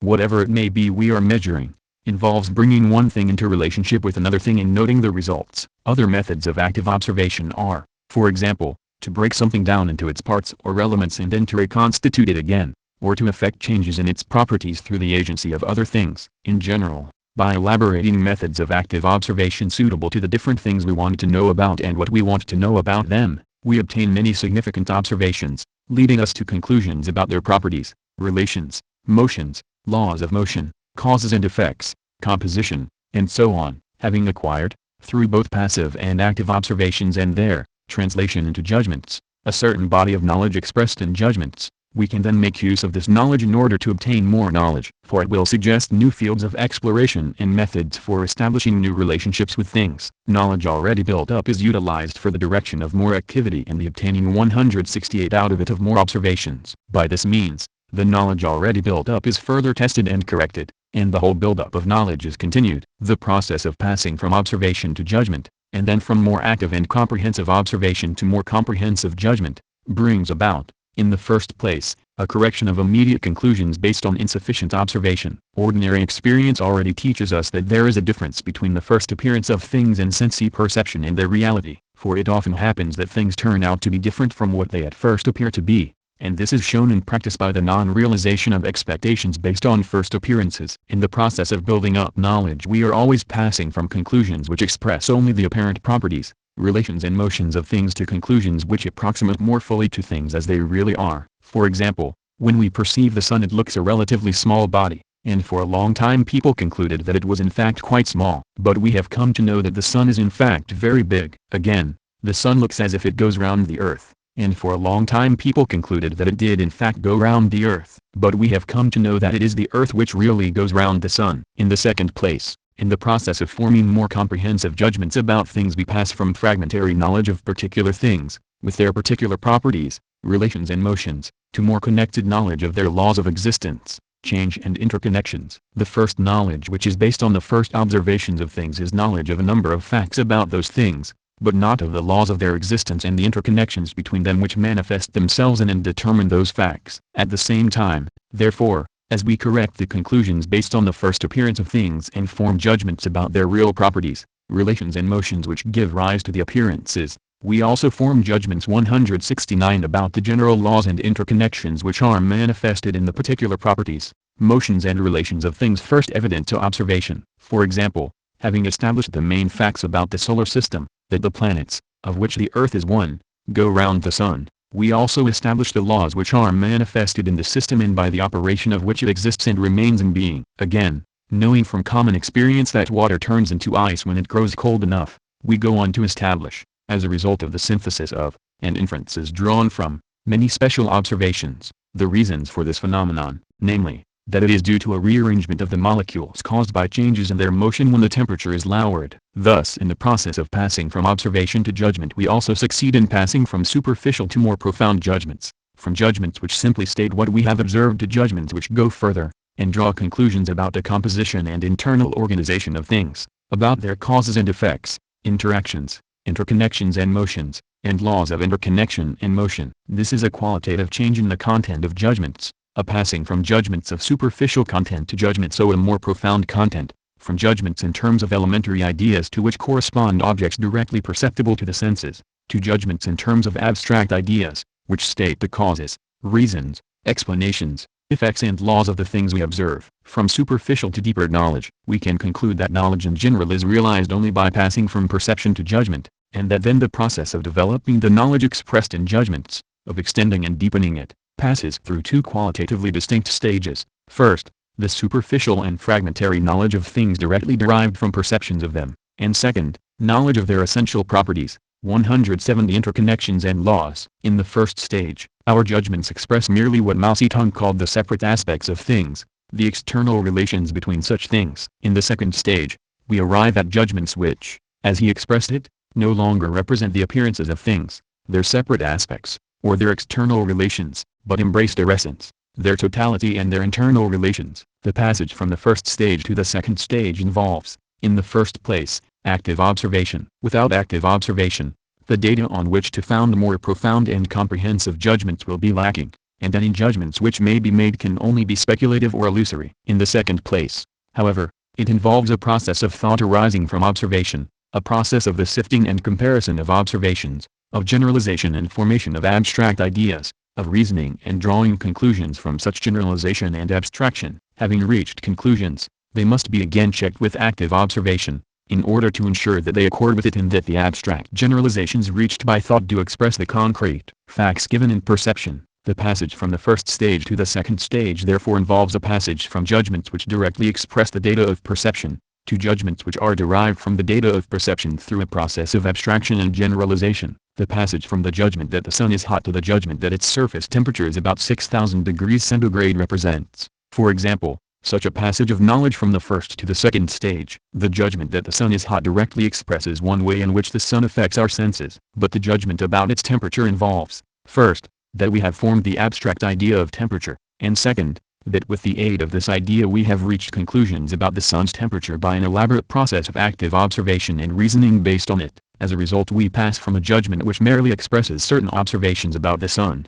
to one which expresses its internal state. Again, suppose that we are considering the state organization of a given country, of Great Britain, let us say. The first observations which may be made concern particular facts, such as that the capital is London, that laws are made by people sitting in 2 houses of parliament, that these laws are signed by the Queen and enforced by policemen, and so on. Many inquiries into the character of British parliamentary democracy never get further than formulating the judgments summarizing such observations, which means that they go no further than the first stage of knowledge. If, however, inquiry is carried further, if the state is considered in its historical development on the basis of the whole development of the economic structure of society, and if reasoned conclusions are drawn from this inquiry, then we will arrive at the judgment that the British parliamentary state is the organ of rule of the British capitalist class. This is to advance knowledge of the state to the second stage, which embraces not merely a number of observed facts about it but its essential nature. In his work on the theory of knowledge, on practice, Mao Zedong wrote that in the first stage knowledge is confined to the separate aspects of things, the appearances, the external relations of things, whereas in the second stage it takes a big stride forward to embrace the wholeness, the essence and internal relations of things, discloses the internal contradictions of the surrounding world, and is therefore capable of grasping the development of the surrounding world in its totality, in the internal relations between all its aspects. Many philosophers, those belonging to the so-called empiricist and positivist schools, have denied that knowledge develops through 2 such stages. According to them, first we obtain various sense data, and then we compare and relate these data in order to formulate judgments or propositions summarizing the observations. And for them, that is the whole process of knowledge. Hence, for them, knowledge is entirely confined to the separate aspects of things, the appearances, the external relations of things, and it is an illusion to suppose that there can be any more profound knowledge of things, of their reality as opposed to their appearances to us, of their essential properties, interconnections and laws. In opposition to this empiricist or positivist type of philosophy, Marxism traces the growth of knowledge from a lower to a higher stage. First of all, in obtaining information through the senses we pass from sensations to judgments, and then, in the development of our knowledge expressed in ideas and judgments, we pass from superficial knowledge of the appearances and external relations of things to deeper knowledge of their essential characteristics and internal relations. Appearance and reality. In passing from elementary to abstract ideas, from superficial to more profound judgments, the passage is made from the appearance of things to their reality. In considering knowledge, a distinction must always be made between appearance and reality, between the particular phenomena which are immediately evident to observation and the hidden processes, interconnections and laws which are manifested in the appearances and underlie the observed facts. The task of knowing things is always to advance from appearance to reality, so as to get to know more about the real movement and interconnections of things manifested in their particular existence and mode of appearance. Thus Marx stressed that the task of science is always to proceed from the immediate knowledge of appearances to the discovery of the reality, the internal connections and laws underlying the appearances, and so finally to reach a comprehensive understanding of the appearances. Inquiry, he wrote, has to appropriate the material in detail, to analyze its different forms of development, to trace out their interconnections. Only after this work is done can the actual movement be adequately described. If this is done successfully, the life of the subject matter is ideally reflected as in a mirror. Capital, Preface to second edition. So Marx stressed that knowledge of the real character and laws of any subject matter must always be derived from the 173 detailed analysis of all the relevant facts, and must in turn serve to explain them, to demonstrate their interconnections and actual movement. His own work in the social sciences provides examples of this point. Thus in Capital Marx pointed out that whereas the vulgar economists dealt only with the surface appearances of capitalist economy, scientific political economy seeks to uncover the real relations of production underlying the appearances, and on that basis explain the appearances. If the underlying processes had been evident on the surface to superficial observation, there would have been no need for further profound inquiry. But the reality is never evident on the surface, and can be discovered only by painstaking scientific analysis. The way of thinking of the vulgar economists, wrote Marx, derives from the fact that it is always only the immediate form in which relationships appear which is reflected in the brain, and not their interconnections. If the latter were the case, Moreover, what would be the need for a science at all? And explaining his own method of scientific analysis of capitalist economy, he pointed out that at the end of it, we have arrived at the forms of appearance which serve as the starting point for the vulgar, ground rent coming from the earth, profit, interest, from capital, and wages from labor. But from our point of view the thing is now seen differently. The apparent movement is explained. Letters to Engels, June 27, 1867, and April 30, 1858. It is clear from this, incidentally, that the positivist philosophy, which confines knowledge entirely to dealing with surface appearances, was completely in accord with the procedures of the vulgar economist whom Marx criticized, and their procedures were completely in accord with it. This philosophy, indeed, is the most suitable philosophy for the apologists of capitalism, whose whole outlook depends on their never looking below the surface of social life. As a vivid example of the importance of judging things,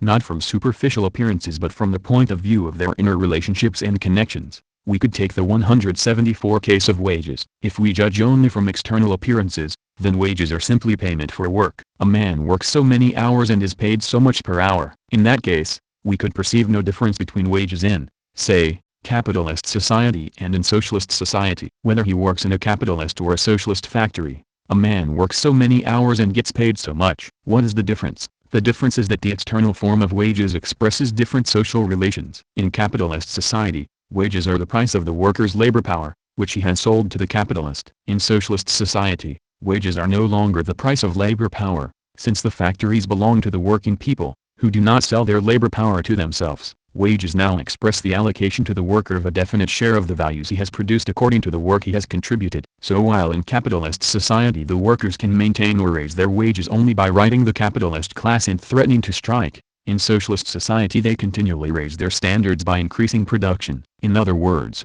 the laws which determine wages are totally different in socialist from capitalist society. But why they are different can only be understood when we go behind the appearances of things and seek to discover the inner relationships and connections which determine the appearances. Revolutionary theory and the revolutionary practice, to pass from superficial to profound judgment about things, and from their appearances to their reality, is, as we have said, to pass from one stage of knowing things to another. Such a qualitative change in knowledge is also as a rule a revolutionary change. It is revolutionary because it brings about a revolutionary change in what we can do. When practice is guided only by what we have learned concerning the external appearance of things, then it lacks the power of knowingly bringing about profound changes in those things, or of utilizing them extensively for far-reaching purposes. On the contrary, when we know things only by their appearances we generally have in practice to wait on what happens, to adapt ourselves to things, often badly and suffering surprises, setbacks and misfortunes, rather than mastering them and adapting them to purposes of our own. But when we begin to grasp the reality which determines the appearances,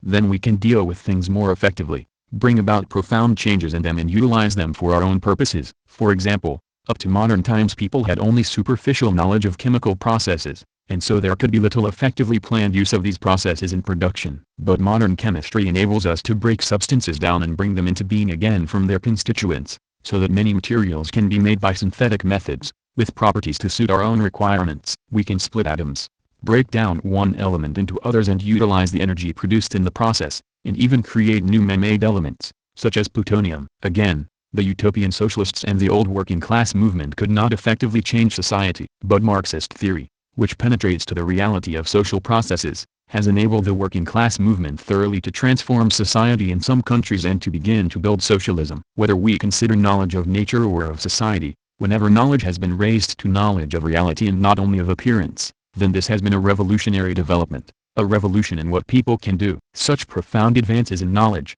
whether they have been consciously linked with practice or not by those who played the major theoretical part in effecting them, are always in the last analysis the product of revolutionary strivings in social practice. It is when people strive to do something new so as to increase their powers and improve their conditions, that they experience the necessity of deepening their knowledge. There can be no revolutionary practice without knowledge, for without knowledge it lacks direction and cannot attain its goal. A leap forward in knowledge is a condition for the realization of a revolution in practice, and it is impossible to raise the level of knowledge at part 176 from or in advance of the corresponding practice. Just as practice gropes in the dark without the necessary knowledge. Apart from the appropriate practice no genuine knowledge is possible, but only guesswork and speculation. All genuine knowledge arises out of practice, and in turn is tested in practice. Though this does not mean that the theoretical deductions from a discovery may not advance beyond the carrying into effect of all its potential practical consequences. There is no other way to discover the laws of the real world than the way of entering into practical relations with real objects and processes,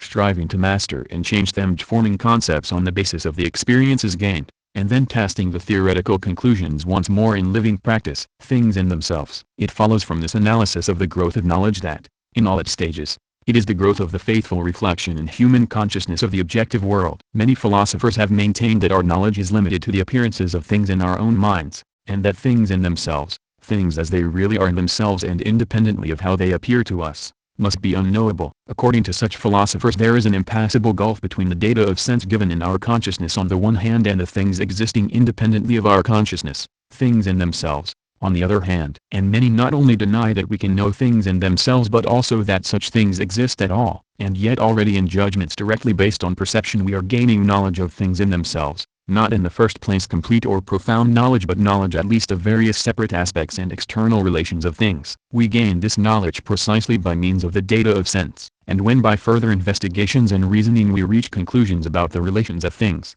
their properties, the processes into which they enter and their laws of motion, then we are gaining deeper knowledge of the very same things, existing independently of our consciousness of them, which before we knew only superficially. There is, then, no gulf between things in themselves and their appearances or phenomena. We know things precisely by means of their appearances to us, and the more we study the appearances the more we can find out about the things. Nor is there any gulf between the appearances of things and their reality, since the appearance is a manifestation of the reality, and we do not know the reality separately from the appearance but only through it. If you know all the qualities of a thing, you know the thing itself, wrote Engels in the Introduction to Socialism, utopian and scientific. We know about the real properties and relations of things by practice and study, by finding out what we can do with things, and by studying the various appearances of their various aspects under many conditions. We gain more and more knowledge of the things themselves. Hence all our knowledge is knowledge of real things which certainly exist independently of their appearances to us. The materialist affirms the existence and knowability of things in themselves,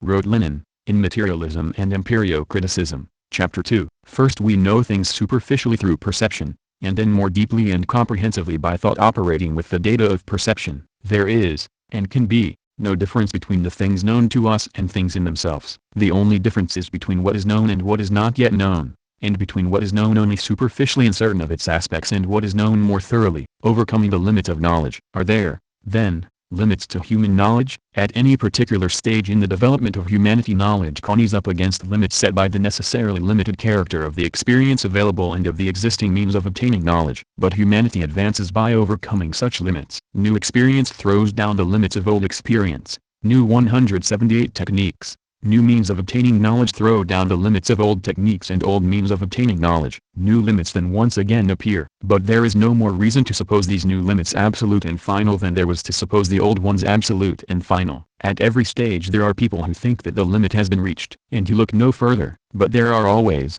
sooner or later, other people who throw down those limits and boldly advance beyond them to new limits. Therefore knowledge is always limited, and advances by overcoming existing limits. For example, it was impossible for people in feudal society to know anything about socialist society and its laws, to formulate the truth about socialism and the transition from socialism to communism. This became possible only with the development of capitalist society. Only then did the means become available for forming a scientific conception of socialism. Similarly, it is impossible for us today to know how a fully communist society, after it is established, will further develop. But in due course people will be able to ascertain the truth about this further development and its laws. Again, it was impossible to gain knowledge of the atom and its structure before the invention of modern techniques of electronics. Today with these techniques we have passed what were once thought to be the limits of all possible physical knowledge. These techniques themselves involve, however, their own limits to physical knowledge, so that now some physicists assert the impossibility of ever knowing anything more about subatomic processes than is allowed for in contemporary quantum theory. But it would be both dogmatic and short-sighted to assert that these limits are any more absolute than were the once insurmountable limits of other techniques in the past. While yesterday the profundity of this knowledge did not go beyond the atom, and today does not go beyond the electron, wrote Lenin. Dialectical materialism insists on the temporary, relative, approximate character of all these milestones in the knowledge of nature gained by the progressing science of man. The electron is as inexhaustible as the atom. Nature is infinite. Materialism and Empiric Criticism, Chapter 5. At every stage and in all circumstances knowledge is incomplete and provisional, conditioned and limited by the historical circumstances under which it was acquired, including the means and methods used for gaining it and the historically conditioned assumptions and categories used in the formulation of ideas and conclusions. But this development of knowledge, every stage of which has such a conditioned character, is a development of knowledge of the real material world, the discovery of interconnections and laws of motion of real material processes, including human society and human consciousness. It is a progressive development, in which the bounds of knowledge are stage by stage enlarged, in which the agreement of ideas and theories with objective reality is stage by stage increased, and in which stage by stage what was provisional and hypothetical gives place to what is assured and verified. The progress of knowledge always comes up against barriers which arise from the limitations of existing knowledge and existing practice, but while the progress of knowledge always faces barriers to further advance, knowledge progresses by finding how to get over them. When knowledge advances to the stage of knowledge of the laws of motion and interconnection which determine the appearances of things, then we begin to understand the aspect of necessity which belongs to phenomena of both nature and society. We call that necessary which from the nature of the case could not be otherwise. When the real processes which determine the mode of existence of a thing are such that it is bound to manifest certain characteristics and not others, and to develop in a certain way and not in another, then those characteristics and that development are understood as necessary. In general, insofar as we gain knowledge of the interconnections and laws of development of things, we are able to state not merely what the facts are but to explain them, to understand the reasons for them, to comprehend their necessity. In the field of natural science, for example, the discoveries of Newton concerning the principles of mechanics revealed the necessity of many phenomena of nature. Thus among other things Newton's principles demonstrated the necessity of certain features of the solar system of which the Earth is a part. It is a fact, for instance, that the planets move round the Sun in elliptical orbits. This fact was established by Kepler, but the necessity of Kepler's law of planetary motion was demonstrated by Newton, whose analysis of the mechanics of the solar system showed that from the very nature of the forces 181 operating in such a system the planets were bound to move in elliptical orbits,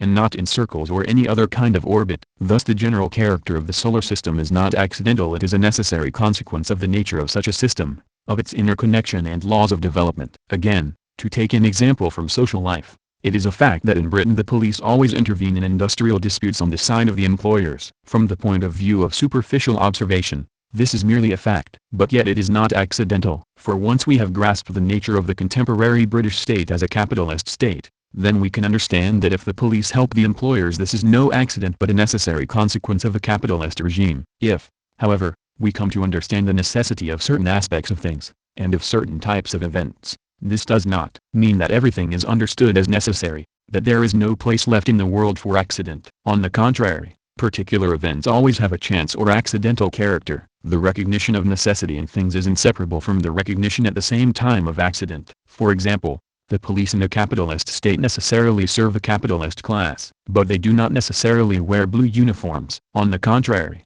they could serve the capitalists just as well in uniforms of some other color. And so the fact that the British police wear blue uniforms is an accident, it is due to accidental circumstances. Similarly, while it is a necessary feature of the solar system that the Earth moves round the Sun in an elliptical orbit, it is not a necessary feature that the Earth is the exact size it is. Its exact size is due to accidental circumstances. From the point of view of superficial observation, everything appears accidental. We are simply confronted with observed facts and external connections between them. As we have not yet grasped the laws of change and interconnection which govern and manifest themselves in the things we are observing, every fact we observe is apprehended simply as a fact which could quite well have been otherwise. Every fact could be the case or not be the case, and everything else remain the same. L. Wittgenstein, Tractates Logico-Philosophicus, I. Such is the conclusion of a superficial way of viewing things. But profounder investigation reveals that where on the surface accident holds sway, there actually it is always governed by inner, hidden laws, and it is only a matter of discovering these laws. Engels, Ludwig Feuerbach, Chapter 4. Their discovery does not, however, eliminate the conception of the accidental. Rather does it reveal that the necessary features of things manifest themselves through a series of accidents, and that the accidental, on the other hand, is always governed by the necessary. Thus it is a historical necessity that in the development of society capitalism should be superseded by socialism. Exactly when and how this revolution takes place involves a series of accidental circumstances, but the development of these circumstances is, in turn, governed by historical necessity. Similarly in nature, the development of matter necessarily follows a certain path, though exactly when and how in a particular material system the different stages of development are realized, or whether in particular cases they are realized at all, depends upon accidental circumstances. So, dealing with the interrelation of accident and necessity in nature, Engels wrote that the solar system was produced in a natural way by transformations of motion which are by nature inherent in moving matter, and the conditions of which therefore also must be reproduced by matter, even if only after millions and millions of years and more or less by chance, but with the necessity that is also inherent in chance. And he understood the emergence of consciousness as the highest form of motion of matter. In the same way, it is the nature of matter to advance to the evolution of thinking beings. Hence, too, this always necessarily occurs wherever the conditions for it, not necessarily identical at all places and times, are present. Dialectics of nature. Engels therefore concluded that what is maintained to be necessary is composed of sheer accidents, and the so-called accidental is the form behind which necessity hides itself. If the necessary is that which from the nature of the case could not be otherwise, the accidental is that which could be otherwise. Both aspects are always present in everything. In general, it is certain overall characteristics of events, and the overall character of their outcome, which are necessary. On the other hand, the details, the particular features of individual events, and the consequent detailed, particular features of their outcome, are not necessary but accidental. It is in this sense that what is necessary is composed of accidents. It is precisely in the accidental details that the inherently necessary manifests itself, and, accidental in themselves, they are at the same time shaped and governed by what is necessary. Necessity,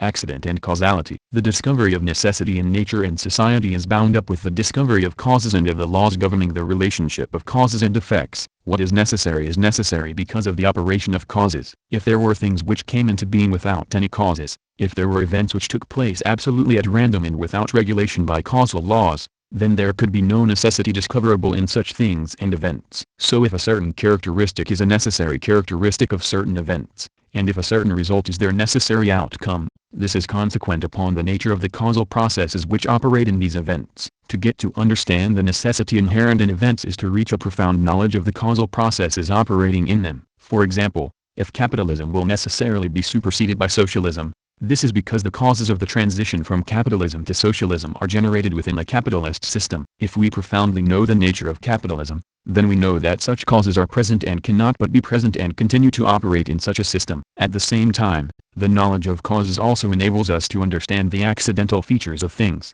The causes of socialism, for example, come into being and operate within capitalism, and so the outcome of socialism is known to be necessary. But the particular features of these causes are accidental. There is no necessity about them. Thus it is necessary that the working class should increase in numbers and organization as capitalism develops. This is bound to happen, and is one of the causes why capitalism will give rise to socialism. But while the continued development of capitalism necessarily implies that there will be more workers and that they will organize and eventually overthrow the system, it does not necessarily imply that, say, Mr. Jones and Mr. Smith will join an organization and play a prominent part as leaders of the movement. There are bound to be leaders, but whether a particular child of particular parents will become a leader depends on many accidental factors. Such accidental factors, however, are, in the aggregate and in the long run, bound to have the result that leaders will arise. Thus the operation of causality brings it about that there is both necessity and accident in the world, and that the necessary manifests itself through the accidental. It follows that it is wrong to assert, as has often been asserted, that when a cause has been assigned for anything, then that thing has thereby been shown to be necessary. It is equally wrong to define the accidental as that which happens without a cause. All events have causes, necessary events and accidents alike. Merely to trace something back to its remote causes is not to prove its necessity, for accident is at work right throughout the chain of events. If something is necessary, this is not a consequence of particular causes but of general laws. The interrelation of accident and necessity in events is grasped, then, as a consequence of the advance of knowledge from the external to the internal connections of things, from appearance to reality, from superficial observation and correlation of facts to investigation of the real dialectic of development. Then we see that necessary consequences of the real interconnections of things manifest themselves through a series of accidental circumstances, and that accidental events are conditioned and governed by an internal necessity and contribute to bringing about a necessary outcome. Necessity and freedom in human practice. We have considered the interrelation of necessity and accident and how both arise from the universal operation of causality in nature and society. Now we shall consider the bearing of these conclusions on practical life. When we carry out practical activities, do we possess any freedom in what we are doing, or is it all necessarily determined independently of our will? This is the question we must now answer. And as it is sometimes thought that necessity and accident are incompatible opposites, such that where the one is present the other must be absent,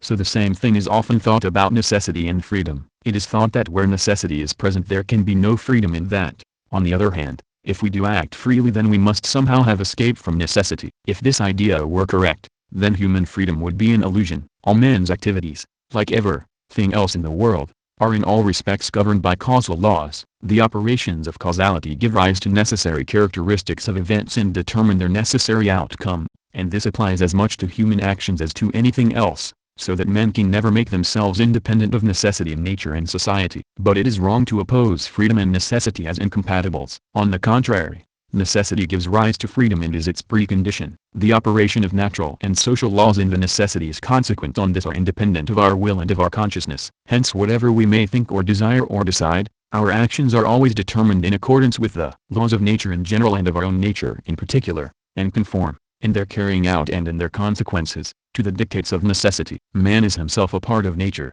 and the necessity of nature is primary, and human will and mind secondary. The latter must necessarily and inevitably adapt themselves to the former. Lenin, Materialism and Empirio-Criticism, Chapter 3, Section 6. What characterizes human practice, however, and distinguishes it from animal behavior, is that men in the course of their social practice gain knowledge of necessity, in the first place of necessity in nature, and so learn to act on that knowledge and to use it to produce intended aims, to realize their own purposes. This begins with the production process itself, in which man sets in motion the natural forces of his body in order to appropriate nature's productions in a form adapted to his own wants, and so realizes a purpose of his own. Marx, Capital, Volume I, Chapter 7, Section I. Consequently, men are not, like the animals, constrained to follow a predetermined pattern of behavior. They do not, like the animals, simply adapt themselves to their environment, but also by their own volition adapt their environment to themselves. They make themselves free to seek and realize ends which they themselves have conceived and willed, and in so doing they also change themselves,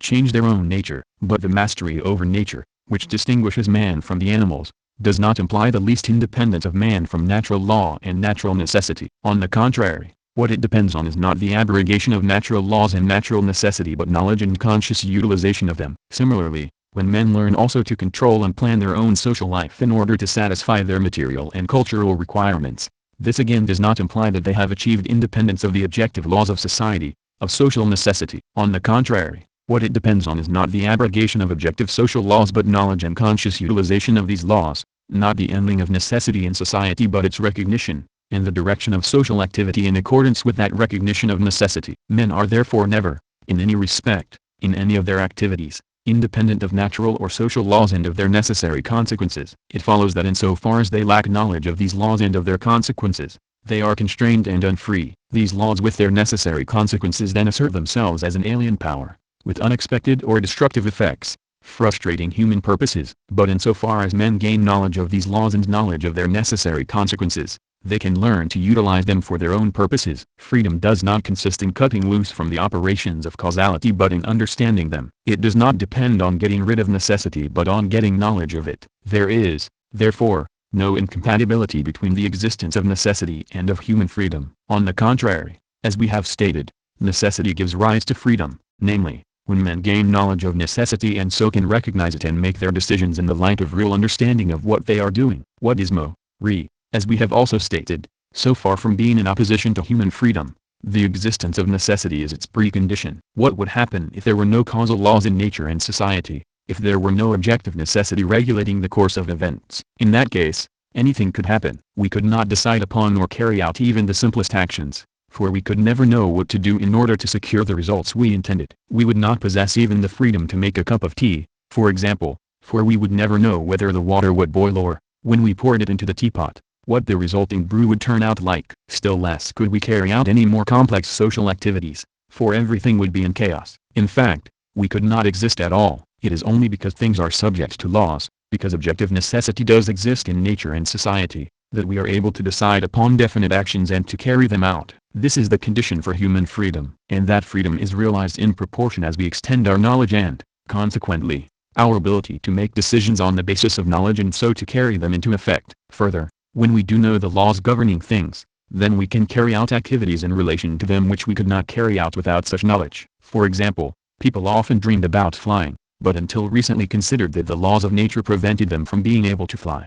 188 When, however, we discovered the laws governing flying, then we were able to construct the means of flight. In many such cases, Knowledge of the laws which have given rise to certain limitations on our action enables us in practice to transcend those limitations. Knowledge is the means to human freedom. But are not our own actions determined by various causes, and are they not therefore subject to an overriding necessity? How, then, can we be free? It is true that we ourselves are the product of definite conditions, would have been different had those conditions been different, and act according to the necessity of our own circumstances and our own nature. But this does not in the least contradict the possibility of our being free agents. Whatever we do, there was some cause of our doing it. If this cause was an external force of some kind, acting on us in such a way as to make us do something without the intervention of any act of will on our part, then certainly in such a case we are constrained and not free. For example, if someone in a crowd pushes me in such a way that I push someone else, then in this case I am not a free agent. The question of freedom only comes in when we do things of our own volition,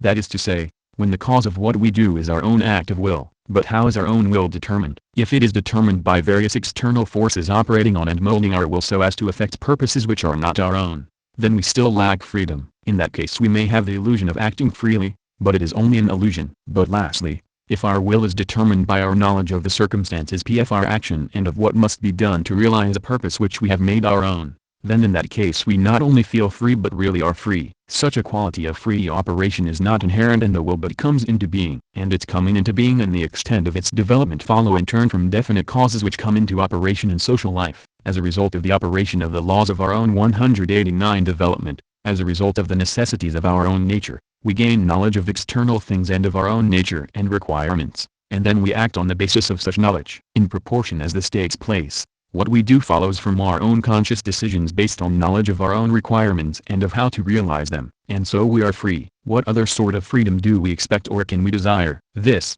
incidentally, is a point which was, in its essentials, made clear long ago by the great materialist philosopher Spinoza, when he pointed out that human actions, like all other things, are determined by prior causes, and that men are free not when their actions take place without causes but when their actions are determined by their knowledge of their own requirements and of how to realize them. Freedom does not consist in the dream of independence of natural laws, wrote Engels, but in the knowledge of these laws, and in the possibility this gives of systematically making them work towards definite ends. This holds good in relation both to the laws of external nature and to those which govern the bodily and mental life of men themselves. Two classes of laws which we can separate from each other at most only in thought and not in reality. Freedom of the will therefore means nothing but the capacity to make decisions with real knowledge of the subject.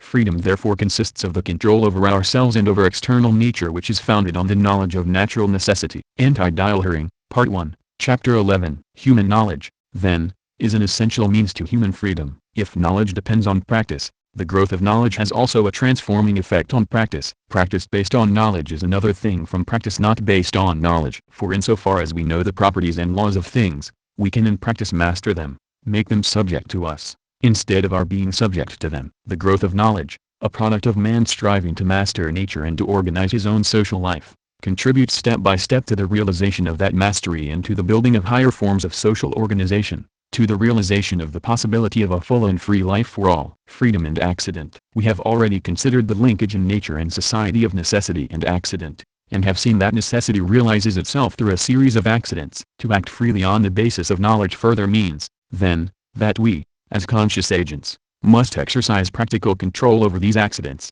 so as to eliminate the accidental or chance element in the determination of the results of our activity and make those results fully conform with our own intentions. In other words, the exercise of our freedom of action means that, in carrying out activities directed to a definite end, we, on the basis of our knowledge of the laws of the subject of our action, exercise such control over the subject that the operations of chance are eliminated in the determination of the result. Thus while the realization of freedom of human action does not in any sense mean getting rid of necessity, it does, in a certain sense, mean getting rid of accident, or eliminating chance. In carrying out an undertaking we should not, as everyone knows, leave to chance anything which affects the success of the undertaking. If we do, then the success of the undertaking is jeopardized. If it succeeds, that is due to luck and not to judgment. Circumstances have brought about success for us, and it was not we who by our own deliberate actions achieved success for ourselves. But circumstances cannot generally be relied on to be so favorable. Those organizing street corner meetings, for example,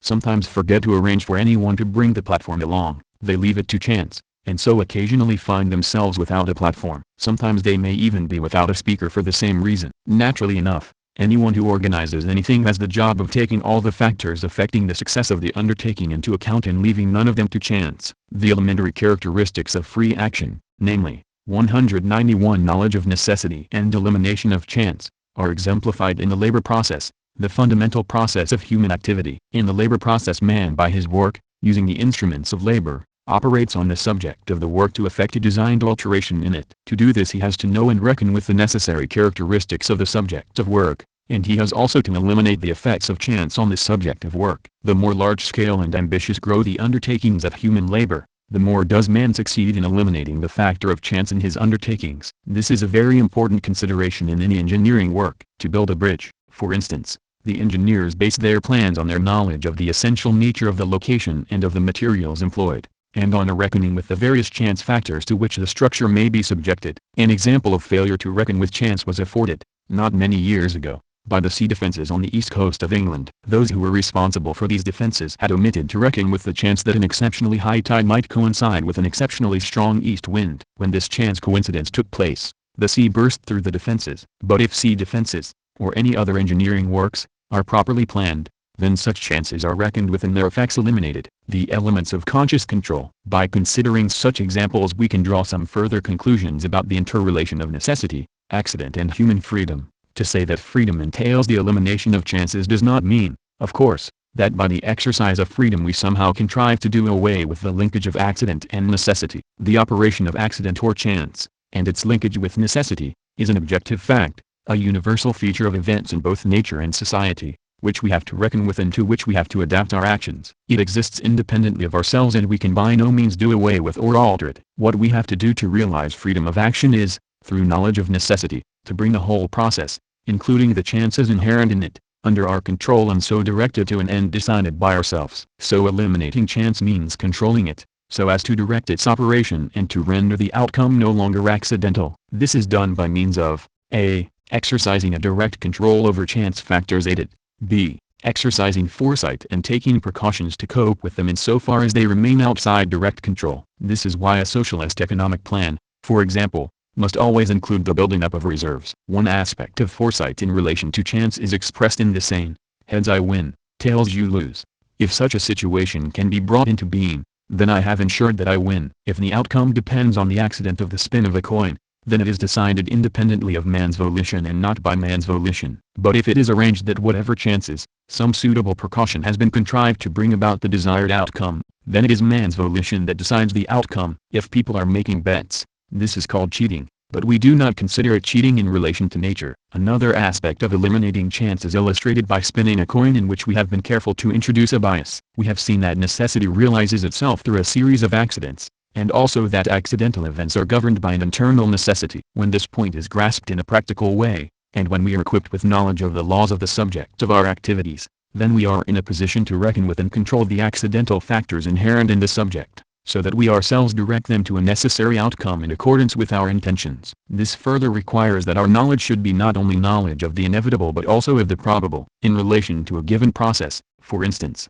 we must know not only what effect universally follows from what cause, so that by bringing the cause into being we can ensure the corresponding effect, but we must also know the probabilities of various causes coming into operation and of various effects following. This enables us to judge how to act in order to control the whole process, including its accidental features. Judgments of probability express our expectation of the occurrence of accidents. According to some theories, probability is purely subjective, in the sense that a judgment of probability is an expression of nothing but our own subjective uncertainty or lack of knowledge. But on the contrary, the idea of probability reflects an objective reality, or rather, one aspect of objective reality, namely, the operation of accidental causes in a whole sequence of events or in an aggregate of instances. This is just as much an objective reality as the operation of a single cause on a single occasion, which is not a subject of probability. In proportion as we know the probabilities inherent in events and can arrive at correct judgments of probability, we are able the better to reckon with all the factors operating in the course of a whole process,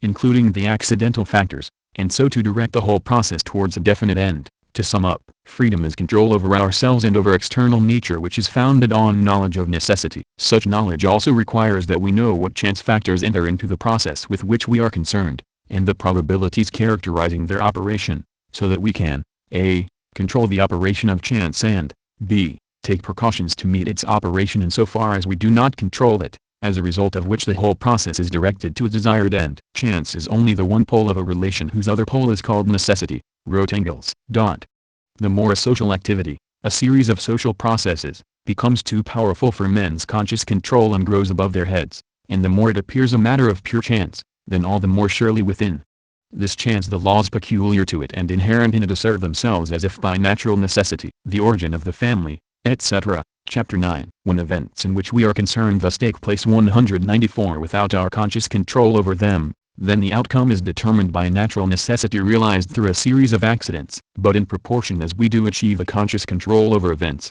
it is we ourselves who consciously determine their course, by acting on our knowledge of the laws of such events and of the factors influencing the outcome. Chapter 14. The realization of freedom, the winning of freedom. Most of the theoretical difficulties people run into when thinking of the problem of freedom result from thinking that freedom is an innate quality of the will. But freedom is not an innate quality of the will, nor is it any sort of gift or endowment which God or nature has bestowed upon man. It is something which is won, and which is won gradually, bit by bit, created and realized in the course of ages of human social activity. J. Rousseau began his book on the social contract with the famous words, "Man is born free." But man is not born free. On the contrary, man is born with no freedom whatever, but is born as a creature determined by circumstances independent of his will. But thanks to his social life and the laws of its development, he gradually develops in social practice those capacities which make him become free. This he does in struggle with external nature, in social and class struggle, and also in individual struggle. He creates for himself and wins for himself such freedom as he possesses,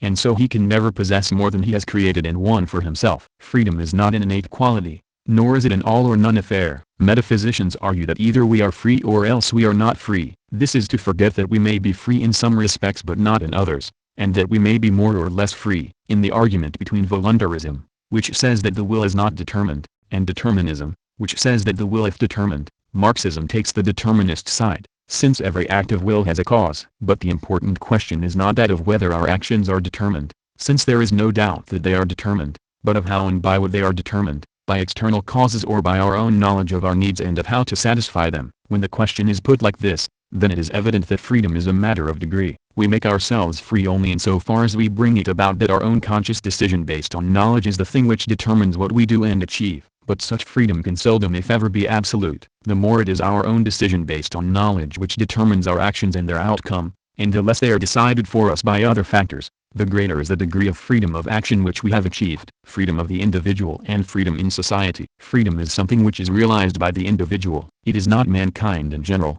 or society, that is free, but individuals who are free. But in the first place, the individual realizes freedom only through society. The means to freedom is knowledge, and this is social. The freedom of the individual depends on the acquirements of the society to which he belongs, on the education and assistance which society has afforded him, and also on the extent to which, in society, he can cooperate with others and get them to cooperate with him. In the second place, therefore, the individual attains to that degree of freedom which has been attained by and is permitted to him by the society to which he belongs. The scope of his freedom is dependent on the acquirements of his society, but it is also dependent on how far society will permit him to share it and make use of those acquirements. The potential scope of his freedom is as great as the existing social knowledge and the means discovered to utilize it. At the same time, his actual enjoyment of this potential freedom may be denied to him by limitations placed by society on his own acquirements and his own actions. The freedom of individuals, then, depends upon the positive acquirements of society and the opportunities society affords to individuals to utilize those acquirements. This being so,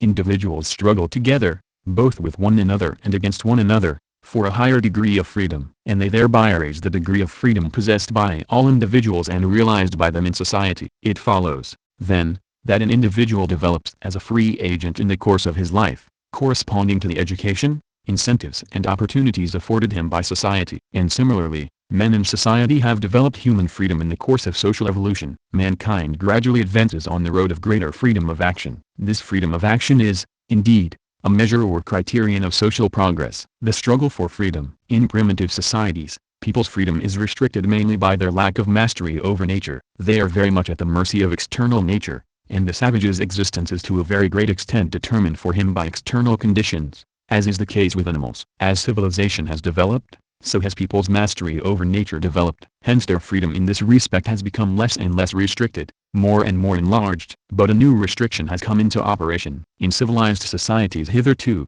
people's freedom has been restricted by social circumstances, and in particular by the oppression of one class by another. Hence, as the freedom associated with the mastery over nature has increased, so has it been offset by class oppression. This means that people have been exploited and coerced, and at the same time have been denied the opportunity of utilizing for their own interests the knowledge and power which exist in society. If people are to be free, then neither in their economic activities nor in any other of their activities should they be constrained to work or to act or to think contrary to their own interests, to the detriment of their own essential requirements, by external pressure and for the benefit of others. And they should not be denied the opportunity of utilizing all society offers for the satisfaction of their requirements. Such conditions are a negation of people's freedom. Their prevalence hitherto has been due to the division of society into exploiting and exploited classes. Metaphysical philosophers have carefully separated the question of the so-called freedom of the will from the question of economic and political freedom, and this separation has helped them to mislead people about both. But in fact these are not separate questions but two aspects of the one question of men's struggle for freedom. In a society in which one class exploits another, the main part of the struggle for freedom is the struggle to throw off the existing forms of exploitation and oppression. And it is in this struggle that men act freely, make themselves free and enlarge the frontiers of human freedom. A passive slave is simply a slave. But a slave in revolt is acting as a free man even though he still wears his chains. Such people are pioneers of human freedom. It follows that, in class society, freedom and the winning of freedom has always a class background to it, and the concept of freedom has therefore a class significance. In the first place, the freedom which has been won and realized, at any stage, and also the lack of freedom, is always the freedom or lack of freedom of definite classes. In the second place, the freedom or lack of freedom of one class differs in concrete ways from the freedom or lack of freedom of another class, and consequently different classes also have different ideas of what constitutes freedom. Human freedom has been constantly advanced by the class struggle, and various classes, striving to realize their own aims, and to make themselves free to pursue those aims, have advanced the freedom of people generally from one stage to another. Each stage is realized as a result of struggle against the restrictions on freedom placed by a definite system of class rule, and in turn produces its own restrictions on freedom. Thus, for example, feudal rule and serfdom were ended as a result of the struggle led by the bourgeoisie against feudal restrictions. This was a step forward in men's freedom. It brought with it new forms of exploitation and oppression, but it also brought new advances, the winning of broader political rights and liberties, new and more powerful organization, advances in knowledge and culture. At the same time, it has meant and practiced different things for the two main classes of capitalist society. The capitalist class is concerned to maintain its rule and increase its profits. The working class, on the other hand, is confronted with the task of getting rid of capitalist rule and capitalist exploitation, and of using the freedom which it has already won in order to advance to a higher order of freedom. Similarly, restrictions of freedom are experienced differently by the different classes. Every system of exploitation imposes definite forms of coercion and oppression on the exploited, and the working class today, for example, experiences this. At the same time, each ruling class, which seems to itself to have realized its own freedom by exploiting others,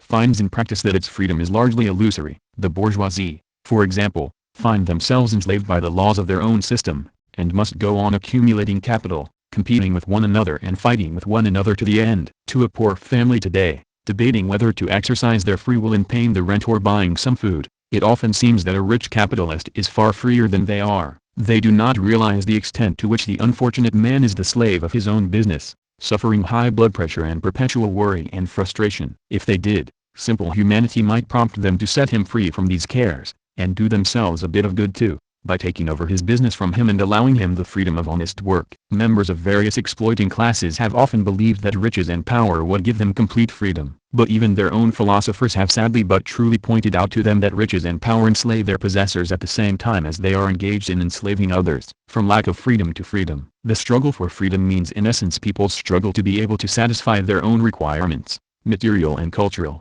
for which is needed knowledge of those requirements and of how to satisfy them, and the power to effect that satisfaction. When in socialist society people, having already greatly expanded their mastery over nature, bring their own social organization under their own conscious control by virtue of the social ownership of the means of production, then a decisive step forward is realized in human freedom. In socialist society, when there is no exploitation of man by man and when the means of production are common property and are utilized for the purpose of satisfying the requirements of every individual, people begin less to struggle for freedom than to enjoy it and learn how to go forward to exercise it to the full. And when in communist society people finally do away with all traces of the subordination of people to their own means of production and products, then people will have attained to the highest degree of freedom we can envisage. Then, as Engels put it, for the first time man, in a certain sense, is finally marked off from the rest of the animal kingdom, and emerges from mere animal conditions of existence into really human ones. It is the ascent of man from the kingdom of necessity to the kingdom of freedom. Socialism, Utopian and Scientific. Chapter 3. We can say that people started off from mere animal conditions of existence, but began to create conditions of freedom when they first began social production, that is to say, when they began to use tools and implements to change things, in accordance with the objective laws of nature, with conscious intent to satisfy their own requirements. In producing, people have entered into relations of production, and in the course of ages of struggle to satisfy their own ever-growing requirements they have continually advanced their knowledge and consequently their control over their own affairs and over external nature. This struggle has advanced through a series of stages, in each of which people have changed their relations of production to correspond with the development of their forces of production, and in each of which different classes have enlarged their own sphere of free activity only at the cost of new forms of domination of one class over another and of new forms of subjection to the objective laws of their own social organization. At length the class struggle has reached that stage in which the struggle of the exploited class for its own emancipation will finally emancipate society at large from all exploitation and oppression, and so will bring about conditions in which men's own social organization comes under their own conscious, social control and becomes the result of their own free action. Then, too, the labor process, by which men began their journey to freedom but which became a process of enslavement, will become the conscious means by which they achieve the satisfaction of all their needs, and by limiting the hours of labor each will be able freely to develop and enjoy the exercise of all his capacities. In this way, by a process which is entirely law-governed, which is determined at every point by the operation of objective laws, people gradually emerge from a condition of complete lack of freedom, when what they do and achieve is determined not by their own conscious decision but by their circumstances, and gradually win freedom, attaining at length a condition in which individually and collectively they can consciously decide their own fate on the basis of knowledge of their own needs and of conscious control over the conditions for their satisfaction. Morality. The stages of the evolution of freedom are closely connected with the evolution of morality, or ethics. The development of morals is, in fact, one side or aspect of the development of freedom, and the various stages of the development of moral ideas are so many stages of the evolution of human freedom. Many moral philosophers have observed that morality is an expression of freedom and that the moral life has meaning only insofar as people are acting freely. And of course, if all our actions were merely the determined consequences of external causes, then there would be no sense in calling them right or wrong, or in saying that we had a duty to do one thing rather than another, since in that case we could not help what we did. In this, these philosophers were evidently right. What they did not observe is that freedom is something which develops socially on the basis of the activities of definite classes, and that the same is true of morals. Human morality is not an expression of some eternal moral law decreed by heaven and somehow revealed to mankind, nor is it, as Kant imagined, the expression of a categorical imperative inherent in the human will, but it is a natural product of men's social organization. Since men live in society, they necessarily evolve a moral code to regulate their mutual relations and activities in society. This assumes in relation to individuals the appearance of an externally imposed and morally binding force. Because of its character of a social regulator of conduct, it assumes the peculiar character of a moral force. We do not have to act rightly, but we ought to do so. Morality consists of certain standards and principles of conduct, and says that certain things ought to be done and other things ought not to be done, irrespective of whether individuals want to do them or not, or actually do them or not. The whole sense of moral terms, like good, bad, ought, and so on, is contained in the assertion of standards which do not depend on the particular desires, impulses and actions of individuals. And such standards come to be conceived, and necessarily come to be conceived, precisely because of the social necessity of regulating individual conduct. Of course, it is one thing to conceive and recognize such standards and another thing to operate them. Generally speaking, every society evolves various forms of sanctions to teach and persuade people to do what they ought, ranging from mild praise or blame to systems of reward and punishment, the latter, however, being mostly reserved for actions directly involving security of life or property. But in societies containing class antagonisms,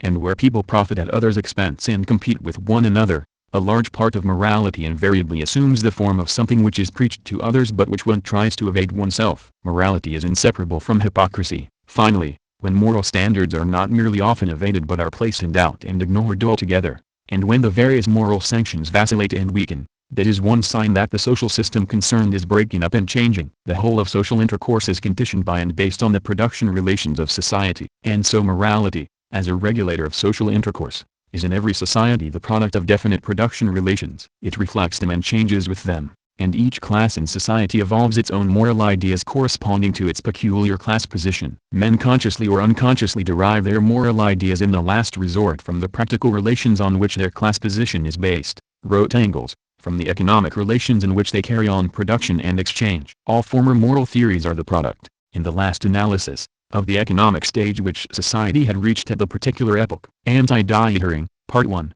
Chapter 9. This being so, it is natural that moral ideas should in many ways differ as between different social systems and different classes. At the same time, we should expect to find, as we do find, that there is always something, and often a great deal, in common between them. For the different social systems and classes represent different stages of the same historical development and have therefore a common historical background, and for that reason alone they necessarily have much in common. Even more, in similar or approximately similar stages of economic development moral theories must of necessity be more or less in agreement. For example, from the moment when private property and movable objects developed, in all societies in which this property existed there must be this moral law in common: thou shalt not steal. Engels, Anti-Dieting, Part 1, Chapter 9. The ethics of any social group is the expression of the concrete nature of their freedom and their aspirations for freedom, which has its basis in the place they occupy in social production and their relationship to the means of production. Insofar as such a group may remain under the influence and sway of some other group,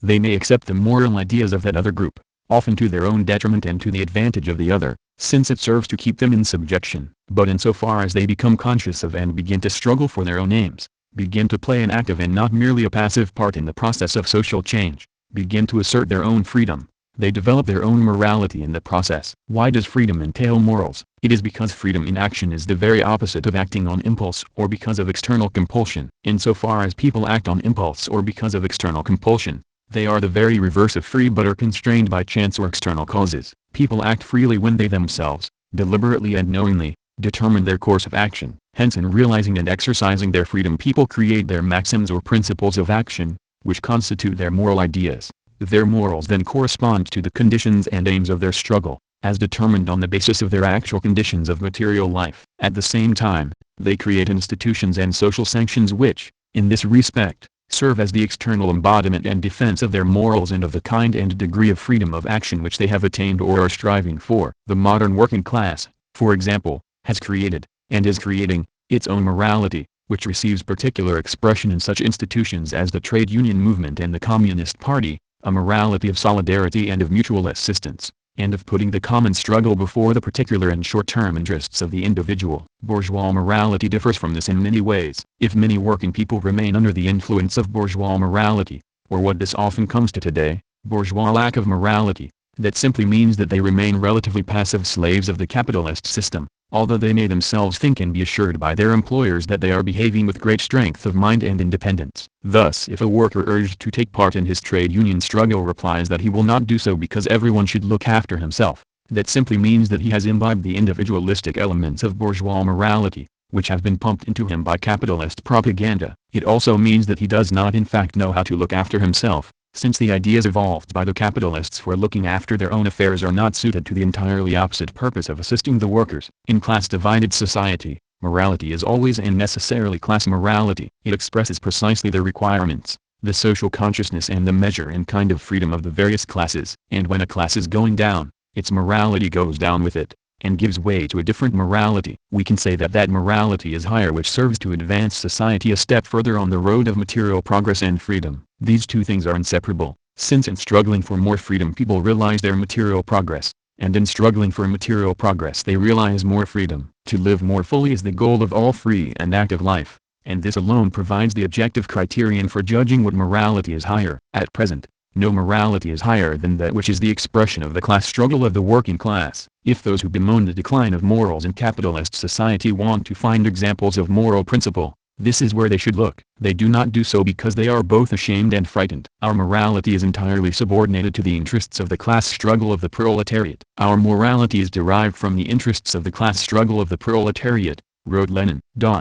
Morality is what serves to destroy the old exploiting society and to unite all the toilers around the proletariat, which is building up anew, Communist society. Communist morality is the morality which serves this struggle, which unites the toilers. The tasks of the youth leagues. When class antagonisms are abolished in socialist and communist society, then morality does become human and not class morality. As society has hitherto moved in class antagonism, morality was always a class morality, wrote Engels. It has either justified the domination and the interests of the ruling class, or, as soon as the oppressed class has become powerful enough, it has represented the revolt against this domination and the future interests of the oppressed. That in this process there has on the whole been progress in morality.